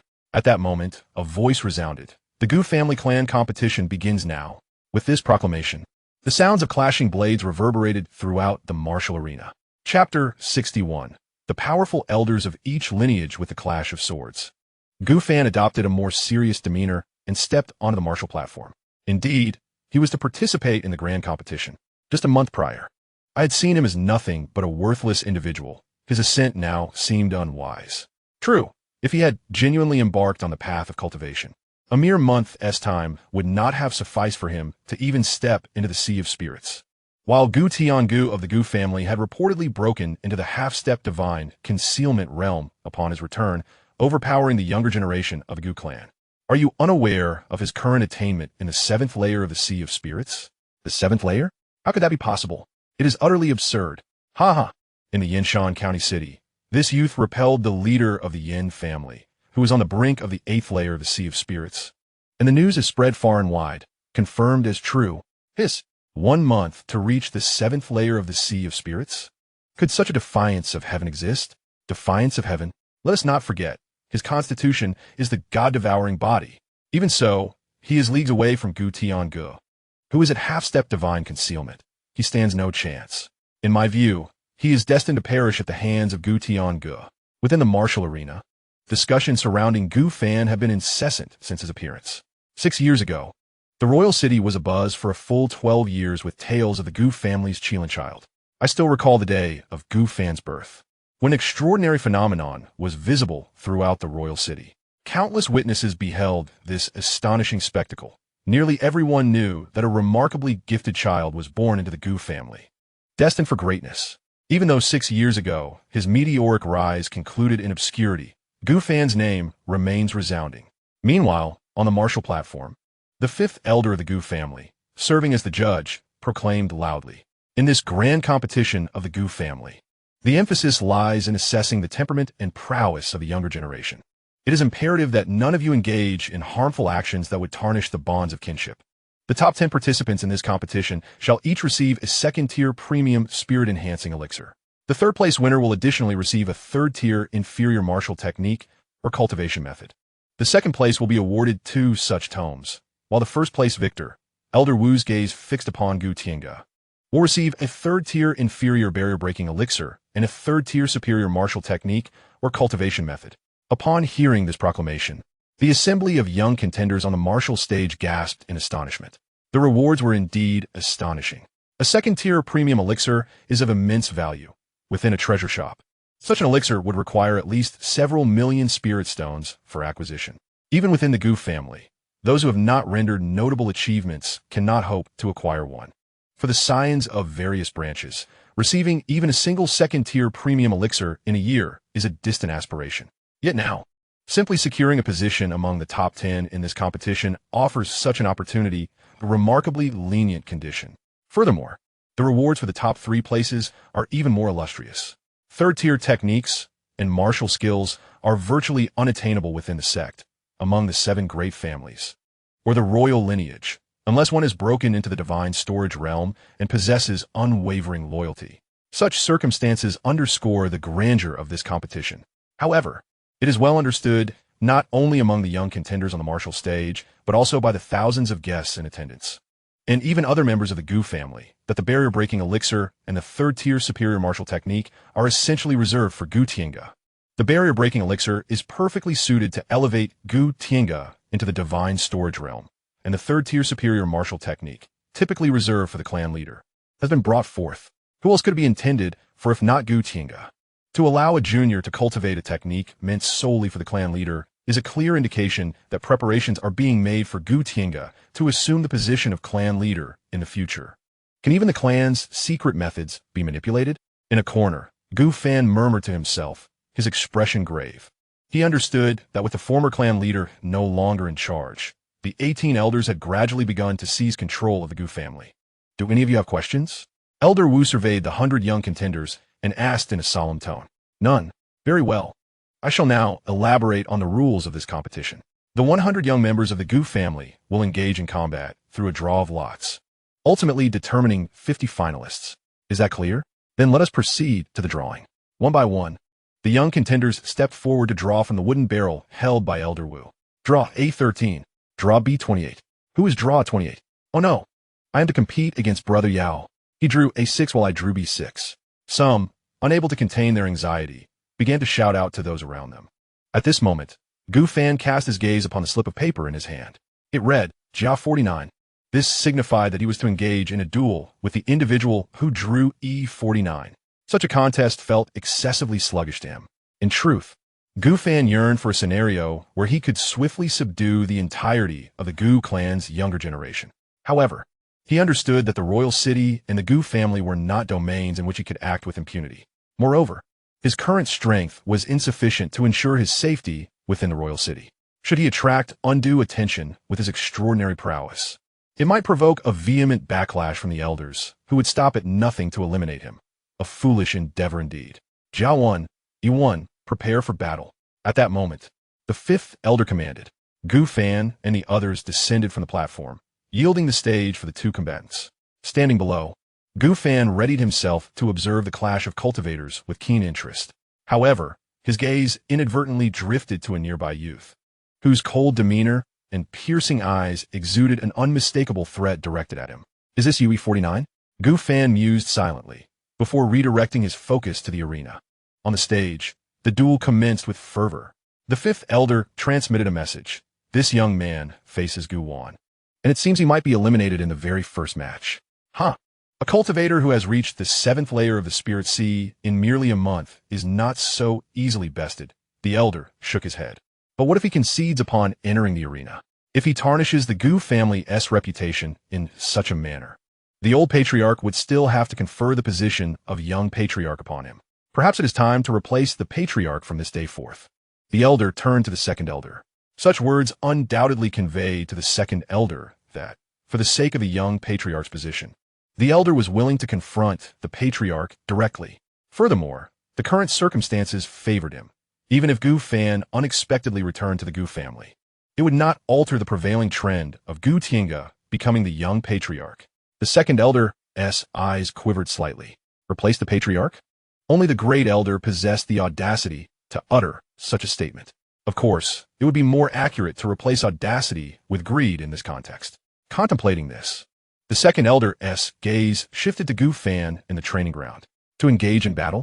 Ultimately, he would be slain by Gu Tiange, who was half a step into the divine concealment realm. To refrain from fighting? Such a cowardly individual could never ascend to the position of young patriarch. With the other elders rallying behind the great elder, how could Gu Fan withstand such overwhelming force on his own? Chapter 62.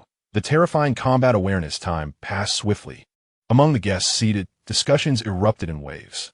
The younger generation of the Gu family today was undoubtedly stronger than in previous years. Indeed, among them, Gu Tiange stood out as the mightiest. His opponents had reached the 9th layer of the Spirit Sea, yet they could not withstand even a single strike from him. Perhaps the rumors held truth. The third prince had once boasted at a banquet that Gu Tiange was the strongest and most talented among the young cultivators in the royal city.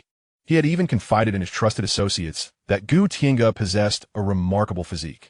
Observing the techniques displayed, one could sense an indomitable force, an impressive physique that should not be underestimated. Indeed, at this moment, the Gu family's clan competition has already witnessed numerous bouts. Hundreds of young prodigies, being descendants of one of the 7 great families, possess not only profound realms, but also exceptional martial skills and techniques, leaving the spectators visibly tense. Particularly notable is Gu Tiange, whose single strike sent an adversary from the 9th layer of the Spirit Sea tumbling off the stage. Although it was evident that he had moderated his strength, the unfortunate opponent, upon hitting the ground, was left spitting blood in a state of panic. This clearly demonstrates the formidable prowess of Gu Tiange. Great Elder. Tiange's aptitude is indeed astonishing. Merely practicing a low-tier 3rd-grade technique has rendered him so powerful. If he were to cultivate the clan leader's methods, he would surely surpass even this. One elder remarked, I wouldn't doubt it. Even conquering the divine concealment might not be out of reach. I recall, throughout the entire Qin dynasty, there hasn't been a single individual who could battle the divine concealment at the Spirit Sea realm, right? If Tiange can truly achieve such a monumental feat, our Gu family could soon ascend to become the foremost family in the dynasty. Nonsense. The divine concealment is not so easily surpassed. You must not indulge in such flattery. Should you become arrogant, it may lead to grave misfortune, and it would be too late for regrets. Just as the elders were expressing their admiration, the great elder suddenly reprimanded them. While he appreciated their praise for Gu Tiange, he believed that exaggerating to the point of claiming that one could defy the divine concealment would only bring harm. The family is aware of its own affairs. Relying on his physique, even if Gu Tiange were to cultivate advanced techniques, he might evade the grasp of a great practitioner of divine concealment. However, to achieve victory, or even to draw equal with someone who has merely entered the realm of divine concealment, is utterly implausible, for this chasm is akin to an insurmountable abyss. Moreover, it is not just Gu Tiange who cannot accomplish this. In the future, no one will be able to. The other elders, upon hearing these words, turned their heads sheepishly. They had only boasted about Gu Tiange's prospects of becoming the young clan leader, and now, with the great elder's rebuke, they felt their faces flush with embarrassment and guilt. Meanwhile, on the martial stage, the competition had swiftly progressed to the 49th bout. Listening to the words of the 5th elder, the 18 elders present could not help but focus their attention on the arena. The 49th match featured Gu Fan. Upon hearing the summons, Gu Fan opened his eyes, glanced at the venerable clan leader seated at the front, and then ascended the martial platform. He could feel the intense gaze of the thousands of guests, who, weary from the extended Spirit Sea battles, now fixed their eager eyes upon him. At this moment, the royal family was watching him, as were the 7 great families. The remaining factions, including all members of the Gu family, were keenly observing this once celebrated prodigy of the Gu clan. Taking a deep breath, Gu Fan's gaze sharpened as he stepped into the center of the arena. Opposite him stood Gu Wan, an adept of the 8th heaven of Linghai, who had arrived first and was now regarding him with a cold stare. Gu Fan, out of consideration for our childhood, if you plead for mercy and concede, I can allow you to withdraw with dignity. Otherwise, as these words fell, Gu Wan manifested a long knife in his hand, a chilling aura enveloping it as it locked onto Gu Fan. Gu Fan, however, paid no heed to his words. Instead, his eyes remained fixed on Gu Wan, scrutinizing every inch of his opponent, particularly focusing on the head, neck, and jointed limbs. After days of battling fierce beasts in the Black Forest, including formidable third-tier divine beasts, Gu Fan had honed an instinctive awareness to identify the weaknesses of adversaries. Were it not for the presence of Elder Gu, he would have already been poised to strike down the insect-like Gu Wan before him. Nevertheless, Gu Fan's silence caused Gu Wan's brow to furrow. Make your decisions swiftly. Once the duel begins, my blade does not distinguish between foes. Gu Fan remained unresponsive. Very well. Gu Wan's eyes glinted coldly as he turned to Elder Gu. The Elder, named Gu Wan, belonged to the faction of the Second Elder and was from the 8th heaven of Ling Hai. It was uncertain what the outcome would be should these two confront each other. In a contest between the 7th heaven and the 8th heaven of Ling Hai, Gu Fan found himself at a disadvantage. Especially since Gu Wan had been training within the sect, while Gu Fan stood alone, further compounding his odds of victory. Yet, he had previously forced back a practitioner on the verge of the 8th heaven of Ling Hai. As Gu Fan and Gu Wan took their positions on the arena, all eyes in the training ground were riveted upon them.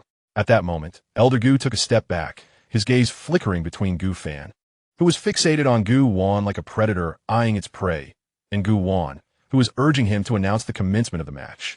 An unsettling premonition washed over him, but there was no time for contemplation. He bellowed like thunder, "Begin the duel." No sooner had the words left his lips than Elder Gu attempted to step back, ready to cede the battleground to the competitors. Yet, before he could make a move, he stood transfixed, watching as Gu Wan began to turn his head. In an astonishing display of reflex, Gu Fan surged forward like a leopard pouncing on its quarry. His right hand seizing Gu Wan's neck with a firm grip and, with a captivating display of brutal elegance, slammed him down onto the unforgiving stone floor. Bang! His right arm, enveloped in spiritual energy, was as powerful as the arm of a titan. As Gu Wan's head made contact with the ground, a sharp collision echoed through the air. In an instant, dust and smoke billowed forth, and anguished cries reverberated throughout the silent training arena. Hiss! Witnessing this scene, the 5th Elder inhaled sharply. Gu Wan, at the 8th level of the Spirit Sea, had been so effortlessly subdued upon the ground. It is crucial to note that the spiritual energy emanating from Gu Fan was merely that of the body refinement realm. This signified that a practitioner at the body refinement stage had brazenly defeated Gu Wan of the 8th level of the Spirit Sea, inflicting such pain upon him that he could not even muster the thought of resistance. This fleeting moment was entirely sufficient to snap Gu Wan's neck or even sever his head as a trophy. Such a display of combat awareness was utterly astonishing. Chapter 63. The Luck Sign. A body refinement practitioner triumphing over a Spirit Sea practitioner? Under ordinary circumstances, everyone would dismiss this as mere fantasy. However, the scene unfolding on the training platform unequivocally confirmed its reality. Hiss! How could this be possible? It was not a misperception. Just moments ago, Gu Fan had utilized the power of the 9th level of body refinement to effortlessly defeat Gu Wan of the 8th level of the Spirit Sea, who was left utterly defenseless. This was combat awareness. It could only be honed through the crucible of life and death trials, and for someone of Gu Fan's age, such prowess was unparalleled among his peers. Terrifying indeed. If my assumptions are correct, he has only been out of the royal city for a month. How could he possess such martial skills? There is but one explanation. His innate talent is staggering. The disparity is immense. Countless onlookers, astonished, rose to their feet, peering through the dust on the training platform. As the haze dissipated, they beheld Gu Fan with his right hand gripping Gu Wan's throat, his knee pinning the latter's Spirit Sea region, rendering him completely incapable of resistance. Were this a fight to the death, Gu Wan would have likely perished by now. This situation not only stunned the guests present, but also cast a serious pall over the elders of the Gu family. It must be a result of his training in the Black Forest, the 2nd Elder speculated telepathically, prompting nods of agreement from the others. Simultaneously, they all sensed the gravity of the situation. Not only was Gu Fan's cultivation speed rapid, but his comprehension of combat awareness was also remarkably adept and swift. It is worth noting that 18 years prior, Gu Fan had never engaged in combat, appearing as nothing more than a harmless little lamb. Yet now, after merely 10 days in the Black Forest, he had forged combat awareness equivalent to what others might accumulate over decades. Such prodigious talent is truly terrifying. If given ample time, he could indeed become a formidable threat. With this thought, the Grand Elder could not help but feel a sense of impending danger. Turning his gaze towards Gu Xianxia, At this moment, the latter was also stirred by the combat awareness exhibited by Gu Fan, finally opening his eyes to confront the once formidable Kirin of the Gu family. Upon sensing the gaze of the Grand Elder, Gu Tiange immediately turned his attention towards him. "Kill him," the Grand Elder conveyed with a chilling intent. Acknowledging these words with a slight nod, Gu Tiange understood that his objective was to eliminate Gu Fan. The Grand Elder's reiterated admonition served as a stark reminder to ensure absolute certainty in his endeavor. Subsequently, Gu Tiange closed his eyes. For him, although Gu Fan possessed a strong combat awareness, it was the realm of cultivation that fundamentally determined the outcome of victory. Gu Fan triumphed. On the martial stage, after a brief moment of astonishment, the fifth elder swiftly regained his composure and declared. Hearing this pronouncement, Gu Fan released his grip on Gu Wan and stood up, turning to exit the arena. His choice of close combat was deliberate, as it was the simplest and most efficient method. A decisive strike against the enemy was a manifestation of the combat skills he had honed through relentless slaughters over the past 10 days. However, just as he took a few steps, Gu Wan's voice, filled with unwillingness, echoed behind him. "I refuse to accept this." At that moment, a deep crimson mark from 5 fingers marred Gu Wan's neck. Rising from the ground, he glared at Gu Fan with resentment, exclaiming, "You ambushed me. If it weren't for my negligence, you wouldn't have withstood my strike." Gu Fan remained expressionless, merely turning to regard him. Not far off, the fifth elder's countenance was cold as he declared, "You lost, and that is final." "No, I did not lose. Fifth elder, let us have another round. I can defeat him with one strike." "I said you lost," the fifth elder retorted. "Get off the stage. You are worthless." The fifth elder was irate, having believed Gu Wan could deliver a severe lesson to Gu Fan. Little did he anticipate such ineptitude. The match had barely begun when Gu Wan was subdued. Were it not for the family competition, he would have met his demise countless times by now. As Gu Wan descended the stage, his face twisted in frustration. The fifth elder coldly stated, 50 for A, 50 for B. The competition shall continue. The shock instigated by Gu Fan soon dissipated. Although everyone marveled at Gu Fan's lethal combat awareness, it was crucial to acknowledge that a cultivator's own realm was of paramount importance. Before long, the first round of competition concluded. The 50 victorious young members of the Gu family were to draw lots again, commencing the second match, during which 25 of the most powerful individuals would be determined from this group. Undoubtedly, Gu Fan, with his years of advanced combat awareness, had once again triumphed on the martial stage, despite the fact that his opponents were now prepared and had remained vigilant since the beginning of the match. Gu Fan's prowess was undeniable. However, the latter advanced with stealth, his fingers like claws effortlessly gripping his opponent's neck and forcefully driving him downwards. With crucial points seized by Gu Fan, no one had ever escaped from his grasp until now. Even in the realm of body refinement, he employed the least spiritual energy to swiftly and effectively eliminate his adversaries. Indeed, at such a young age, possessing such tenacity, it is not unlikely that he will carve out a place for himself in the royal city in due time. Alas, judging by the appearance of the elder from the Gu family, he likely covets the child's life. Sigh. As the sun dipped towards the west on the martial stage, the 25 victors were now drawing lots. Is it the 13th position? Gu Fan murmured to himself, his eyes reflecting an inscrutable expression. He was the last to draw and miraculously obtained the fateful lot that would allow him to enter the final round. This grand competition consisted of 6 rounds, with the last round determining the 3 strongest among the younger generation of the Gu family. His lot enabled him to challenge the 3 most formidable contenders in the final round, thereby competing for the coveted title. However, given the significance of this lot, how could it have been drawn by Gu Fan, who went last? He lifted his gaze to Elder Wu and was startled to find the elder fixated upon him. As their eyes met, Elder Wu promptly averted his gaze, as though caught in a moment of guilt. Observing this, Gu Fan could not help but smirk. This was clearly a tactic to prevent him from intentionally conceding in the subsequent rounds, thus avoiding a confrontation with Gu Tiange.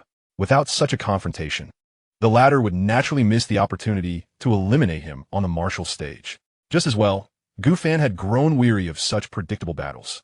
When the final round arrived, he would suppress the self-proclaimed strongest 3 of the younger generation of the Gu family before an audience of thousands and the family elders. Chapter 64, The Old Patriarch. Had he truly drawn it? The great elder and Elder Wu reserved the fateful lot for last, allowing Gu Fan to draw it. Very well, let him savor this moment. It would permit Tiange to take action ensuring that this Gu family Qilin did not go unrecognized. Time raced on, and the sun was nearing its descent. On the martial stage, Gu Tiange unleashed a resplendent golden light from his fist and struck. Bang! The individual before him felt an overwhelming force surge within, their face contorting in agony as they were knocked off the martial stage.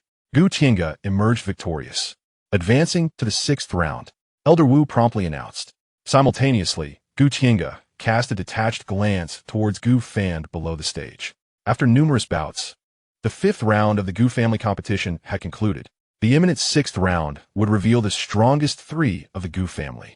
They were recognized as follows. The acknowledged strongest, the half-step divine concealment Gu Tiange, the perfectly refined Gu Gaoyuan of the 9th layer of the spiritual sea, the equally perfected Gu Run of the 9th layer of the spiritual sea, and finally, Gu Fan, who had drawn the fateful lot. He has the option to challenge a single opponent. Should he triumph, he would advance to the final 6th round in pursuit of the crown. However, Gu Fan, who possesses the fortune token, can also choose to forfeit, thereby relinquishing the final stage to the other 3 contenders. It is for this reason that Gu Tiange has fixated his provocative gaze upon Gu Fan, unwilling to see him concede simply because they are formidable adversaries. Gu Fan, will you accept the challenge? Elder Wu also directed his attention towards Gu Fan. Upon this inquiry, the collective gaze of the audience converged upon Gu Fan. It would be unwise to challenge.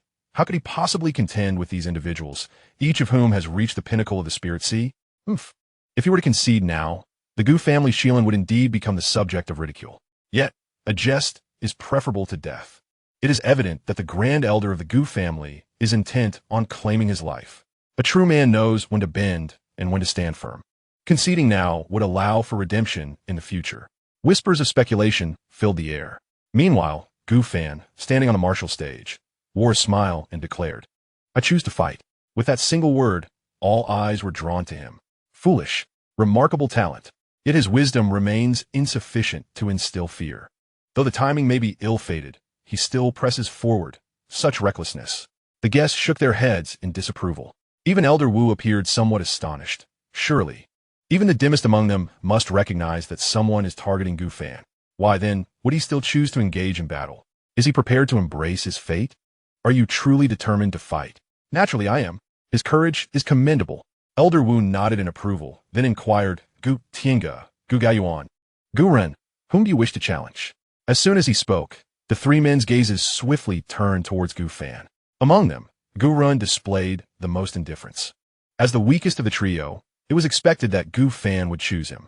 Yet, as Gu Ren contemplated this possibility, Gu Fan fixed his gaze upon Gu Tiange, stating, I choose Gu Tiange. Gu Tiange? He intends to challenge Gu Tiange.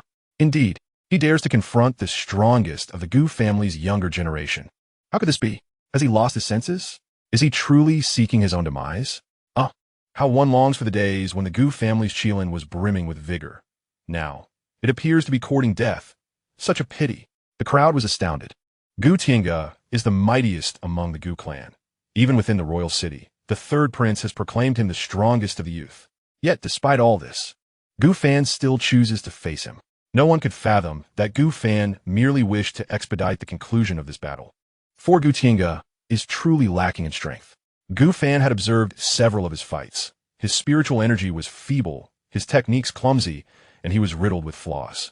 Gu Fan requires but a single move to vanquish his opponent, and to squander time battling the other 2 would be quite unwise. Very well. Then you shall contend with Gu Tiange. The 5th elder, seemingly fearful of Gu Fan's potential change of heart, proclaimed loudly to the assembled crowd. He ensured that his words resonated throughout the venue. For once uttered, retreat would no longer be an option. A subtle smile graced Gu Fan's lips as he dismissed the matter and prepared to ascend the stage. However, at that moment, a commanding voice reverberated through the air above the martial arena. Wait! The 2 syllables echoed, releasing an invisible pressure that enveloped the entire battleground in an instant. A tempest arose, winds howled ferociously. In that fleeting moment, the expressions of the thousands present shifted dramatically. Many opened their mouths in astonishment, yet found themselves voiceless, their sounds trapped within their throats. The force of a seal, a powerful figure, rendered speechless, thought in astonishment. He then turned to gaze upon the individual seated at the forefront. Not only But all present in the arena directed their incredulous stares towards the patriarch of the Gu family. At that moment, the elder had indeed opened his eyes. This sight, coupled with the overwhelming sealing force, unequivocally indicated that the power originated from the venerable elder himself. Nearby, the great elder reacted with remarkable swiftness. His complexion paled, and disbelief flickered in his eyes as he turned to regard the patriarch. Since sustaining injuries 18 years prior, the elder had refrained from intervening or managing the affairs of the Gu family. Yet now, he understood that it was Gu Fan's impending duel, a life-or-death crisis, that had compelled the elder to act. Moreover, it was not merely an act of intervention. His emergence had awakened a profound fear among the elders of the various branches of the family towards the main lineage. The sealing power was a unique bloodline ability exclusive to the Gu family of the royal city. Each member of the Gu family entering the divine abode realm would awaken this ability. However, the branch members awakened only a fragmented version of the sealing power. Only the main lineage would awaken the purest and most formidable form.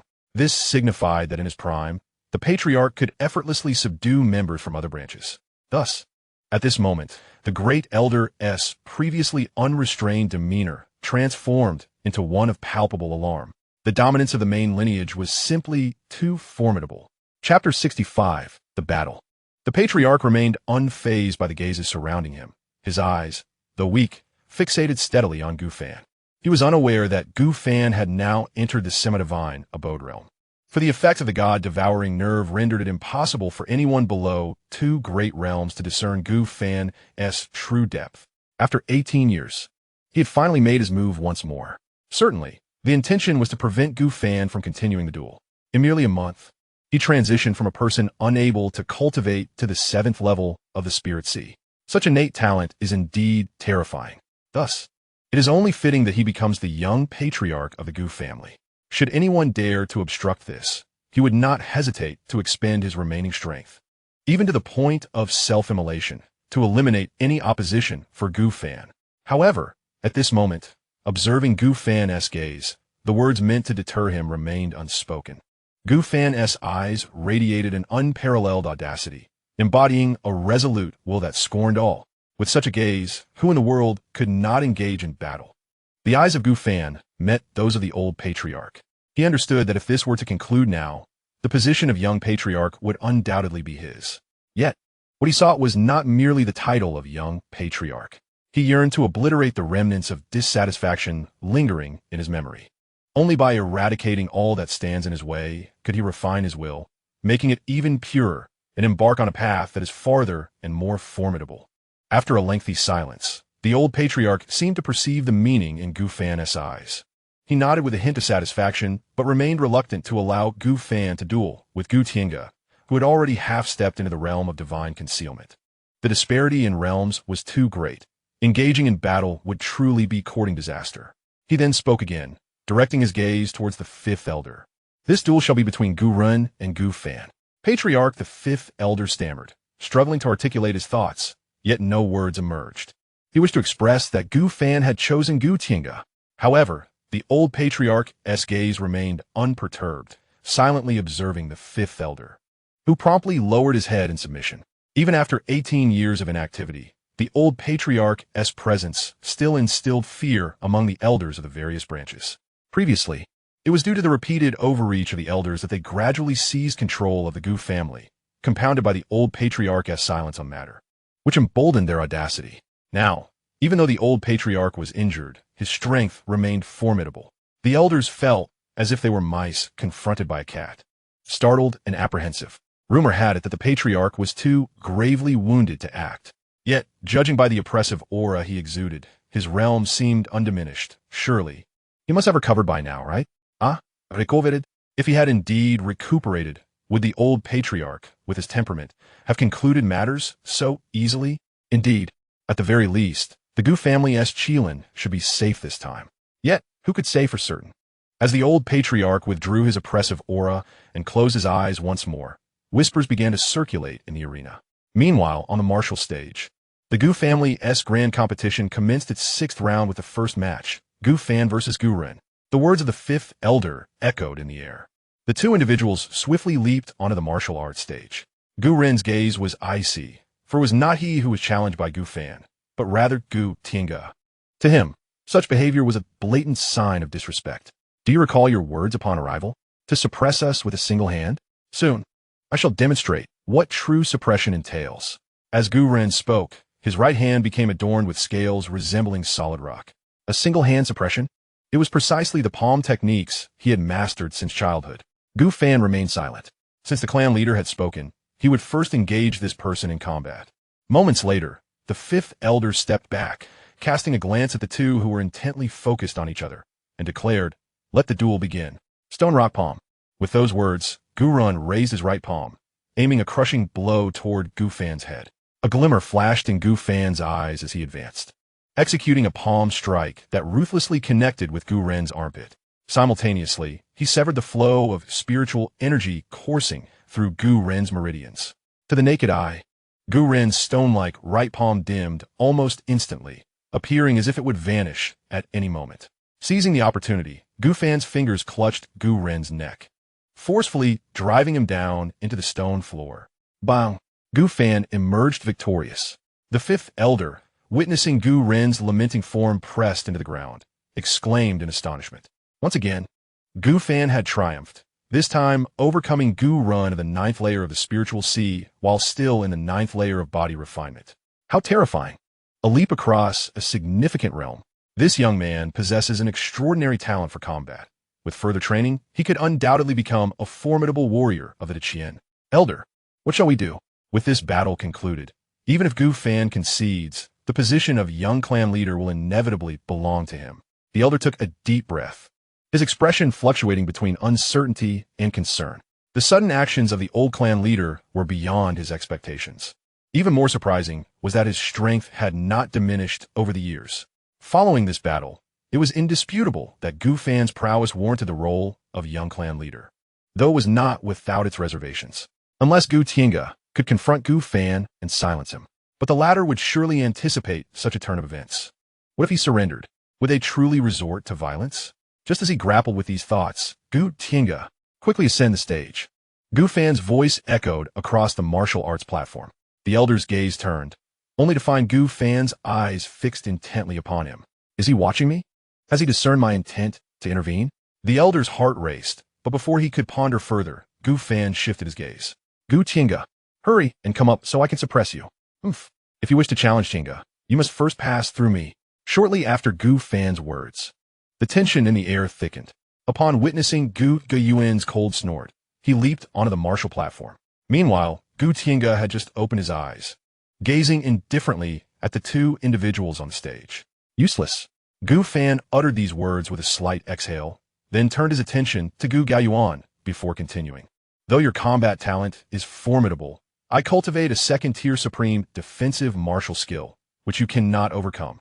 A radiant aura enveloped Gu Gaiyuan as he showcased his proud martial technique. Second-tier supreme. Among the peers of the Gu family, there are no more than 3 individuals capable of mastering such a technique. Gaiyuan, cease your foolishness. The fifth elder, witnessing Gu Gaiyuan's ascent to the platform, immediately rebuked him. His presence on stage was tantamount to disrupting the elder's significant matters. Had he not been a promising talent of their lineage, the fifth elder would have already expelled him. Since you have taken the stage, let us engage in battle, Gu Fan said nonchalantly. Eliminate Gu Gaiyuan, and only Gu Tiange will remain among the strongest of the younger generation. Moments later, the fifth elder stared in disbelief at Gu Gaiyuan, who lay on the ground, howling in misery. He could not fathom how his clan's most powerful member, a genius training in the second-tier supreme martial skill of the Holy Heaven sect, could be so easily defeated. Even if he were to lose, one would expect at least a few exchanges of blows, correct? After a lengthy silence, the elder finally managed to utter, Gu Fan wins. Again, 2 of the 3 strongest members of the Gu family had been so effortlessly vanquished. Was Gu Tiange truly capable of maintaining such dominance? It seemed doubtful. After all, Gu Tiange was merely half a step into the divine concealment realm. Gu Fan has only utilized the strength of the 9th layer of body refinement. Should he unleash his full power, defeat is not impossible. Foolish. Even half a step into the divine concealment realm is not to be trifled with by a mere spiritual sea.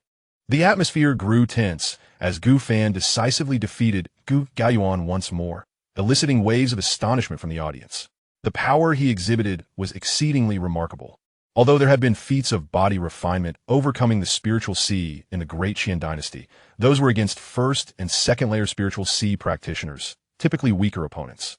None had achieved such a staggering feat as Gu Fan, who defied the spiritual sea's perfected realm through body refinement. Chapter 66. Unrestrained Ascendance. Gu Tinga, come forth quickly. I shall suppress you with a single palm.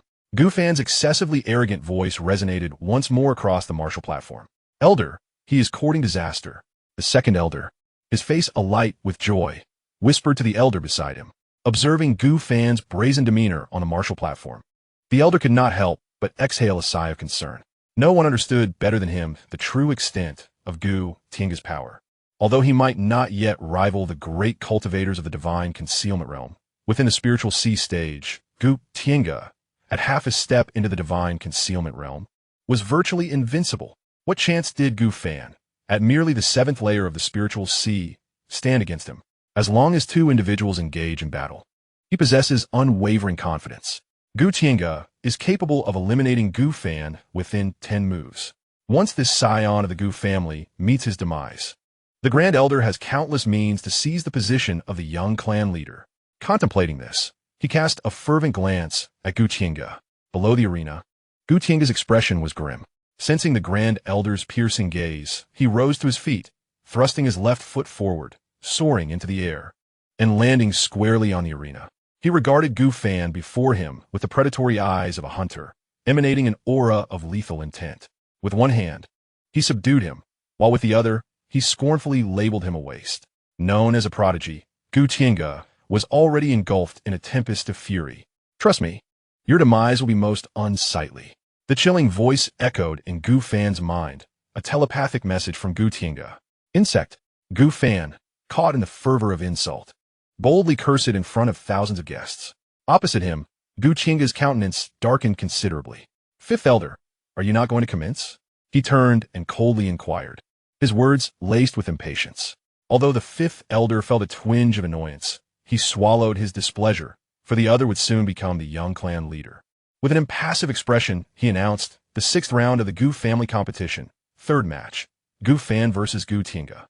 No sooner had the words left his lips than a terrifying aura erupted around Gu Tinga.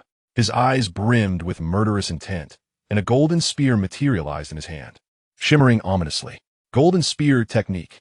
The spear's tip radiated an intimidating sharpness, releasing a suffocating aura that engulfed the entire arena. Gu Fan, today I shall demonstrate to you the truth that there are always greater beings beyond the mortal realm. Gu Tinga's hair billowed behind him as he spoke, his visage icy. With a flick of the spear, accompanied by the sound of rushing wind, he lunged fiercely towards Gu Fan's chest. This was a 2nd-tier supreme spear technique, combined with a 3rd-tier inferior artifact. Gu Tinga was unleashing his utmost prowess. It is over. Gu Tinga's murderous intent was palpable. It appeared he intended to annihilate the esteemed Gu family prodigy with a single strike. Such a formidable martial skill could rival a 3rd-tier inferior technique. And with the 3rd-tier inferior artifact in hand, Gu Fan's prospects seemed dire. Where's the old patriarch? Why has he not intervened? The patriarch was watching intently. The guests wore grave expressions. Yet, the Grand Elder, seated amongst them, clenched his fists, his gaze fixated on the glinting spearhead. Kill him, Tinga, he murmured. Too weak. Gu Fan shook his head in disappointment, his peripheral vision catching sight of the patriarch. The elder's previously calm demeanor now bore a hint of urgency, his hands gripping the armrests of his chair as though poised to act at any moment. It is time to conclude this, Gu Fan murmured. As the words fell, an even more formidable aura erupted from him, sweeping outward with wild abandon. The stone slab beneath him, capable of withstanding the might of divine concealment, trembled at that moment. A fierce wind arose, and dust began to swirl. In an instant, the atmosphere on the martial stage elevated to its zenith around Gu Fan. Indeed, this was the realm of the 7th layer of the Spirit Sea. However, even so, the entire assembly was struck with awe at this sight. Truly, it was the 7th layer of the Spirit Sea. Yet why did his aura seem significantly more potent than that of Gu Tinga, who was merely a half-step into divine concealment? How perplexing it was that the seventh layer of the spirit sea could exude an aura even deeper than that of a practitioner on the brink of divine concealment. It seemed that this might not only be an aura, but one that approached that of a true divine concealment practitioner. But why? In my lifetime, I have perused countless tomes, yet I have never encountered such an extraordinary spectacle. Thousands of guests rose to their feet, gazing in disbelief at Gu Fan, who was radiating with an unrestrained presence. Indeed, the aura emanating from him was that of the seventh layer of the spirit sea. Yet, this very realm appeared to surpass the depth of Gu Tiange's aura, evoking terror. How could this be possible? No one was willing to accept the scene before their eyes. Some even struck themselves across the face, questioning whether they were ensnared in an illusion. Nevertheless, no matter their actions, the truth remained. Everything was indeed real. Furthermore, a more terrifying scene on the martial stage continued to shake the leaders of various factions. Damn it! Feeling the terrifying aura radiating from Gu Fan, Gu Tiange's expression darkened, and he cursed aloud. However, it was too late for any other reaction, for his spear was already poised to pierce Gu Fan's chest. As he drew closer, a voice of disdain echoed in his ear. "You are too weak. You waste my time." Gu Fan had lost interest in the farce. He then casually lifted a hand. The Vajrat Demon Subduing Palm. The power of this Grade 3 Supreme Martial Technique, upon its emergence, caused Gu Tiange's eyelids to twitch uncontrollably. Above the martial stage, a golden palm imprint materialized from thin air, emanating an overwhelming aura of suppression. Dimly, Gu Tiange felt his meridians constricting, and even his movements encountered an obstructive resistance. Yet, despite this, Gu Tiange remained unwilling to yield. "Kill! Kill! Kill!" As he uttered the three words of slaughter, his hand gripping the spear thrust forward, nearly piercing Gu Fan's chest. The voice of ice coldness resonated.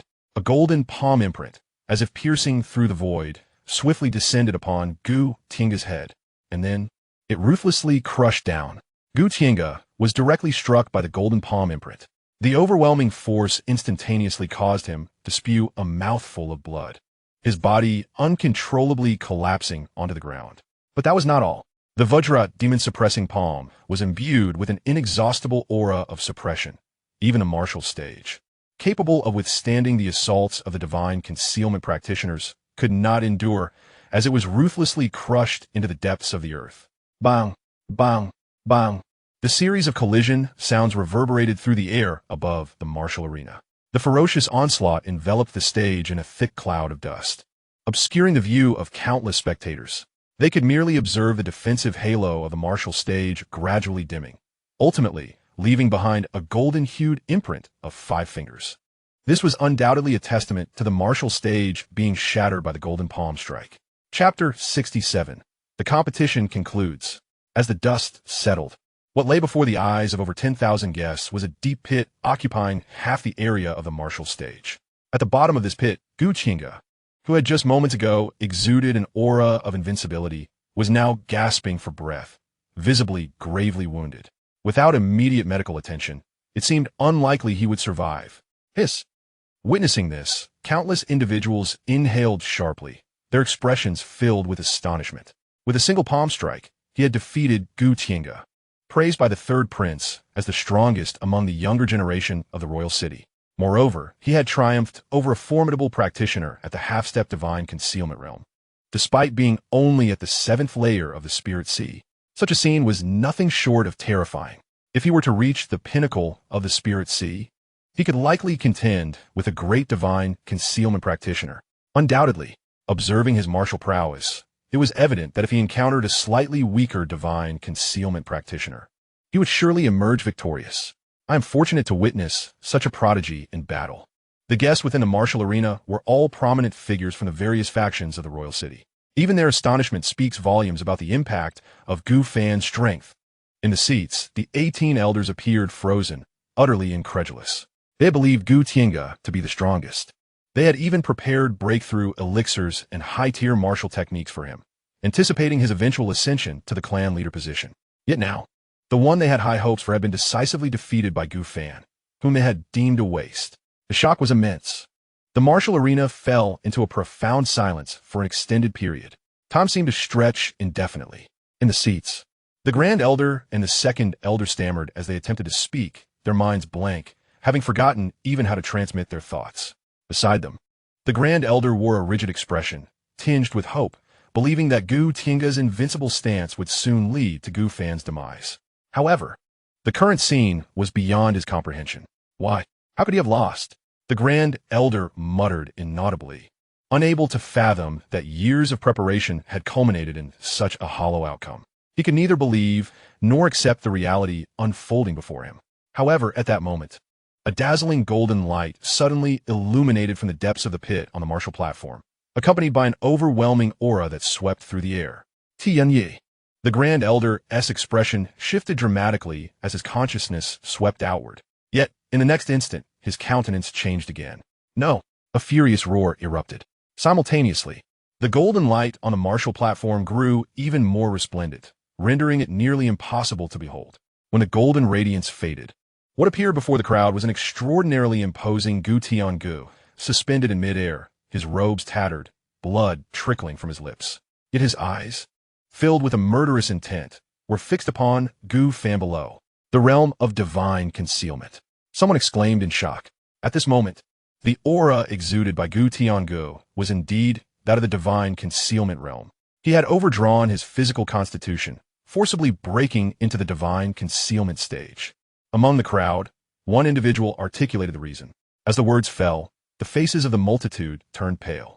Overdrawing one's constitution to forcefully enter the divine concealment realm was a perilous endeavor that would jeopardize one's foundation with far-reaching consequences. Xianxia, why would you do this? The Grand Elder's face contorted in agony. Gu Tiangu possessed the golden spirit body.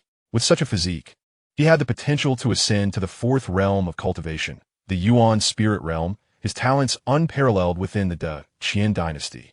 Yet, having damaged his foundation, thoughts of the Yuan spirit realm would surely be futile. I will kill you. Gu Tiangu's expression twisted in rage, his pupils a pool of crimson. Upon uttering these words, he gripped his broken spear and dove towards Gu Fan. The two instruments spear. The broken spear shimmered with golden light, and coupled with the profound spiritual power of the divine concealment realm, this weapon was now exponentially more formidable. In a desperate struggle, clang! The sound of sword being drawn reverberated. Countless spectators beheld a brilliant flash of sword light in the air. Mid-flight, the terrifyingly imposing Gu Tiangu found his right arm severed at the root, crashing to the ground with a wretched howl. My hand! Gu Tiangu cried in torment. Yet in the next instant, Gu Fan had already closed in, aiming to sever Gu Tiangu's head with a single strike. Stop! An even more terrifying aura enveloped Gu Fan, the oppressive space seemingly intent on crushing him to death at any moment. The Grand Elder had intervened. From his seat, the Grand Elder's visage twisted, his gaze wavering uncertainly. At this moment, he could sense the sharp gaze of the old patriarch locking onto him. Should he strike at Gu Fan, the patriarch would undoubtedly retaliate. Furthermore, as Gu Fan decisively defeated Gu Tiangu, more than half of the 18 Grand Elders around had adopted a detached demeanor, their expressions indicating they had abandoned their support for his bid for the patriarchal position. In an instant, the situation was exceedingly grave for him. Gu Fan, this is a grand family competition. Do not lose sight of our kinship, the Grand Elder ultimately declared. With this proclamation, he implicitly acknowledged Gu Fan as the young clan leader, simultaneously signifying the waning influence of the Grand Elder's lineage. As night fell, the Gu family's grand competition came to a close. Before the gates, a multitude of figures gathered. After witnessing Gu Fan's ascension to the position of young clan leader, members of various factions promptly departed. Indeed, today's visit was not in vain. Should the family head become aware that someone here had transcended the spiritual sea to triumph over a formidable opponent, he might regret not having been present to witness it. Remarkably, throughout endless years, no records have ever chronicled such a shocking feat. In my estimation, Gu Fan's name will undoubtedly be inscribed in the annals of history, celebrated by future generations. Haha, there has been no precedent. Whether anyone can replicate this in the future remains to be seen. Have you all recorded this event with the recording stone? If so, please provide me with a copy to show those imbeciles in our clan what it means to be a prodigy. The Gu family's unicorn truly lives up to its name, having been passed down for 12 years. Now is indeed a fitting title. I must say, That lad seems unworthy of being a son. Have you ever encountered someone who, within a month, ascended from an ordinary individual to the 7th level of the spiritual sea? I think not. Moreover, his strength is truly terrifying. Are you suggesting that the Gu family has deceived us for 12 years? That there are no so-called failures? Merely illusions crafted by the Gu family? Precisely. If that is the case, he cannot be considered a son. Chapter 68. The young clan leader of the Gu family, Matters of the Past. In the martial arts arena, the figures had now dwindled. With the ceremony for the young clan leader concluded, the elders exchanged pleasantries with Gu Fan before departing with their respective disciples. As for Gu Tinga, he had been taken away by the Grand Elder for treatment after the competition, missing the ceremony entirely. At present, only Gu Fan and the clan leader remained. Come with me, the old clan leader said, leading Gu Fan away. In the clan leader's hall, the old clan leader opened a concealed stone door, ushering Gu Fan inside. After traversing a secret passage for a short while, they arrived at a hidden chamber. Clan leader, please refrain from speaking for now, the old clan leader said, his gaze sharp as he looked into Gu Fan's eyes. Tell me, why do you hesitate to accept the position of young clan leader? Gu Fan opened his mouth, momentarily taken aback. He had completed the ceremony with a smile, showing no signs of reluctance to assume the role. How could the old clan leader discern that he did not regard the title of young clan leader with any significance? Do you harbor resentment towards the Gu family? Noticing Gu Fan's silence, the old clan leader continued. Do you? Not at all, Gu Fan replied, shaking his head. If resentment were to take root, he would have long since soared into the heavens, seeking solace in distant lands, only to return and annihilate the Gu family in due time. Ultimately, Gu Fan and the esteemed elders each possessed their own convictions. A month ago, he was but a mere invalid. Could it be that the decline in familial favor would incite an all-consuming hatred, a desire to obliterate the entire Gu clan, except for those who wish him dead? Of course, it suffices that he harbors no ill will. The old patriarch nodded with a sense of relief, yet inquired why Gu Fan was reluctant to assume the role of the young patriarch of the Gu family, fully aware of the vast power and resources at their disposal. Should I perish in the future, a mere stomp of your foot would rattle even the royal family of the great Qian dynasty. Listening to such words, Gu Fan offered a slight smile, choosing silence in response. Do you deem the great Qian too trivial? The old patriarch suddenly interjected, bursting into hearty laughter, a sound he had not indulged in for many years. Patriarch, there is no need to dwell on that. The old patriarch's mirth faded, his countenance turning gravely serious. Your lack of resentment towards the Gu family and towards me is the greatest satisfaction I could desire.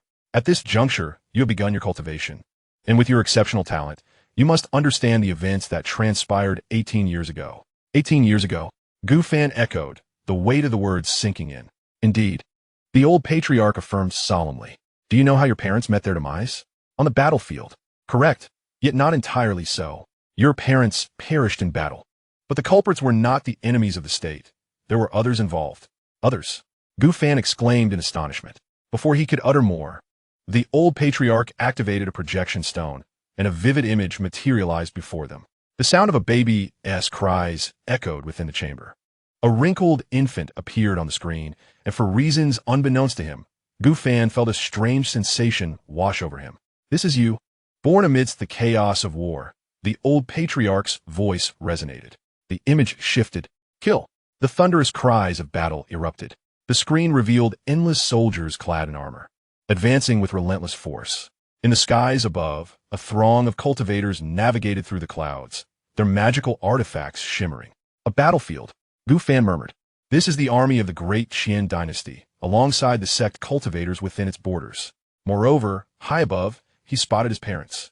Compared to the portraits he had seen in his youth, they appeared far more vibrant and alive. Behold, the old patriarch suddenly commanded. In an instant, ominous clouds gathered in the sky, and a colossal hand emerged, ruthlessly descending upon the army of cultivators. As it swept through, countless cultivators were crushed into mere remnants of flesh and bone, and Gu Fan, as parents' expressions shifted dramatically as they plummeted towards the ground. However, that colossal hand had set its sights on them. In an instant, the two individuals suspended in the air were forcefully suppressed by the great hand. A scream pierced the air.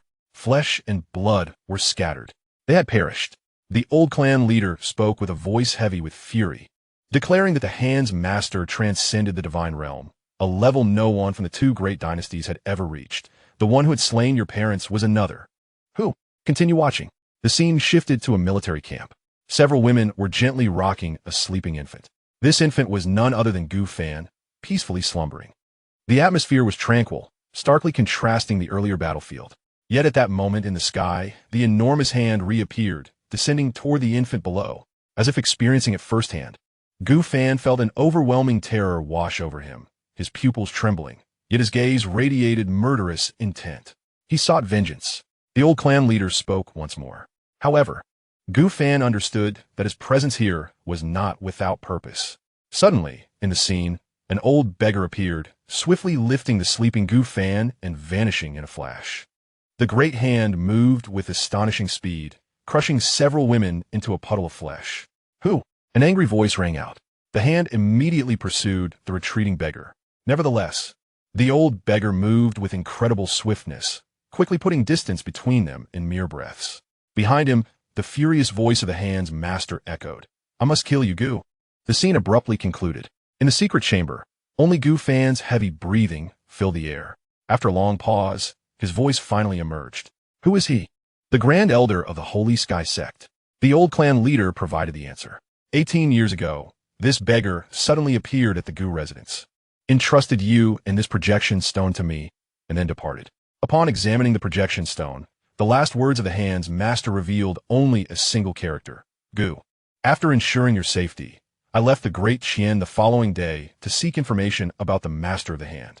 After spending many days, I ultimately discovered that he is the Grand Elder of the Holy Sky Sect.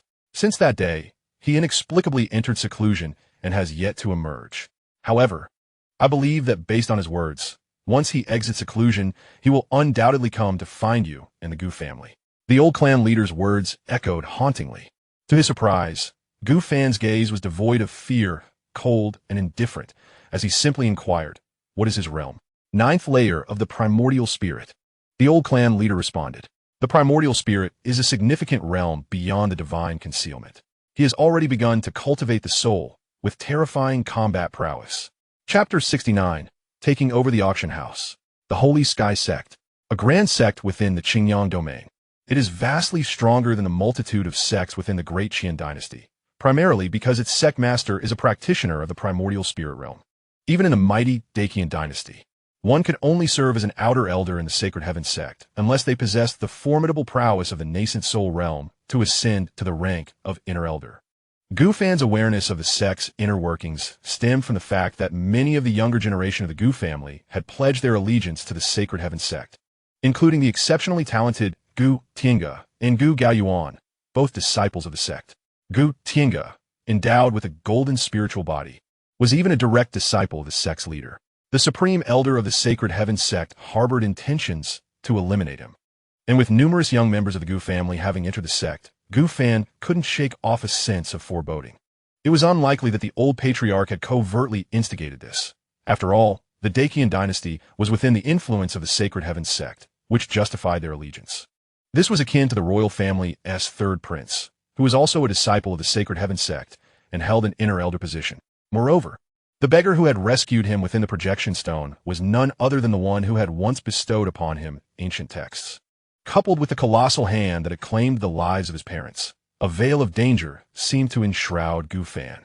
Upon contemplating these matters, a spark ignited in his eyes as he addressed the patriarch, expressing his desire to take charge of the family's auction house.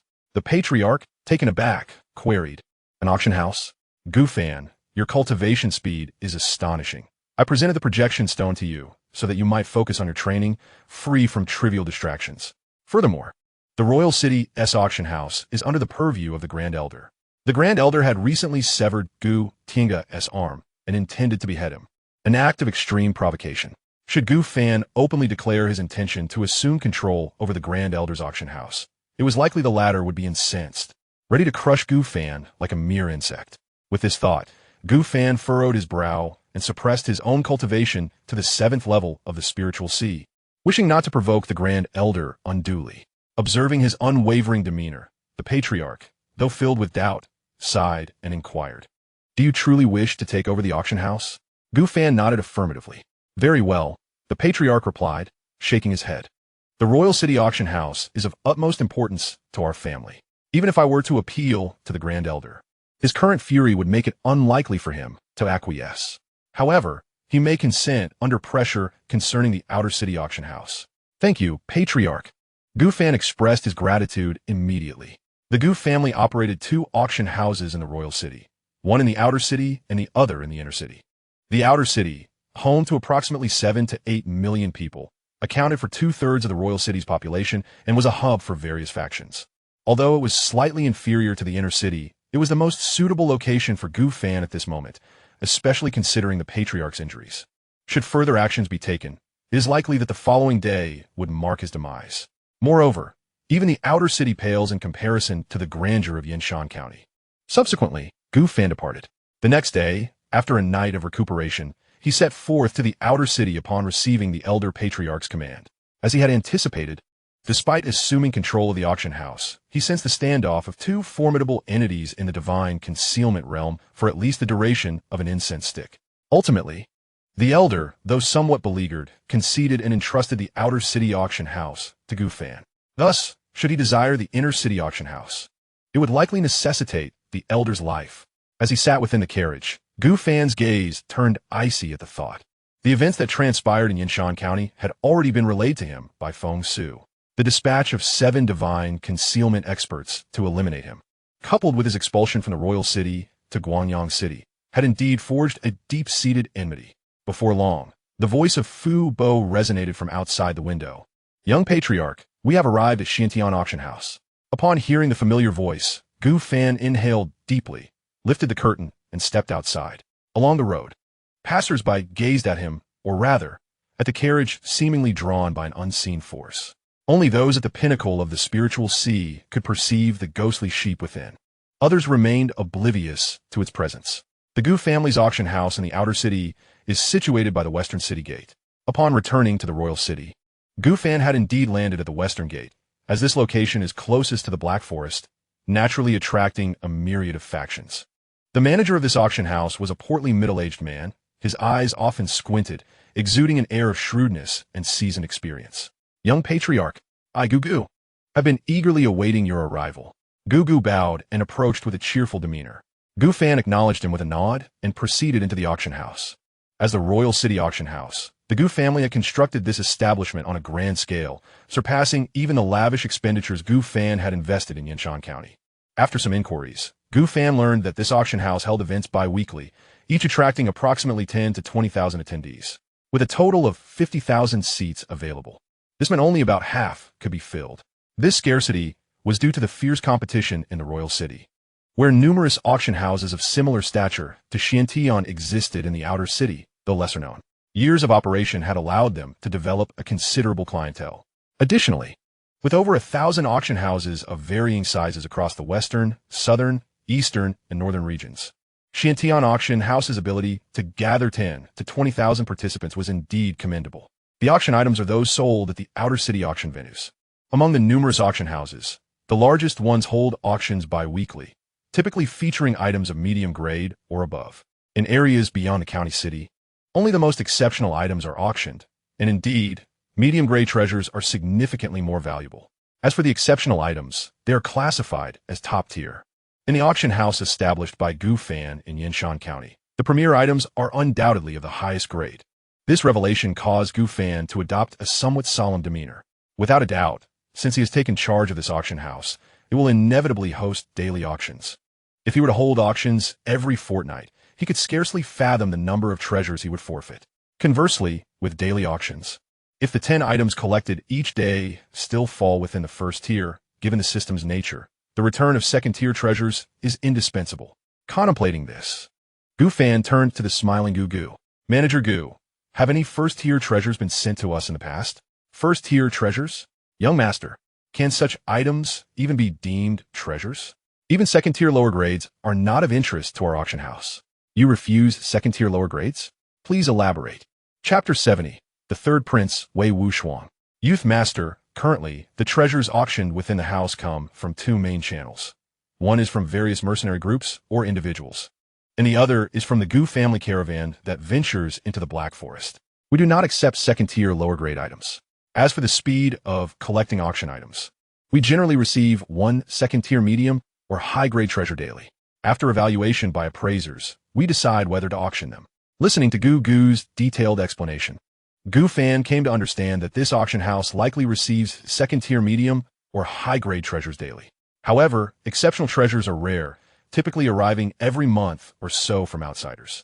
More often than not, they're sourced by the Gu family caravan from the Black Forest and then brought to the auction house. This is primarily due to the overwhelming number of large auction houses in the outer city.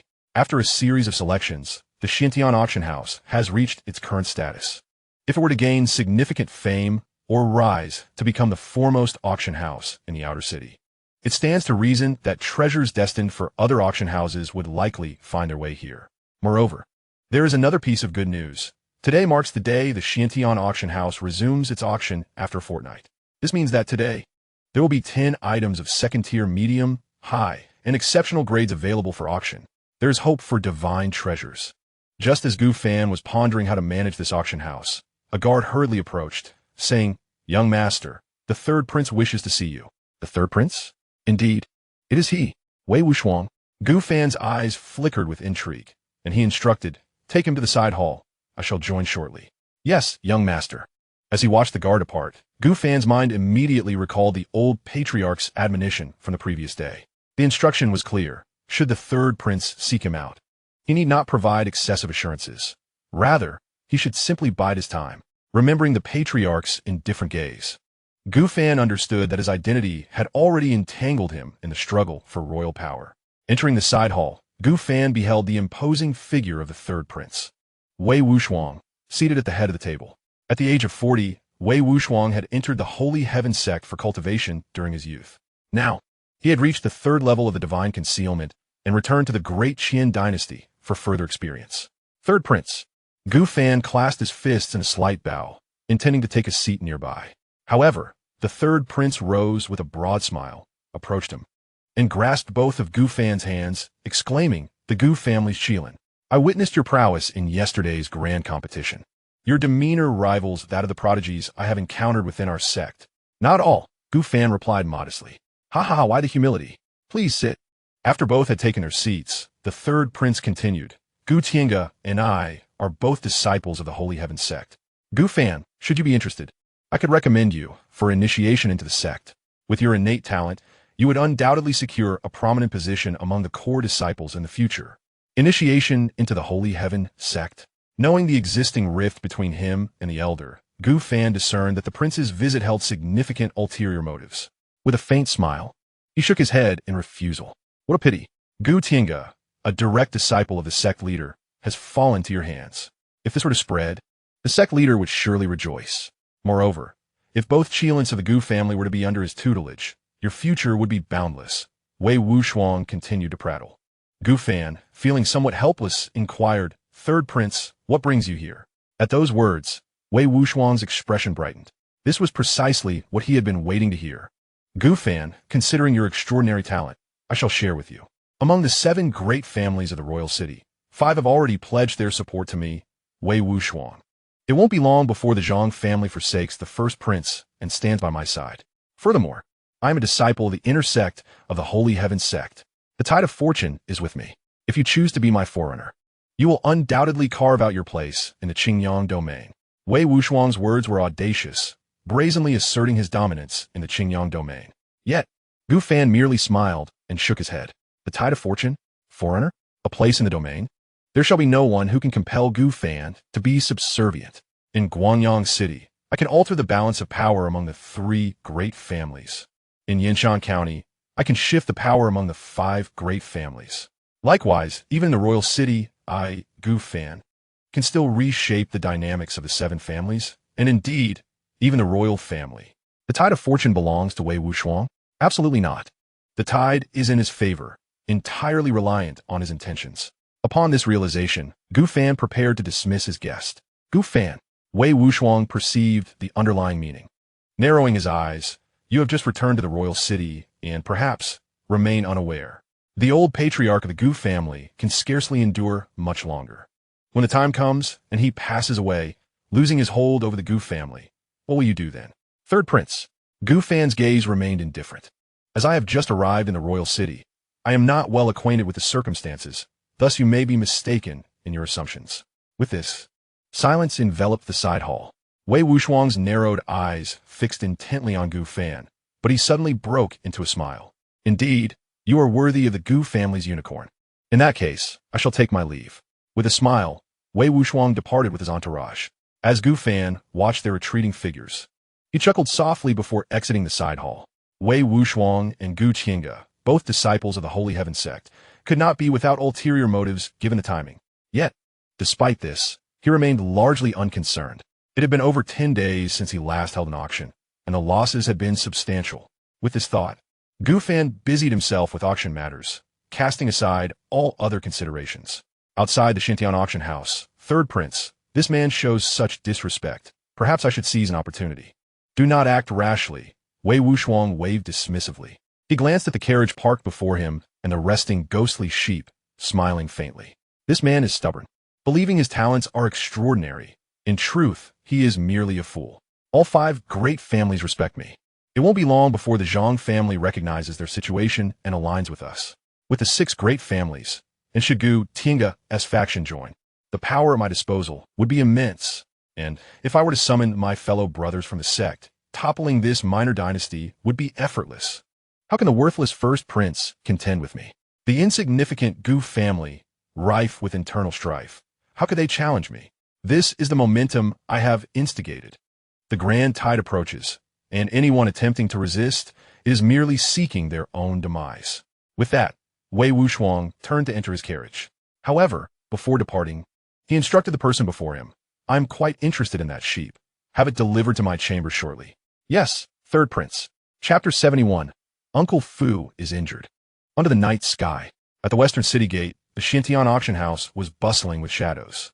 Tonight marked the auction held after a fortnight's interval. However, due to another large-scale auction taking place concurrently, the number of attendees at the Xiantian auction house had significantly diminished, totaling around 10,000. With seating for 50,000, the view revealed a sparse crowd. Gu Fan found little interest in this situation, even if there are merely 10,000 attendees. It is thrice the number of the 3,000 present at the auction house in Yinshan County. However, what vexed him slightly was the audacity of the third prince, who dispatched his subordinates to seize his steed. Old Fu was present outside the door at that moment. The individual in question, utterly unrestrained, brazenly attempted to take away the spirit sheep, which was in perfect condition. Upon witnessing this, Old Fu immediately intervened. To his surprise, the man grew even more arrogant, proclaiming that the third prince had a keen interest in the spirit sheep, and that meddling would bear dire consequences. Undoubtedly, the third prince sought to appropriate Gu Fan's mount. Old Fu would not allow such an act of theft, and thus a conflict ensued, resulting in a fierce scuffle outside the auction house. The man possessed a cultivation level of the 5th heaven, while Old Fu was merely at the 3rd heaven, rendering him no match. With a single strike, he was left spitting blood and has since been recuperating in a private chamber. Had it not been for the timely intervention of the guards within the auction house, not only would Old Fu have been gravely injured, but the spirit sheep would have been openly taken by the third prince. Gu Fan understood the reason behind the third prince's actions. It was a lesson meant to remind him that in the royal city, Wei Wuxiang held the power. Thus, as he contemplated this, the auction commenced. Esteemed guests, welcome to the Xintian auction house for this event, announced the elegant auctioneer, Zhu Miao, her oval face and flawless skin resembling ancient jade. As her voice resonated, the bustling auction house gradually fell silent. There were a total of 11 items slated for auction. At this juncture, Zhu Miao cast a glance at Gu Fan, recalling his instructions to inform the attendees that the final item would feature a low-grade 3rd-tier treasure. However, the manager, Gu, instructed her to proceed with the auction as usual, disregarding Gu Fan's remarks. This placed Zhu Miao in a difficult position, and she could only compromise by announcing that there would be 11 items for auction without revealing the nature of the last treasure. Gu Fan furrowed his brow slightly and turned to glance at Gu, who squinted with a smile plastered on his face. Upon noticing Gu Fan's gaze, he immediately pretended to show reverence. 11 items for auction. Why is there an extra item this time? I do not know. I have participated in the Xintian auction for decades, and there have always been only 10 items. Perhaps there is something remarkable this time. Indeed, such an exception must indicate a precious treasure up for bid. The many guests and attendants began to engage in lively discussions upon hearing these remarks. Soon after, Zhu Miao continued, "We shall now commence with the first item of this auction, a second-tier intermediate movement technique, the Phantom Step. The starting bid is 500,000 low-grade spirit stones, with each subsequent bid requiring a minimum increase of 10,000 low-grade spirit stones. 500,000, an exceptionally rare movement technique. I'll bid 501,000 low-grade spirit stones. 60,000, 601,000, and thus, the bidding for the movement technique continued. In comparison to the art of killing, defensive martial techniques are infinitely more precious. It is no exaggeration to state that a mid-tier, second-grade movement technique can rival the value of superior second-grade martial arts. At critical moments, such techniques can be a matter of life and death. This is especially true for mercenaries who frequently venture into the Black Forest. Thus, movement techniques are of paramount importance. After a flurry of intense bidding, the first auction item, the Misty Steps, was successfully sold for 150,000 inferior spirit stones. Simultaneously, within Gu Fan's mind, the successful auction of the mid-tier second-grade technique, Misty Steps, triggered a tenfold bonus, returning a superior fourth-grade technique, the Void 7 Flashes. Upon hearing this long unheard voice, a wave of joy surged within Gu Fan's heart. The thought of the tenfold bonus stirred ripples across his previously tranquil expression. The Void 7 Flashes, a superior fourth-grade movement technique. Such a skill is beyond the reach even of the Gu family, let alone the royal family of Deqian. Moreover, it is one of the most coveted martial arts techniques. Having trained thus far, Gu Fan had never practiced a movement technique. During his trials in the Black Forest, he had already perceived his shortcomings. When faced with swift beasts, he often found himself expending far more effort to defeat them than necessary. In life-and-death situations, he could scarcely escape, relying solely on Uncle Fu to carry him to safety. Now, with the Void 7 Flashes, should he master it, he could rectify his deficiencies and perhaps even become the fastest cultivator in the Deqian dynasty. Even if he were to face a formidable opponent, he could rely on his speed to flee. As these thoughts coursed through his mind, the second auction item commenced.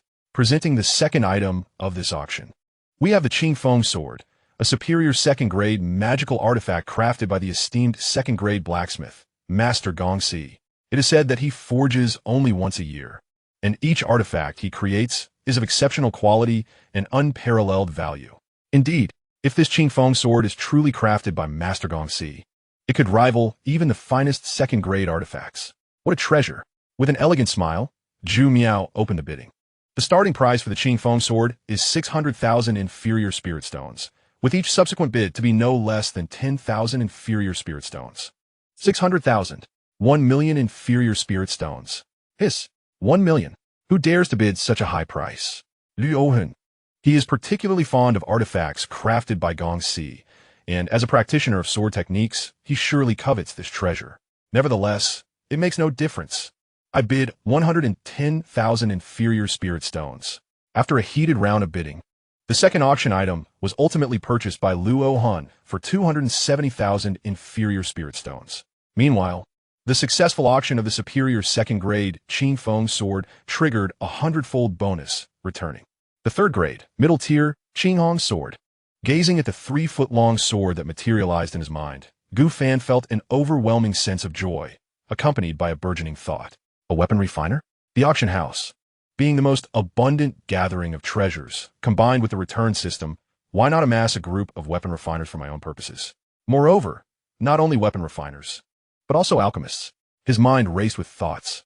Gu Fan's eyes soon regained their usual calm. The most pressing matter now was to swiftly break into the divine abode realm and awaken his innate powers. Chapter 72, Cold Pool Blood Crystal.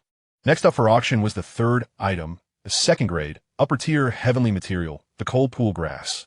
Inside the auction house, Gu Fan observed the wooden box being carried by a maid. Within the box, a small blue grass, emanating a chilling aura, swayed gently. The cold pool grass possesses the ability to heal wounds and is useful for alchemy. However, it is only effective for those at the second-tier spirit sea realm, providing little benefit to practitioners of the divine abode. Gu Fan's keen interest in the cold pool grass stemmed from the injuries of the old clan leader and Uncle Fu. The old leader had not divulged much about his injuries, yet 2 decades of neglect had nearly ruined his health, indicating the severity of his wounds. As for Uncle Fu, who had protected him for 18 years, his internal injuries would not heal in less than 10 to 15 days. Thus, Gu Fan naturally felt an urgent need for healing materials. Soon, the auction commenced. The starting bid for the second grade, upper tier, heavenly material, cold pool grass, was set at 600,000 lower grade spirit stones, with each subsequent bid requiring a minimum increase of 10,000 lower grade spirit stones. 600,000. I bid 601,000. 602,000. The bidding voices within the auction house were sparse, with only a handful of individuals and some alchemists participating. This was to be expected. Who would frivolously spend such a significant amount of spirit stones on a cold pool grass that held little value? In just half a stick of incense's time, the cold pool grass was sold for 1,700,000 lower grade spirit stones. The successful auction of the second grade, upper tier heavenly material, cold pool grass, triggered a 200-fold critical return for the host. Third grade, upper tier heavenly material, cold pool blood crystal. The cold pool blood crystal, nurtured over centuries within the cold pool, can only reach the size of a fingernail. Upon consumption, it can enhance vitality and prolong life. Additionally, it serves purposes in healing, alchemy, and weapon refining, boasting extensive efficacy. Gu Fan gazed at the fist-sized blood-red crystal within the system's space, a slight smile gracing his lips. Such a size would require at least 10,000 years to nurture. Moreover, the cold pool blood crystal is a treasure of extraordinary caliber.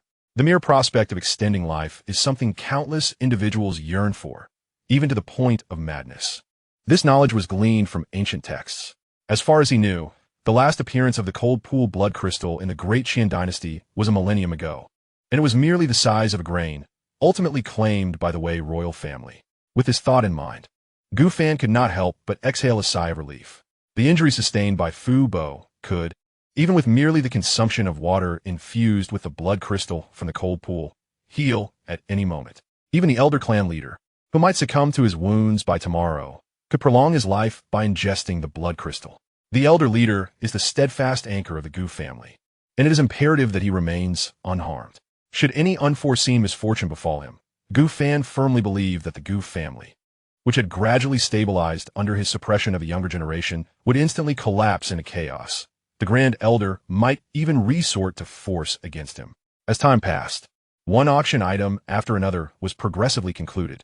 This auction event at the Xianxia auction house had prepared 1 mid-grade second-tier treasure, 8 upper-grade second-tier treasures, and 1 grand finale, a top-grade second-tier treasure.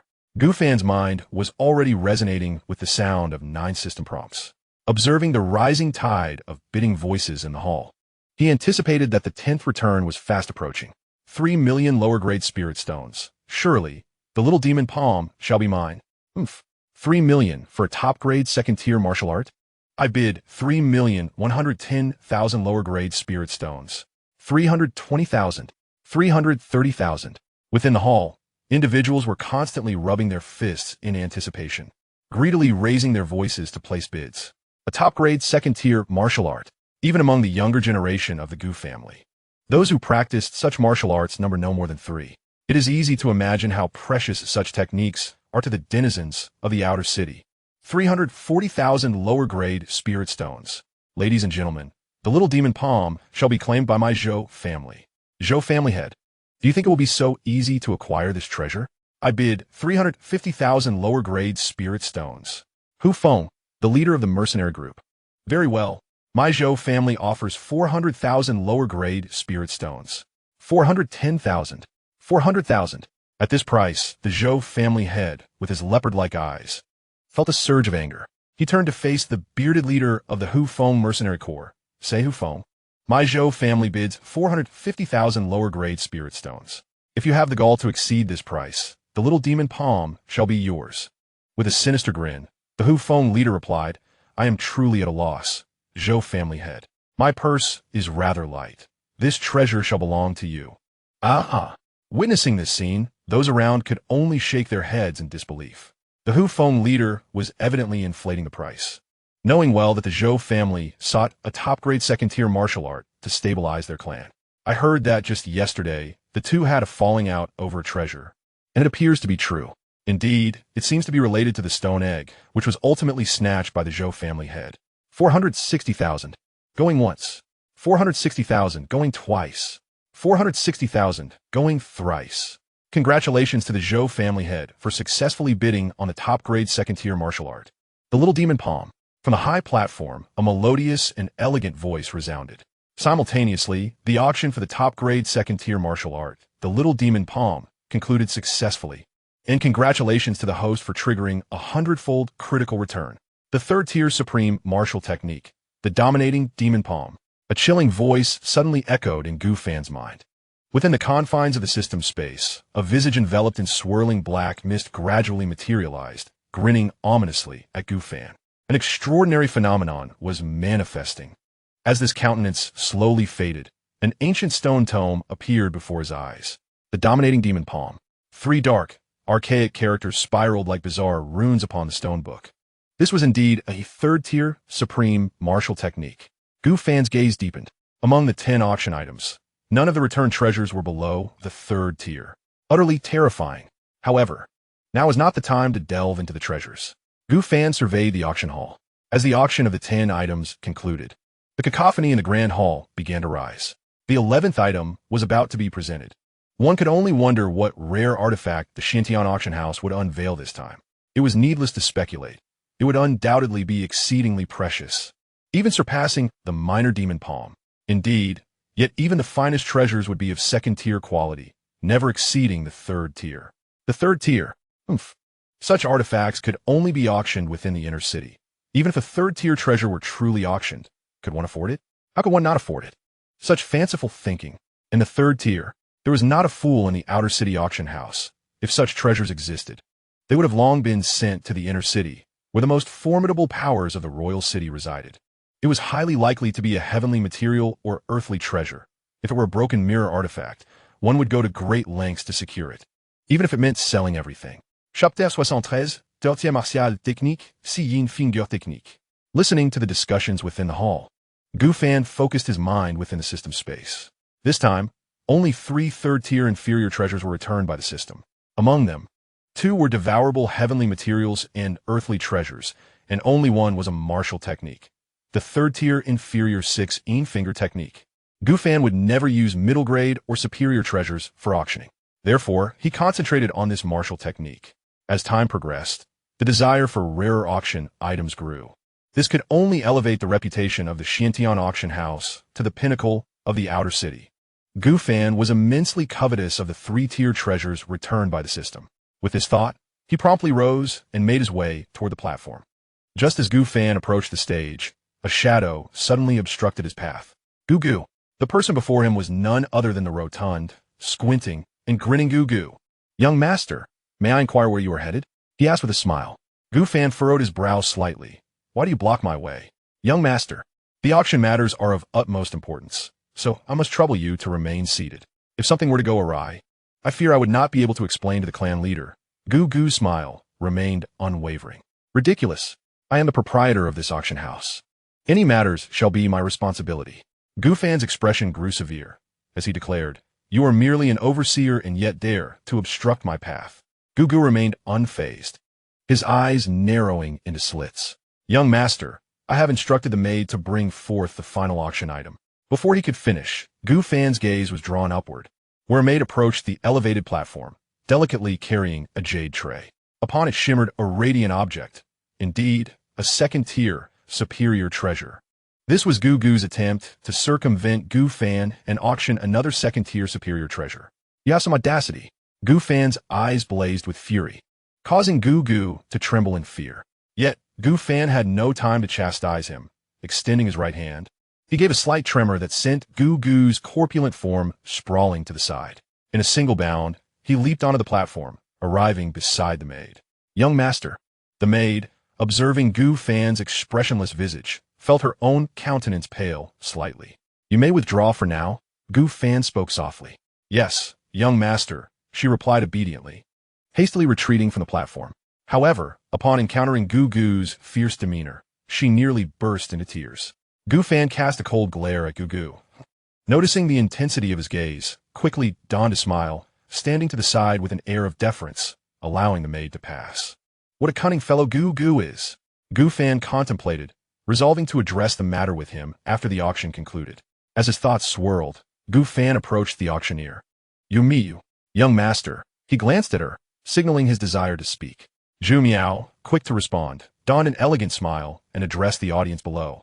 Esteemed guests, next, I present to you Gu Fan, the proprietor of our auction house. A ripple of murmurs swept through the hall. Gu Fan? Why does this name resonate so profoundly? Such ignorance. This is the renowned Qilin, son of the Gu family, a name that has stirred much talk in recent years. Indeed, you may not know, but it is said that yesterday, at the Gu family competition, he displayed overwhelming prowess by defeating Gu Xianxia, who returned from the Sacred Heaven sect, showcasing his formidable strength. Defeated Gu Xianxia, the foremost prodigy of a younger generation in the royal city? Precisely. Hiss. Does that mean he is now the young master of the Gu family? The news spread rapidly, and soon, the entire assembly was aware that the young man on stage was indeed the current young master of the Gu family. The Gu family, one of the 7 prominent families in the royal city, wields immense power. As residents of the royal city, those present naturally regarded Gu Fan with a sense of reverence. Ladies and gentlemen, welcome to the auction held by the Xianxia auction house. For the 11th item in the auction, we shall present a 3rd-tier inferior martial art technique. Gu Fan's voice resonated throughout the auction hall, spreading like wildfire in mere moments. A 3rd-tier martial technique. Did I mishear? What did the young master of the Gu family just declare? A 3rd-tier inferior martial technique. Such a precious treasure. Could it truly be so? One might wonder why such a technique, by all accounts, should be auctioned within the inner city. Could it be that? The hall buzzed with excitement, and some, filled with skepticism, stood to inquire, Young master, may I ask if what you say is indeed true? Of course, Gu Fan replied with a slight smile. He then revealed an ancient tome in his hand. As the book appeared, an intensely frigid aura emanated from it, swiftly enveloping the entire auction hall. The chill was so penetrating that those of weaker cultivation instinctively clasped their arms, their lips turning pale in response. Such a phenomenon. Hiss. This is indeed a 3rd-tier martial technique. Even I, at the 9th level of the spiritual sea, can feel the coldness emanating from this aura, if my senses are correct. This must certainly be a high-quality 3rd-tier technique. Nearly 10,000 attendees were left in utter disbelief. A 3rd-tier martial technique? No matter how boldly they imagined. They could not fathom that such a treasure would be auctioned here. For the outer city had not seen a 3rd-tier treasure in many years, no, in nearly a century. Its mere appearance now sparked unparalleled excitement among all present. For those from the inner city, while 3rd-tier treasures are indeed rare, they are not entirely unseen. However, for those from the outer city, a 3rd-tier item could be regarded as an heirloom passed down through generations. Uncle Ji, quickly send some spirit stones to the Xianxia auction house. Remember, do not tell a soul. How frustrating. My mercenary group has already ventured deep into the Black Forest. Had we been in the royal city, we could have easily gathered the spirit stones to secure this martial technique. A 3rd-tier martial technique. If I were to win the bid, I would surely establish my foothold in the royal city. With the authenticity of the 3rd-tier martial technique confirmed, near 10,000 people in the auction hall went into a frenzy. They called upon friends to pool their spirit stones. Yet, some lamented bitterly, feeling the sting of fate as they realized this treasure was beyond their reach. Others voiced their grievances against the Xianxia auction house, questioning why such a 3rd-tier treasure was not publicly announced, leaving them unprepared and helplessly watching as someone else claimed the coveted item. Amidst this fervent atmosphere, Gu Fan handed the 16-finger technique to Zhu Miao and, with a faint smile, descended from the high platform. However, upon noticing the stiff expression of Gu below, Gu Fan's gaze turned cold. To dare disrupt his plans was an act of audacity beyond measure. Chapter 74. The Curtain Falls. The 11th item in this auction is the 3rd-tier inferior martial art technique, 16-finger technique.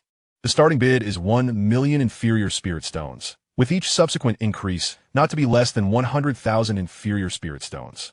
Zhu Miao's complexion is exceedingly flushed. Despite her composed demeanor, the excitement in her voice is unmistakable.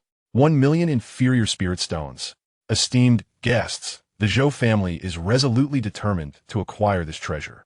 I implore you to consider your bids carefully. The first to place a bid is the head of the Zhou family, having already secured a 2nd-tier top-tier martial skill.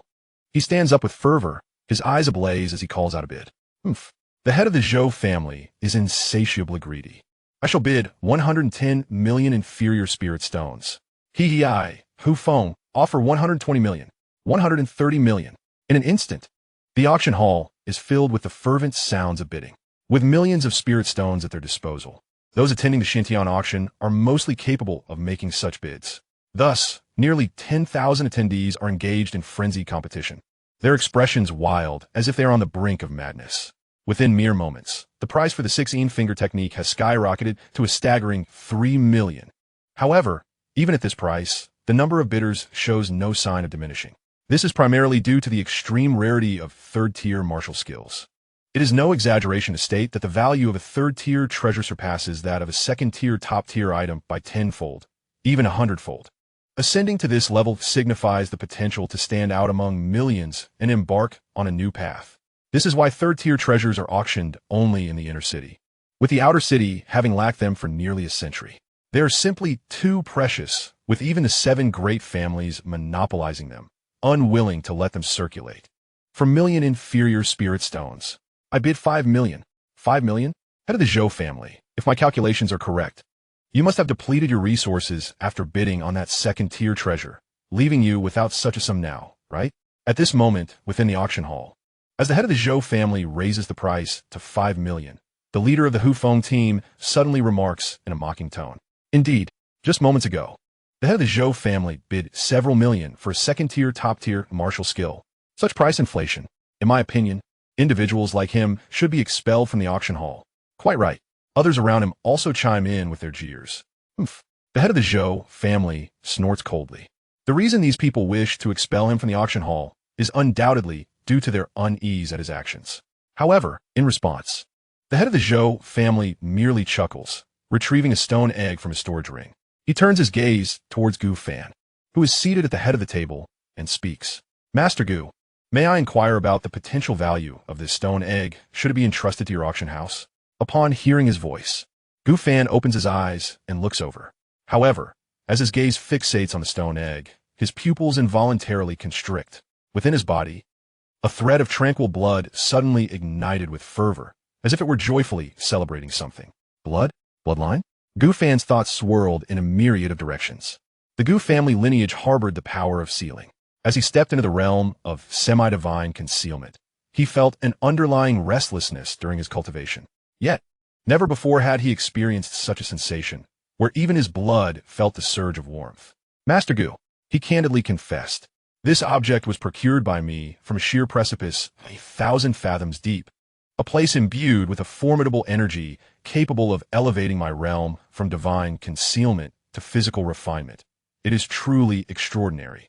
This stone egg is what I discovered and obtained from that location. Master Zhou gradually unveiled the origins of the stone egg. However, a scoff resonated within the auction house. Master Zhou, this was clearly my discovery. Why does it now belong to you? Master Zhou cast a cold glance at Hu Feng but chose silence. Instead, focusing on Gu Fan, the latter stroked his chin, nodding slowly before smiling. In that case, if Master Zhou could inform me of the precise location of that precipice, I shall value this stone egg at 5 million low-grade spirit stones. 5 million. Hiss. The attendees collectively inhaled sharply at Gu Fan's audacious declaration. Merely a stone egg of uncertain depth, paired with a single piece of information, was deemed worth 5 million. No wonder those mercenary groups were overflowing with wealth. Excellent. Master Gu is indeed magnanimous. Master Zhou's face brimmed with delight as he surveyed the crowd, coldly challenging. Is there anyone who dares to claim I have misrepresented the price? Upon uttering this, silence enveloped the room. Yet, Captain Hu Feng let out a sinister laugh. Master Zhou, I too am keenly interested in the 16-finger technique. I offer 5,110,000 low-grade spirit stones, 520,000, 530,000, 540,000. The bidding grew increasingly fervent. Gu Fan promptly closed his eyes, eager to discern the true nature of the stone egg. Nevertheless, it was prudent to remain undisturbed by external distractions for now. 9 million low-grade spirit stones. First call.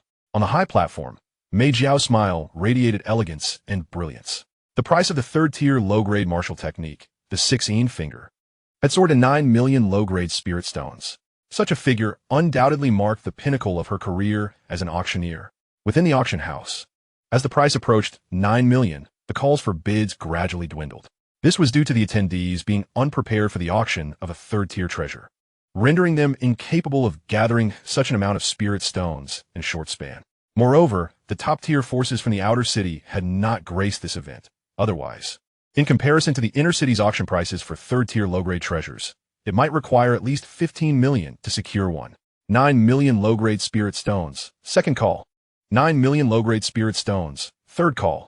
Congratulations to the head of the Zhou family for successfully bidding on the third-tier martial technique, the 16 finger. As the third hammer sounded, the atmosphere was electrified. The head of the Zhou family beamed with joy, exhaling a heavy sigh of relief. 9 million. Though it emptied his coffers, was a pittance for acquiring such a martial art. He had truly struck gold. Congratulations. Congratulations, head Zhou. It seems fortune has finally smiled upon you. Indeed, applause and well wishes erupted from those surrounding him. With a broad smile, the head of the Zhou family exchanged pleasantries with everyone present. As the auction drew to a close, Gu Fan opened his eyes and gracefully ascended the high platform, a radiant smile adorning his face as he addressed the nearly 10,000 guests below. Esteemed guests, from this day forth, the Xianxia auction house shall host an auction every single day. I kindly ask that you spread the word about today's auction of third-tier martial techniques after you depart. I would be eternally grateful. His voice resonated through the auction hall, causing a ripple of excitement among the crowd. A timid voice questioned, "Might I inquire, Master Gu, does your mention of a daily auction imply that there will indeed be third-tier treasures available for bidding tomorrow?" Instantly, all eyes were fixed upon the high platform. Gu Fan offered a slight smile, surveying the audience before responding, "Naturally, there will be." The mere utterance of those 4 words left the crowd momentarily speechless. Chapter 75. The news spreads outside the auction house. As the event concluded, nearly 10,000 guests poured out, their animated discussions filling the air. Do you truly think there will be third-tier treasures auctioned at the Xianxia auction house tomorrow? It cannot be a deception. Consider who just made that promise. The young patriarch of the Gu family, one of the 7 prominent families in the royal city. Can his words be false? Indeed, given his status, he wouldn't dare mislead us. Yet, what if he is merely stirring up excitement? He is the young patriarch. Why would he concern himself with us? Regardless, upon returning today, I shall begin gathering spirit stones. If there truly are third-tier treasures, I will secure one for myself. Indeed, just look at the Zhou family head. With merely 9 million, he acquired a third-tier martial technique. It won't be long before the Zhou family rises in ranks, joining the 10 great families of the outer city. With the 16 finger, this matter is as good as settled. Third-tier martial techniques are the domain of the divine concealment practitioners. This does not imply that physical cultivators or spirit seed cultivators cannot practice them. Rather, it signifies that only practitioners of divine concealment can access such techniques. In the royal city, how many divine concealment practitioners exist? When calculated, there are perhaps 1,000. With a population nearing 10 million, the presence of merely 1,000 divine concealment practitioners highlights that, for the vast majority of the royal city's inhabitants, third-tier martial techniques exist solely in legend, never having been witnessed in reality. And thus, the Xianxia auction house, situated at the western city gate of the outer city, it was once common for the grand finale to feature only second-tier treasures. However, with discussions among nearly 10,000 people, news has emerged that a third-tier inferior martial skill was auctioned off at tonight's auction. One can only imagine the profound shock experienced by the nearly 8 million inhabitants of the outer city throughout the streets and alleys. The matter is the topic of fervent conversation. Even those at home receive visits from friends, brimming with excitement to share the news. The name of the Xianxia auction house has consequently spread far and wide across the outer city, becoming ubiquitous, undoubtedly in just one night. The reputation of the Xianxia auction house has transformed into a hotbed of notoriety in the outer city. In the past, while the Xianxia auction house was indeed well known, its fame was rather modest, overshadowed by the plethora of auction houses in the outer city. Even the 3 major auction houses have only earned their esteemed titles due to their extensive presence throughout the Great Xian. But to claim they're the finest in the royal city is rather dubious. Are you referring to the Xianxia auction house at the western city gate? Captain, it can't be false. The word has spread everywhere that tonight they auctioned a third-tier inferior martial skill, which was ultimately snagged by the head of the Zhou family at a bargain. How many spirit stones? 9 million. Hiss. Under 10 million for a third-tier martial skill? Back in the inner city, a third-tier inferior elixir sold for nearly 20 million. Indeed, Captain, we have suffered a great loss. Within a mercenary group, upon hearing the news, the captain felt his mind whirl in disbelief, followed by a deep sense of loss. Their mercenary group ranks among the top 100 out of thousands within the outer city. Having been active in the Dark Forest for many years, they're not like those wealthy families. Gathering 1 or 2 million spirit stones is still within reach. Had he gone to the Xianxia auction house at that time, the third-tier inferior martial skill would have rightfully belonged to him. Although this captain is a practitioner at the first level of the divine concealment, his martial skill is merely of the second tier. This illustrates the depth of his current anguish. Captain, word is spreading that tomorrow the Xianxia auction house will auction off another third-tier inferior treasure. There's more. Yes. Captain, the news is spreading like wildfire. Quickly, send orders to summon all the mercenaries back. Yes, Captain. Such dialogues are unfolding among the various factions in the outer city. A third-tier treasure? For this, they would risk everything to obtain it. They do not aim to seize the auction house, but are determined to spare no effort in securing the immensely valuable third-tier treasure. In stark contrast to the excitement of the major factions in the outer city, the masters of nearly 20 grand auction houses are filled with trepidation. At this moment, news of the Xianxia auction house's sale of a low-grade, third-tier martial technique had reached the ears of many, leaving them bewildered and even enraged. Why, you may ask? Because there existed a prior agreement regarding third-tier treasures, stipulating that all such items were to be auctioned within the inner city, while the outer city was limited to treasures of the second tier and below. This arrangement was established by the 7 great families. Yet now, the very first to breach this accord were the 7 great families themselves. Could the auction house proprietors not be incensed by such hypocrisy? Unworthy of being human. Unworthy of being human. They lamented, for it was agreed that third-tier items would not be auctioned. Yet the 7 great families had violated the pact by auctioning themselves. It is not the 7 great families. It is the Gu family. Indeed, what trickery are they attempting? Do they intend to disregard the original agreement? The auction masters cried out in dismay. What nonsense! They have already declared that another third-tier treasure will be auctioned tomorrow. Rage echoed through the various auction houses, for they understood that with the Gu family auctioning third-tier martial techniques, a significant share of the outer city's auction market would swiftly gravitate towards them. From the treasures of numerous mercenary groups to the exquisite and enchanting spirit stones, all would rapidly find their way into the Gu family's possession. The only means to counteract this would be for them to auction third-tier treasures as well. But such rare items were not easily acquired. The thought of this left the various auction houses in a predicament. In the inner city, within the Gu family, news reached the Grand Elder, Gu. That Gu fan had personally auctioned a low-grade, third-tier martial technique at today's auction. In a grand hall, a guard clad in armor approached the meditative Grand Elder, whispering the news. Upon hearing this, the Grand Elder opened his murky eyes. Where did he procure a third-tier item? He pondered. Could it be that he seeks to achieve something remarkable to gain the admiration of the Gu family? The Grand Elder suddenly chuckled darkly, a shadow of malice crossing his face. The guard, upon hearing this laughter, felt a chill run down his spine, goosebumps rising, compelling him to lower his head in trepidation. The Grand Elder cast a glance at him, then turned his gaze toward the knight outside the hall, murmuring to himself, how naive of him. Not to mention that third-tier treasures are exceedingly rare, has he considered that such a bold display might provoke the other auction houses to unite against him? Yet perhaps this is for the best. In the end, should he find himself in disgrace, I could reclaim the auction house.